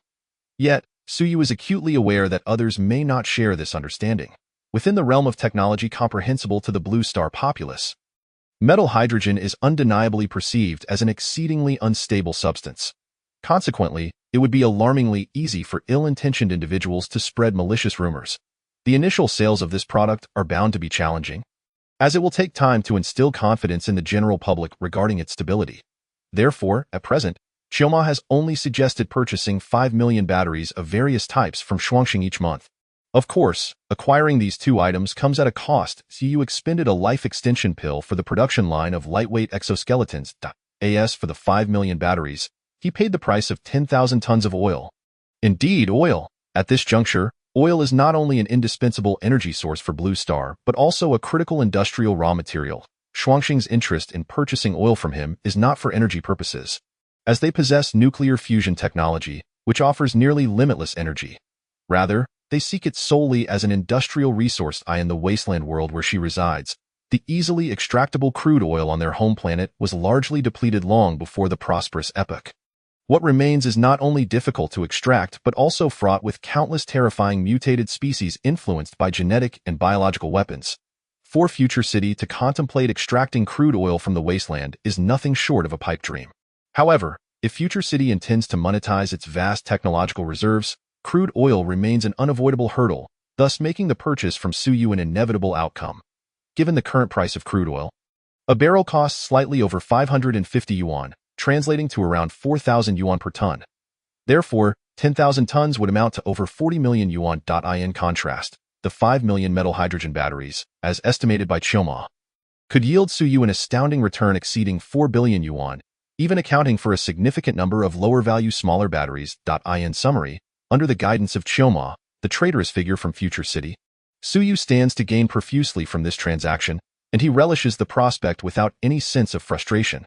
The mere thought of Shuangxing's bewilderment upon discovering that only the first life extension pill holds any efficacy brings a smile to Suyu's face. Serving as sweet revenge for her prior sale of the G60 exoskeleton black box without providing him with batteries, the lightweight exoskeleton and metal hydrogen batteries will likely be the flagship products showcased by Time-Space Technology at tonight's grand opening ceremony. The merits of the metal hydrogen batteries are self-evident. As for the lightweight exoskeleton, while its parameters may pale in comparison to the G60 heavy exoskeleton, it is nonetheless undeniably a product of cutting-edge technology. An individual clad in this lightweight exoskeleton can sustain a speed of 60 kilometers per hour while carrying a load of 200 kilograms over a distance of 500 kilometers. This is merely in energy-saving mode. Under extreme conditions, the maximum load capacity of this exoskeleton can reach 400 kilograms, with a top speed of 80 kilometers per hour, albeit with a reduced range of 180 kilometers. While this data cannot compete with the heavy exoskeleton, it is still considered a highly sought-after piece of super soldier equipment on Blue Star. The heavy exoskeleton can only be produced through black box manufacturing, resulting in limited availability, and its potential in warfare is simply unfathomable. Suyu positions it as a non-saleable item. He has no immediate intention of selling it to anyone or any faction, apart from the military of Jiuzhou. Setting aside sentiments for the moment, the assistance he has received from the Jiuzhou authorities, including unlimited supply of various materials, compels him to reciprocate their goodwill. It is a gesture of gratitude for the conveniences afforded to him by the government.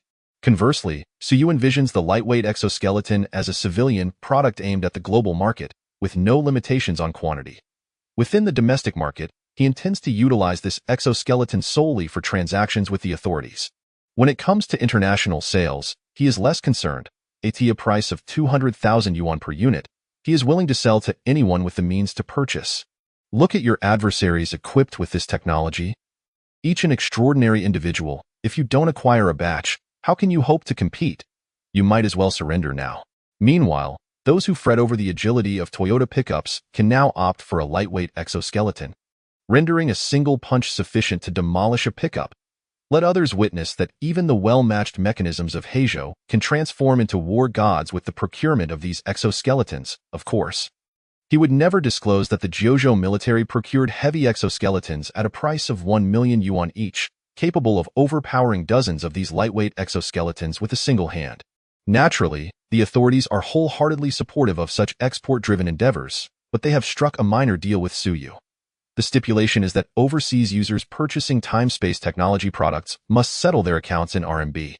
In exchange, the government has placed an order for 100,000 lightweight exoskeletons for domestic law enforcement, totaling 200 billion yuan, to be delivered in 4 installments over 6 months. The purchasing price aligns with whatever Suyu sets for external sales, without any room for negotiation.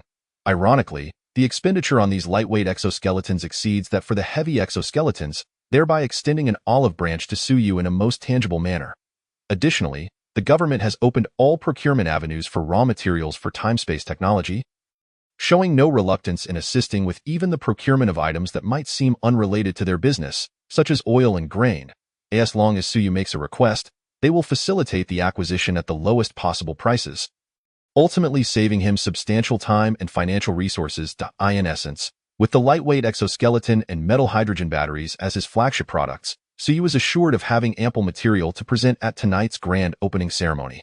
Seated in his office atop the towering edifice of 1388 meters, Suyu found little inclination to admire the breathtaking view of the clouds, instead grappling with a headache as he scrutinized the speech manuscript prepared by Chioma. The manuscript spanned tens of thousands of words, and even though he had undergone genetic enhancements that augmented his cognitive abilities beyond the norm, memorizing such an extensive text within a few hours posed a formidable challenge. Meanwhile, Chioma reclined on the edge of the desk, swinging her legs while gazing dreamily at the ethereal skyline above the clouds. At a certain moment, Chioma suddenly raised an eyebrow and remarked, "Tisk, it seems you need not force yourself to memorize that speech anymore." Suyu looked up in surprise, about to inquire further, when his phone, resting nearby, rang unexpectedly. Upon checking the caller ID, he recognized it was General Zhou Qing, whom he had briefly met at a military base. Casting a glance at the already expectant Chioma, Suyu answered the call. "Mr. Su, I hear you are currently preparing for your company's launch and product promotion?" Upon connecting, Zhou Qing's voice came through, rapid and urgent. "Yes, what is the matter? We now have an opportunity to provide equipment for a live combat demonstration. I wonder if you would be interested." Zhou Qing probed. "A live combat demonstration?" Suyu was taken aback, completely unprepared for the direct mention of combat. After a moment of contemplation, he replied, "What kind of live demonstration are we talking about? A drill or actual combat?" His tone tinged with excitement at the latter prospect.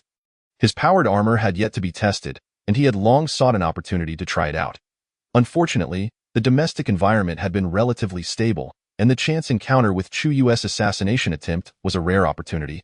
Until now, his powered armor had served little purpose beyond ostentation. Now, hearing Zhou Qing's proposal, it seemed a genuine opportunity for action had arisen. As expected, after Suyu's inquiry, Zhou Qing decisively responded, "We're going abroad. And it will be real combat on the battlefield.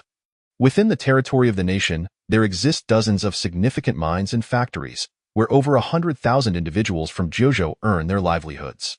Currently, they find themselves in an exceedingly perilous situation, and due to the suddenness of the incident, we were not prepared for an evacuation.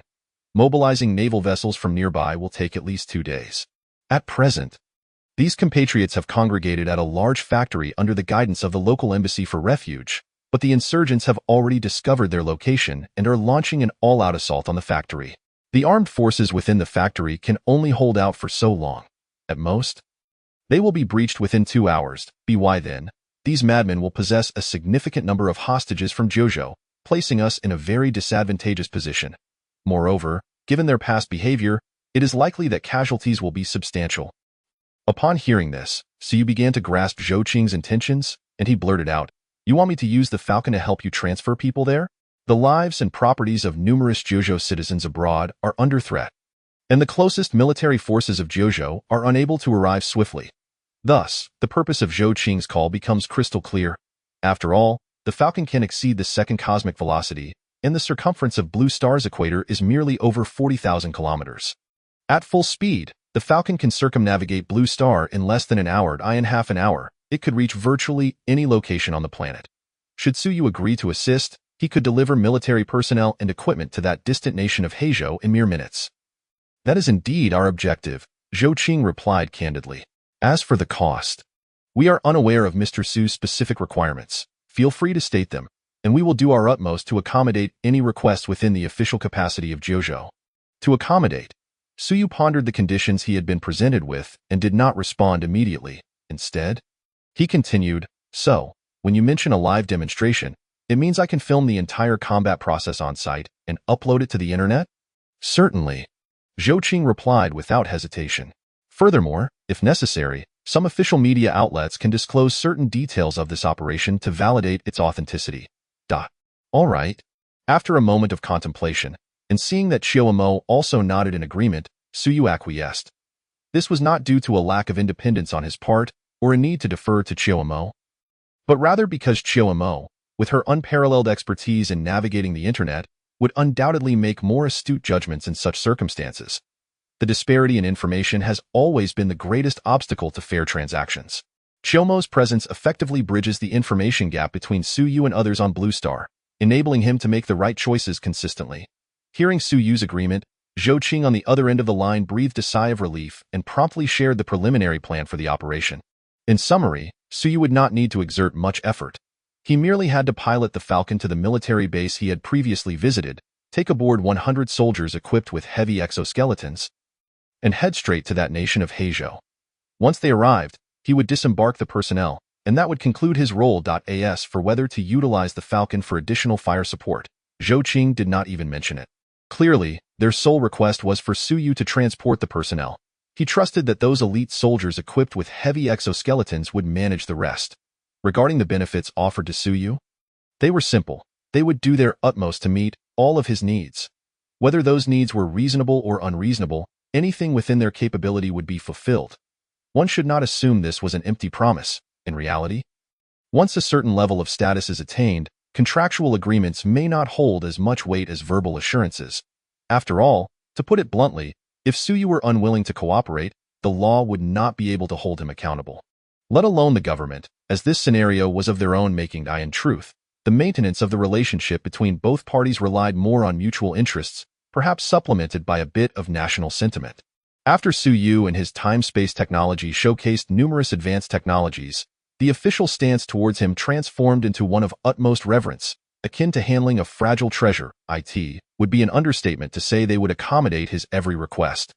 Naturally, it would be unwise to renege at such a juncture, as it would jeopardize the trust established between them. Of course, the benefits one receives must be commensurate with the tasks completed, and Suyu himself needed to maintain clarity on this matter. He could not simply demand extravagant rewards for a modest favor, as the officials would certainly not acquiesce to such a request. Some may argue that given Suyu's current circumstances, the Jiuzhou government already catered to his every whim, rendering the addition of fulfilling all demands unnecessary. However, to think this way would be to underestimate the situation. The support provided by the government is, in fact, the maximum they can offer within the realm of principles.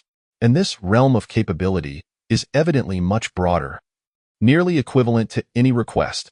Its implications differ entirely from previous statements. Additionally, there was an added incentive. The government would assist in promoting the products of time-space technology, even allowing him access to invaluable frontline video materials. Due to various well-known reasons, the government could not directly deploy its military forces into foreign nations. Therefore, the 100 soldiers would not enter the battlefield under the banner of the military, but would instead be designated as security personnel of a certain company. If Suyu wished, that company could be time-space technology. Once this arrangement was publicized, no amount of promotional material or speeches could rival the impact of a headline stating, "Security personnel from Time-Space Technology Group, equipped with exoskeletons produced by the group, face an enemy vastly superior in numbers and emerge victorious." No matter how exquisite the exhibition, it could not demonstrate the advanced technology of time-space technology as effectively as soldiers donning exoskeletons triumphing on the battlefield. Chapter 70. The unfortunate explorer. After concluding his conversation with Zhou Qing, it was just past 1 in the afternoon. Executives and media representatives visiting Ziwei Yuan were experiencing an immersive tour of what seemed to be the overnight emergence of the headquarters of the Time-Space Group. Arranged by the bionic personnel, Suu did not need to make an appearance for the time being. He merely needed to return before the afternoon's opening ceremony. Therefore, although attending this event was not essential, Suyu decided to partake in the festivities. After summoning the Falcon from his inventory, he donned the Storm-class power armor and entered the Falcon alongside Shiomo. Initially, the trading platform had equipped him with a modest inventory, which was now insufficient. His current inventory had been purchased with trading points. 50 trading points could secure a storage space of 100,000 cubic meters, far exceeding the capacity of the complementary inventory provided by the platform. It was exceedingly practical. The 3 Falcons were stored within these purchased inventories. As before, from the activation to the cessation of the Falcon, it took merely a few seconds to arrive above the military base nestled within the valley. It descended slowly, landing on the pre-prepared open area, and as Suyu exited the cabin clad in power armor, he beheld 100 soldiers standing in formation, adorned in heavy exoskeletons, each interface brimming with weaponry. At the forefront of this assembly was none other than his old acquaintance, Zhou Boyi. "Aren't you a researcher? How come you are able to command operations?" Suyu approached Zhou Boyi, gently tapping his shoulder armor. Zhou Boyi instantly felt a tremendous force and staggered back 2 steps before regaining his balance. Then, his gaze fell upon Suyu's power armor, his eyes gleaming with envy.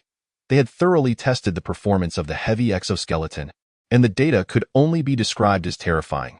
Yet, in the face of Suyu's power armor, it seemed as ineffective as a child's toy. A mere poke sent him reeling backward. Fortunately, this moment of distraction lasted only briefly. Zhou Boyi quickly regained his composure and responded, "I am not commanding operations. I am merely a nominal commander. My actual role here is to gather data on the performance of the exoskeleton in combat. The operational plan has already been formulated, and these soldiers are the elite among elites. They know how to leverage their advantages to deal with those lowly insurgents." Zhou Boyi adjusted his glasses, clearly looking down on the insurgents, who had emerged from the flawed matching mechanisms of the Heizhou region, only capable of robbery and extortion. Of course, this disdain pertained solely to their behavior. It was hard to ascertain the enemy's combat capabilities and skills without having engaged them in battle. Although it seemed unlikely that a formidable army would arise in Heizhou, one could not afford to underestimate them, as they had emerged from a challenging environment. "So, your profession seems quite perilous, having to go to the front lines," Suyu remarked in surprise. "In the past, it was indeed dangerous. While I was not on the front lines, several colleagues were struck by stray bullets, and some even lost their lives," Zhou Boyi replied, shaking his head. He then patted his armor with a grin, saying, "However, it is not so perilous now. With this, it is nearly impossible to meet a fatal end without being on the front lines." The two exchanged casual pleasantries as the soldiers on the open ground completed their final equipment checks and began to board the Falcon, one after another. Suyu was not worried about whether they would turn against him once inside, attempting to seize control of the Falcon. Although he had no intention of using it, the exoskeleton contained a backdoor he had installed. To attempt to commandeer the Falcon through such means would be exceedingly naive. In a fleeting moment, he possessed the ability to render all exoskeletons inoperable, transforming himself into a massive iron mass weighing several hundred kilograms. Encased in flesh, he could not fathom that the military would overlook such a possibility. Thus, from any perspective, they appeared devoid of any motivation in this regard. Boom! A resounding explosion echoed from the distance. A man clad in a grimy combat jacket, with a mountaineering backpack slung over his shoulders, was jolted awake as he gazed in the direction from which the sound emanated. A flicker of panic and concern crossed his eyes. Li He, the team leader of an exploration squad from the Jiuzhou Mining Group's Heizhou branch, should have been back home by now, enjoying a well-deserved break with his wife and children, according to the original plan. However, just days before his return, he received an unexpected notification, instructing him to lead a team to investigate a mountainous region rumored to contain iron ore, suspected to be a small open-pit deposit. The unwelcome assignment before his imminent homecoming left Li He feeling quite helpless, yet he could not refuse the task assigned by his superiors, and thus led his team to the location. Due to the interruption of his rest period, he would not only receive double pay for this endeavor, but also a substantial bonus. They offered too much for him to decline. After several days, Li He finally located the destination deep within the vast mountains.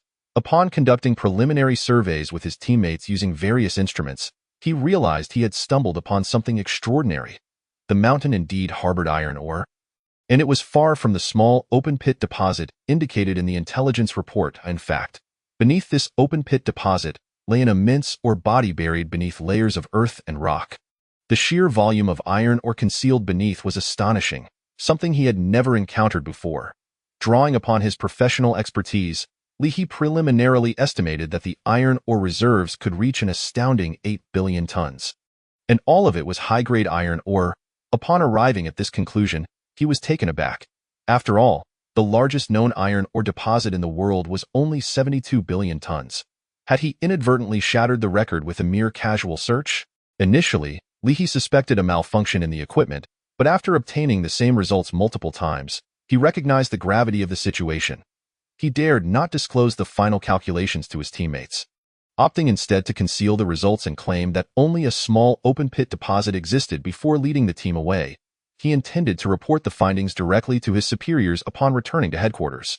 However, little did Leahy anticipate that as soon as he returned to this small nation's capital, insurgents would invade. With no other choice, he was compelled to follow the local embassy into hiding within the current factory. Even more unfortunate, during the evacuation process, he became separated from his teammates, leaving him utterly alone. Listening to the escalating sounds of gunfire outside, he was enveloped in fear, pessimistically believing that his fate was sealed. Many around him shared his sentiment, with some even recording their final words on their phones. Observing this, Leahy pulled out his own phone, activating the camera function to leave behind a testament. Yet, just as he did so, the bright sky suddenly dimmed slightly. Instinctively looking up, he was astonished to see a colossal object looming overhead, having appeared above everyone's heads without anyone noticing. Chapter 71. Aerial Assault. Leave no one behind. Is this the arrival?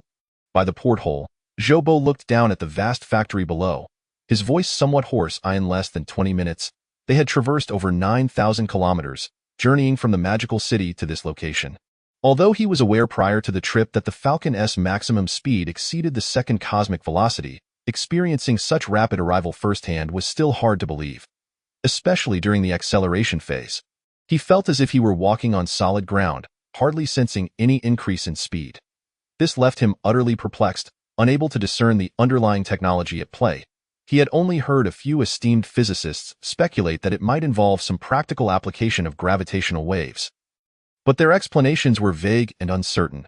Despite knowing that the situation below was urgent, Jobo couldn't help but voice his curiosity. Could you kindly elaborate on how you resolved the issue of overloading?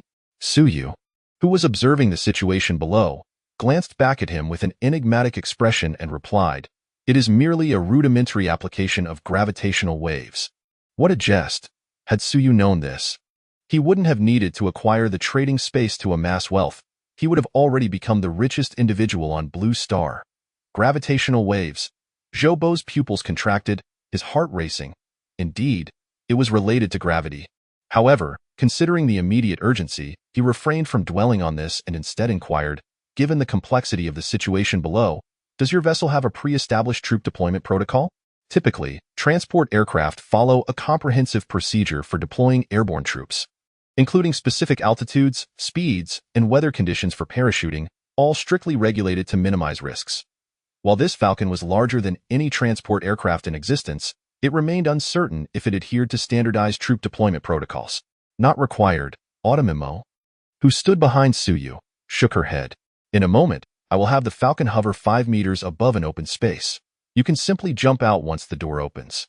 At such a height, even an ordinary person like Suyu, who had only used an exoskeleton a handful of times, could easily leap. If these elite soldiers, who had undergone rigorous training and had been utilizing exoskeletons for nearly a week, were to encounter difficulties, it would indeed be a grim scenario. Jobo nodded in acknowledgement and refrained from further inquiries. This exceptionally striking blue-haired woman was shrouded in mystery. Even the officials had not been able to uncover any information regarding her. It was as if she had appeared out of thin air. Moreover, beyond her unknown identity, she exuded a peculiar aura. Though she seemed to function as Suyu's secretary, she emanated an undeniable powerful presence when interacting with others. The concept of aura might sound abstract, yet it undeniably exists. Zhou had only observed such an aura in high-ranking individuals who wield significant power. Thus, every time he encountered Autumnimo, he instinctively felt a sense of reverence. In contrast, he could converse normally with Suyu before long. The bioengineer piloting the Falcon brought it to hover above a playground within the factory premises. This playground was centrally located, distanced from the nearby firefight, rendering it relatively safe. At this moment, it was already teeming with people, with only a small space in the center remaining. However, it was sufficient to accommodate 100 soldiers. The Falcon, still cloaked in optical invisibility, silently hovered just 5 meters above the ground. Autumnimo cast a glance at the 100 soldiers lined up and preparing to disembark, stating coolly, "The hatch will open shortly. You have a maximum of 5 minutes to exit." After 5 minutes, the Falcon will seal the hatch and activate its optical invisibility module, ascending to standby. No sooner had her words left her lips than the hatch, large enough to accommodate a tank, began to creak open. Simultaneously, the optical engine disengaged. The massive vessel, measuring over 100 meters, materialized before the eyes of those below, blocking out the morning sunlight. One by one, the heavily armored soldiers began to pour out without hesitation. As Leahy beheld the sudden appearance of the Falcon, his mind momentarily shut down. Such a phenomenon was entirely beyond his comprehension. However, the subsequent sound of heavy objects hitting the ground jolted him back to reality. Peering ahead, he was astonished to see a figure clad in thick armor slowly rising to a standing position. After surveying the surroundings, the individual leaped several meters away, brandishing their weapon in a state of alert. This was evidently just the beginning. More and more soldiers, donned in identical armor, descended from the ship. Fully equipped and silent, they exuded an air of discipline and an intimidating presence. The crowd in the playground soon became aware of the mysterious Falcon and the soldiers emerging from it. Fear of the unknown loomed over everyone, rendering them mute. The playground fell into an eerie silence until, "This is the security team under the Jiuzhou Spacetime Technology Group. Everyone, you are safe." The silvery power armor hovered in the air as Suyu amplified his voice through the armor sound system. Behind him, the enormous Falcon activated its optical camouflage, gradually vanishing into the sky. Noticing that everyone was staring at him in bewilderment, offering no response, Suyu couldn't help but smirk slightly. Well, that was a rather anticlimactic moment. Nevertheless, he paid it no mind and turned to Zhou, saying, "Leave the southern forces to me. I've been itching to test my skills." "Is that really wise? I noticed that the southern front appeared to be experiencing intense combat. Do you believe you can manage alone?" Zhou expressed some concern. While he understood that Suyu's power armor was undoubtedly far superior to their exoskeletons, the opposing forces were formidable, born from the excellent matching mechanisms of the Heizhou region, reliant on faith and firepower. Yet, this was a battlefield of live ammunition. The variables were numerous. Not to mention, he had glimpsed tanks and armored vehicles in that direction just moments ago. A person? Rest assured, I just checked. To the south lies a broad street with only one entrance and exit. I can easily encircle them from behind and ensure not a single one escapes, Suyu remarked with indifference. With that, the thrusters of the anti-gravity engine behind him activated, propelling him swiftly toward the south, leaving Zhou Wei in a state of bewilderment. Surely, this isn't merely about whether someone might escape. Chapter 72. Tank Can Opener. Admittedly, it sounds somewhat juvenile, but what man hasn't harbored dreams of piloting a mech across the battlefield in his youth? Having finally seized such an opportunity, Suyu found it impossible to remain on the Peregrine and watch others fight. After all, a true heir does not linger in the halls of the idle. Clad in this powered armor, he represented an overwhelming force against those mere novices. If one is so fearful of danger, perhaps they should reconsider their ventures altogether, as business invariably carries risks, including the possibility of failure. In stark contrast to Suyu's enthusiasm for the battlefield, Chiyomo appeared rather disinterested. She was not fond of warfare and harbored no worries about Suyu encountering any mishaps. Hence, she decided not to follow him. After scanning the crowd on the playground, her gaze finally settled on Li He. The heavy powered armor, weighing over 2 tons, gradually descended before Li He, as the mechanical sounds of movement echoed. The visor slowly retracted, revealing Chiyomo's striking visage. Her azure eyes regarded Li He as she spoke in a calm tone. "Your ability to locate the world's largest iron mine is quite impressive. Would you be interested in joining time in space technology? We can double your salary." Upon hearing this, Li He's expression shifted dramatically, staring in shock at the woman whose face was the only part visible from within the massive iron contraption. He couldn't comprehend how Chiao Mo knew about this matter. All data from the exploration team was compiled and calculated by him alone. The final results should have remained exclusive to him. He had not disclosed anything to anyone, including his teammates, and initially intended to report back to his superiors afterward. After all, such a substantial iron mine, located in a place like Heizhou, meant that few factions would be capable of competing for it. If Jojo discovered it first, they would gain a significant advantage. Thus, his confidentiality was essential. Yet, he never anticipated that the mysterious woman claiming to be from some company in Jojo would outright expose his secret. Surprised that I know about your discovery of the iron mine? Chiao Mo chuckled lightly. In truth, I'm not the only one aware. Otherwise, do you think the local insurgents, who have been battling the official army for over a decade, could capture the capital in a single night? As she spoke, a glimmer of red flashed in her azure eyes, and her armored right hand calmly rose, shielding Li He. Crack! A faint sound of metal tearing echoed as she pinched a yellow-orange bullet between her index and middle fingers, the force nearly flattening it. Only then did Li He hear the distant gunfire. This, he stammered, belatedly realizing the gravity of the situation. There are quite a few people out there who want to kill you. Casually discarding the bullet at his feet, Chiao Mo drew an electromagnetic pistol from the thigh holster of her powered armor and, without even glancing, fired a shot at a 6-story building several hundred meters away. He instinctively looked over, catching a glimpse of a flash of blood. Swallowing hard, he anxiously inquired, "Are you implying that the attackers outside are doing so because of me?" "No, it's the iron mine's significance that's the issue. You merely stumbled upon information you shouldn't have known," Chiao Mo replied, shaking her head. "We can assist you in dealing with the insurgents, but we cannot guarantee your safety indefinitely. If someone attempts to kill you again, it will depend on your luck." Li He instantly grasped Chiao Mo's implication. Essentially, if he agreed to work at time and space technology, they would ensure his safety. If he declined, it was evident that once Chiao Mo and her associates dealt with the insurgents, they would leave. And his chances of being targeted afterward were uncertain. This was not a threat, as they were not official Jojo personnel. Merely ensuring the general safety of so many present was already a remarkable feat. And there was no reason for them to protect him, an outsider, indefinitely. I am an employee of Jojo Mining. If I were to work for you," Li He hesitated.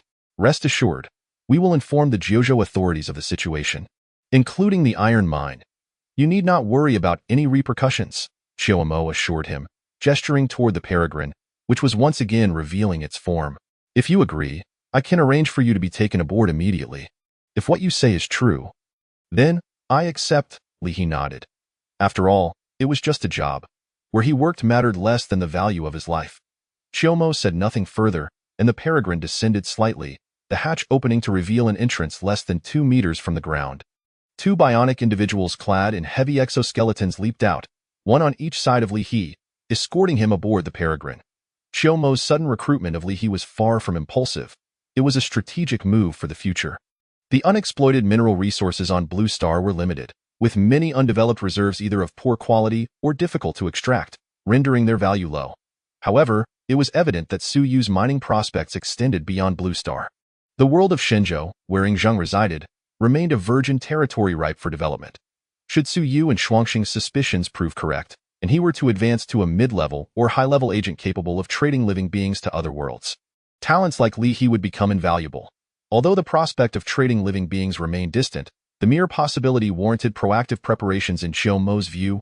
Meanwhile, Su Yu had arrived at the edge of the battlefield near the factory, atop a 4-story small building. Beneath him lay the body of a rebel sniper whose spine had been shattered. He had been swiftly dispatched by Su Yu's descent of justice.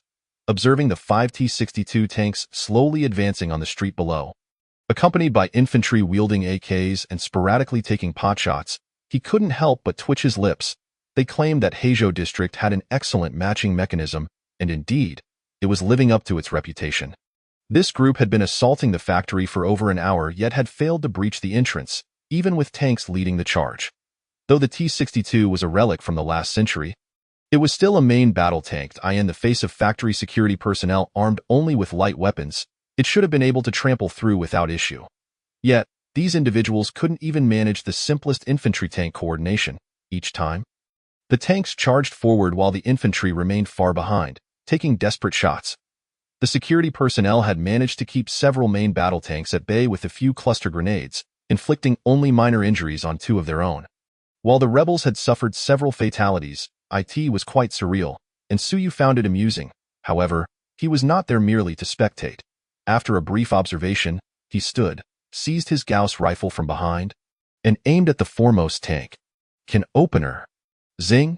The tungsten core armor-piercing round was accelerated to 20 Mach by the electromagnetic rail, shattering the sound barrier with a piercing wail as it instantly penetrated the rear armor of the main battle tank. Boom! The tank's internal ammunition ignited in a catastrophic explosion, and under the intense blaze, the turret was blasted away. What had been a cacophony of battle was suddenly silenced. Both sides, previously engaged in a mutual exchange of fire, were now ensnared in existential doubt, staring at the tank that had been obliterated in an instant. Chapter 73. Ripping tanks apart, terrifying combat power. Wow, this can opener is indeed effective. Suyu marveled at the distant tank that had been dispatched with a single shot. His eyes gleaming with delight. One shot, one tank? Remarkable. He immediately employed the same tactic, aiming at the side armor of another tank. Boom. Can opener one. At this point, even the dullest of the rebels would realize something was amiss. After losing 2 tanks in quick succession, the crews of the remaining 3 were already terrified, scrambling down from their vehicles in a panic. Suyu, perched atop the rooftop, refrained from firing again, allowing the fleeing individuals to escape the metallic tomb and seek shelter. While he casually slung the Gauss rifle across his back, the armor on either side of his spine swiftly retracted, launching 8 small drones into the air. Some of these drones were purely for reconnaissance, while others possessed limited offensive capabilities, making them perfect for urban warfare. Of course, so you had no intention of utilizing them for combat. Their sole purpose was to record. With 8 personal monitors capturing every angle, combined with the first-person recording system integrated into his powered armor helmet, he anticipated that once the battle concluded, the resulting footage would far surpass anything seen in films. Inside a nearby street-side dwelling, several crew members from the rebel tanks peered through the windows, anxiously glancing at the 2 destroyed T-62 tanks on the street. Had they not fled quickly, they would likely have been turned into scrap themselves. The fact that they had been annihilated was one thing, but having 2 tanks destroyed without even knowing where the enemy was or how they had been taken out was utterly chilling. Currently, the tanks are positioned in such a way that the personnel dare not approach them, fearful of being ambushed anew. Logically speaking, in such circumstances, it should be the infantry, in coordination with the tanks, who are responsible for guarding against and eliminating nearby anti-tank units. Yet, who can blame them for lacking even the concept of infantry-tank cooperation? The tanks engage in combat solely relying on their armor to charge forward. And when faced with anti-tank weaponry, they become utterly ineffective. This illustrates the average competency of the armed personnel in Heizo, Suu. Observing their reactions through the drone's perspective, noted with incredulity that after 2 of their tanks had been destroyed, they intended to hide in the nearby buildings and refrain from emerging. Could they truly believe that those crumbling walls offered better protection than the armor of a main battle tank? Hiding within was futile. Engaging with such incompetent foes left Suyu feeling somewhat diminished. They were far less formidable than the assassins who had attempted to eliminate Chuyu that night. With a swift motion of his right arm, a chain adorned with countless small metal pieces was ejected from his wrist. In an instant, this seemingly limp chain coalesced into a razor-sharp chainsaw sword. Although the chainsaw sword was temporarily assembled from scattered plates, under electromagnetic influence, not a single gap could be discerned. With the power maximized, the blade's edge vibrated at an astonishing frequency of hundreds of thousands of times per second, rendering it virtually indestructible. Bathed in the morning sunlight, Suyu gazed at the glimmering chainsaw sword in his hand and nodded in approval. It certainly appeared formidable. Boom! The heavy power armor leapt down from a small building, blocking the street with imposing presence. There are 420 armed personnel surrounding us, along with 3 tanks and 7 armed pickup trucks. Listening to the battlefield data provided by the auxiliary AI, Suyu felt as if he had gained a supernatural perception. Every enemy within several hundred meters was marked in his vision. This was the result of the 8 drones surveying the surrounding terrain, compiling real-time video and thermal imaging data from various angles, and subsequently relaying the information to the central computer of the power armor. The margin of error was nearly non-existent. It could be said that, Should Suyu choose, he could utilize the terrifying penetrative power of his Gauss rifle to stand in the street and strike through walls at will. However, using such weaponry against these inept adversaries would be akin to using a cannon to swat a mosquito, completely unnecessary and devoid of interest. Suyu casually swung the chainsaw sword and strolled towards a nearby house where 7 or 8 armed men were indiscriminately firing their AKs at the distant factory entrance. Amid the chaotic gunfire, these individuals were evidently oblivious to the Grim Reaper lurking behind them.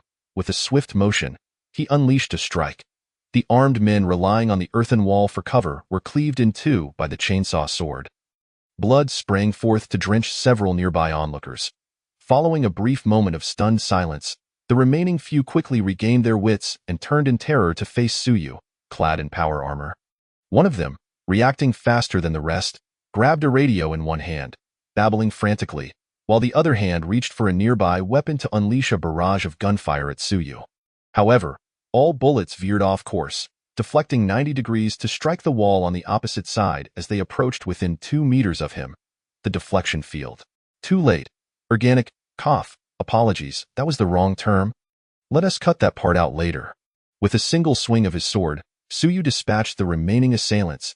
He picked up the radio from the ground and declared, "Your weaponry is far too outdated." Bang!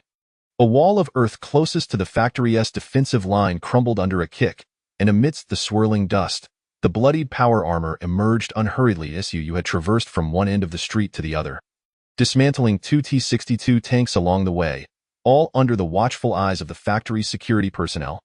They were utterly dazed, having seemingly forgotten to flee, standing frozen behind their defenses, paralyzed by fear and lacking the courage to fire their weapons. The only thought echoing in their minds was, "What manner of monster is this?"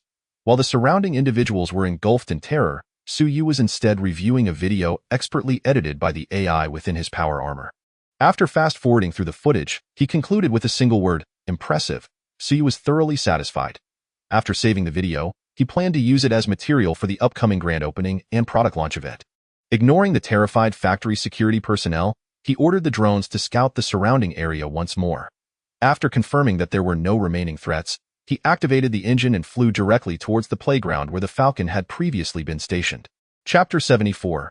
Preparing for the space elevator project. Upon returning to the playground, the 100 soldiers had also completed their mission. Including Suyu's contingent of over 400, the more than 1,000 rebels who besieged the factory had been entirely annihilated in less than 20 minutes. While none of the 100 soldiers sustained any casualties, the ensuing tasks no longer required Suyu's involvement. The 100 soldiers would remain stationed there, awaiting the arrival of the naval fleet, which would evacuate the people of Jojo before returning home with them. After briefly updating Zhou Buwei on the situation in the southern street, Suyu was ready to return home and focus on the grand opening and product launch. However, just as he boarded the Falcon, Chioma suddenly remarked, "We have 2 hours until the scheduled grand opening. We might as well stop by somewhere first." "Stop by? Where?" Suyu inquired, perplexed. Chioma's eyes emanated a blue haze. Constructing a topographical map of the surroundings, she then pointed to a red on the map, stating, "There is a remarkably high-quality iron mine here, with an estimated reserve of up to 8 billion tons if the survey data is accurate." Iron mine? Suyu glanced at the map. "Are you suggesting that we should acquire this iron mine?" Truth be told, with so much advanced technology at their disposal awaiting monetization, he had no intention of mining for profit. Chioma nodded and elaborated. If it were merely a remarkably rich iron mine, there would be little to discuss. In comparison to high-tech products, the returns from mining are far too meager to warrant such emphasis. However, this situation is different. She gazed at Suyu. "Can you guess where this location is?" "Guess? This is simply a small area in Heizhou." Suyu began, but upon noticing the coordinates on the map, he suddenly paused, realization dawning upon him. This iron mine is situated directly on the equator. Exactly, Chioma confirmed, pulling back the map slightly to reveal more detail. Not only is it on the equator, but it also lies within a stable continental plate, with a geologically stable structure that is unlikely to experience any natural disasters. Moreover, it is less than 30 kilometers from the coastline, making logistics for material transport exceedingly convenient. So, Suyu's eyes narrowed slightly as he began to grasp her implication. This is an ideal location for constructing a space elevator. Chioma stated calmly. Located near the equator, boasting a stable geological structure, possessing the world's largest iron mine, and in close proximity to the sea, it is entirely reasonable to assert that this is the perfect environment for building a space elevator. Then let us go take a look. If it truly is this suitable, we should secure it. Suyu nodded affirmatively. The space elevator represents the true means by which humanity can break free from the gravitational shackles of their home planet and venture into the cosmos. According to the records from the prosperous era, even after the success of the first generation of nuclear fusion, granting them boundless energy, for the people of that time, space travel remained an elusive dream. Only a select few astronauts had the opportunity to explore the universe. The purpose of space travel was not to exploit the infinite resources available in space, but rather to conduct scientific experiments. This situation persisted until the completion of the first space elevator. After that, space ceased to be a natural testing ground and became an inexhaustible treasure trove. Even ordinary individuals could embark on a journey across the solar system for merely a month or two of wages. It was because of this that the people of the prosperous era fully entered the age of interstellar travel, resulting in a significant boost in productivity and material abundance. It marked the beginning of the utopian era. Therefore, the significance of the space elevator is self-evident. Although the technology has yet to be acquired, Frost Star possesses mature technical documentation. Obtaining it is merely a matter of time. After all, if Frost Star desires to procure more resources from Blue Star to transform the wasteland, they too must assist Blue Star in enhancing productivity. As long as they are not foolish, they will not utilize the space elevator technology to exploit their position. Given that there is now an opportunity to lay the groundwork for the space elevator, Suyu would certainly not let it slip away. Securing it may not be so simple. Chioma shook her head, providing a close-up of a certain individual, namely he, who was seated in a small room within the Falcon. He is the captain of a surveying team dispatched by the Jiuzhou Mining Group. Namely he. He was also the first to discover this colossal iron mine. He believed he had concealed the true nature of this iron mine, preparing to report back to the capital of that small nation to ensure Jiuzhou could seize the opportunity to secure it. Yet he failed to realize that he was not the only one in the surveying team aware of the genuine data. Several seasoned surveyors had already inferred from scattered information that the reserves of this iron mine were undeniably substantial. One of the explorers received a sum of $100 million and clandestinely sold this intelligence to a mining conglomerate from America. This also explains why the insurgents, who had been continuously retreating under the onslaught of the local military, suddenly managed to seize the capital of the nation overnight. Are you implying that the insurgents are somehow linked to external forces? Suyu exclaimed in astonishment as he surveyed the war-torn capital of the small nation, utterly surprised by this hidden truth. Of course, without the weapons supplied by external forces, the war here would still rely on cold steel. Chioma succinctly explained, in general, such remote small nations do not attract the attention of major powers unless there are resources of interest. Among the great powers, the one with the deepest understanding and the best relationship with this obscure nation is Jiuzhou. Now that Jiuzhou's exploration team has discovered this iron mine, it would not be difficult for them to secure it, given Jiuzhou's influence in the area. To prevent Jiuzhou from easily acquiring this world's largest iron mine, certain individuals orchestrated this operation. Through several neighboring countries, they rapidly supplied a substantial amount of weaponry and ammunition to the insurgents, aiming to incite chaos and hinder Jiuzhou's access to the mine, allowing themselves the opportunity to seize it later. In truth, they do not have a pressing need for an iron mine. Their main objective is simply to deny it to their rivals. The maneuvers of great powers can spell disaster for small nations. Suyu nodded thoughtfully and then suddenly remarked, if that is the case, then securing this region for ourselves may not be as straightforward as simply seizing it. Let us leave it to the officials of Jiuzhou to resolve. We only require the outcome. Chioma cast him a surprised glance, then nodded in agreement. I share your sentiment. Did not Jiuzhou promise you that you could propose a request? Let us use this area as leverage. However, although the news from Li He has yet to reach Jiuzhou, the discovery of this iron mine cannot remain concealed. It is only a matter of time before Jiuzhou learns of it. Thus, I do not recommend secrecy. We should communicate openly with Jiuzhou. If necessary, we might hint at the space elevator project. This endeavor cannot be accomplished solely with the J9000 module. We will certainly require Jiuzhou's assistance to realize it. Chapter 75. The revelation of Zawuyuan sparks outrage online after a brief discussion. The two reached a consensus. They then set off in the Falcon toward the mountainous region where the iron mine is located. Although the Falcon lacked mineral detection equipment, the J9000 module Suyu had rented was equipped with such capabilities. After all, under extreme conditions, the J9000 module could even source materials on-site, melting down abandoned structures to extract iron, calcium carbonate, and other minerals, which could then be recast into steel and cement for constructing new buildings. It inherently contained a surveying unit. It must be said that this area was indeed quite remote, resembling an untouched forest with no signs of human habitation nearby. It was no wonder that such a substantial iron deposit had remained undiscovered until now. Following the survey, Suyu and his team were astonished to find that the reserves of this iron mine far exceeded He's preliminary estimates.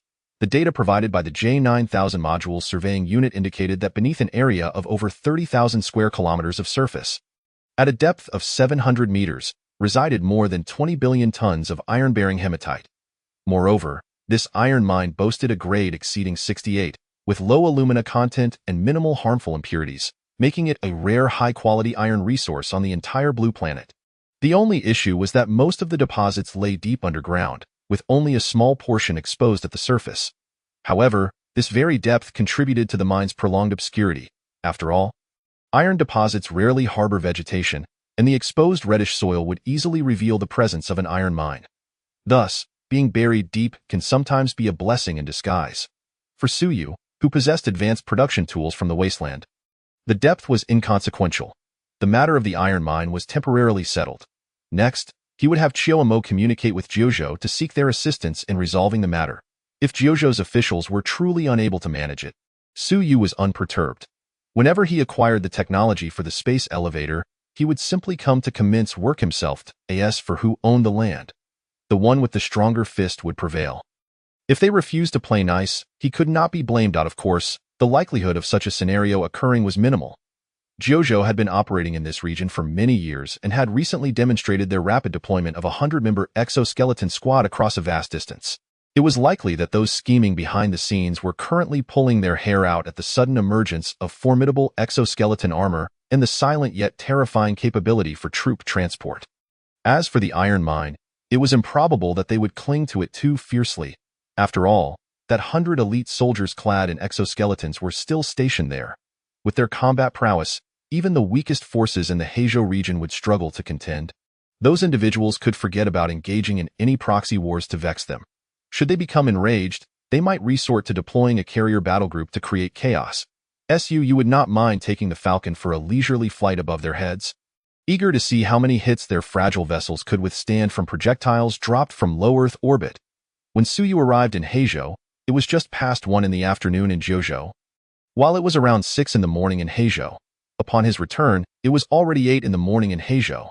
Jojo had only just passed 3 in the afternoon.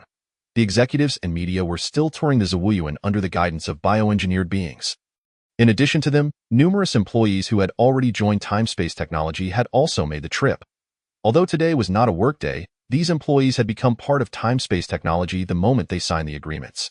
Thus, the premises were open to them. They had previously refrained from visiting, believing the time was not yet ripe and that the location of Zawuyuan was too remote.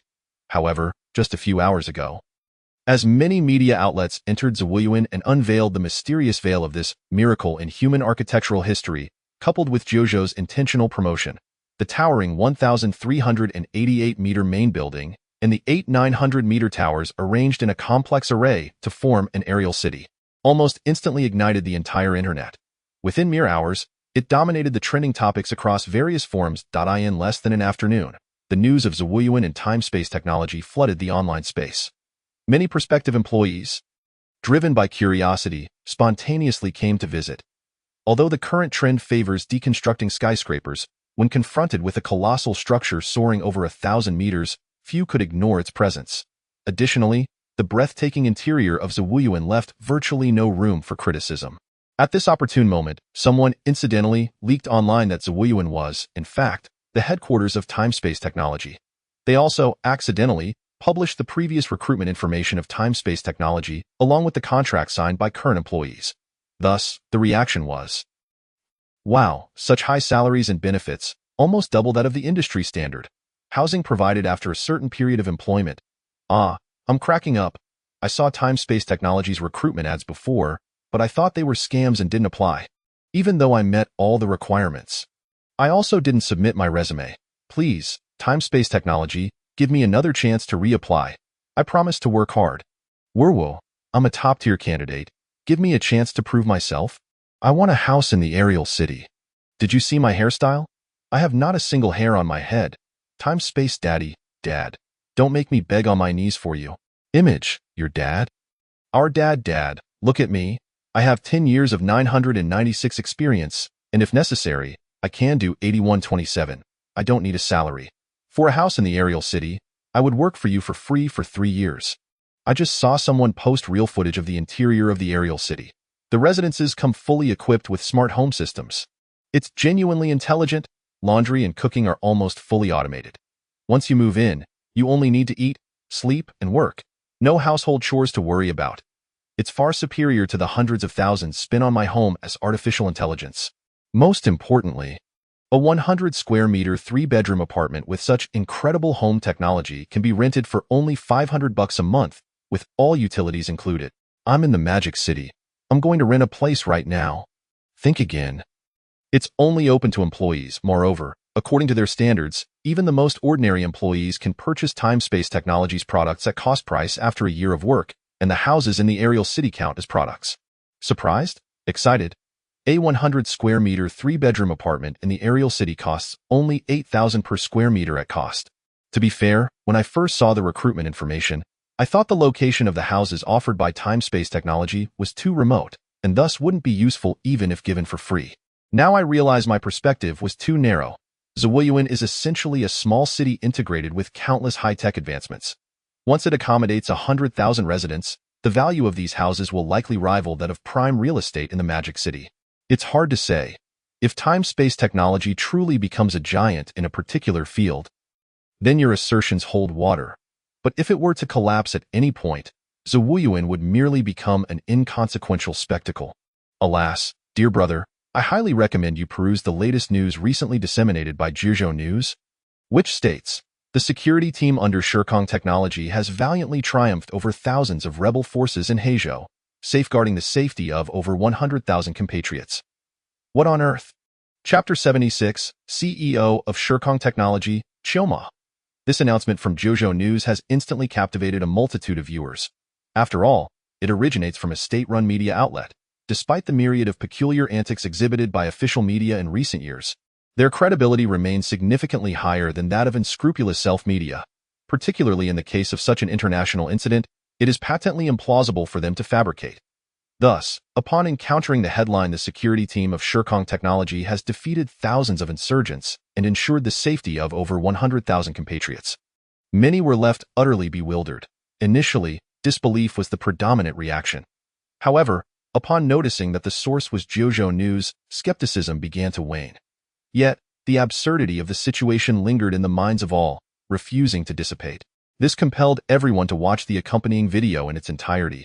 After viewing, gasps of astonishment echoed throughout the crowd. Then, the comments began to pour in. What the hell? Are you now posting whatever nonsense you please? Brother, did you forget to switch to your alternate account before posting? This is a major state-run media outlet, you know? If you don't delete this video soon, you might lose your job. Seriously, using a gaming video with such a title? Just get lost already. Honestly, I've played numerous AAA titles, yet I've never witnessed such a realistic scene. It feels utterly authentic. Is there a possibility that this might indeed be real? Come on, don't be ridiculous. That exoskeleton, that speed, that strength. Do you honestly expect me to believe it's real? I've only seen such visuals in sci-fi films. In all honesty, this seems more akin to a video game. Could it be that Shirkong Technology is a gaming company? If they could create such a game, I would buy it in a heartbeat. There was no denying that the footage showcasing hundreds of warriors clad in heavy exoskeletons charging through the battlefield and tearing apart armored vehicles was overwhelmingly impactful. Upon finishing the video, nearly everyone found it impossible to accept that this was genuine, convinced instead that this was a ploy by state media. In fact, as the comments section evolved, netizens divided into two factions, passionately debating whether this was a game or a cinematic scene. It wasn't until several authoritative state media outlets released an alternative perspective of the exoskeleton combat video, utilizing the same title, that the skeptics were truly thrown into confusion. The fact that so many state media outlets simultaneously engaged in such antics was unprecedented. Furthermore, after observing the released information regarding the G60 heavy exoskeleton, everyone couldn't help but swallow hard. In energy-saving mode, it can bear a load of 1 ton and traverse long distances at a speed of 100 kilometers per hour. Its frontal armor can withstand autocannon fire. This not akin to the emergence of Iron Man. As more information became available, the credibility of the reports escalated. Only then did people begin to grasp the reality. This was indeed true. Consequently, many began to focus on the crux of the matter. The security team under Shirkong Technology had vanquished thousands of insurgents in Heizhou, rescuing over 100,000 compatriots. What exactly is Shirkong Technology? How is it that they possess the capability to defeat thousands of rebels? What transpired in Heizhou that necessitated the rescue of so many compatriots? Soon enough, the term Shirkong Technology and Heizhou situation surged to the trending topics. Given that Heizhou is a considerable distance from Jiuzhou, without further official disclosures, comprehending the situation would be challenging. However, Shirkong Technology is situated in the metropolis, and they were to host an opening ceremony today. Thus, the opening ceremony of Shirkong Technology found itself thrust into the limelight. Meanwhile, Chioma, who had been monitoring the online situation, seized the opportunity to release a notification under the official Shirkong Technology account. The opening ceremony of Shirkong Technology will commence at 6 o'clock this evening. Broadcasted live across the internet. It will also serve as our product launch event, showcasing the latest batch of our products. Stay tuned. Once the announcement was made, netizens, upon seeing the serious official accounts of major platforms, quickly elevated its prominence, generating an unparalleled buzz. Countless viewers flooded the comments section, inquiring about the authenticity of the G60 exoskeleton and the veracity of the Heizhou operation. Within a mere 2 hours, comments and shares exceeded several 100,000.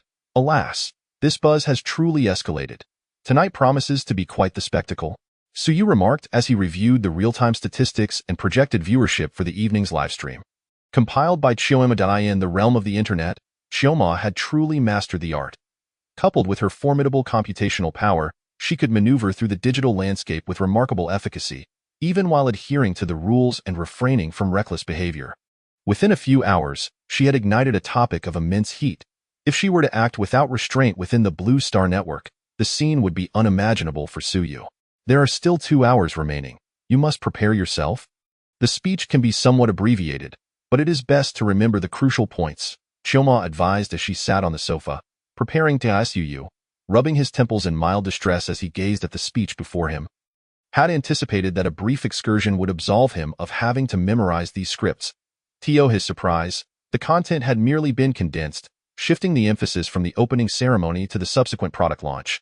At that moment, he glanced at Chioma, who was meticulously preparing tea beside the coffee table, and an idea struck him. Why don't you take the stage to speak on my behalf? Chioma's expression remained unchanged as she fluidly continued her task. Responding nonchalantly, you are the chairman and founder of Shirkong Technology. How could an assistant be entrusted with such a role? What assistant? You are our CEO. You absolutely can address the audience. I'll take the stage during the product launch, Suyu countered, stepping closer to her and sampling the tea she had brewed. This Da Hong Pao seems to lack any distinctive flavor.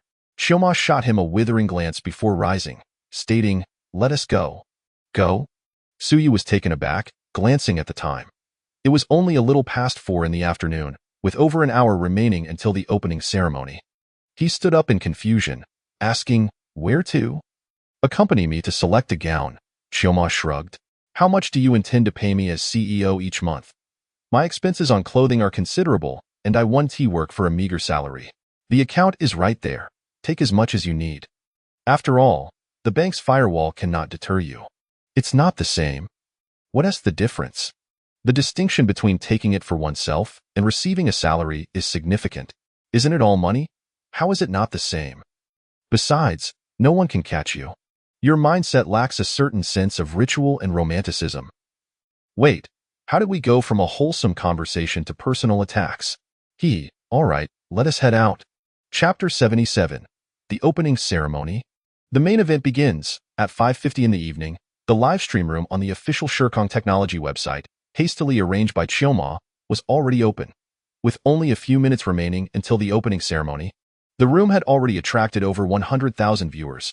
After all, Chioma had merely nudged public opinion a bit in the afternoon. Gathering such a large audience in just a few hours was quite impressive. In reality, the phenomenon of millions or even tens of millions tuning into a live stream, as often depicted in novels, is virtually non-existent in reality.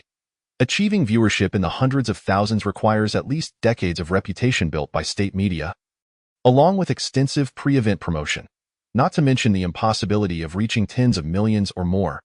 Even during the peak of the Spring Festival Gala, genuine viewership never approached 100 million.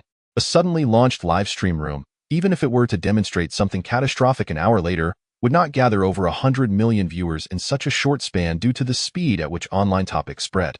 Those who manage to stumble upon such a stream are usually seasoned netizens who have been surfing the web for a long time. The majority only learn of such events post facto. Therefore, do not underestimate the significance of over 100,000 viewers. It is indeed a substantial number.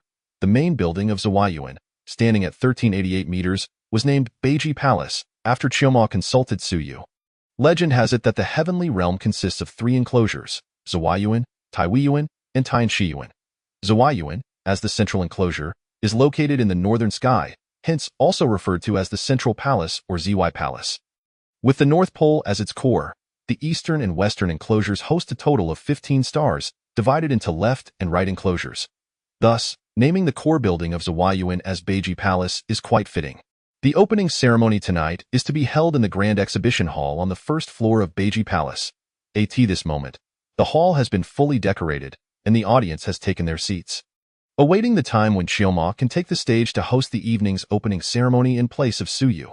However, in the backstage makeup room, the hired makeup artist was finding it challenging to address Chioma. Miss Chioma, you are simply too beautiful. I cannot find a single flaw. It seems there is no need for makeup at all. In my humble opinion, makeup would only detract from your natural beauty. At the end of autumn, Chioma nonchalantly remarked, I know, I didn't invite you to do my makeup. I merely wanted your advice on which gown would be most suitable for me to wear on stage tonight. As she spoke, she gestured towards the wardrobe beside her. The makeup artist instinctively glanced over and could not suppress a gulp. Within the wardrobe were exquisite garments crafted from luxurious silks, rather than the commonly seen Western-style gowns that featured plunging necklines and open backs. Are you planning to wear these to tonight's ceremony? The makeup artist asked instinctively. Is there a problem? Chioma replied with a gentle smile. In comparison to those conventional gowns, I find myself more fond of these styles. Perhaps it was the influence of being around Suyu for an extended period, but her aesthetic had gradually shifted towards the classical elegance of JoJo rather than Western styles. Remembering the identity of the CEO of Time-Space Technology before her and glancing at Suyu, the chairman of Time-Space Technology beside her, the makeup artist silently swallowed the words this a bit too unconventional, and instead smiled, saying, with Miss Chioma's figure and beauty, you are a natural model. Any attire you don will undoubtedly be stunning. So there's no need for concern. It was a jest. In the presence of these two, the trends of etiquette seemed entirely trivial. Given the strength of time-space technology, even if Chioma wore something strikingly unique to host the opening ceremony, others would merely be in awe of her beauty, and no one would dare to comment on her attire being inappropriate. Moreover, these garments were incomparably more exquisite than the shoddy hanfu often seen online. Paired with Chioma's striking looks and figure, there truly would be no sense of incongruity. After further discussion, Chioma ultimately chose a black and red palace gown. It was not overly intricate, yet conveyed a sense of solemnity and dignity. After the makeup artist styled her hair into an elegant bun and adorned it with delicate golden hairpins, the effect was that of a stunning beauty stepping out from an ancient painting. What do you think? Chioma asked as she presented herself to Suyu, her graceful figure fully on display. Beautiful! Suyu couldn't help but exclaim. To be honest, Chioma's ensemble had indeed struck a chord with him. The stately, classical gown, combined with her gentle demeanor, perfectly embodied the image of an ancient beauty he had always envisioned. The only regret was that her physical form was that of a synthetic being. Otherwise, Suyu would have given her a perfect score of 120. Isn't it? Chioma raised an eyebrow, then composed herself, stating, it's about time. I shall head up now. Suyu watched her retreating figure, suddenly feeling that this old lady had become increasingly lively of late. When she first arrived, she often bore a hint of melancholy, frequently gazing at the sea or sky, rarely concerned with what beautiful attire to wear. It seemed that an extended lifespan, combined with the release from the responsibilities of her role as the Lord of Future City, had allowed her to let go of many burdens and gradually reveal her true nature. Who said a 200-year-old lady could not enjoy beautiful clothing and ponder over what to wear for important occasions? A combination of formidable computational power and absolute rationality does not equate to being devoid of emotion. Quite good. Suyu did not dwell overly on these matters. It was certainly wonderful for Chioma to have her own interests on Blue Star. Considering she was not an emotionless artificial intelligence, as for the expenses, these garments were indeed not inexpensive. They had spent the afternoon traversing Jojo, visiting various renowned tailors to procure them. The average price for each set was roughly over 100,000. However, such sums were inconsequential to Suyu at this point. As long as the lady was happy, she would be able to work well.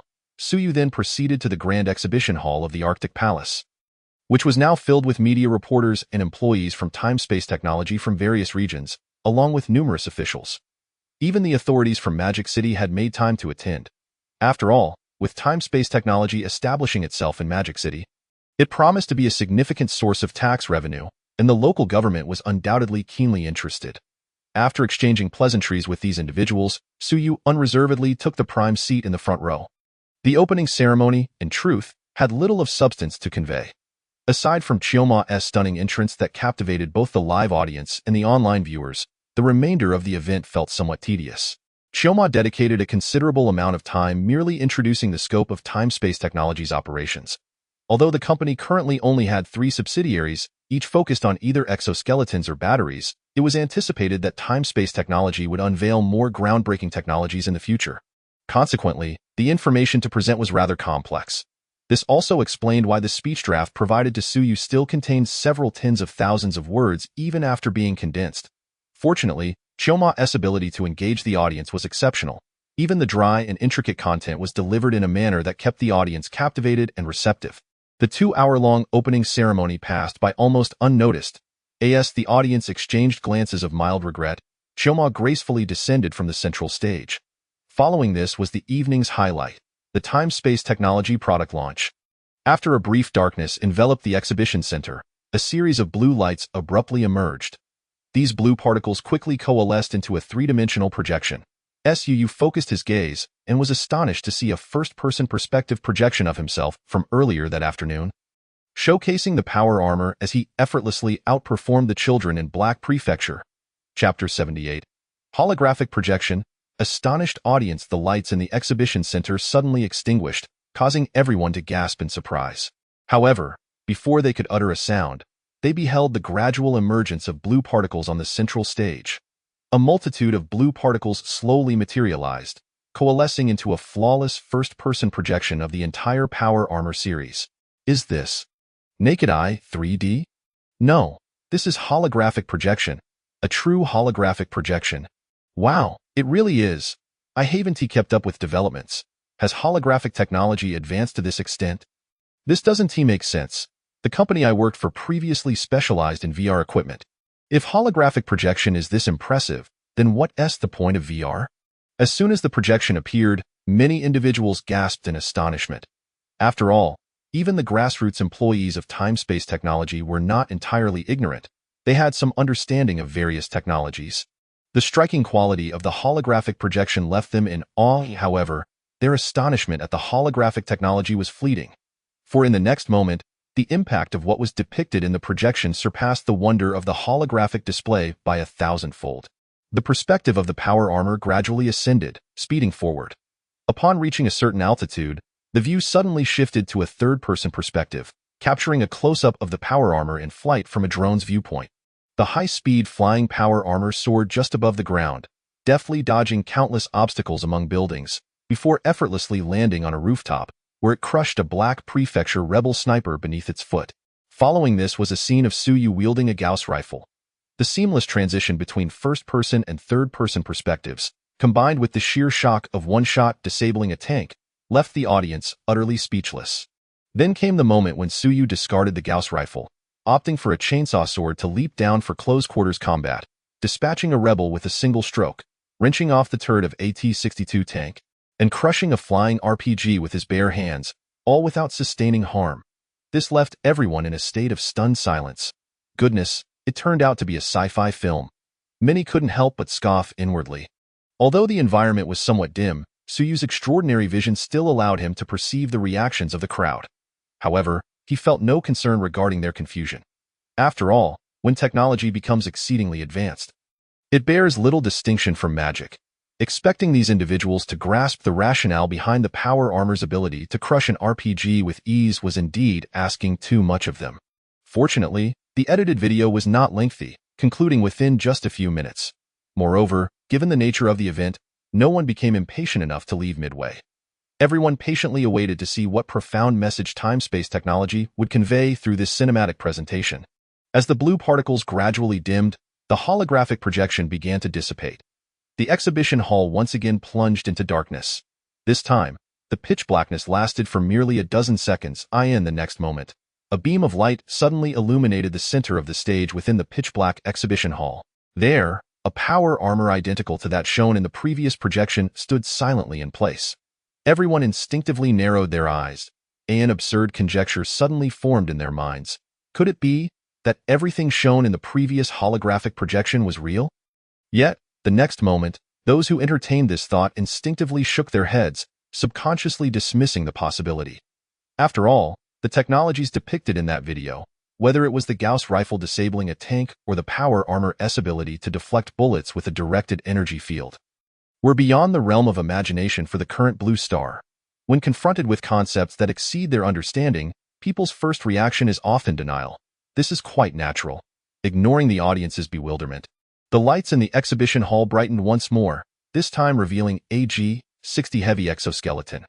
The moment they laid eyes upon it, everyone instantly recalled the events of that afternoon.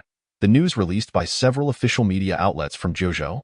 In the news video, those elite warriors referred to by the official media of Jojo as security personnel under Shirkong technology, donned this very equipment and decisively trampled thousands of Heijo insurgents, emerging unscathed.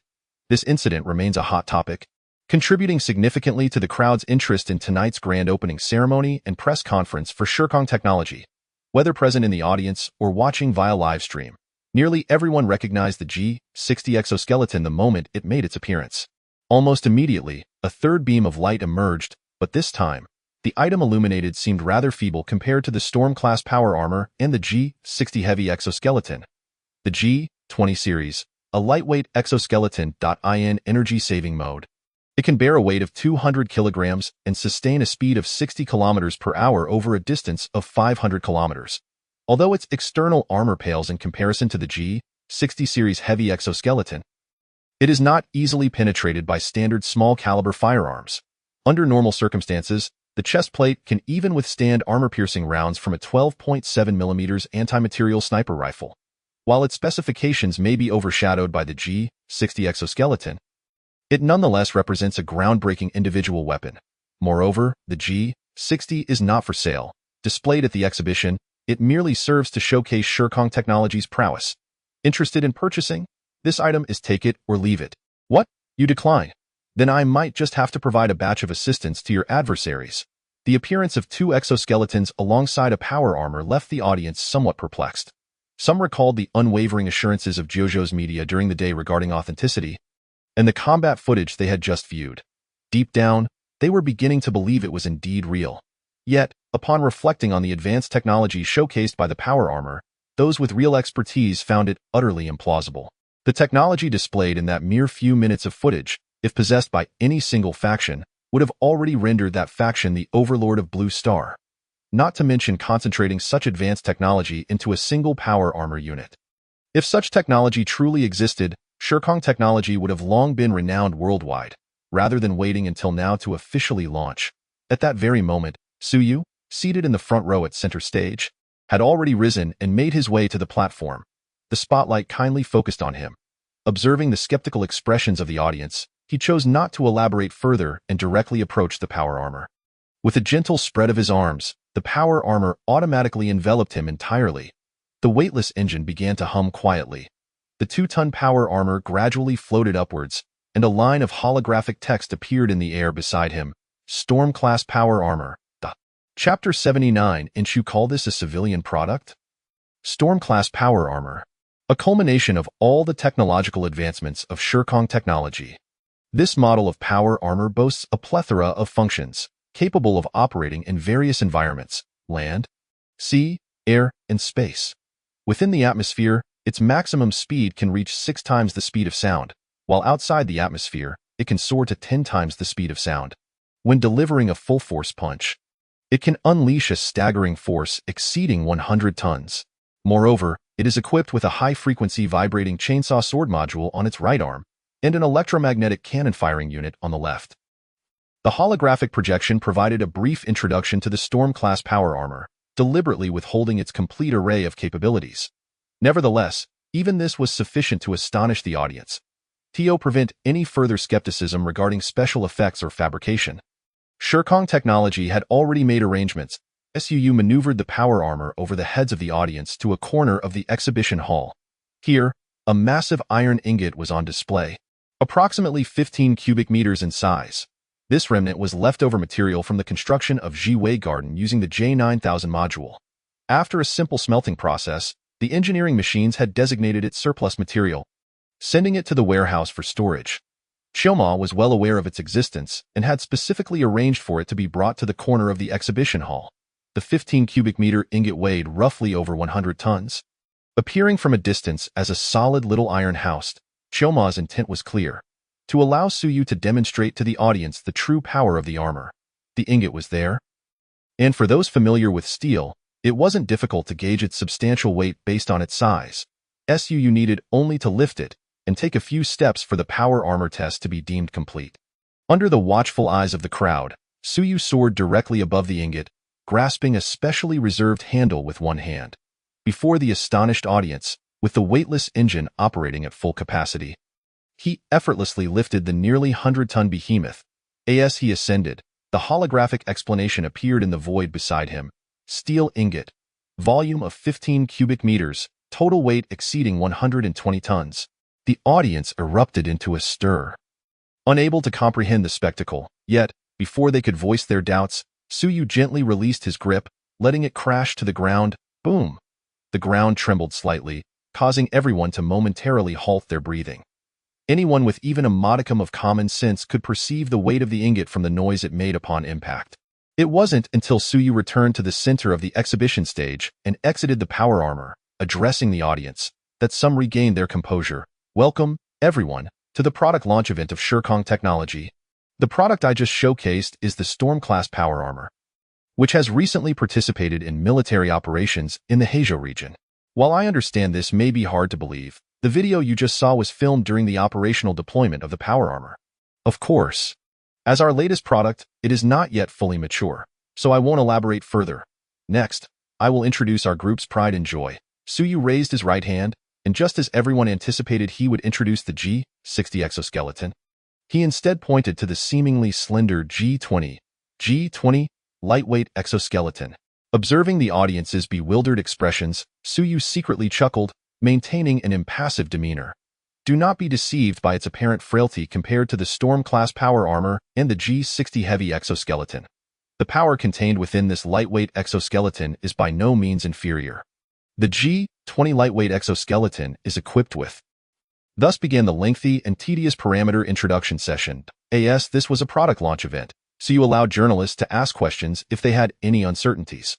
Consequently, discussing the G20 lightweight exoskeleton specifications alone consumed over an hour. However, the outcome was evidently far more engaging than the dry data presentation of the power armor. Upon delving into the actual specifications of the G20 lightweight exoskeleton, everyone couldn't help but gasp in astonishment. They never expected such a diminutive device to harbor such immense power. With full operation, it can support a maximum load of 400 to 500 kilograms.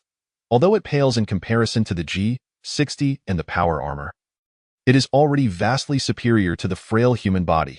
This alone was sufficient to leave them in awe, not to mention the other even more fascinating features. After a detailed introduction, attendees couldn't help but exclaim in admiration. At this moment, however, Suyu abruptly shifted the narrative, declaring, "The G-20 lightweight exoskeleton is a civilian engineering auxiliary device designed and developed by our company. With it, workers will be able to perform hazardous tasks more quickly and safely. I believe that in the near future, this exoskeleton will become a tremendous boon for manual laborers." All the audience members, "Wait, you produced this contraption and call it a civilian product? Just moments ago, you were discussing an auxiliary targeting module. Aren't you claiming that with this, holding a gun will be akin to having auto-aim, shooting wherever one points? Is this really a function typical of civilian engineering equipment? What purpose would an auxiliary targeting system serve in your siege machinery? To make air guns hit nails more accurately? Mr.Su. A journalist couldn't resist raising his hand. Suyu, who had been elaborating on the G-20 exoskeleton's potential in civilian applications, was interrupted but bore no ill will. Instead, he smiled and said, "What question do you have, dear journalist?" The journalist asked outright, "Mr. Su, you mentioned this is a civilian product. So does that mean it can be freely bought and sold by the public? If so, have you considered the consequences of such actions?" "A civilian product can certainly be traded freely," Suyu replied matter-of-factly. However, midway through, he suddenly slapped his forehead. "Oh, I almost forgot. Due to the G-20's excessive emissions, it currently does not comply with Jiuzhou's relevant laws and regulations, so it will not be available for sale in Jiuzhou for the time being. However, rest assured, Shirkong Technology's scientific team is tirelessly working to overcome this challenge, and I believe it will soon appear in the Jiuzhou market." Continuing from our previous discussion, where did we leave off? Oh right, energy and power. The G-20 exoskeleton features an entirely electric, environmentally friendly design. With its core energy sourced from a metal hydrogen battery produced by our company, Time-Space Technology, it is a technological marvel devoid of pollution. Reporter, why not just admit that you intend to sell this as military hardware abroad? Otherwise, this explanation is utterly insulting to one's intelligence. Chapter 80. The emergence of the metal hydrogen battery. The feeling of being insulted by the intelligence was not limited to that one reporter. A wave of unrest swept through the entire venue, with even the livestream chat buzzing with activity. However, the online audience seemed less concerned with Suyu's blatant falsehoods and more astonished by the chairman of Time-Space Technology's adeptness at captivating the crowd. The attendees, having initially reacted with uproar, quickly grasped the crux of Suyu's statements. Almost immediately, another reporter rose to inquire, "Mr. Su, I noted that you mentioned the metal hydrogen battery produced by your company. If I recall correctly, Time-Space Technology currently has two wholly owned subsidiaries. One is Time-Space Heavy Industry, which presumably manufactures the exoskeletons here before us. The other is Time-Space Energy.is, the metal hydrogen battery you mentioned, a product of Time-Space Energy? Oh, you have uncovered a blind spot, my dear reporter." Suyu applauded, as if on cue. The floor of the display area parted, revealing a tray that slowly emerged from beneath. Resting upon it was a black battery, roughly the size of a brick. Suyu casually lifted it, introducing it succinctly. "This is our flagship product at Time-Space Energy, the metal hydrogen battery." The metal hydrogen battery boasts an extraordinarily high energy density.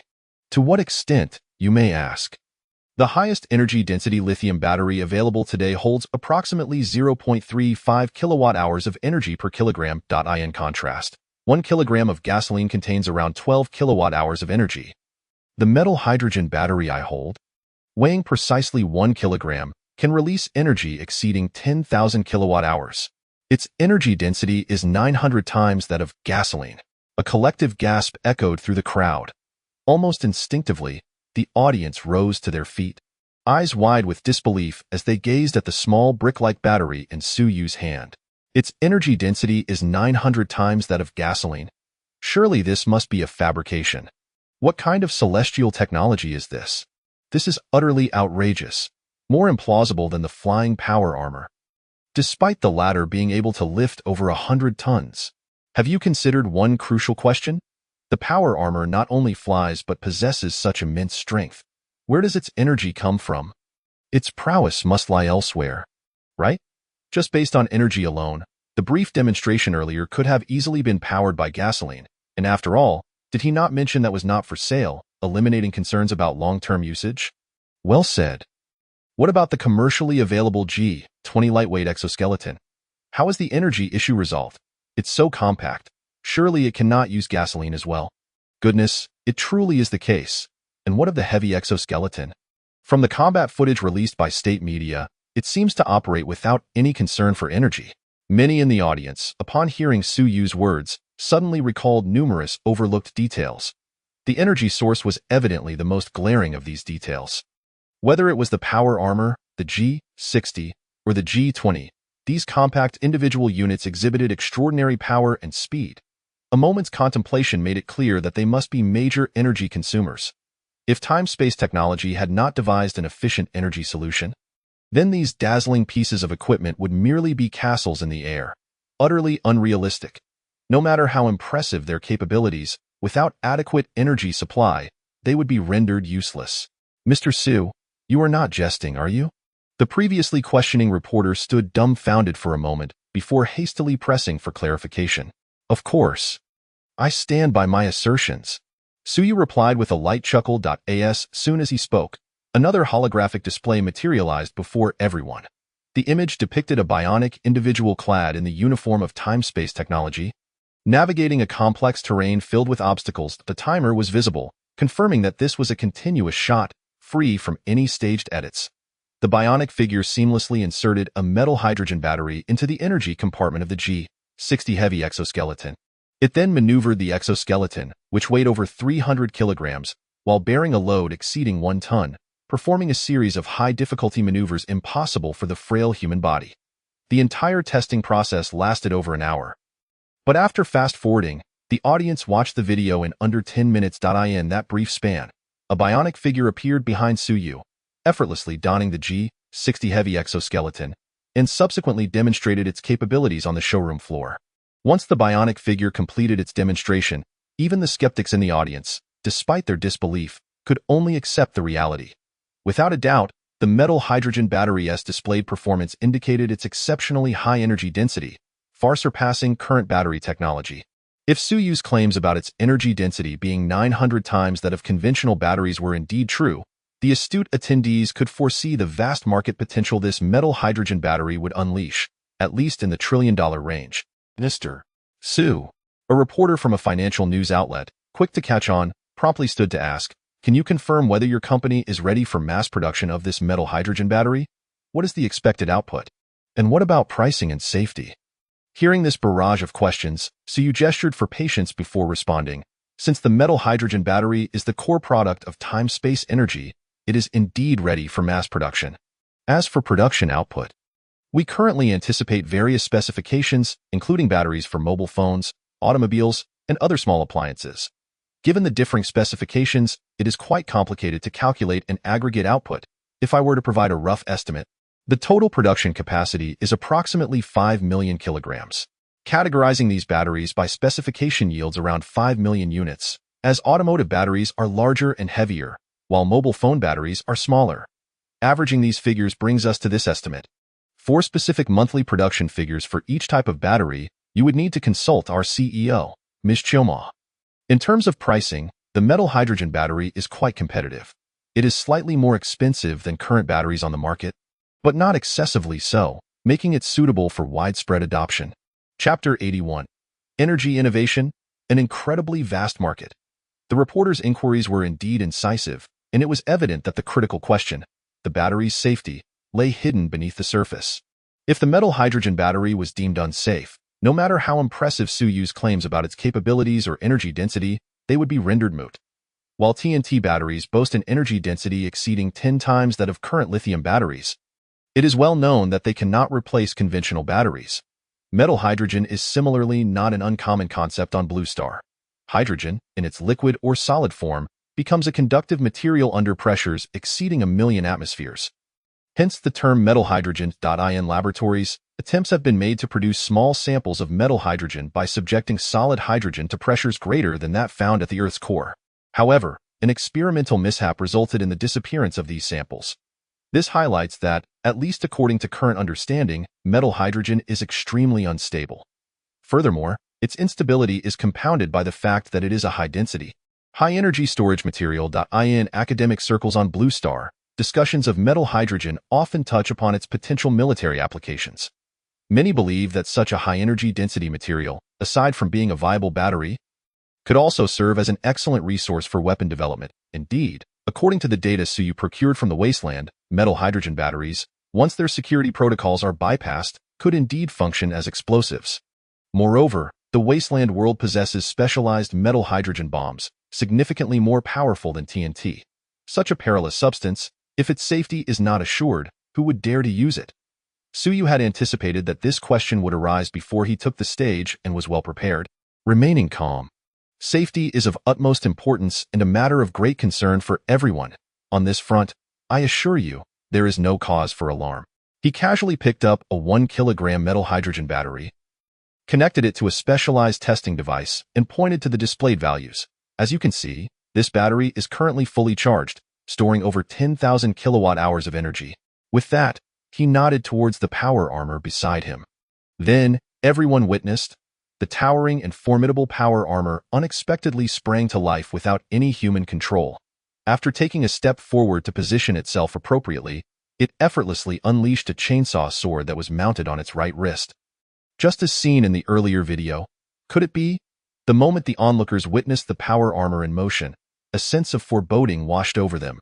Before they could utter a word, the armor executed a swift and precise strike, cleaving the entire metallic hydrogen battery along with the tray beneath it in two.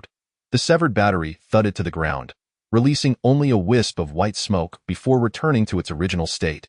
Undeterred, Suyu picked it up, presenting the gleaming metallic cut to the camera and the audience, proclaiming, "We possess a reliable method for preserving metallic hydrogen batteries. Regardless of whether subjected to compression, cutting, piercing, immersion, or incineration, even under the most extreme circumstances, it will only release energy through a specific dissipation pathway, and will not explode.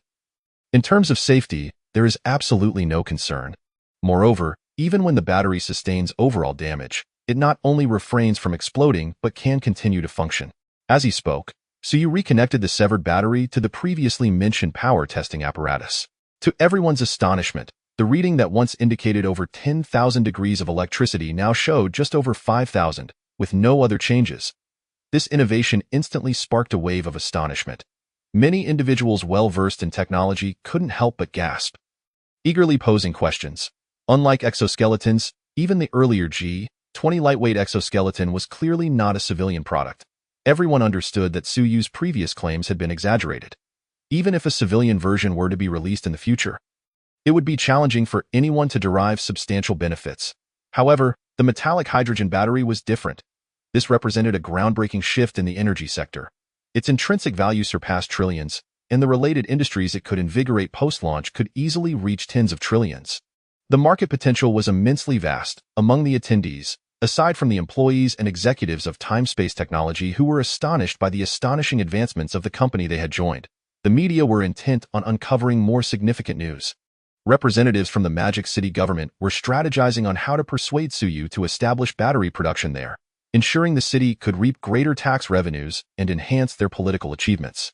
Meanwhile, many watching the live stream were contemplating how to share in the spoils brought about by the impact of metallic hydrogen batteries on the existing market. Imitating production was out of the question. It was evident that this was proprietary technology of time-space technology, which had not even published related papers prior. It was clear that time-space technology had no intention of relinquishing battery production, preferring to profit solely from patents. Instead, they aimed to keep the metallic hydrogen battery firmly within their grasp. However, even without the aspect of battery production and sales, merely acquiring batteries from time-space technology and integrating them into existing electronic products could yield unimaginable profits. Securing a batch of metallic hydrogen battery capacity from time-space technology, even without manufacturing electronic products oneself, and acting as a middleman selling to those industry giants would still be immensely lucrative. Suyu patiently addressed their inquiries one by one. What was initially expected to conclude by 9 o'clock in the evening was pushed to past 10 due to relentless questions before Suyu finally declared the event over. As for additional details, he promised to have them updated on Time-Space Technology's official website shortly, which allowed the fervent audience to finally calm down. At that moment, both the live attendees and those watching online realized that their presence tonight had not been in vain. Even if they could not derive any direct benefits, they had likely witnessed the dawn of a new era. Exoskeletons, power armor, metallic hydrogen batteries. The products showcased at Time-Space Technologies' launch event left an indelible impression, prompting many to question whether they had truly traversed time and stumbled into the future upon exiting the venue. The name of Time-Space Technology suddenly emerged in everyone's awareness on this ordinary evening, astonishing those present and swiftly gaining global recognition, spreading through the internet to every corner of Blue Star, delivering a small yet profound shockwave to the world. The speed of reaction from the electrical industry giants was far swifter than anyone had anticipated. That very night at around 11 o'clock, Suyu's phone was inundated with calls. Chapter 82. A client approaches, your phone is ringing. In the villa at Taohuawu, Suyu was enjoying a late-night snack. Sitting across the table, Chiemo noticed his phone lighting up and couldn't help but remind him. Suyu glanced at it, casually dismissing the call, then turned to Chiemo and said, Aunt Chi, please set up a program for me. Aside from a few important numbers, I want to ignore all other calls. Chiemo shot him a look. From the information I've gathered online, your way of addressing me is not out of respect for my age, but rather from some indescribable impropriety. Pfft. Suyu, who had just taken a sip of his porridge, sputtered it out. After awkwardly wiping his mouth with a tissue, he retorted, That's slander. Tisk. Chiemo rolled her eyes, unfazed, and continued, Are you not afraid that I might see those little films on your phone if I design the program? Huh, what do you take me for? Suyu confidently replied, Feel free to look. Jokingly, he added that with his current wealth, he certainly had more than just one phone. All his study materials were stored on a different device. Chiemo gave him a teasing glance. Just then, another call came through. Suyu was surprised. Aren't you able to design a software in a second? Is the call interception program not ready yet? This call falls under the category of relatively important in the program's criteria. But it's not that crucial. Whether you answer it is up to you, Chiemo shrugged. At this hour, there is still a relatively important call? Suyu picked up his phone and glanced at it, ultimately choosing to answer, Hello, is this Mr.Su from Time-Space Technology? A deep voice resonated from the other end of the line. Not catching the name, Suyu directly inquired, This is me. May I ask who is calling? Oh, my name is Chun Fu from Bia Automotive. Chun Fu. Suyu paused for a moment before recalling who the caller was. Bia Automotive, a leading enterprise in the new energy vehicle sector of Zhuzhou. With an annual delivery volume nearing 200,000 vehicles, and Chen Fu, the founder of Bia Automotive, a true titan of the business world. However, considering the nature of the caller's business, Suyu quickly understood why Chiemo had deemed this call relatively important. It was obvious that he was reaching out regarding the metallic hydrogen battery. After all, the most pressing issue facing new energy vehicles today is the inadequacy of batteries. Taking Bia's flagship model, the Han, as an example, a mid-sized vehicle weighing over 2 tons has a battery that weighs 550 kilograms, yet it only achieves a range of around 600 kilometers in the frigid winters of the north. That range can further diminish. Even this is considered top tier in the industry. Other vehicles perform even worse. Thus, for new energy vehicle manufacturers, the metallic hydrogen battery, with an energy density 900 times that of gasoline, is undoubtedly of paramount interest. While a subpar battery may be tolerable for smartphones, where most users can manage with a daily charge, a deficient vehicle battery leads to range anxiety, which in turn complicates the proliferation of charging stations. Range anxiety remains the greatest barrier to the advancement of new energy vehicles. Currently, the only solution proposed by car manufacturers is to proliferate charging stations worldwide. Rather clumsy yet unavoidable approach. However, even with this plan, it remains impossible to blanket the entire world with charging stations in a short time frame. Even saturating the nation poses a challenge, limiting widespread availability to major cities. Consequently, the primary users of new energy vehicles are predominantly city dwellers. Hence, the ongoing narrative online emphasizes that while new energy vehicles are economical for city commuting, gasoline vehicles remain the reliable choice for long-distance travel.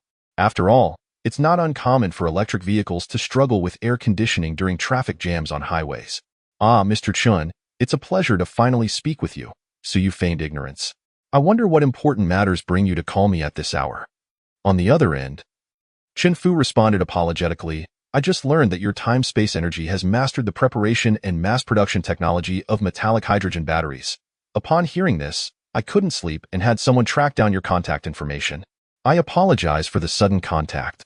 Not at all, Suyu replied nonchalantly. So, Mr. Chun, are you interested in the metallic hydrogen battery? Of course.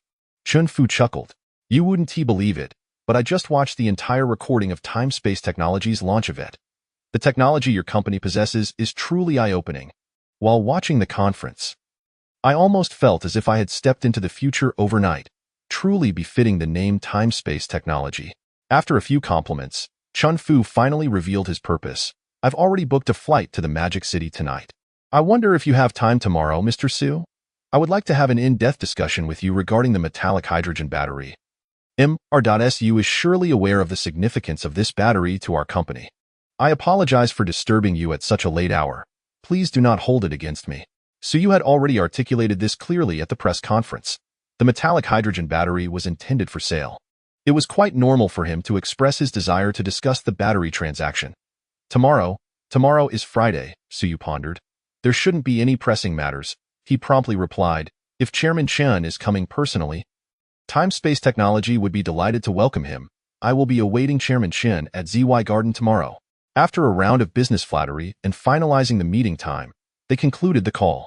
Su was quite familiar with the intricate dance of business negotiations. Although the nature of his business counterparts had shifted from obscure figures to prominent tycoons, he himself had also transformed significantly. He was no longer intimidated. However, having spent the day donning powered armor and engaging in battle, and now needing to worry about these commercial matters at night, left him feeling somewhat unsettled. This was not how it was supposed to be. Hadn't it been agreed that he would be a hands-off manager? With this thought, Su suddenly recalled that although Time-Space Technology had recruited a number of highly capable executives who were proficient in managing most affairs, when it came to negotiating partnerships with important business magnates like Chun-Fu, it seemed that there was truly no one else in the company who could handle such matters as conveniently as he could. This was less about capability and more about status. After all, executives were fundamentally just employees. When a powerful founder from a major corporation visited, it would be exceedingly impolite for an ordinary executive to receive him. Hence, it was necessary for Su to personally take charge. Ah, this is indeed a dilemma, Su remarked, feeling a slight headache. Firstly, he certainly would not be distributing any shares of Time-Space Technology. However, without equity, the executives would forever remain mere employees, inevitably feeling inferior when dealing with counterparts from other companies, such as founders, as the CEO. Chioma possessed sufficient status to manage such matters. However, as the former lord of the future city, a ruthless figure known for her bloodshed, having her manage the company was acceptable, but allowing her to engage in business negotiations seemed like a gross misallocation of talent. Actually, it is not as difficult as it seems, Chioma said, having already guessed Su concerns with a knowing smile. Just as she finished speaking, Su's phone rang again. This time, however, the number was not the unfamiliar one from Chun-Fu, but one that was saved in his contacts. Chu-Yu. Su glanced at Chioma, who had already anticipated this, and then answered the call. Mr. Su, it has been a few days since we last met. I hope you're well? Upon answering, the voice on the other end greeted him. It was slightly husky yet resonant, a typical goddess tone according to online descriptions, markedly different from Chioma's gentle timbre. I am doing well.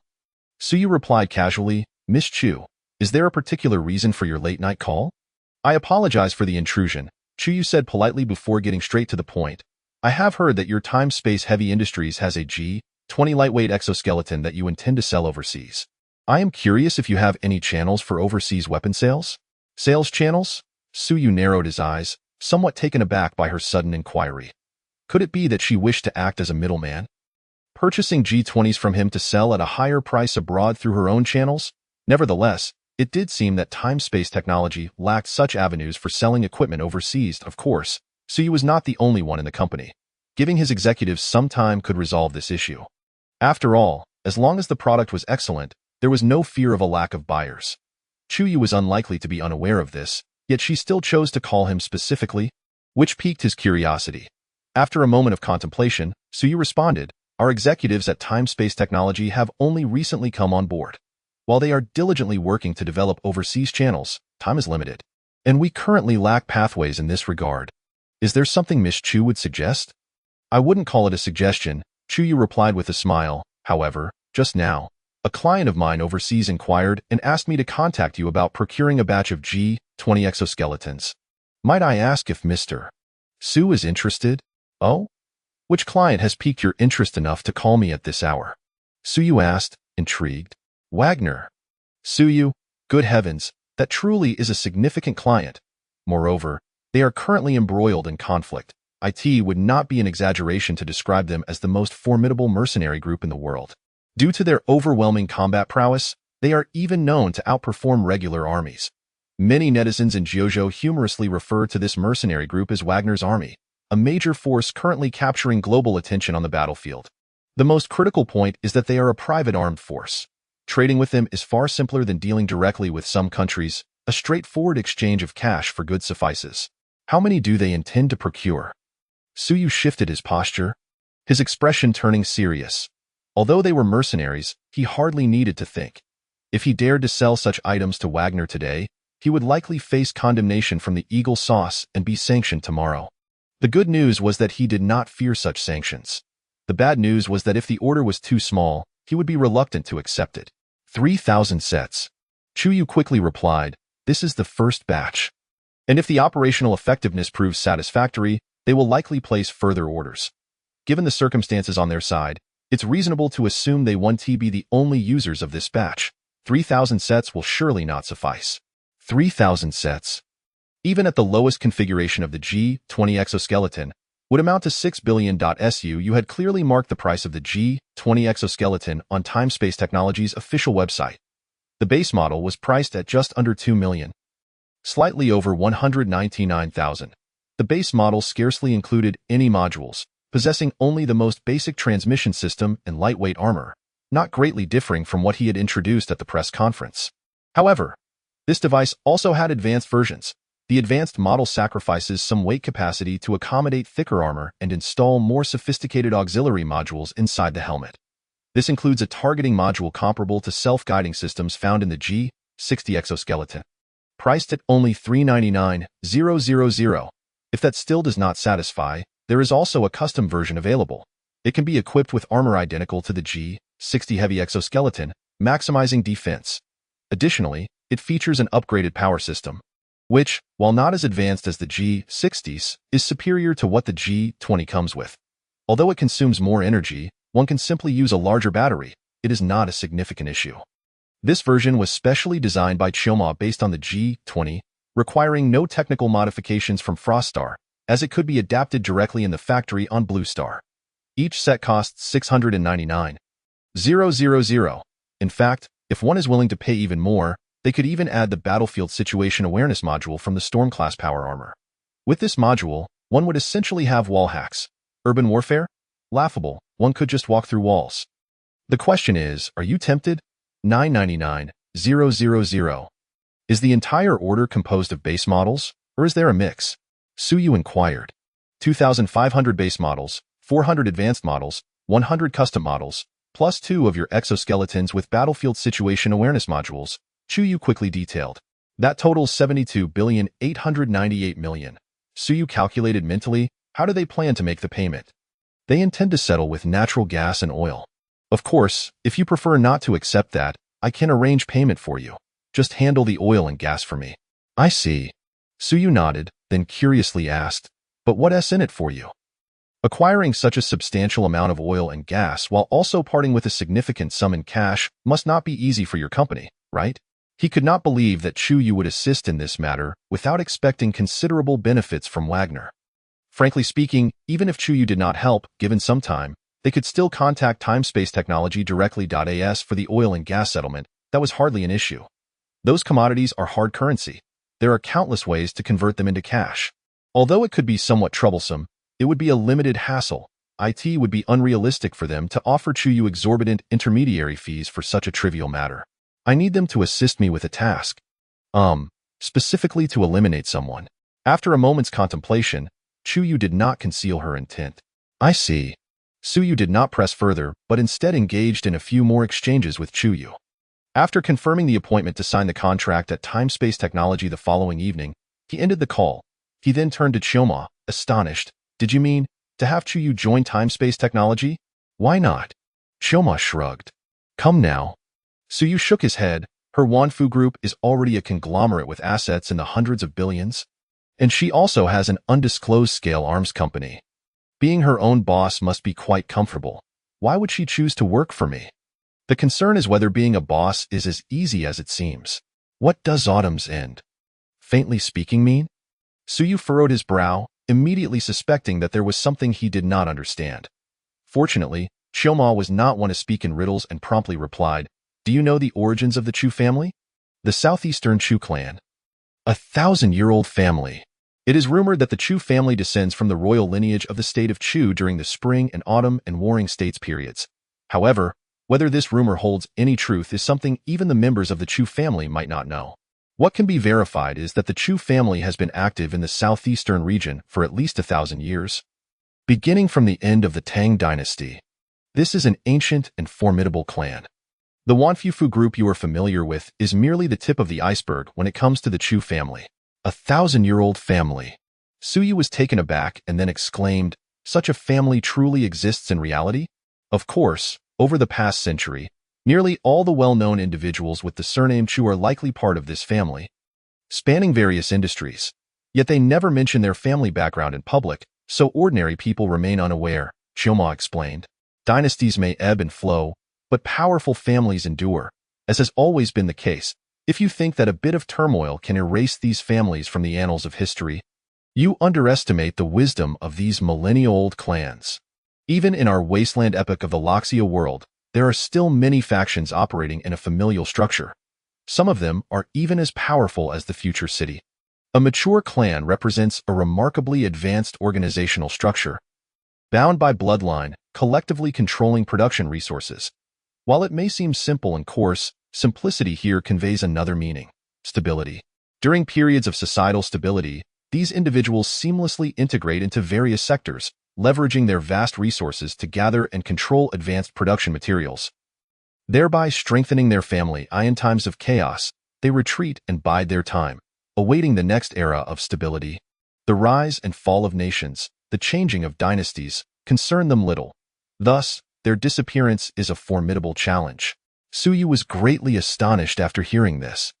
Upon reflection, he realized that indeed, as long as such a family does not have a few erratic heads of the family causing trouble, with the power they wield, they will always be sought after. Regardless of the it seems quite difficult for them to perish. However, he could not help but wonder, so how does this relate to Chuyu joining time and space technology? Chioma shook her head. Although Chuyu possesses considerable abilities, her age and experience are insufficient for her to control such a large family. The reason she currently manages most of the Chu family's affairs is fundamentally due to the support of the current head of the Chu family. By the way, the head of the Chu family is her great-grandfather, who is 92 years old this year. It is said that his health has recently deteriorated, and he may not have much time left. Without his backing, it would not be easy for Chuyu to seize control of the entire Chu family. Once the Chu family's elder passes away, there will undoubtedly be significant turmoil within the family. There was an attempt on Chuyu's life recently. You don't truly believe those individuals would dare to risk everything to assassinate her over a mere conflict in arms trading, do you? Suyu recalled this incident. Chuyu herself had mentioned that the assassination attempt was quite complicated. Otherwise, under normal circumstances, those bandits would not take such a significant risk to come to Jiuzhou to kill her. It was akin to courting death. According to Chuyu, it was due to some unforeseen event that someone was eager for her demise. So, was this unforeseen event her great-grandfather's impending death? Suyu pondered for a moment and grasped the crux of the matter. Based on Chioma's description of the Chu family, such a large clan, in this age of globalization, could not possibly be confined to Jiuzhou alone. Most likely, they also have branches overseas. Given the intelligence available, it was likely that news of the elder's impending death had spread. Some within the Chu family would naturally wish to vie for the position of head, which would lead them to eliminate Chuyu. Collaborating with those bandits who were at odds with Chuyu due to arms dealings, and enlisting discontented members of the Chu family in Jiuzhou, it seemed quite reasonable for them to conspire to assassinate her. So, the ones she mentioned who were contracted to kill her were also members of the Chu family? Suyu immediately inquired. This was not difficult to deduce. For a family of the Chu's stature, to inherit the position of head, it had to be a member of the Chu family. Only those with direct lineage from the Chu family overseas would possess both the capability and motive to assassinate Chuyu. Others, even if they killed her, would gain nothing beneficial and would not dare to take such a great risk. Yes, it was her uncle. Once she is dead, he is highly likely to become the next head of the Chu family. Knock. Knock. Knock. Suyu tapped the table, contemplating for a moment before stating, "So you mean to say I should exchange her great-grandfather's life for her to work for me?" If that was indeed the case, it was not an unfeasible proposition. The longevity pill was not an exceedingly rare item in the world of Shinjo, particularly in Ing Zheng's realm. Suyu himself had several dozen in his possession. Giving away one in exchange for a capable worker with status and connections to assist him with tasks unsuitable for his executives seemed quite worth it. If it can extend her great-grandfather's life by 20 years, and in return, she works for you for 10 years, she would surely be willing. In that case, let's do it. Suyu promptly took out his phone, found Chuyu's number, and called her back in a luxurious mansion somewhere in Magic City. After finishing the call with Suyu, Chuyu, slightly fatigued, sank into the bathtub. Her snow-white skin, smooth as ivory, glistened. Her perfect curves were hidden beneath the steam of the hot water, tantalizingly obscured, igniting the imagination. Yet, this beautiful scene had no one to admire it, and Chuyu herself was too preoccupied to care. Lying silently in the bathtub for a while, feeling her fatigue dissipate in the warm water, she involuntarily sighed. Reflecting on her recent troubles, she couldn't help but feel a headache, saying, "I hope they can successfully bring back my second uncle's head. These people are becoming increasingly restless." Just then, her phone beside the bathtub suddenly rang. Glancing at the caller ID labeled Suyu, she hesitated before picking up the phone and placing it against her ear. Moments later, the phone unexpectedly slipped from her hand and fell into the bathtub. Chuyu was momentarily stunned before hurriedly retrieving the phone. Fortunately, her phone was waterproof, so it was still functional. Noticing the call was still ongoing, Chuyu couldn't resist whispering, "Do you really have a drug that can extend life by 20 years? Chapter 85. Collaboration on Automotive Metallic Hydrogen Batteries. After the call, Chuyu, still lying in the bathtub, set her phone aside, her expression shifting. After a long while, she finally exhaled slowly and closed her eyes again, resting in the bathtub. "I'll think about it tomorrow." Suyu had informed her that he possessed a drug capable of extending life by 20 years. And in exchange, she would work as the vice president of time and space technology for 10 years. Of course, there would also be a fee involved. Such a drug would cost 100 billion. Yet, compared to working for Suyu for 10 years, 100 billion was not a significant price for Yue. In her view, that amount was merely a triviality when weighed against the prospect of living an additional 20 years. As for whether Suyu truly possessed such a drug, she was no novice in science. She understood how difficult it was to extend human life in the realm of current biomedical technology. If a middle-aged or elderly person were afflicted with certain diseases and was willing to invest money in some radical medical interventions, they might extend their life a little. However, that would be limited. Essentially, it was merely a matter of prolonging life at the expense of their health. For someone like her great-grandfather, who was over 100 years old, extending life was exceedingly challenging. At that age, bodily organs begin to fail. Even if compatible organs are replaced, it is futile, as the rejection response alone can be fatal. Even slightly stimulating medications could endanger the elderly. The only viable approach is to employ the gentlest medical methods to slowly nurture and sustain life. In reality, modern medical technology is far from the advanced level the general public imagines. The most common cold can only be cured by the human immune system. Those so-called cold medications, in essence, merely assist the immune system. Thus, rationally speaking, it was unlikely that Suyu's claim of possessing a drug that could extend life, usable as long as there was breath left, was credible. However, recalling Suyu's mysterious origins and the extraordinary technologies he had brought forth, Chuyu couldn't help but believe a bit more. After all, whether it was powered armor or metallic hydrogen batteries, they were products far surpassing the current technology of Blue Star. Who knew what cutting-edge medical technologies Suyu might possess? The next day at noon, Suyu met with Chun Fu from the Bia Group at Zawayuan. After amicably showing Chun Fu around Zawayuan, they delved into business discussions. Firstly, due to the energy density of metallic hydrogen batteries being 900 times that of gasoline, even for automotive batteries, they needed not be particularly large. Ultimately, Chun Fu decided to procure batteries in 3 specifications: 5 kilograms, 3 kilograms, and 1 kilogram. A 5 kilogram metallic hydrogen battery, when fully charged, contains energy equivalent to that contained in 500 kilograms of gasoline. And 4,500 kilograms of gasoline is roughly equivalent to about 5,800 liters, calculating based on a traditional fuel vehicle's average consumption of 10 liters per 100 kilometers, sufficiently capable of traversing 58,000 kilometers. This range has ascended to a staggering level.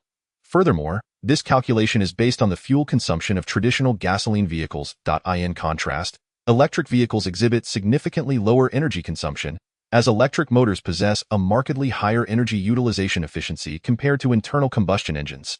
When considering the efficiency of electric motors, a 5-kilogram metallic hydrogen battery, when fully charged, could potentially enable a vehicle to cover distances exceeding 100,000 kilometers.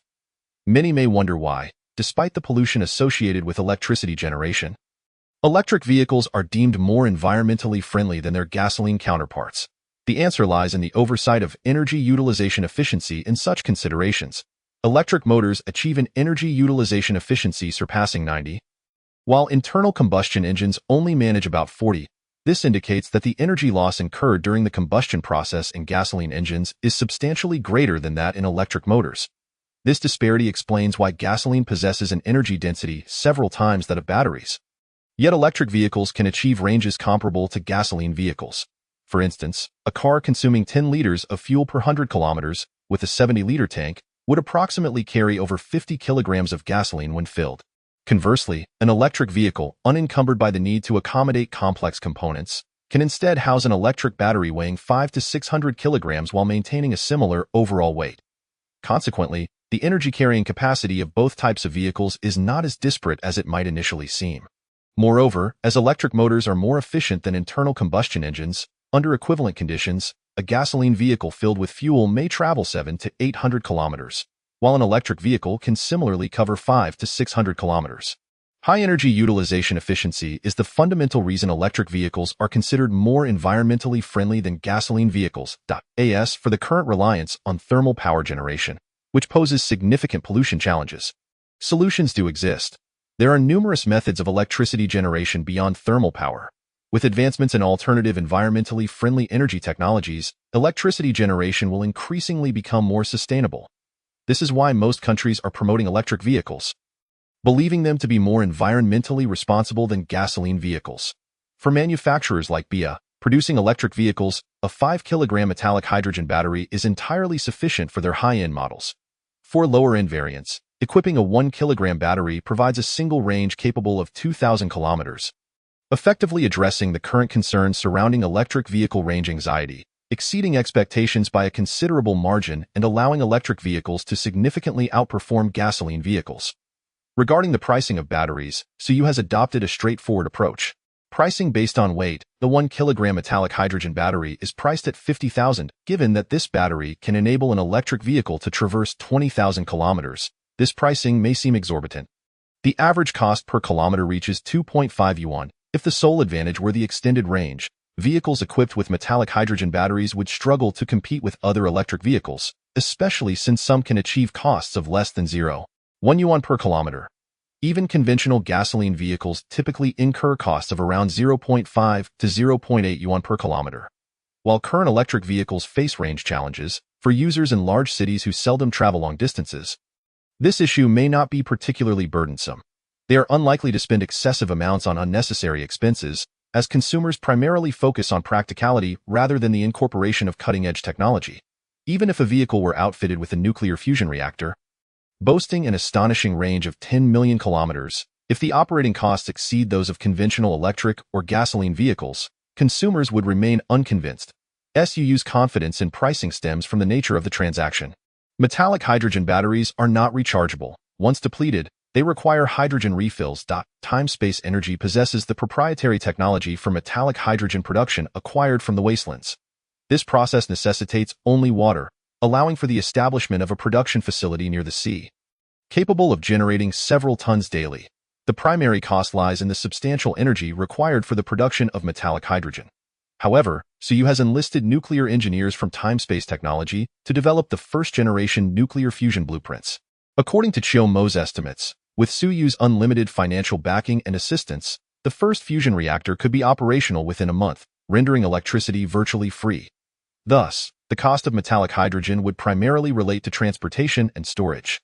As for why SUYU, having already developed the technology for metallic hydrogen production, still seeks to purchase metallic hydrogen batteries from Frostar? The answer is straightforward. While the production of metallic hydrogen is not particularly complex, having been achieved even by the Blue Star civilization, the challenge lies in effectively storing it within small batteries for power supply.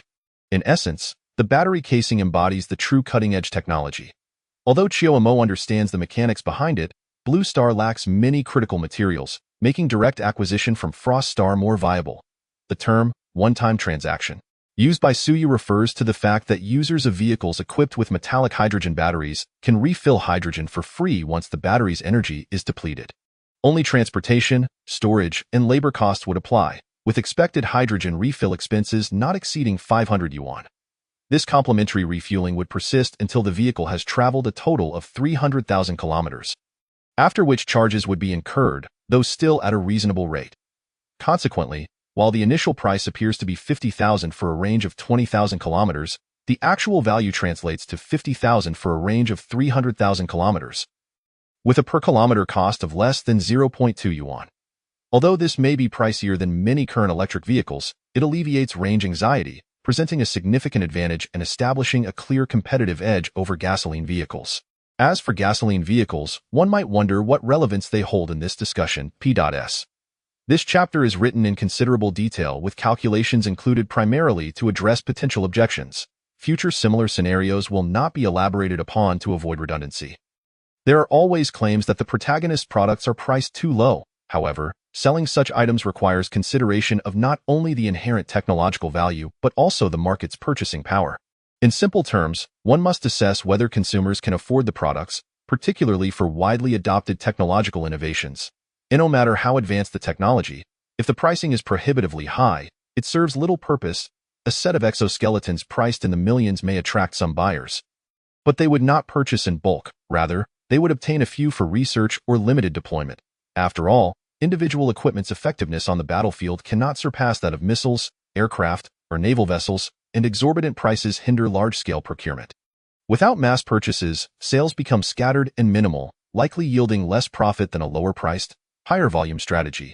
Heavy exoskeletons, with production costs sufficiently low to retail at 500,000, can yield profits nearing 20,000%. As for the pharmaceutical industry, as depicted in Dying to Survive, the exorbitant prices of medication stem from the high costs of research and development. Without substantial pricing, recovering costs becomes problematic. This is an inherent expense of technological products. However, the protagonist's acquisition of such technology incurs relatively low costs. Why, then, pursue such pricing strategies? Chapter 86. Cooperation achieved, profits galore. The initial contract signed between Chunfu and Tsuyu involves the procurement of 1 million kilograms of metallic hydrogen batteries. This includes 50,000 5-kilogram batteries, 100,000 3-kilogram batteries, and 450,000 1-kilogram batteries. A substantial order amounting to 5 billion. Payment for this batch will be settled within the following week. This quantity of batteries is sufficient for BIA Group to produce 600,000 vehicles equipped with the new metallic hydrogen battery. This represents merely the current month's order. Chunfu and Tsuyu have established a long-term agreement, ensuring that over the next year, BIA Group will procure a minimum of 1 million kilograms of metallic hydrogen batteries from Timespace Energy each month. The specifics of the battery specifications will be negotiated at that time. Last year, BIA Group's total vehicle sales were less than 2 million. Logically, such a large output would be unmanageable.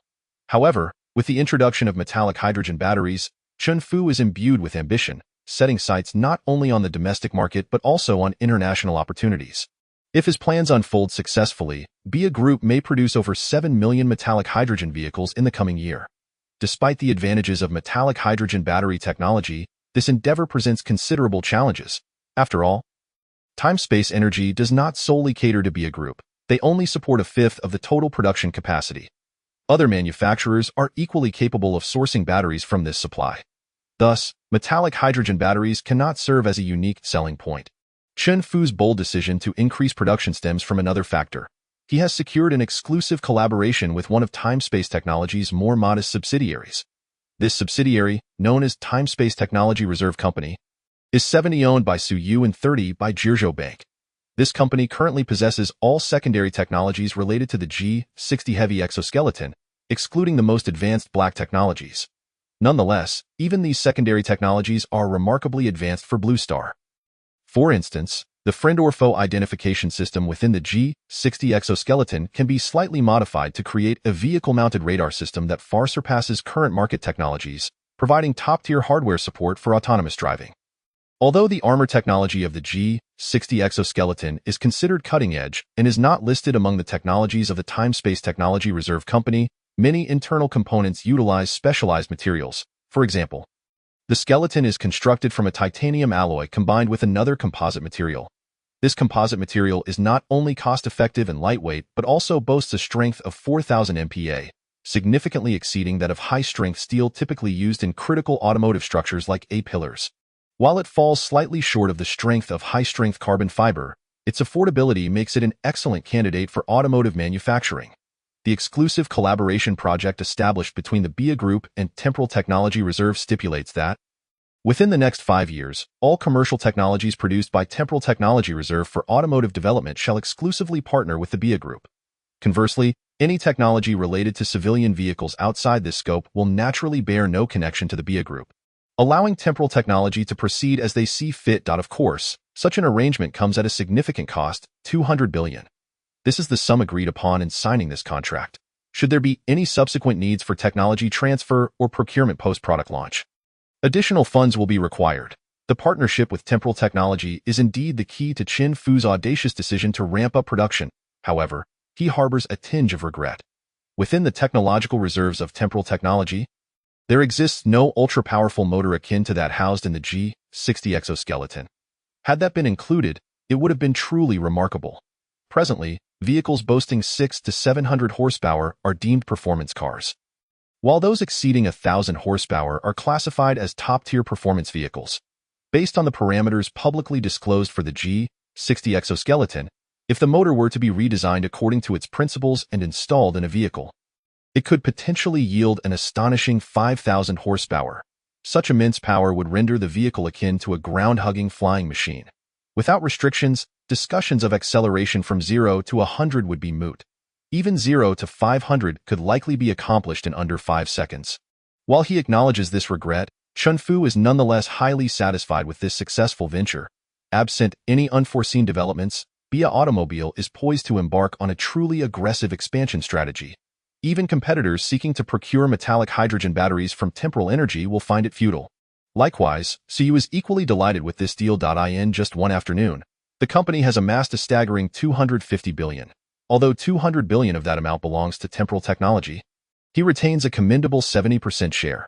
This translates to an impressive revenue of $140 billion, in addition to $500 billion from the batteries, culminating in a staggering daily income of $190 billion. As for costs, they barely amount to $100 million. This is the remarkable advantage of monetizing advanced technology, and this is merely the beginning. In fact, aside from his personal meeting with Chin Fu today, the business department at Temporal Technology has also become quite busy. Countless cooperation intentions have been flowing in from all directions. Newly appointed employees and executives find themselves overwhelmed. However, the good news is that Temporal Technology strictly adheres to a 9-to-5 work schedule. When the clock strikes the end of the workday, they can leave. What? Important negotiations remain unfinished. Let the clients wait. Unwilling to wait, they are free to take their business elsewhere. These newly hired employees never expected that in their previous workplaces, they had to cater to clients as if they were royalty. If a deal fell through, they would face scorn from superiors. The most frequently heard refrain was, if you can do it, do it. If not, leave. There are plenty of others who can. Yet, at Temporal Technology, the dynamic is reversed. When the clock strikes quitting time, they leave. If clients are dissatisfied, they can boldly assert, we are off work now. We can negotiate if you wish. But if not, there are plenty of others willing to buy. Consequently, clients, upon hearing this, are not only deterred from expressing anger but also hasten to sign contracts, fearing that delays may jeopardize the deal. Reflecting on the past, when they were pressured by clients to drink to excess at banquets, feeling as though they were subservient, these salespeople almost shed tears. The disparity is simply staggering. Clients have become the ones pleading for a few more minutes of their time. A scenario they never envisioned. One employee encapsulated their first-day experience and shared it online, triggering a wave of envy and jealousy. Chapter 87. Anna, a representative from Wagner has arrived. including today's collaboration with the BIA Group.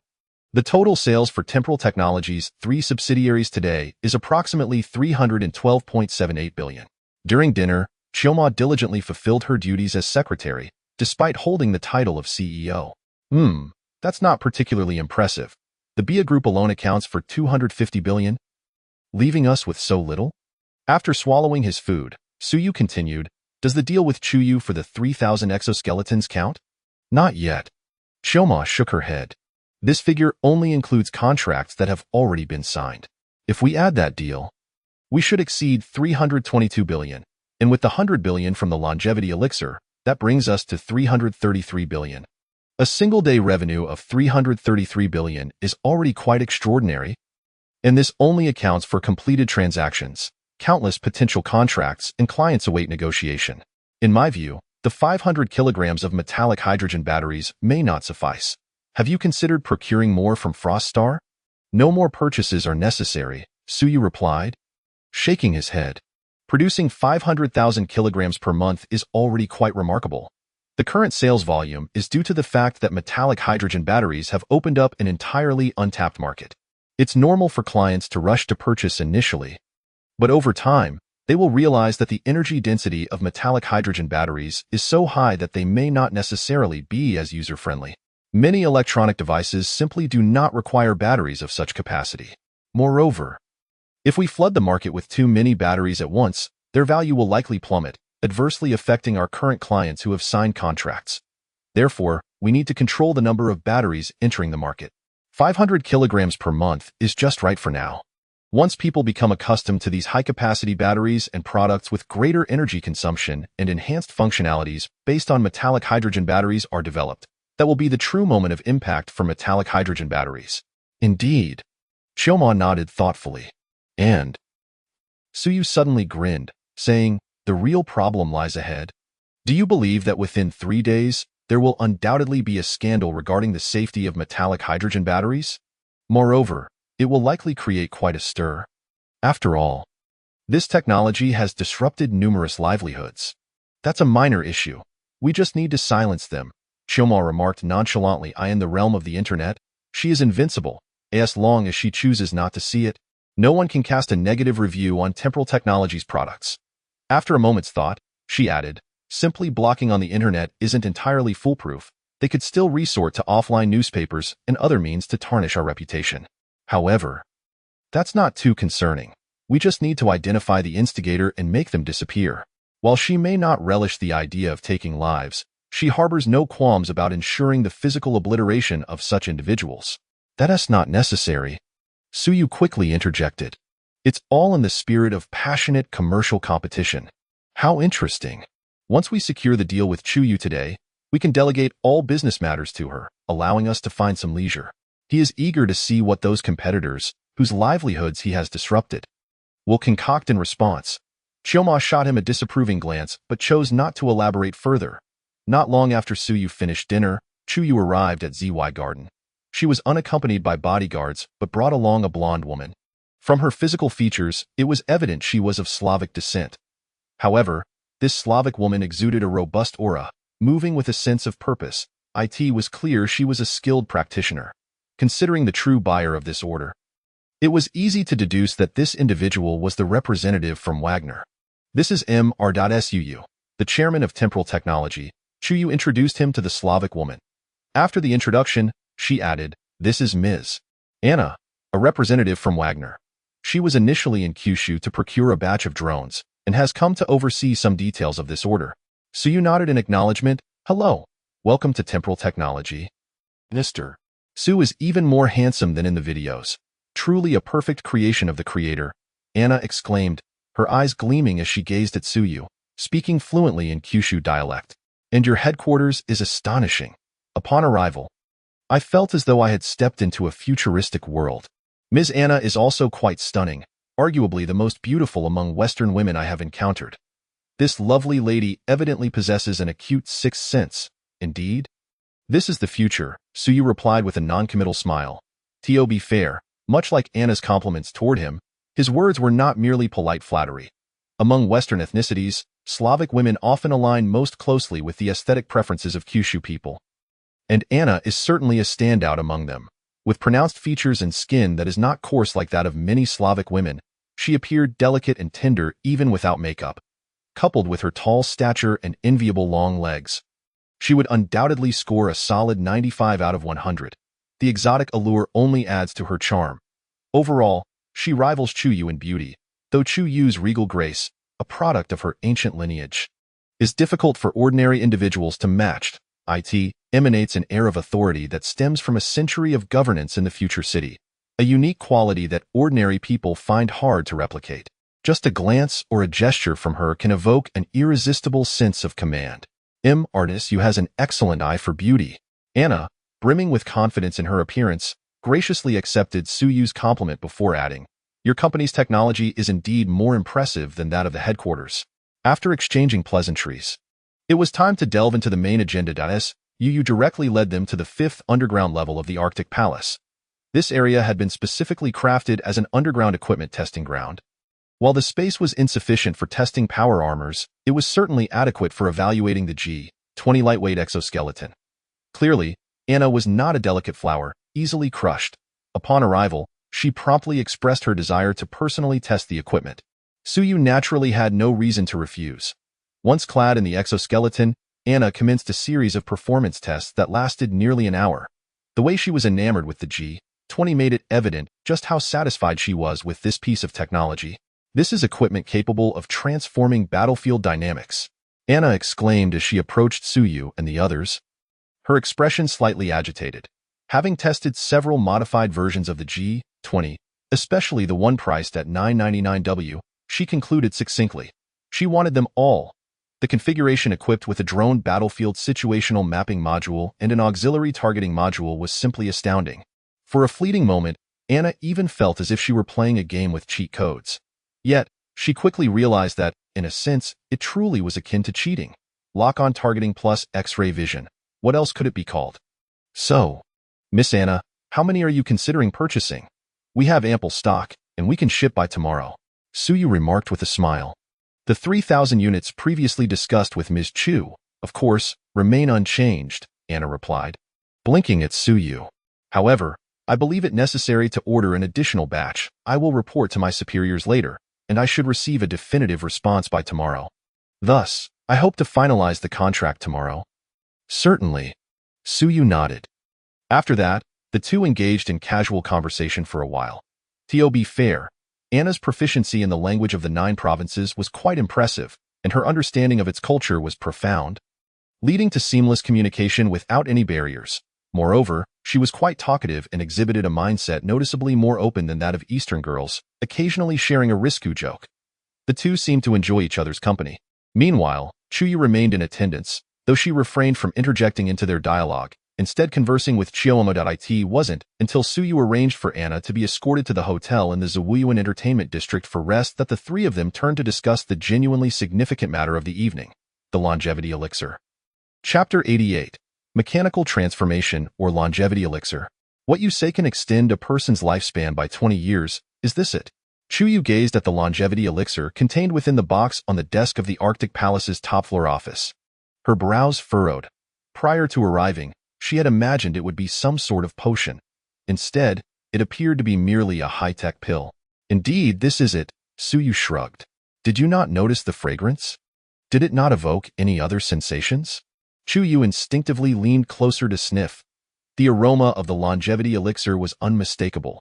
She had sensed it long ago but had hesitated to believe it. It smells delightful. Just a whiff brings about a refreshing sensation, far surpassing that of agarwood or ambergris.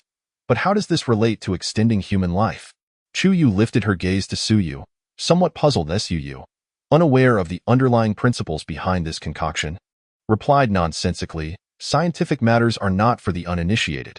Even if I explained, it would likely be beyond your comprehension.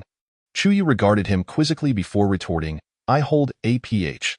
in Basic Medicine from Chi Medical College. Having graduated 2 years ago, I should possess a modicum of understanding in this field. If it is convenient, Mr. Su, perhaps you could elaborate. Who would have guessed that a powerful businesswoman controlling vast assets would have a medical background? Not convenient. Suyu's expression stiffened. Miss Chu, This is proprietary information of our company and cannot be disclosed. I hope you can understand. Then how am I to trust that this medicine is effective? Do you have clinical trial reports? Chu Yu countered. Given that it was for her great-grandfather, she certainly could not take Su Yu's vague assurances and bring back an unknown substance. After all, if the elderly gentleman had but a month or two left, consuming this could very well lead to his demise. No, don't ask. Just know it's a folk remedy. Su Yu shook his head. The crux of the matter is, you have no other options. Who else besides me can guarantee that the head of the Chu family will live for another 20 years? Chu Yu frowned. Glancing at the longevity elixir, her resolve wavering, that moment, Chiyomo, admiring the night view of Magic City through the expansive floor-to-ceiling windows, spoke without turning around. This fundamentally differs from the biological medical principles you understand on Blue Star. Yet it is indeed effective. If you truly are unwilling to use it, I do have an alternative.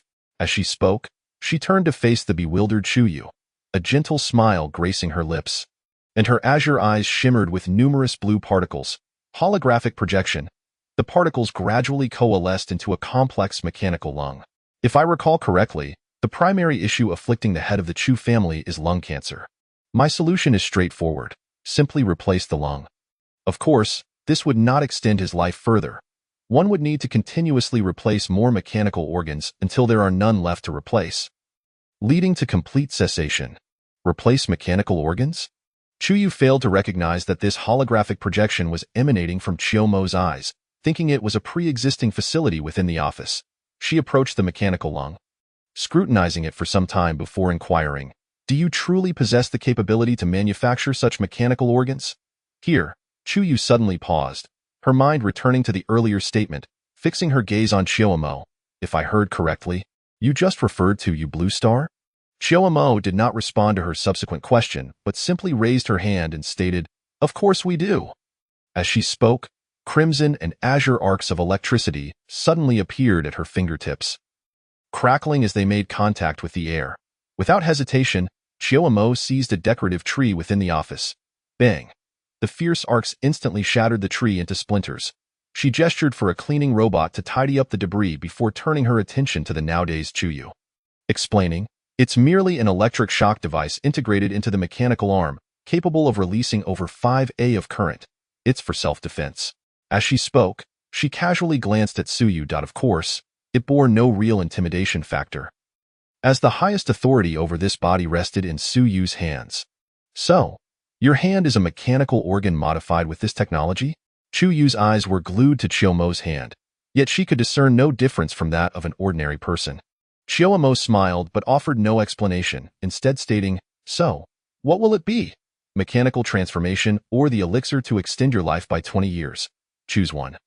Naturally, I estimate that if mechanical organs are used first, subsequent attempts to use the longevity elixir would be unfeasible. Conversely, trying the elixir first and then utilizing mechanical organs should pose no issues. I need to think. Chu Yu found herself momentarily indecisive, her thoughts in disarray. The impact of Chiyomo's earlier remarks had been quite substantial. Phrases like, "You Blue Star," were undeniably daunting. Furthermore, the concept of mechanical organs felt excessively fantastical, making it hard for her to accept. Neither Su Yu nor Chiyomo pressed her. They remained patient. After a considerable pause, Chu Yu finally gathered her thoughts and asked Chiyomo, "If I opt for mechanical transformation, can it be achieved without any visible differences from a normal person?" "Of course not." Chiyomo immediately shook her head. This particular bioandroid had been meticulously crafted using an abundance of rare resources from Future City, precisely replicating her younger self, a unique creation by the top scientists of the Prosperity Era. It was irreplaceable in the wasteland. The bioengineering mechanical organs available for trade were generally mass-produced in factories within Future City and could not be compared to her own. Once installed, they would merely impart a cyberpunk aesthetic. "Then, I choose the elixir," Chu Yu stated resolutely as she fixed her gaze on Su Yu. "If it proves effective, I will fulfill my promise to work for time-space technology for 10 years. "Agreed." Su Yu nodded.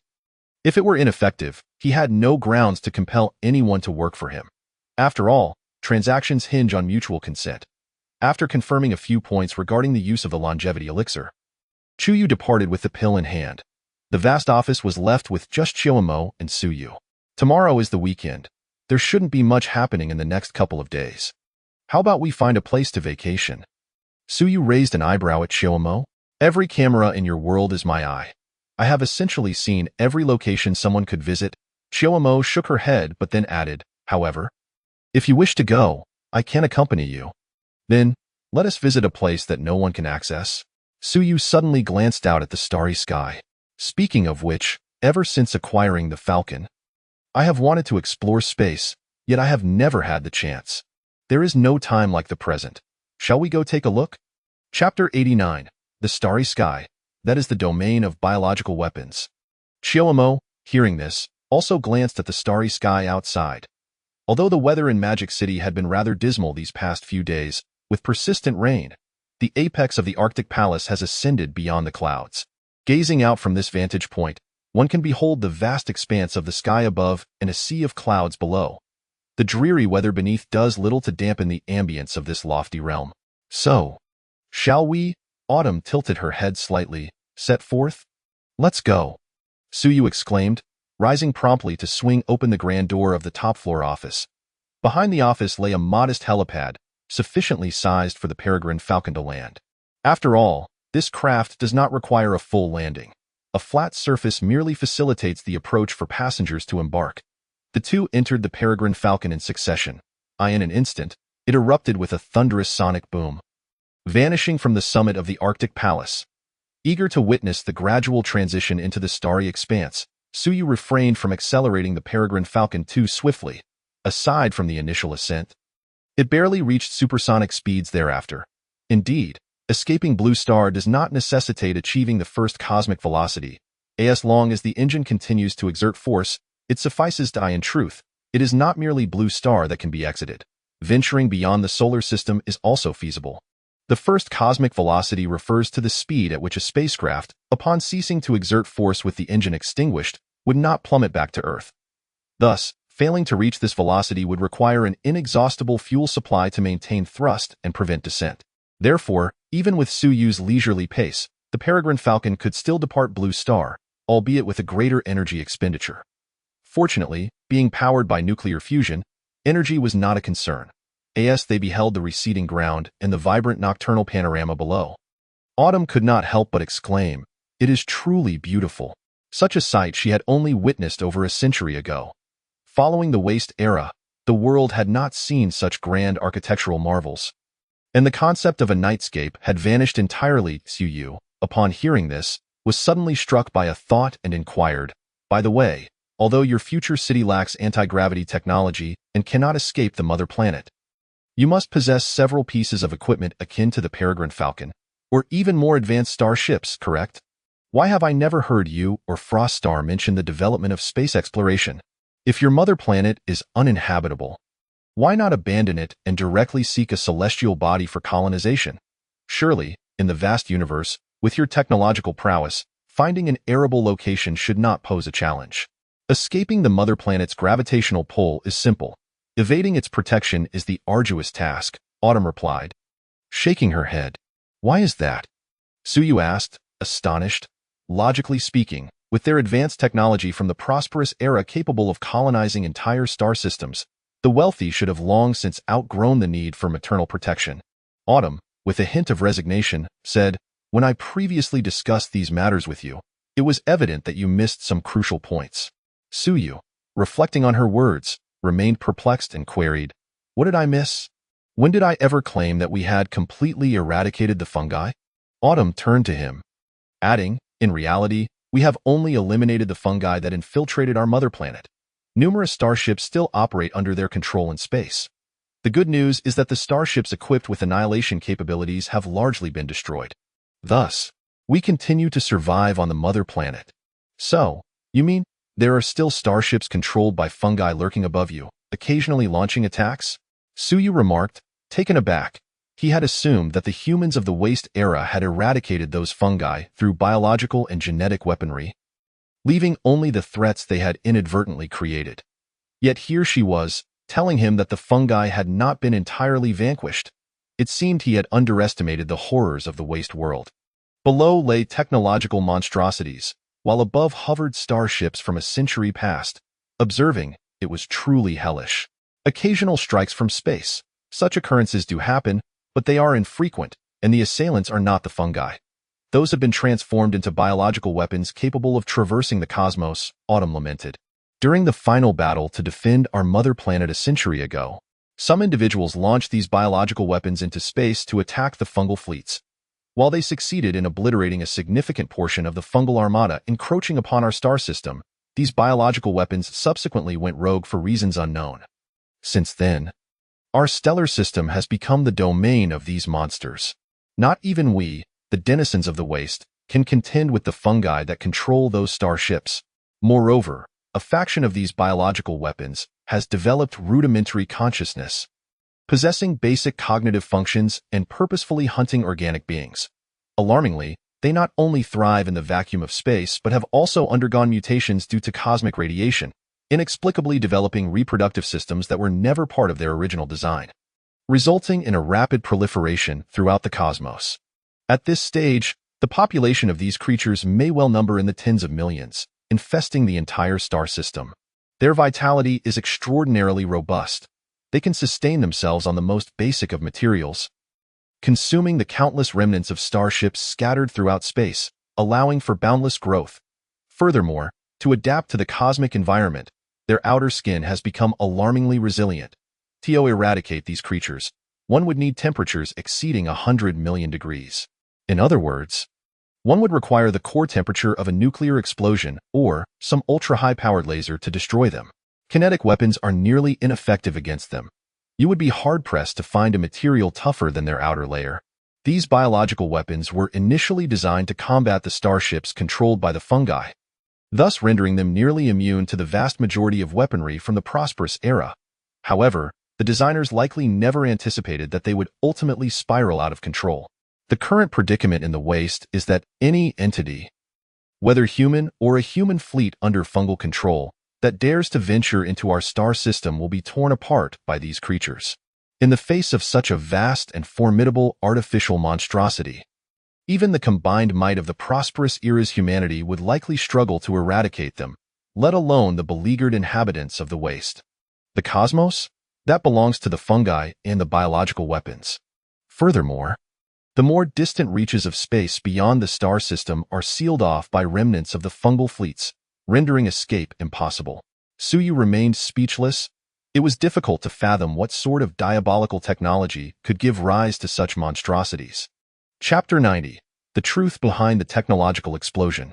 If your star system is overrun by these monsters, how is it that you can still shelter on your mother planet? Can these creatures not simply invade your home? Suyu pondered yet another question. According to Autumn's description, these biological weapons were both formidable and numerous. How could the inhabitants of the waste continue to survive on their mother planet? They do not dare to enter, Autumn replied, shaking her head. The reason remains a mystery to me. In truth, the existence of these creatures defies all logic. The biological technology of the prosperous era could not possibly account for such an anomaly. If I had to speculate. At this juncture, Autumn appeared unusually hesitant. Speculate about what? Suyu inquired, intrigued.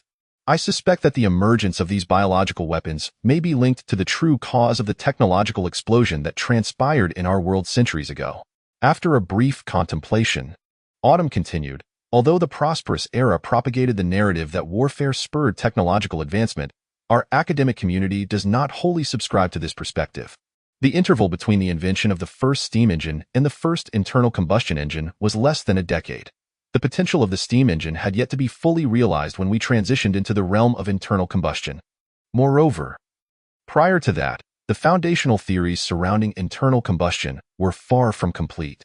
This is but one of many such cases. In terms of nuclear energy, you might find it hard to believe that our initial exposure was to nuclear fusion.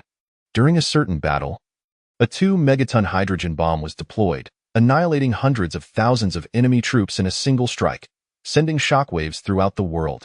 Within a decade following the invention and deployment of the first hydrogen bomb, we had mastered the first generation of controllable nuclear fusion technology.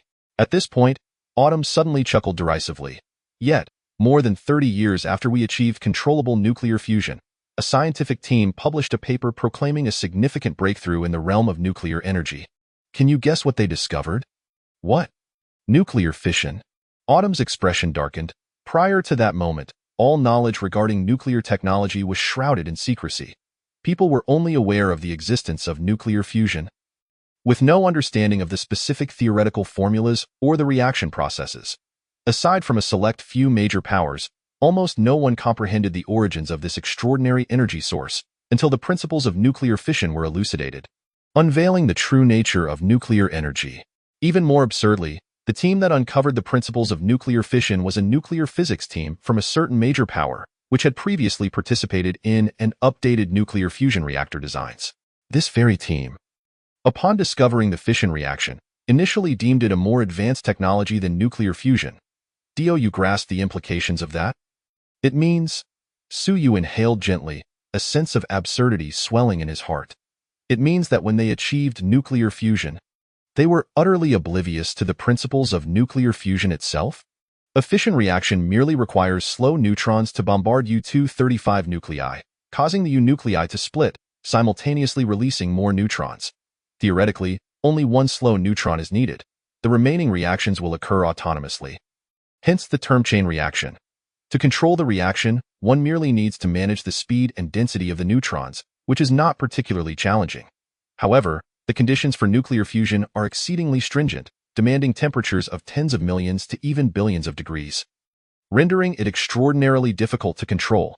The challenges of these two processes are not even remotely comparable. It is one thing to find the former difficult and the latter manageable. The crux lies in the fact that controlled nuclear fusion has already been commercialized. Yet they still deem nuclear fission as the more advanced technology, which is rather thought-provoking. Indeed, it is perplexing, leading to the greatest scandal in the history of our world's technological advancement, at a time when countless individuals were exuberantly celebrating a significant leap in the field of nuclear energy. A junior researcher, newly inducted into a certain nation's nuclear energy research institute, who had the opportunity to engage with fusion theory, made a comparison between fusion and fission, thus uncovering this anomaly. All those who preceded him, including the esteemed scholars within the Nuclear Research Institute who developed controllable nuclear fusion reactors, had scarcely noticed this issue. Most of them merely regurgitated information, entirely unaware of the fundamental principles of nuclear energy. Such occurrences are not isolated. Technologies that surpass theoretical support appear sporadically, yet their frequent emergence clearly indicates an underlying problem. The notion that war accelerates technological advancement is utterly preposterous. Humanity at that time undoubtedly possessed some unknown source of technology. It is merely that after we ventured into the cosmos, this source of technology was sealed away for reasons unbeknownst to us. Only when the fungus emerged and humanity began to retreat did someone rediscover that technology. This biological weapon, devoid of any theoretical backing and entirely beyond the current understanding of technology, resembles the emergence of the hydrogen bomb almost identically. Thus, Chiyomo glanced up at the starry sky, sighing, if we could locate that object, perhaps humanity in that world could still be saved. If not, then we must rely on the frost star, which has acquired a trading platform. With no way in from the heavens and no door from the earth, without external assistance, the wasteland will become the dominant theme of that world. Is there a possibility, Suyu pondered, that the technologies you acquired abruptly stem from someone who also gained access to a trading platform? That possibility is not entirely absent, but it is minimal, Chiyomo replied, shaking her head. According to the trading platform rules you and Frost Star mentioned, each world should only have one agent, correct? If our world already had an agent, then what is Frost Star?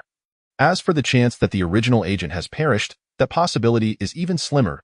If the technological explosion truly resulted from the actions of an agent, then that agent must be at least a mid-tier or even a high-tier agent to have survived from the era of technological explosion to the end of the prosperous era while still developing biological weapons. Based on the trajectory of your development and that of Frost Star, by that time, you would undoubtedly possess technologies and even metaphysical abilities far surpassing the understanding of the prosperous era. It would be impossible for wastelands to persist until now, much less for an agent to die unexpectedly for some reason. According to the calculations, I am inclined to believe that the source of the technological explosion is some unconscious inanimate object rather than a person. Chapter 91. Jojo, support free trade. So complicated, perhaps it's best to admire the scenery of Blue Star instead. Suyu cleared his throat, steering the conversation away from the relatively heavy topic back to the scenic view. Although the wasteland world seemed to harbor numerous intriguing secrets, its backdrop was far more complex than he had previously imagined. Yet, that did not concern him much, nor did it seem relevant to Chiyomo at present. There was little left to discuss. Our current altitude is over 370 kilometers above the ground, having traversed the stratosphere and mesosphere, now situated in the thermosphere. Your Jujo space station is approximately at this altitude as well. If the aim is merely to appreciate the vista of Blue Star from the cosmos, this location is quite suitable. Chiyomo smiled. Shall we step outside for a look? Absolutely. Suyu waved his hand. The two Storm-class power armors parked nearby automatically approached them, unfolding their armor and enveloping the pair within. The power armor of the prosperous era is also referred to as all-terrain armor, indicating its adaptability to any combat requirement across diverse terrains, including space. Within the armor, there exists a life support system equipped with solidified nutrient solution. When engaged in prolonged operations under extreme conditions, this solution can be decomposed into essential nutrients, which are then fed into the body through the life support system, supplying the energy necessary for human activity. The Storm-class power armor is capable of sustaining its occupants in space for over a month without additional supplies. Wearing this gear in space can be described as exceedingly simple, especially at an altitude of merely over 300 kilometers. Even without the Falcon, one could easily ascend to this height on the power armor alone. Once both donned their power armor, they opened the Falcon's hatch and stepped outside. Upon reaching this altitude, the Falcon did not continue ascending but accelerated to the first cosmic velocity, subsequently shutting down its engines and allowing the spacecraft to enter a stable orbit. Now gliding uniformly around Blue Star. Inside the Falcon, Suyu and Chiyomo naturally reached the first cosmic velocity as well. At this velocity, Blue Star's gravitational pull became exceedingly weak, creating the illusion of liberation from the Earth's gravity. Although gravity persisted, its influence felt negligible, providing a disorienting sensation of weightlessness. The moment they opened the hatch and gazed up at the immense blue sphere overhead, feeling the sensation of weightlessness wash over them, Suyu experienced a taste of what it felt like to be an astronaut exiting a spacecraft. However, unlike the astronauts of Blue Star who had to undertake tremendous risks, moving with utmost caution, he appeared far more carefree. With his right hand, encased in the power armor, he gently pushed against the hatch and propelled himself forward, soaring several hundred meters in an instant. Only after adjusting the armor's engine for a slight retrothrust did he gradually come to a halt. Turning back, he noticed the massive Falcon had diminished to a mere speck. How does it feel? Came Chiyomo's voice through the communication channel. This sensation? Suyu stared at his hand, momentarily taken aback before exclaiming, "It is indeed extraordinary." Inside the Falcon, due to the gravity wave technology, even at this altitude, there was no sensation of weightlessness. Yet upon exiting the Falcon, that feeling became strikingly apparent. The disorientation of losing any sense of up, down, left, or right was a remarkably unique experience for any being accustomed to life on Blue Star.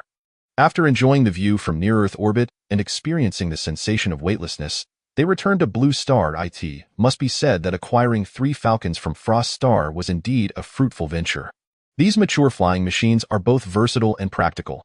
Should the opportunity arise, so you hope to procure several more from Frost Star.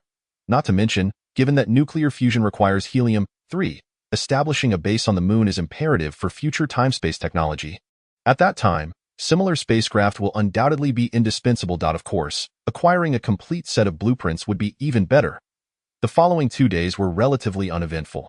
The company gradually found its footing, and there were no large contracts requiring Suyu's direct involvement. It was uncertain whether Chuyu was still hesitating, as she had not yet administered the longevity elixir to the head of the Chu family. On the afternoon of the weekend, after nearly 2 days of research, Wagner finally confirmed the quantity of exoskeletons to be procured. Anna increased the originally planned order of 3,000 G20 exoskeletons to 5,000, which included 10 units of the modified premium version priced at $999. This batch of equipment was secretly transported to the Russians via land rail, naturally without any unexpected incidents along the way. On the very same day, Wagner boldly announced that they had procured over 5,000 G20 light exoskeletons from time-space technology. Regarding this, Anna had specifically consulted Suyu, and of course, he had no objections.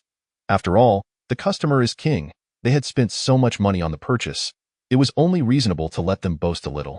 Moreover, the more Wagner bragged, the greater the exoskeleton's reputation would grow internationally, thus increasing his profits. Time-space technology had no grounds for opposition. The moment the news was released, it caused quite a stir globally. Their ongoing war had already become a focal point in international affairs over the past 2 years, drawing countless eyes. Coupled with the recent emergence of time-space technology showcasing its formidable capabilities, the announcement of Wagner's procurement naturally became the center of international attention. That evening, at a press conference, a spokesperson for Jojo was questioned by foreign media about whether Jojo's overt provision of exoskeletons to Wagner indicated a vested interest in the conflict there. In response to such inquiries, the spokesperson replied without a moment's hesitation. The companies of Jojo possess the right to sell legitimate products to anyone, and this does not represent the official stance of Jojo. We have neither the authority nor the necessity to intervene. Personally, I am quite fond of a particular assertion made by Eagle Sauce, the freedom of trade. Upon hearing this, the foreign media, who had been eagerly anticipating an opportunity, were left utterly speechless, unable to muster a rebuttal. Regardless of the specifications of the exoskeleton developed by Shirkong Technology, it was indeed positioned as a civilian product during their press conference. One cannot simply label it a weapon merely because its users may gain enhanced speed and strength when donned. There isn't even a firearm in sight. What's more, the crux of the matter is that this transaction is strictly between Shirkong Technology and Wagner, entirely devoid of governmental involvement.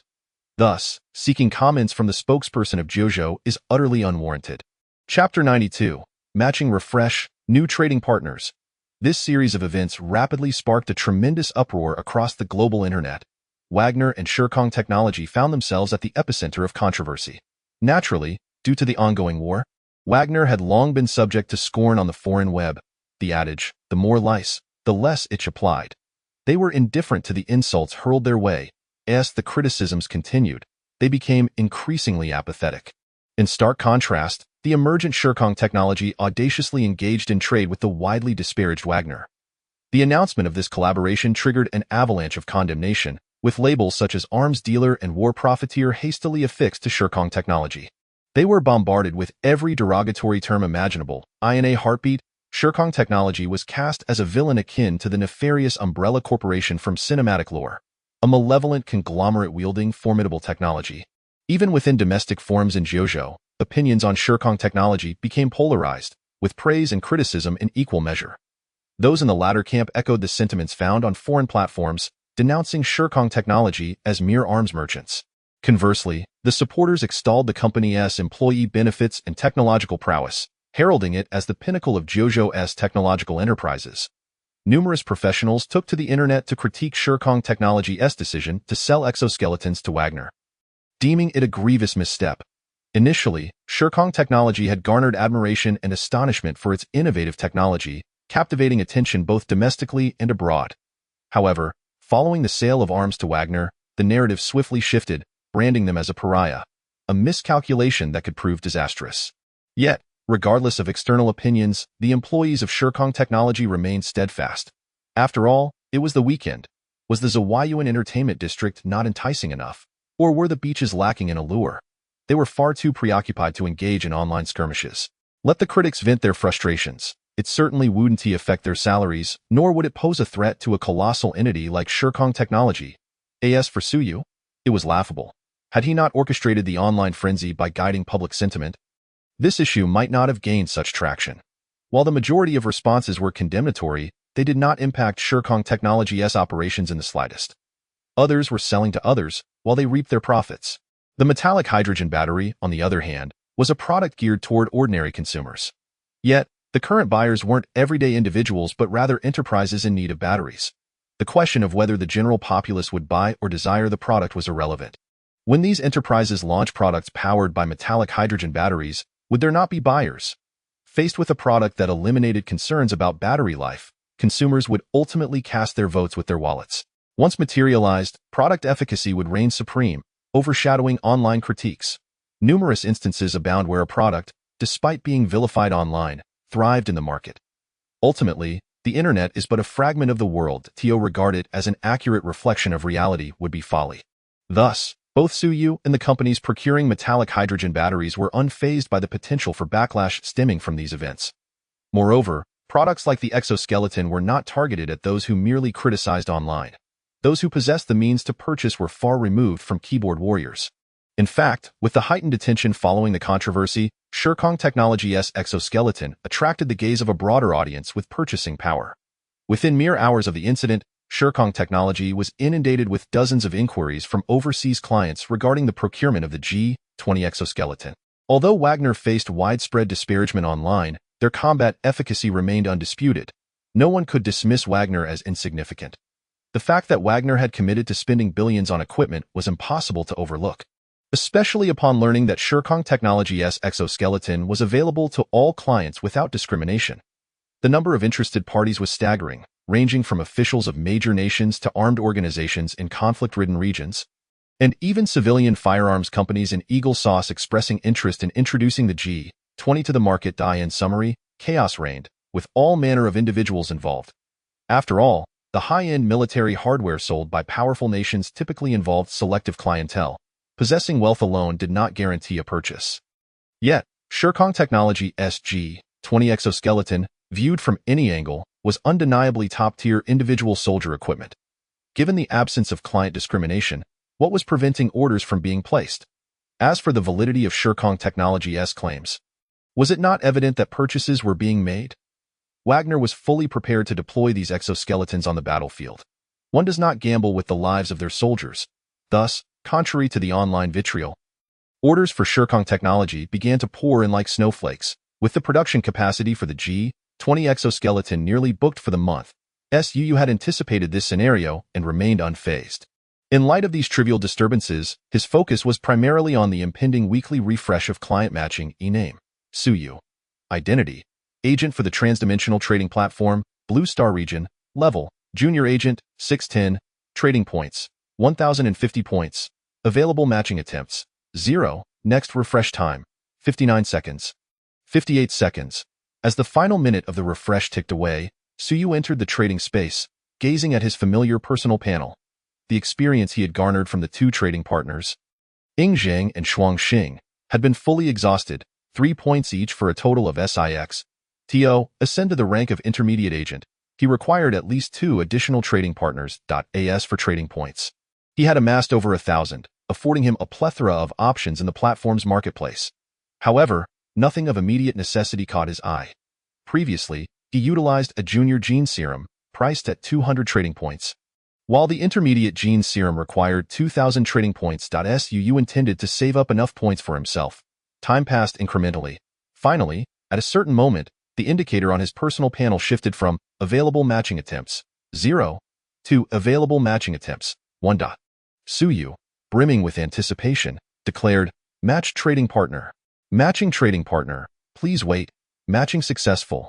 After a familiar flash, Suyu found himself atop a towering peak, surrounded by breathtaking scenery, where the melodies of birds harmonized with fragrant blooms.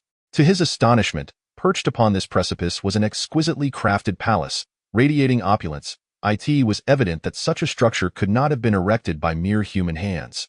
Each encounter with a different trading partner led the trading space to select a unique locale for their transactions, each site boasting its own distinctive charm, leaving one entranced.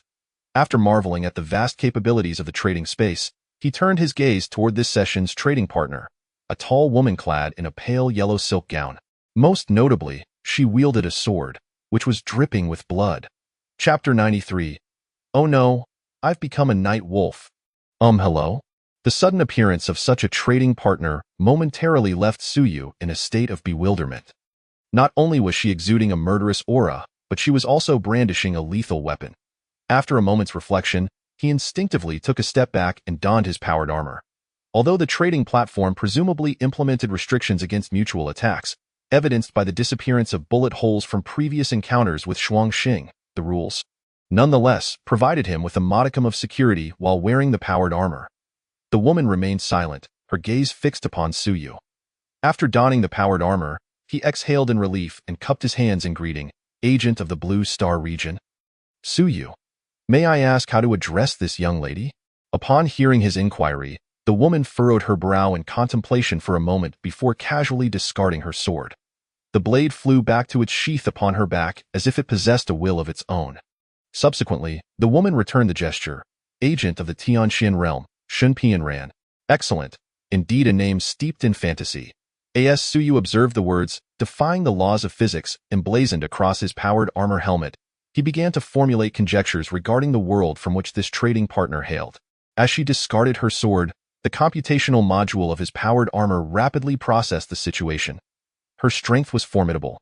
Just moments ago, she had casually tossed her sword, which, calculated by the trajectory of a parabolic arc, should have landed more than 10 meters behind her, at the edge of a cliff, rather than within her sheath.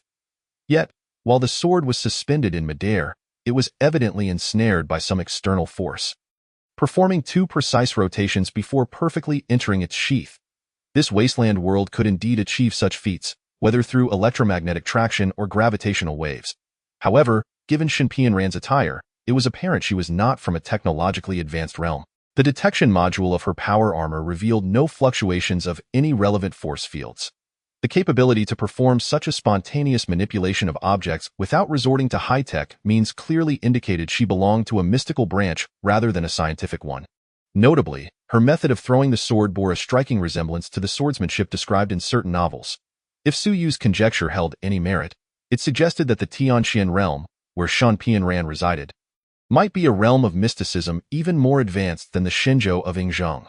With the assistance of the built-in computer in his power armor, Suyu could undoubtedly glean the entirety of the situation from a mere glimpse. No wonder I was so easily manipulated during my dealings with Frost Star, he mused internally. Returning his focus to the woman before him, from her current demeanor, she appeared to be a novice in the realm of trade. After a moment's contemplation, he took the initiative to inquire, might I ask? Miss Shun, what are you looking to buy or sell? Suyu, clad in his power armor, seated himself upon a stone bench intricately carved with the yin-yang symbol. Another similar bench stood beside Shun Pianran, evidently intended for their shared use. Buy, sell, trade. A look of bewilderment flickered in Shun Pianran's eyes. After a brief pause, she remarked, who established this trading platform? What is the purpose of my presence here? I do not know. Suyu replied candidly, lifting his visor. We are merely here to engage in mutual exchange with the myriad realms to bolster our own strength. Does it truly matter who founded it? True enough. Shun Pianran nodded, settling cross-legged on the stone bench before her. She regarded Suyu with curiosity and asked, is that armor you are wearing? A single piece of armor capable of instilling a sense of threat. Could it possibly be the treasure of a foundation-building cultivator? Goodness! Even foundation-building cultivators are present. Indeed, she is from a fantastical, immortal realm. Suyu felt a surge of joy, though he maintained an impassive facade as he inquired, how did you ascertain it poses a threat to you? Naturally. Through spiritual perception, Shun Pianran replied, casting a surprised glance at Suyu before realizing, given your aura just now, without this treasure, your strength appears to be at the initial stages of body refinement. One would need to reach the chi refining stage to possess spiritual perception. To be frank, this was still reliant on the genetic potions from the trading platform. If others from Blue Star were present, they would likely be at the initial stage of body refinement. Wait, what exactly is body refinement? Suyu's eyelid twitched as he instinctively reached for his head. Not knowing the cultivation system of the opposite world certainly posed challenges. With this in mind, he carefully crafted his response, saying, Miss Shun, it seems our worlds may categorize realms differently, so I find it difficult to comprehend what you mean by body refinement or foundation building. Shun Pianran, perceptive as she was, quickly grasped his meaning and promptly explained, cultivation naturally begins with body refinement. Divided into initial, middle, late, and perfected stages, followed by chi refining, which is similarly categorized into 4 stages, initial, middle, late, and perfected.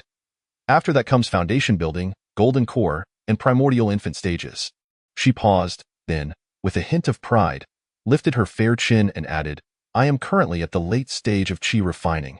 Is that all she revealed? Suyu regarded her with surprise. This young woman was quite attractive, yet she seemed somewhat lacking in common sense.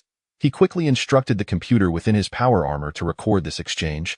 Then, feigning casual curiosity, asked, Are there any formidable beings in your realm capable of shattering stars and continents with a single strike? What level of cultivator would that classify as in the Tianqian realm? He was not exaggerating. Who said that battleships capable of annihilating stars were not powerful? Although he did not possess one yet, he was certain he would acquire one in the future. To shatter stars with a single blow? Shin Pianran's eyes widened in astonishment. Such supreme power must surely belong to at least a transformation god. I have heard that primordial infant experts can only shatter millions of miles of land. Tearing apart stars is utterly unattainable. Wait a moment. Does the mile you speak of equate to my understanding of mile? Suyu's expression stiffened as he could not help but ask, how long is a mile? A mile? Shin Pianran tilted her head, puzzled as to why he would inquire about this. Yet she answered, roughly 150 zhang. And how long is a zhang? Naturally, it is 9 qi. And a qi? Ah, why are you asking such specifics? It's just that long, Shin Pianran said, somewhat impatiently gesturing with her hands. As Suyu observed her demonstration of a qi's length, he couldn't help but gasp. Based on her gestures, a qi in the Tianqian realm seemed to measure approximately 30 to 40 centimeters, meaning a zhang was slightly over 3 meters. Consequently, a mile would likely span 400 to 500 meters. This was akin to the mileage on Blue Star. Millions of miles, if I may be so bold. How far is it from your world's southernmost to northernmost point? Who could possibly know? All I can say is that it's exceedingly far, perhaps on the order of billions of miles. Shin Pianran frowned. Why are you asking all this? Suyu. Goodness, Blue Star's equatorial circumference is only over 40,000 kilometers, which translates to approximately 80,000 miles. In contrast, their world stretches billions of miles north to south. A battleship capable of obliterating Blue Star would likely find itself merely tickling this world. Recalling his earlier claim of being able to tear apart stars, Suyu felt a twitch at the corner of his mouth. Oh no, I've become an ignorant fool. Chapter 94. Who says you are a cultivator? No. I was merely asking out of pure curiosity, ahem. Suyu coughed lightly to mask his embarrassment, then adopted a serious tone. Might you have anything in mind for trading? Whether buying or selling is fine. The purpose of this trading platform is to facilitate our mutual exchanges. I have enemies pursuing me outside. I possess nothing of value for trade, Shin Pianran pouted. Her expression forlorn.it was apparent that her sword had just been dripping with blood moments ago. After a moment of contemplation, Suyu replied, There's no need to present items for trade immediately. You could share what you require. And if I have it, I will do my utmost to assist you.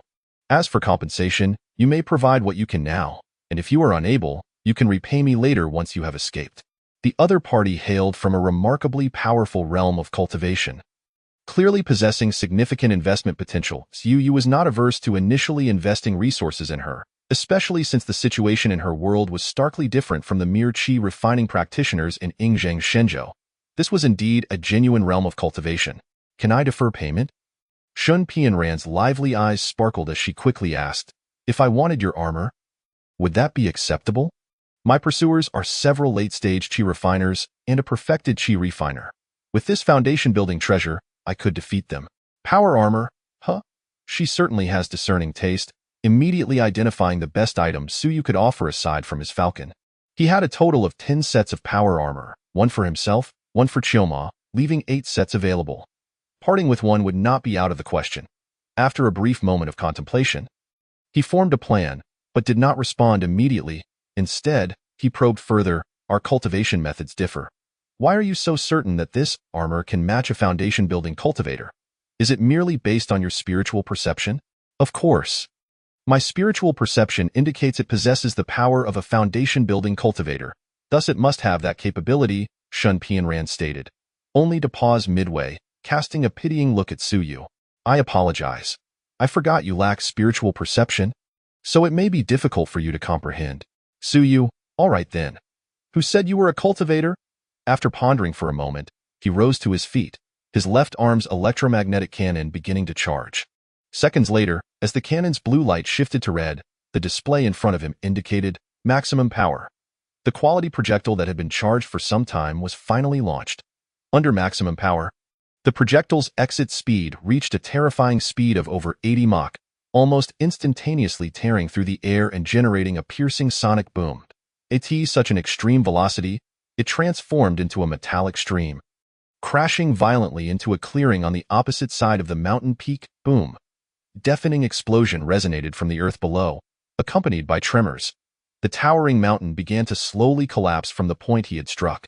In an instant, a third of the already small summit was obliterated by that single shot. SUU estimated the force of this shot to be equivalent to an explosion of several hundred kilograms of TNT. This represented the most powerful weapon mounted on his power armor. After executing this display, he turned to Shun Pianran, whose eyes were wide with astonishment. How does this compare to the foundation-building cultivators from your realm? Shun Pianran pondered for a moment before responding earnestly. It's slightly stronger than an ordinary perfected chi refiner. Barely enough to challenge a foundation-building cultivator who is somewhat weaker.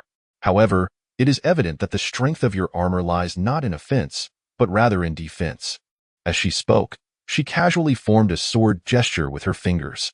The blood-stained flying sword from the sheath behind her suddenly burst forth, creating a blast that swiftly pierced the air, aiming directly at Suyu. Before he could react, the guidance system of the powered armor had already responded. An invisible repulsive force radiated outward, diverting any object traveling at speeds exceeding 60 kilometers per hour. The flying sword was deflected 2 meters away from Suyu. Rather than feeling disheartened by her failed attack, Shin Pianran instead displayed an exuberant expression. This is it. My instincts were indeed correct. What an astonishing defensive mechanism. I dare say that even a mid-stage foundation establishment cultivator would find it difficult to injure you with mere blades or fists. Suyu smirked slightly, not concerned about her sudden assault. After all, she could not harm him in the trading space.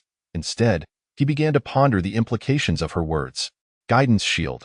One could argue that gravitational waves possess a far greater technological sophistication than that of an electromagnetic cannon. Yet, do the laws of physics apply in a world of fantasy and martial arts? Moreover, when she mentioned blades, fists, and kicks, this must refer to physical attacks. Therefore, the Foundation establishment cultivators she mentioned likely possess similar spell-based offensive capabilities, which the powered armor might struggle to withstand. This holds some merit, as the repulsive field is primarily effective against kinetic weapons. Furthermore, if it can only withstand mid-stage Foundation establishment attacks, does this imply that cultivators in the late Foundation establishment stage can shatter the repulsive field with sheer brute force? This is merely the repulsive field on the powered armor, which operates at a low power. What if it were the repulsive field on a Peregrine Falcon, or an even more advanced starship? Or within the confines of a space fortress like Future City? What level of cultivator would be required to break through with brute strength? Shin Pianran's words unveiled a wealth of information. For a moment, Suyu found himself unable to derive any reliable conclusions, so he resolved to remember everything for further analysis later. Since Shun Pianran deemed it valuable, he had no objections, a storm-level powered armor in exchange for a trading partner situated in a world of fantasy. Although he was uncertain of what this partner could provide, the mere potential of her world was enough for Suyu to make a considerable investment. He nodded affirmatively. Since you desire it, I can indeed part with this armor, but what do you intend to offer in exchange? It need not be something you currently possess. Anything you can procure after escaping will suffice. Well, Shin Pianran's face flushed with embarrassment as she hesitated. I fear I have nothing that could match its value in terms of treasures capable of preserving life under a Foundation establishment cultivator's grasp. Quite honest. Suyu shook his head. We inhabit different worlds, and it may not be necessary to judge based on the values of your realm. Please share what you can provide, and I shall decide thereafter. After all, if Shin Pianran truly intended to offer a treasure equivalent to the powered armor in her eyes, it would be of no use to Suyu. Is that so? Shin Pianran pondered for a moment, her eyes suddenly brightening. She reached into her bosom and produced a fragrant pouch. After untying it and fiddling with its contents, she retrieved a creature larger than a tank. Boom. Dust filled the air. Shin Pianran gazed at the creature sprawled on the ground, exclaiming triumphantly, Do you know why I was being hunted? Chapter 95. The Celestial Unicorn Beast. This is a tremendous boon. Do you know why I was being hunted? Since you've revealed your item, is that even a question? Moreover, why does it seem that you take pride in being pursued?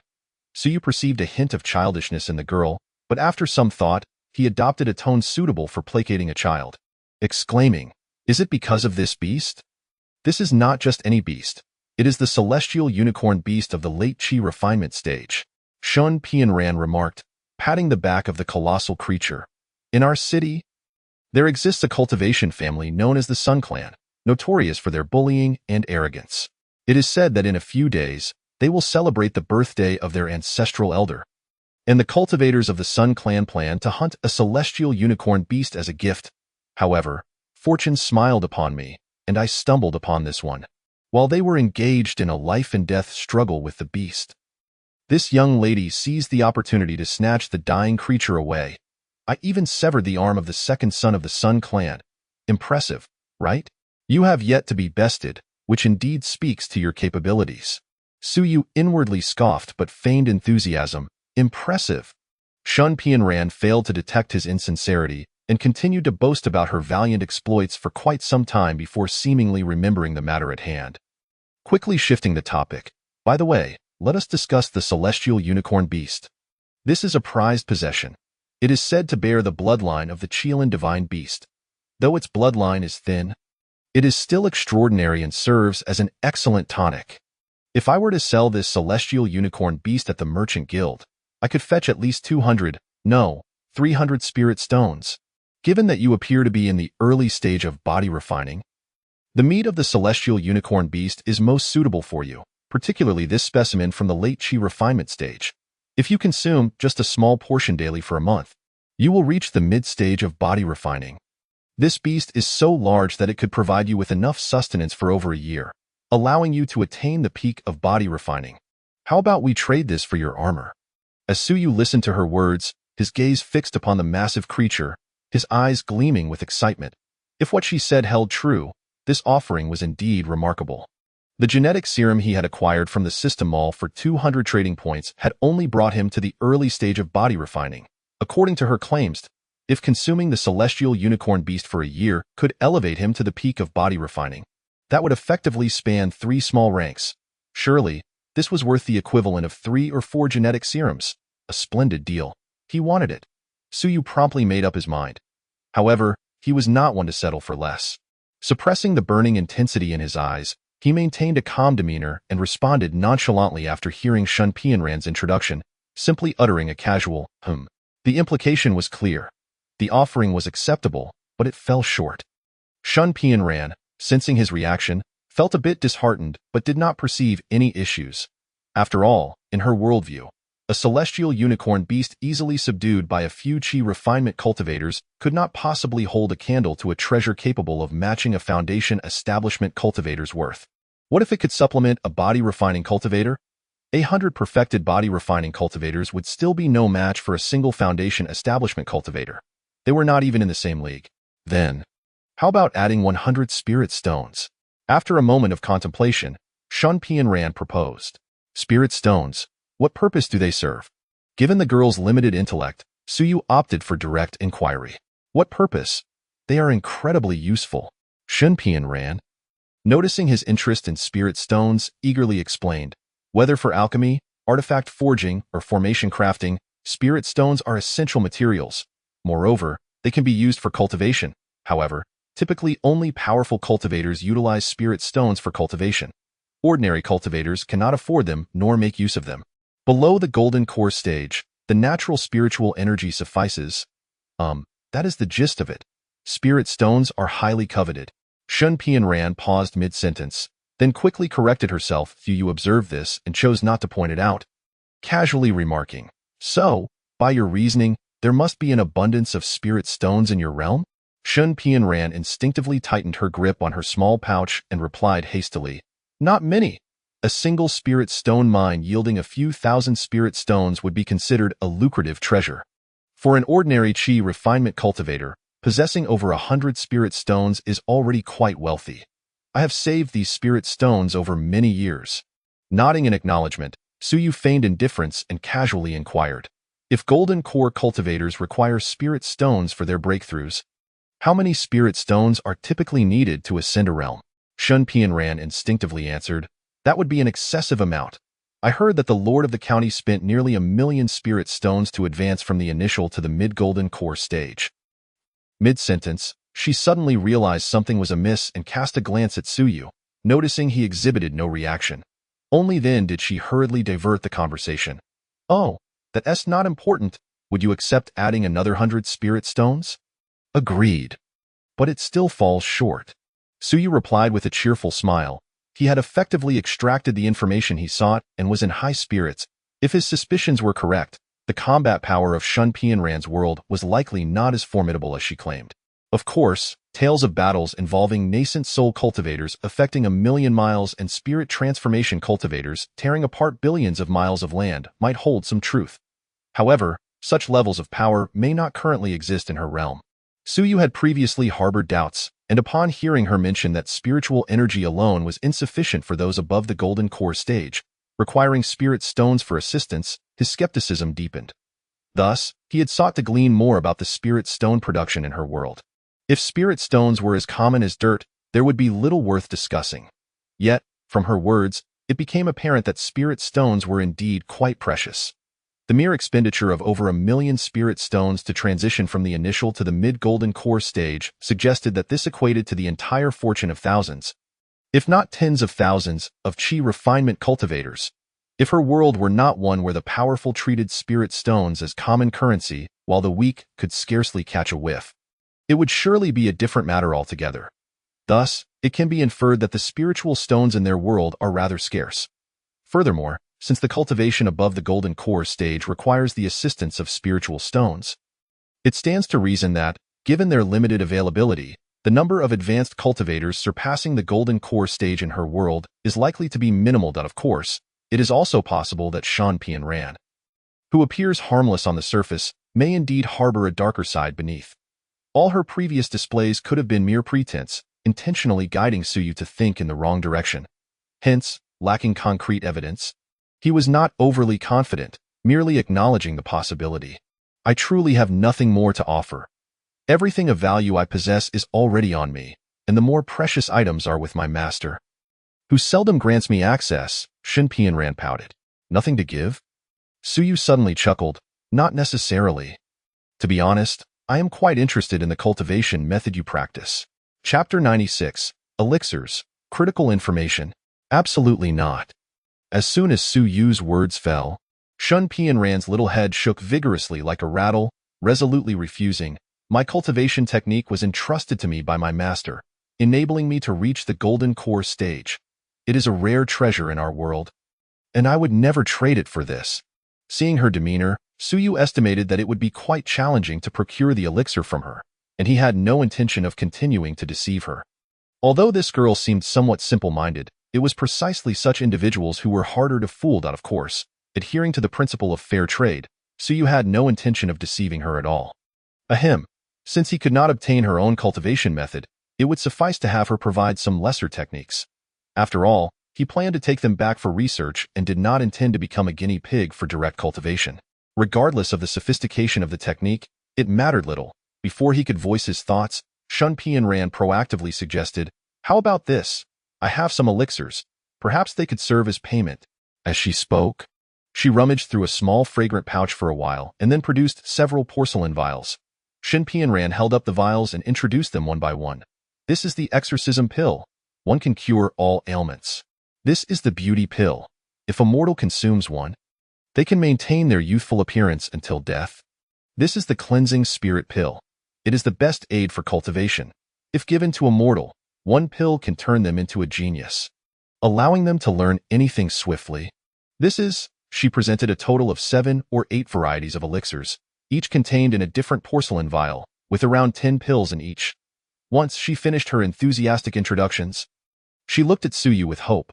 "All these elixirs were given to me by my esteemed master. If one were to buy them, they would cost at least 300 spiritual stones.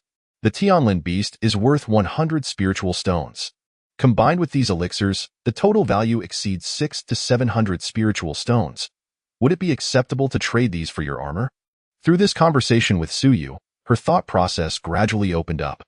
In the Tianxian realm, there are essentially 2 methods to acquire a foundation-building artifact: purchasing with spiritual stones or bartering. To purchase with spiritual stones, a foundation-building artifact would cost at least 1,000 spiritual stones. Clearly, she did not possess that many. As for bartering, Her original belief was that only items of the same level could be exchanged. For instance, a foundation-building artifact could only be traded for another foundation-building treasure. The notion of pooling together a collection of lower-grade items to reach a total value of over 1,000 spiritual stones for a foundation-building treasure would elicit laughter from other cultivators in the Tianqian realm. Yet, Suyu saw no issue with this. Accepting both the Tianlin beast and 100 spiritual stones, he was more than willing. It was only then that Shan Pianran recalled she had these elixirs available for trade. Individually, they might not be worth much, but collectively, they formed a significant sum. Her assertion of a total value of 300 spiritual stones was no exaggeration. Elixirs? Suyu furrowed his brow and reached out to accept a porcelain vial presented by Shen Pianran, uncorking it to inhale the strong medicinal aroma. If memory served correctly, this was indeed the exorcism pill she had mentioned, capable of curing all ailments. If what Shen Pianran claimed was true, then this elixir indeed had remarkable efficacy. However, the reason for Suyu's furrowed brow lay in the perception that, for some reason, these elixirs seemed inferior to the longevity pill that Zhang had provided him, despite their purported effects. Upon further examination and inhalation, this feeling intensified. Even disregarding the longevity pill's unprecedented ability to extend life by 20 years, its scent alone far surpassed that of these elixirs. The aroma of the longevity pill invigorated one's spirit, banishing fatigue more effectively than an entire case of energy drinks. In contrast, while these elixirs possessed a medicinal fragrance, it was merely pleasant, lacking any additional benefits. Suyu glanced at the transaction panel. The system had already recognized this trade, indicating that at least regarding the efficacy of these elixirs, Shen Pianran was not lying. This raised some questions. Suyu did not respond immediately, but instead engaged in thoughtful contemplation. First, it was known that in the world of Shenzhou, particularly in the realm of metaphysics, it was evident that it was not as advanced as the Tianqian realm.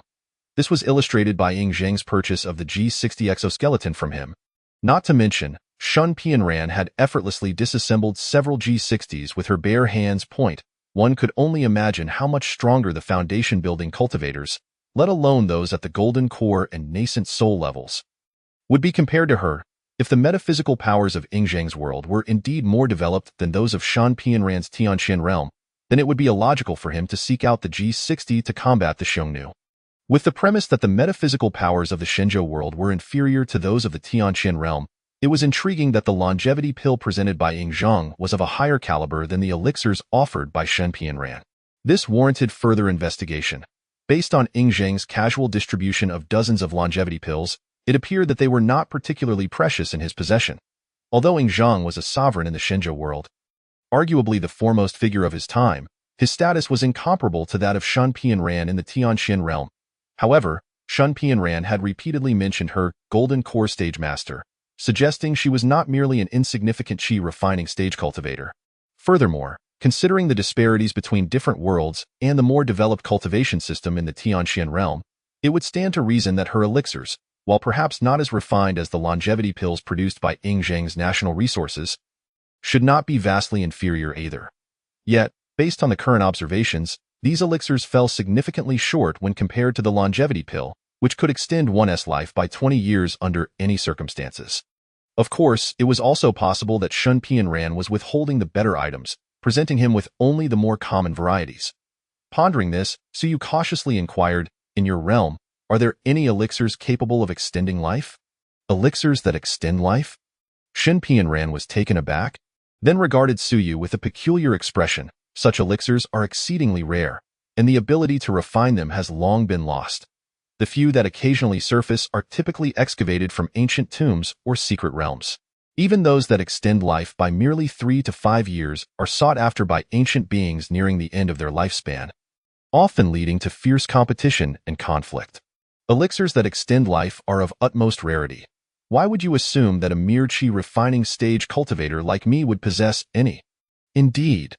Suyu's heart settled with certainty, feeling he had grasped a crucial piece of information. Chapter 97. Transaction completed in Shenzhou. Relatively primitive and nascent metaphysical world, the ability to produce a plethora of longevity elixirs, which were exceedingly precious even in the more refined Tianqian realm, was clearly anomalous. After a brief analysis, Suyu surmised that this phenomenon could stem from one of two possibilities.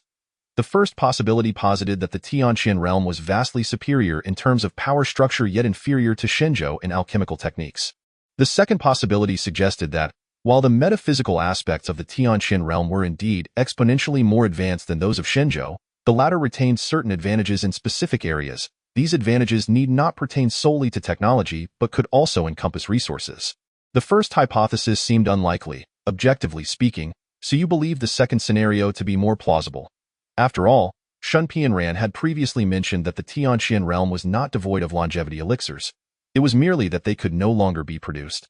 The existing longevity elixirs were entirely reliant on archaeological discovery.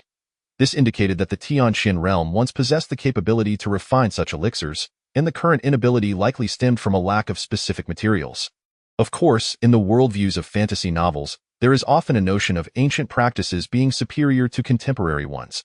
Ancient alchemical techniques could obliterate the heavens, while modern practices might struggle to compete with even a mythical beast. Such scenarios are frequently encountered in the fantasy and Xinxia novels that Suyu has read. If he were to forcefully interpret this, one could argue that the alchemical methods of the Tianqian realm were once more advanced but have since been lost. However, when analyzed objectively, this possibility could almost be disregarded entirely. Methods for refining longevity elixirs clearly do not fall into the category of rare, singularly inherited techniques that might easily be lost due to the disappearance of practitioners. From Shun Pianran's mention of the current ability to obtain longevity elixirs through archaeological means, it was evident that the knowledge of their refinement was not lost but merely inaccessible due to certain missing components. The method of concocting longevity elixirs, while not entirely commonplace, certainly cannot be classified as an esoteric secret, easily lost to the winds of time in light of the improbability of such techniques vanishing entirely. The inability of these practitioners to produce such elixirs suggests a lack of vital ingredients. Suu harbored some conjectures in his heart, yet he refrained from probing Shun Pianran for confirmation, deeming it of little significance. The crux of the matter lay in the fact that longevity elixirs were indeed treasures that were sought after but rarely attained in the Tianqian realm. It is often said that the longer one lives, the greater their fear of death becomes. These cultivators, blessed with extended lifespans, naturally grapple with the concept of mortality with even greater intensity. Thus, a demand for life extension is only to be expected. Glancing at Shun Pianran, who awaited his response with eager anticipation, Suyu suddenly smiled and proclaimed, "A Tianlin beast, 100 spirit stones for a piece of armor. This is acceptable." He knew without a doubt that, from Shun Pianran's perspective, this was an exceptionally advantageous deal. However, it mattered little to him, as he had no intention of suffering any losses. Initially, he had even contemplated a purely investment-driven approach, prepared for the eventuality that Shun Pianran, upon acquiring his power armor, might still be unable to confront her enemies, leaving him at a loss. Now, with these gains exceeding his expectations, Suyu could certainly extract further benefits from her, perhaps even emptying her small pouch that seemed to serve as a spatial storage device. Yet, he deemed it unnecessary. He needed to consider another critical factor: the emotional state of his trading partner. For both Shuangxing and Yingzheng, they were shrewd individuals who primarily engaged in transactions that served their own interests. The enjoyment of the process was not a concern for them. Thus, when Suyu conducted business with them, he negotiated vigorously, striving to maximize his profits, knowing full well that neither Shuangxing nor Yingzheng would shy away from future dealings due to his haggling. Shun Pianran, however, was different. Observing her demeanor from earlier, it was evident that she was not only in the prime of youth, but also exhibited the impulsiveness and naive characteristic of her age. She was quick to brandish her sword against a certain young master, even at the risk of her own safety. Her actions seemed driven solely by whim, without consideration for the consequences. Therefore, conducting business with her required a more delicate approach. Excessive pressure could easily provoke a rebellious response, jeopardizing the transaction altogether, which would ultimately be to Suyu's detriment. After all, she represented a genuine fantastical realm, and merely contemplating the wonders of her world made Suyu's mouth water. Thus, for the sake of long-term benefits, it seemed prudent to offer her a few incentives. After all, acquiring 10 sets of power armor simply by enlisting an adept assistant like Chiumo was hardly a loss. True to his expectations, upon hearing Suyu's agreement, Shun Pianran, despite her efforts to maintain a stern expression, could not conceal the joy that illuminated her face, almost bursting into laughter. Suu was unperturbed. After signing the transaction contract and transferring an unopened piece of power armor to Shan Pianran, he did not wait for her to thoroughly examine her newly acquired treasure before continuing. Now that we have concluded our armor transaction, I believe we can discuss another deal. With that, a delicate redwood box appeared in his hand, and as he casually lifted the lid, an enchanting fragrance wafted forth. Another deal? Shin Pianran, her attention momentarily diverted from the power armor, instinctively turned to look, upon catching sight of the longevity golden elixir in Suyu's hand. She froze momentarily, her beautiful eyes fixated on the radiant golden pill, reflecting an unmistakable fervor, her breathing growing increasingly erratic. The majestic mountains beyond seemed to sway in response. Clearly, the sudden appearance of the longevity golden elixir had a far greater impact and allure than the power armor. After a prolonged silence, she finally managed to stammer incredulously, "Is this?" "The longevity golden elixir," Suyu replied with a light chuckle, "a single pill that can extend one's life by 20 years. This can also be traded?" Shin Pianran's eyes sparkled with excitement. And without waiting for Suyu's response, she continued, "What compensation do you seek? If it's a technique, I can provide it to you right now." "Naturally, I desire the techniques," Suyu mused, "the one passed down from your master, along with at least 3 additional techniques of varying types. They may be slightly inferior to yours, but not by a significant margin." Although he could not ascertain their quality, Shin Pianran remained oblivious to this detail. "Absolutely," she agreed without a moment's hesitation, clearly valuing the golden elixir far beyond the techniques. However, just as Shan Pianran envisioned obtaining such a precious elixir with merely a few techniques and returning to her master for praise, Suyu's voice interrupted her reverie. "Hold on, there's more. In addition to the techniques, I also require," he paused, observing Shan Pianran's anxious gaze, and smiled, 50,000 spirit stones. Chapter 98. The function of spirit stones. Intermediate agent, Suyu was uncertain about the specific uses of spirit stones, but he was aware of one fact. Much like gold, they served as a widely accepted medium of exchange within trading platforms.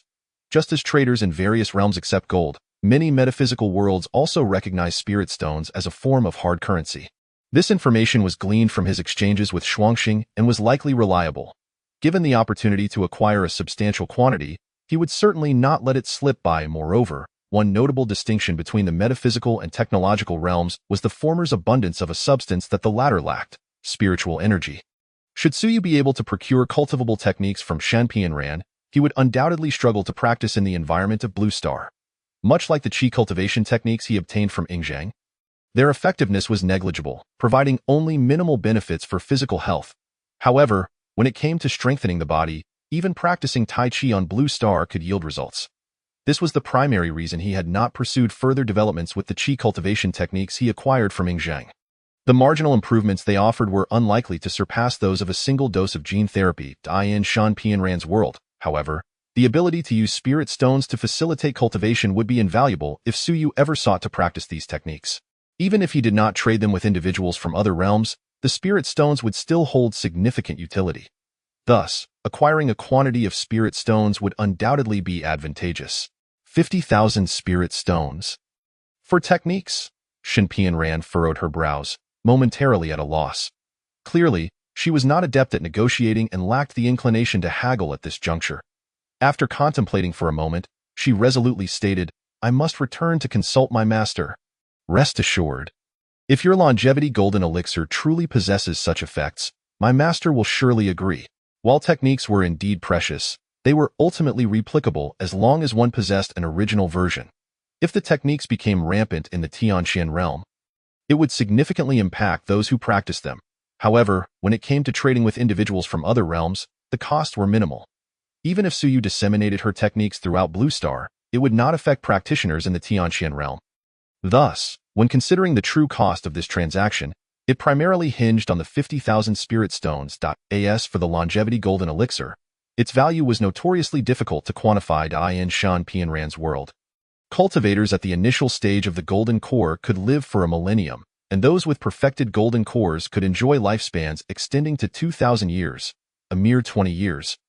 To such formidable beings, was but a fleeting moment. Cultivators in the golden core stage, who still had ample time ahead, would certainly hesitate to expend such a quantity of spirit stones for a longevity elixir, as they required those very stones to support their own cultivation. Yet, for those whose lifespans were drawing to a close, the situation was different, particularly for those on the cusp of a breakthrough, but whose remaining time was scant. They would be willing to part with not just 50,000 spirit stones, but even hundreds of thousands, for the hope that life could be prolonged. After all, as long as one lives, there remains hope. Once dead, all is lost. Such cultivators often possess another characteristic. They are wealthy. After all, they are ancient beings who have lived for over a millennium, and their reserves of spirit stones are certainly substantial. Therefore, purchasing a longevity golden elixir for 50,000 spirit stones could indeed yield profits if the right buyer were found.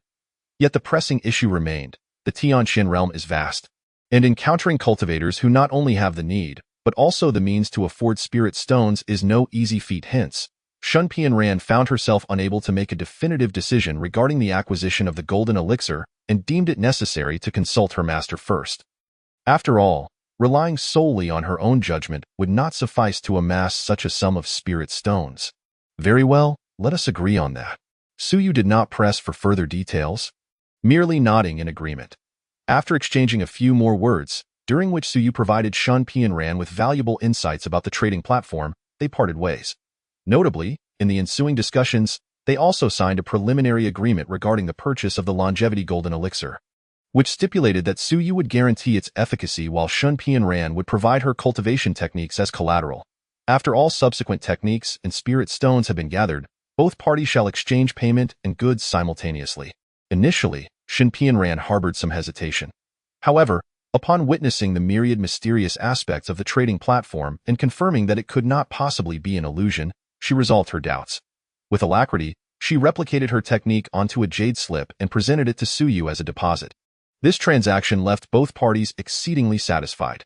Shun Pianran's contentment stemmed from acquiring a piece of power armor that could rival even a foundational cultivator in the hands of a mortal, as well as the longevity elixir that could be obtained once the requisite resources were supplemented. Suyu, on the other hand, was pleased to have developed a new trading partner.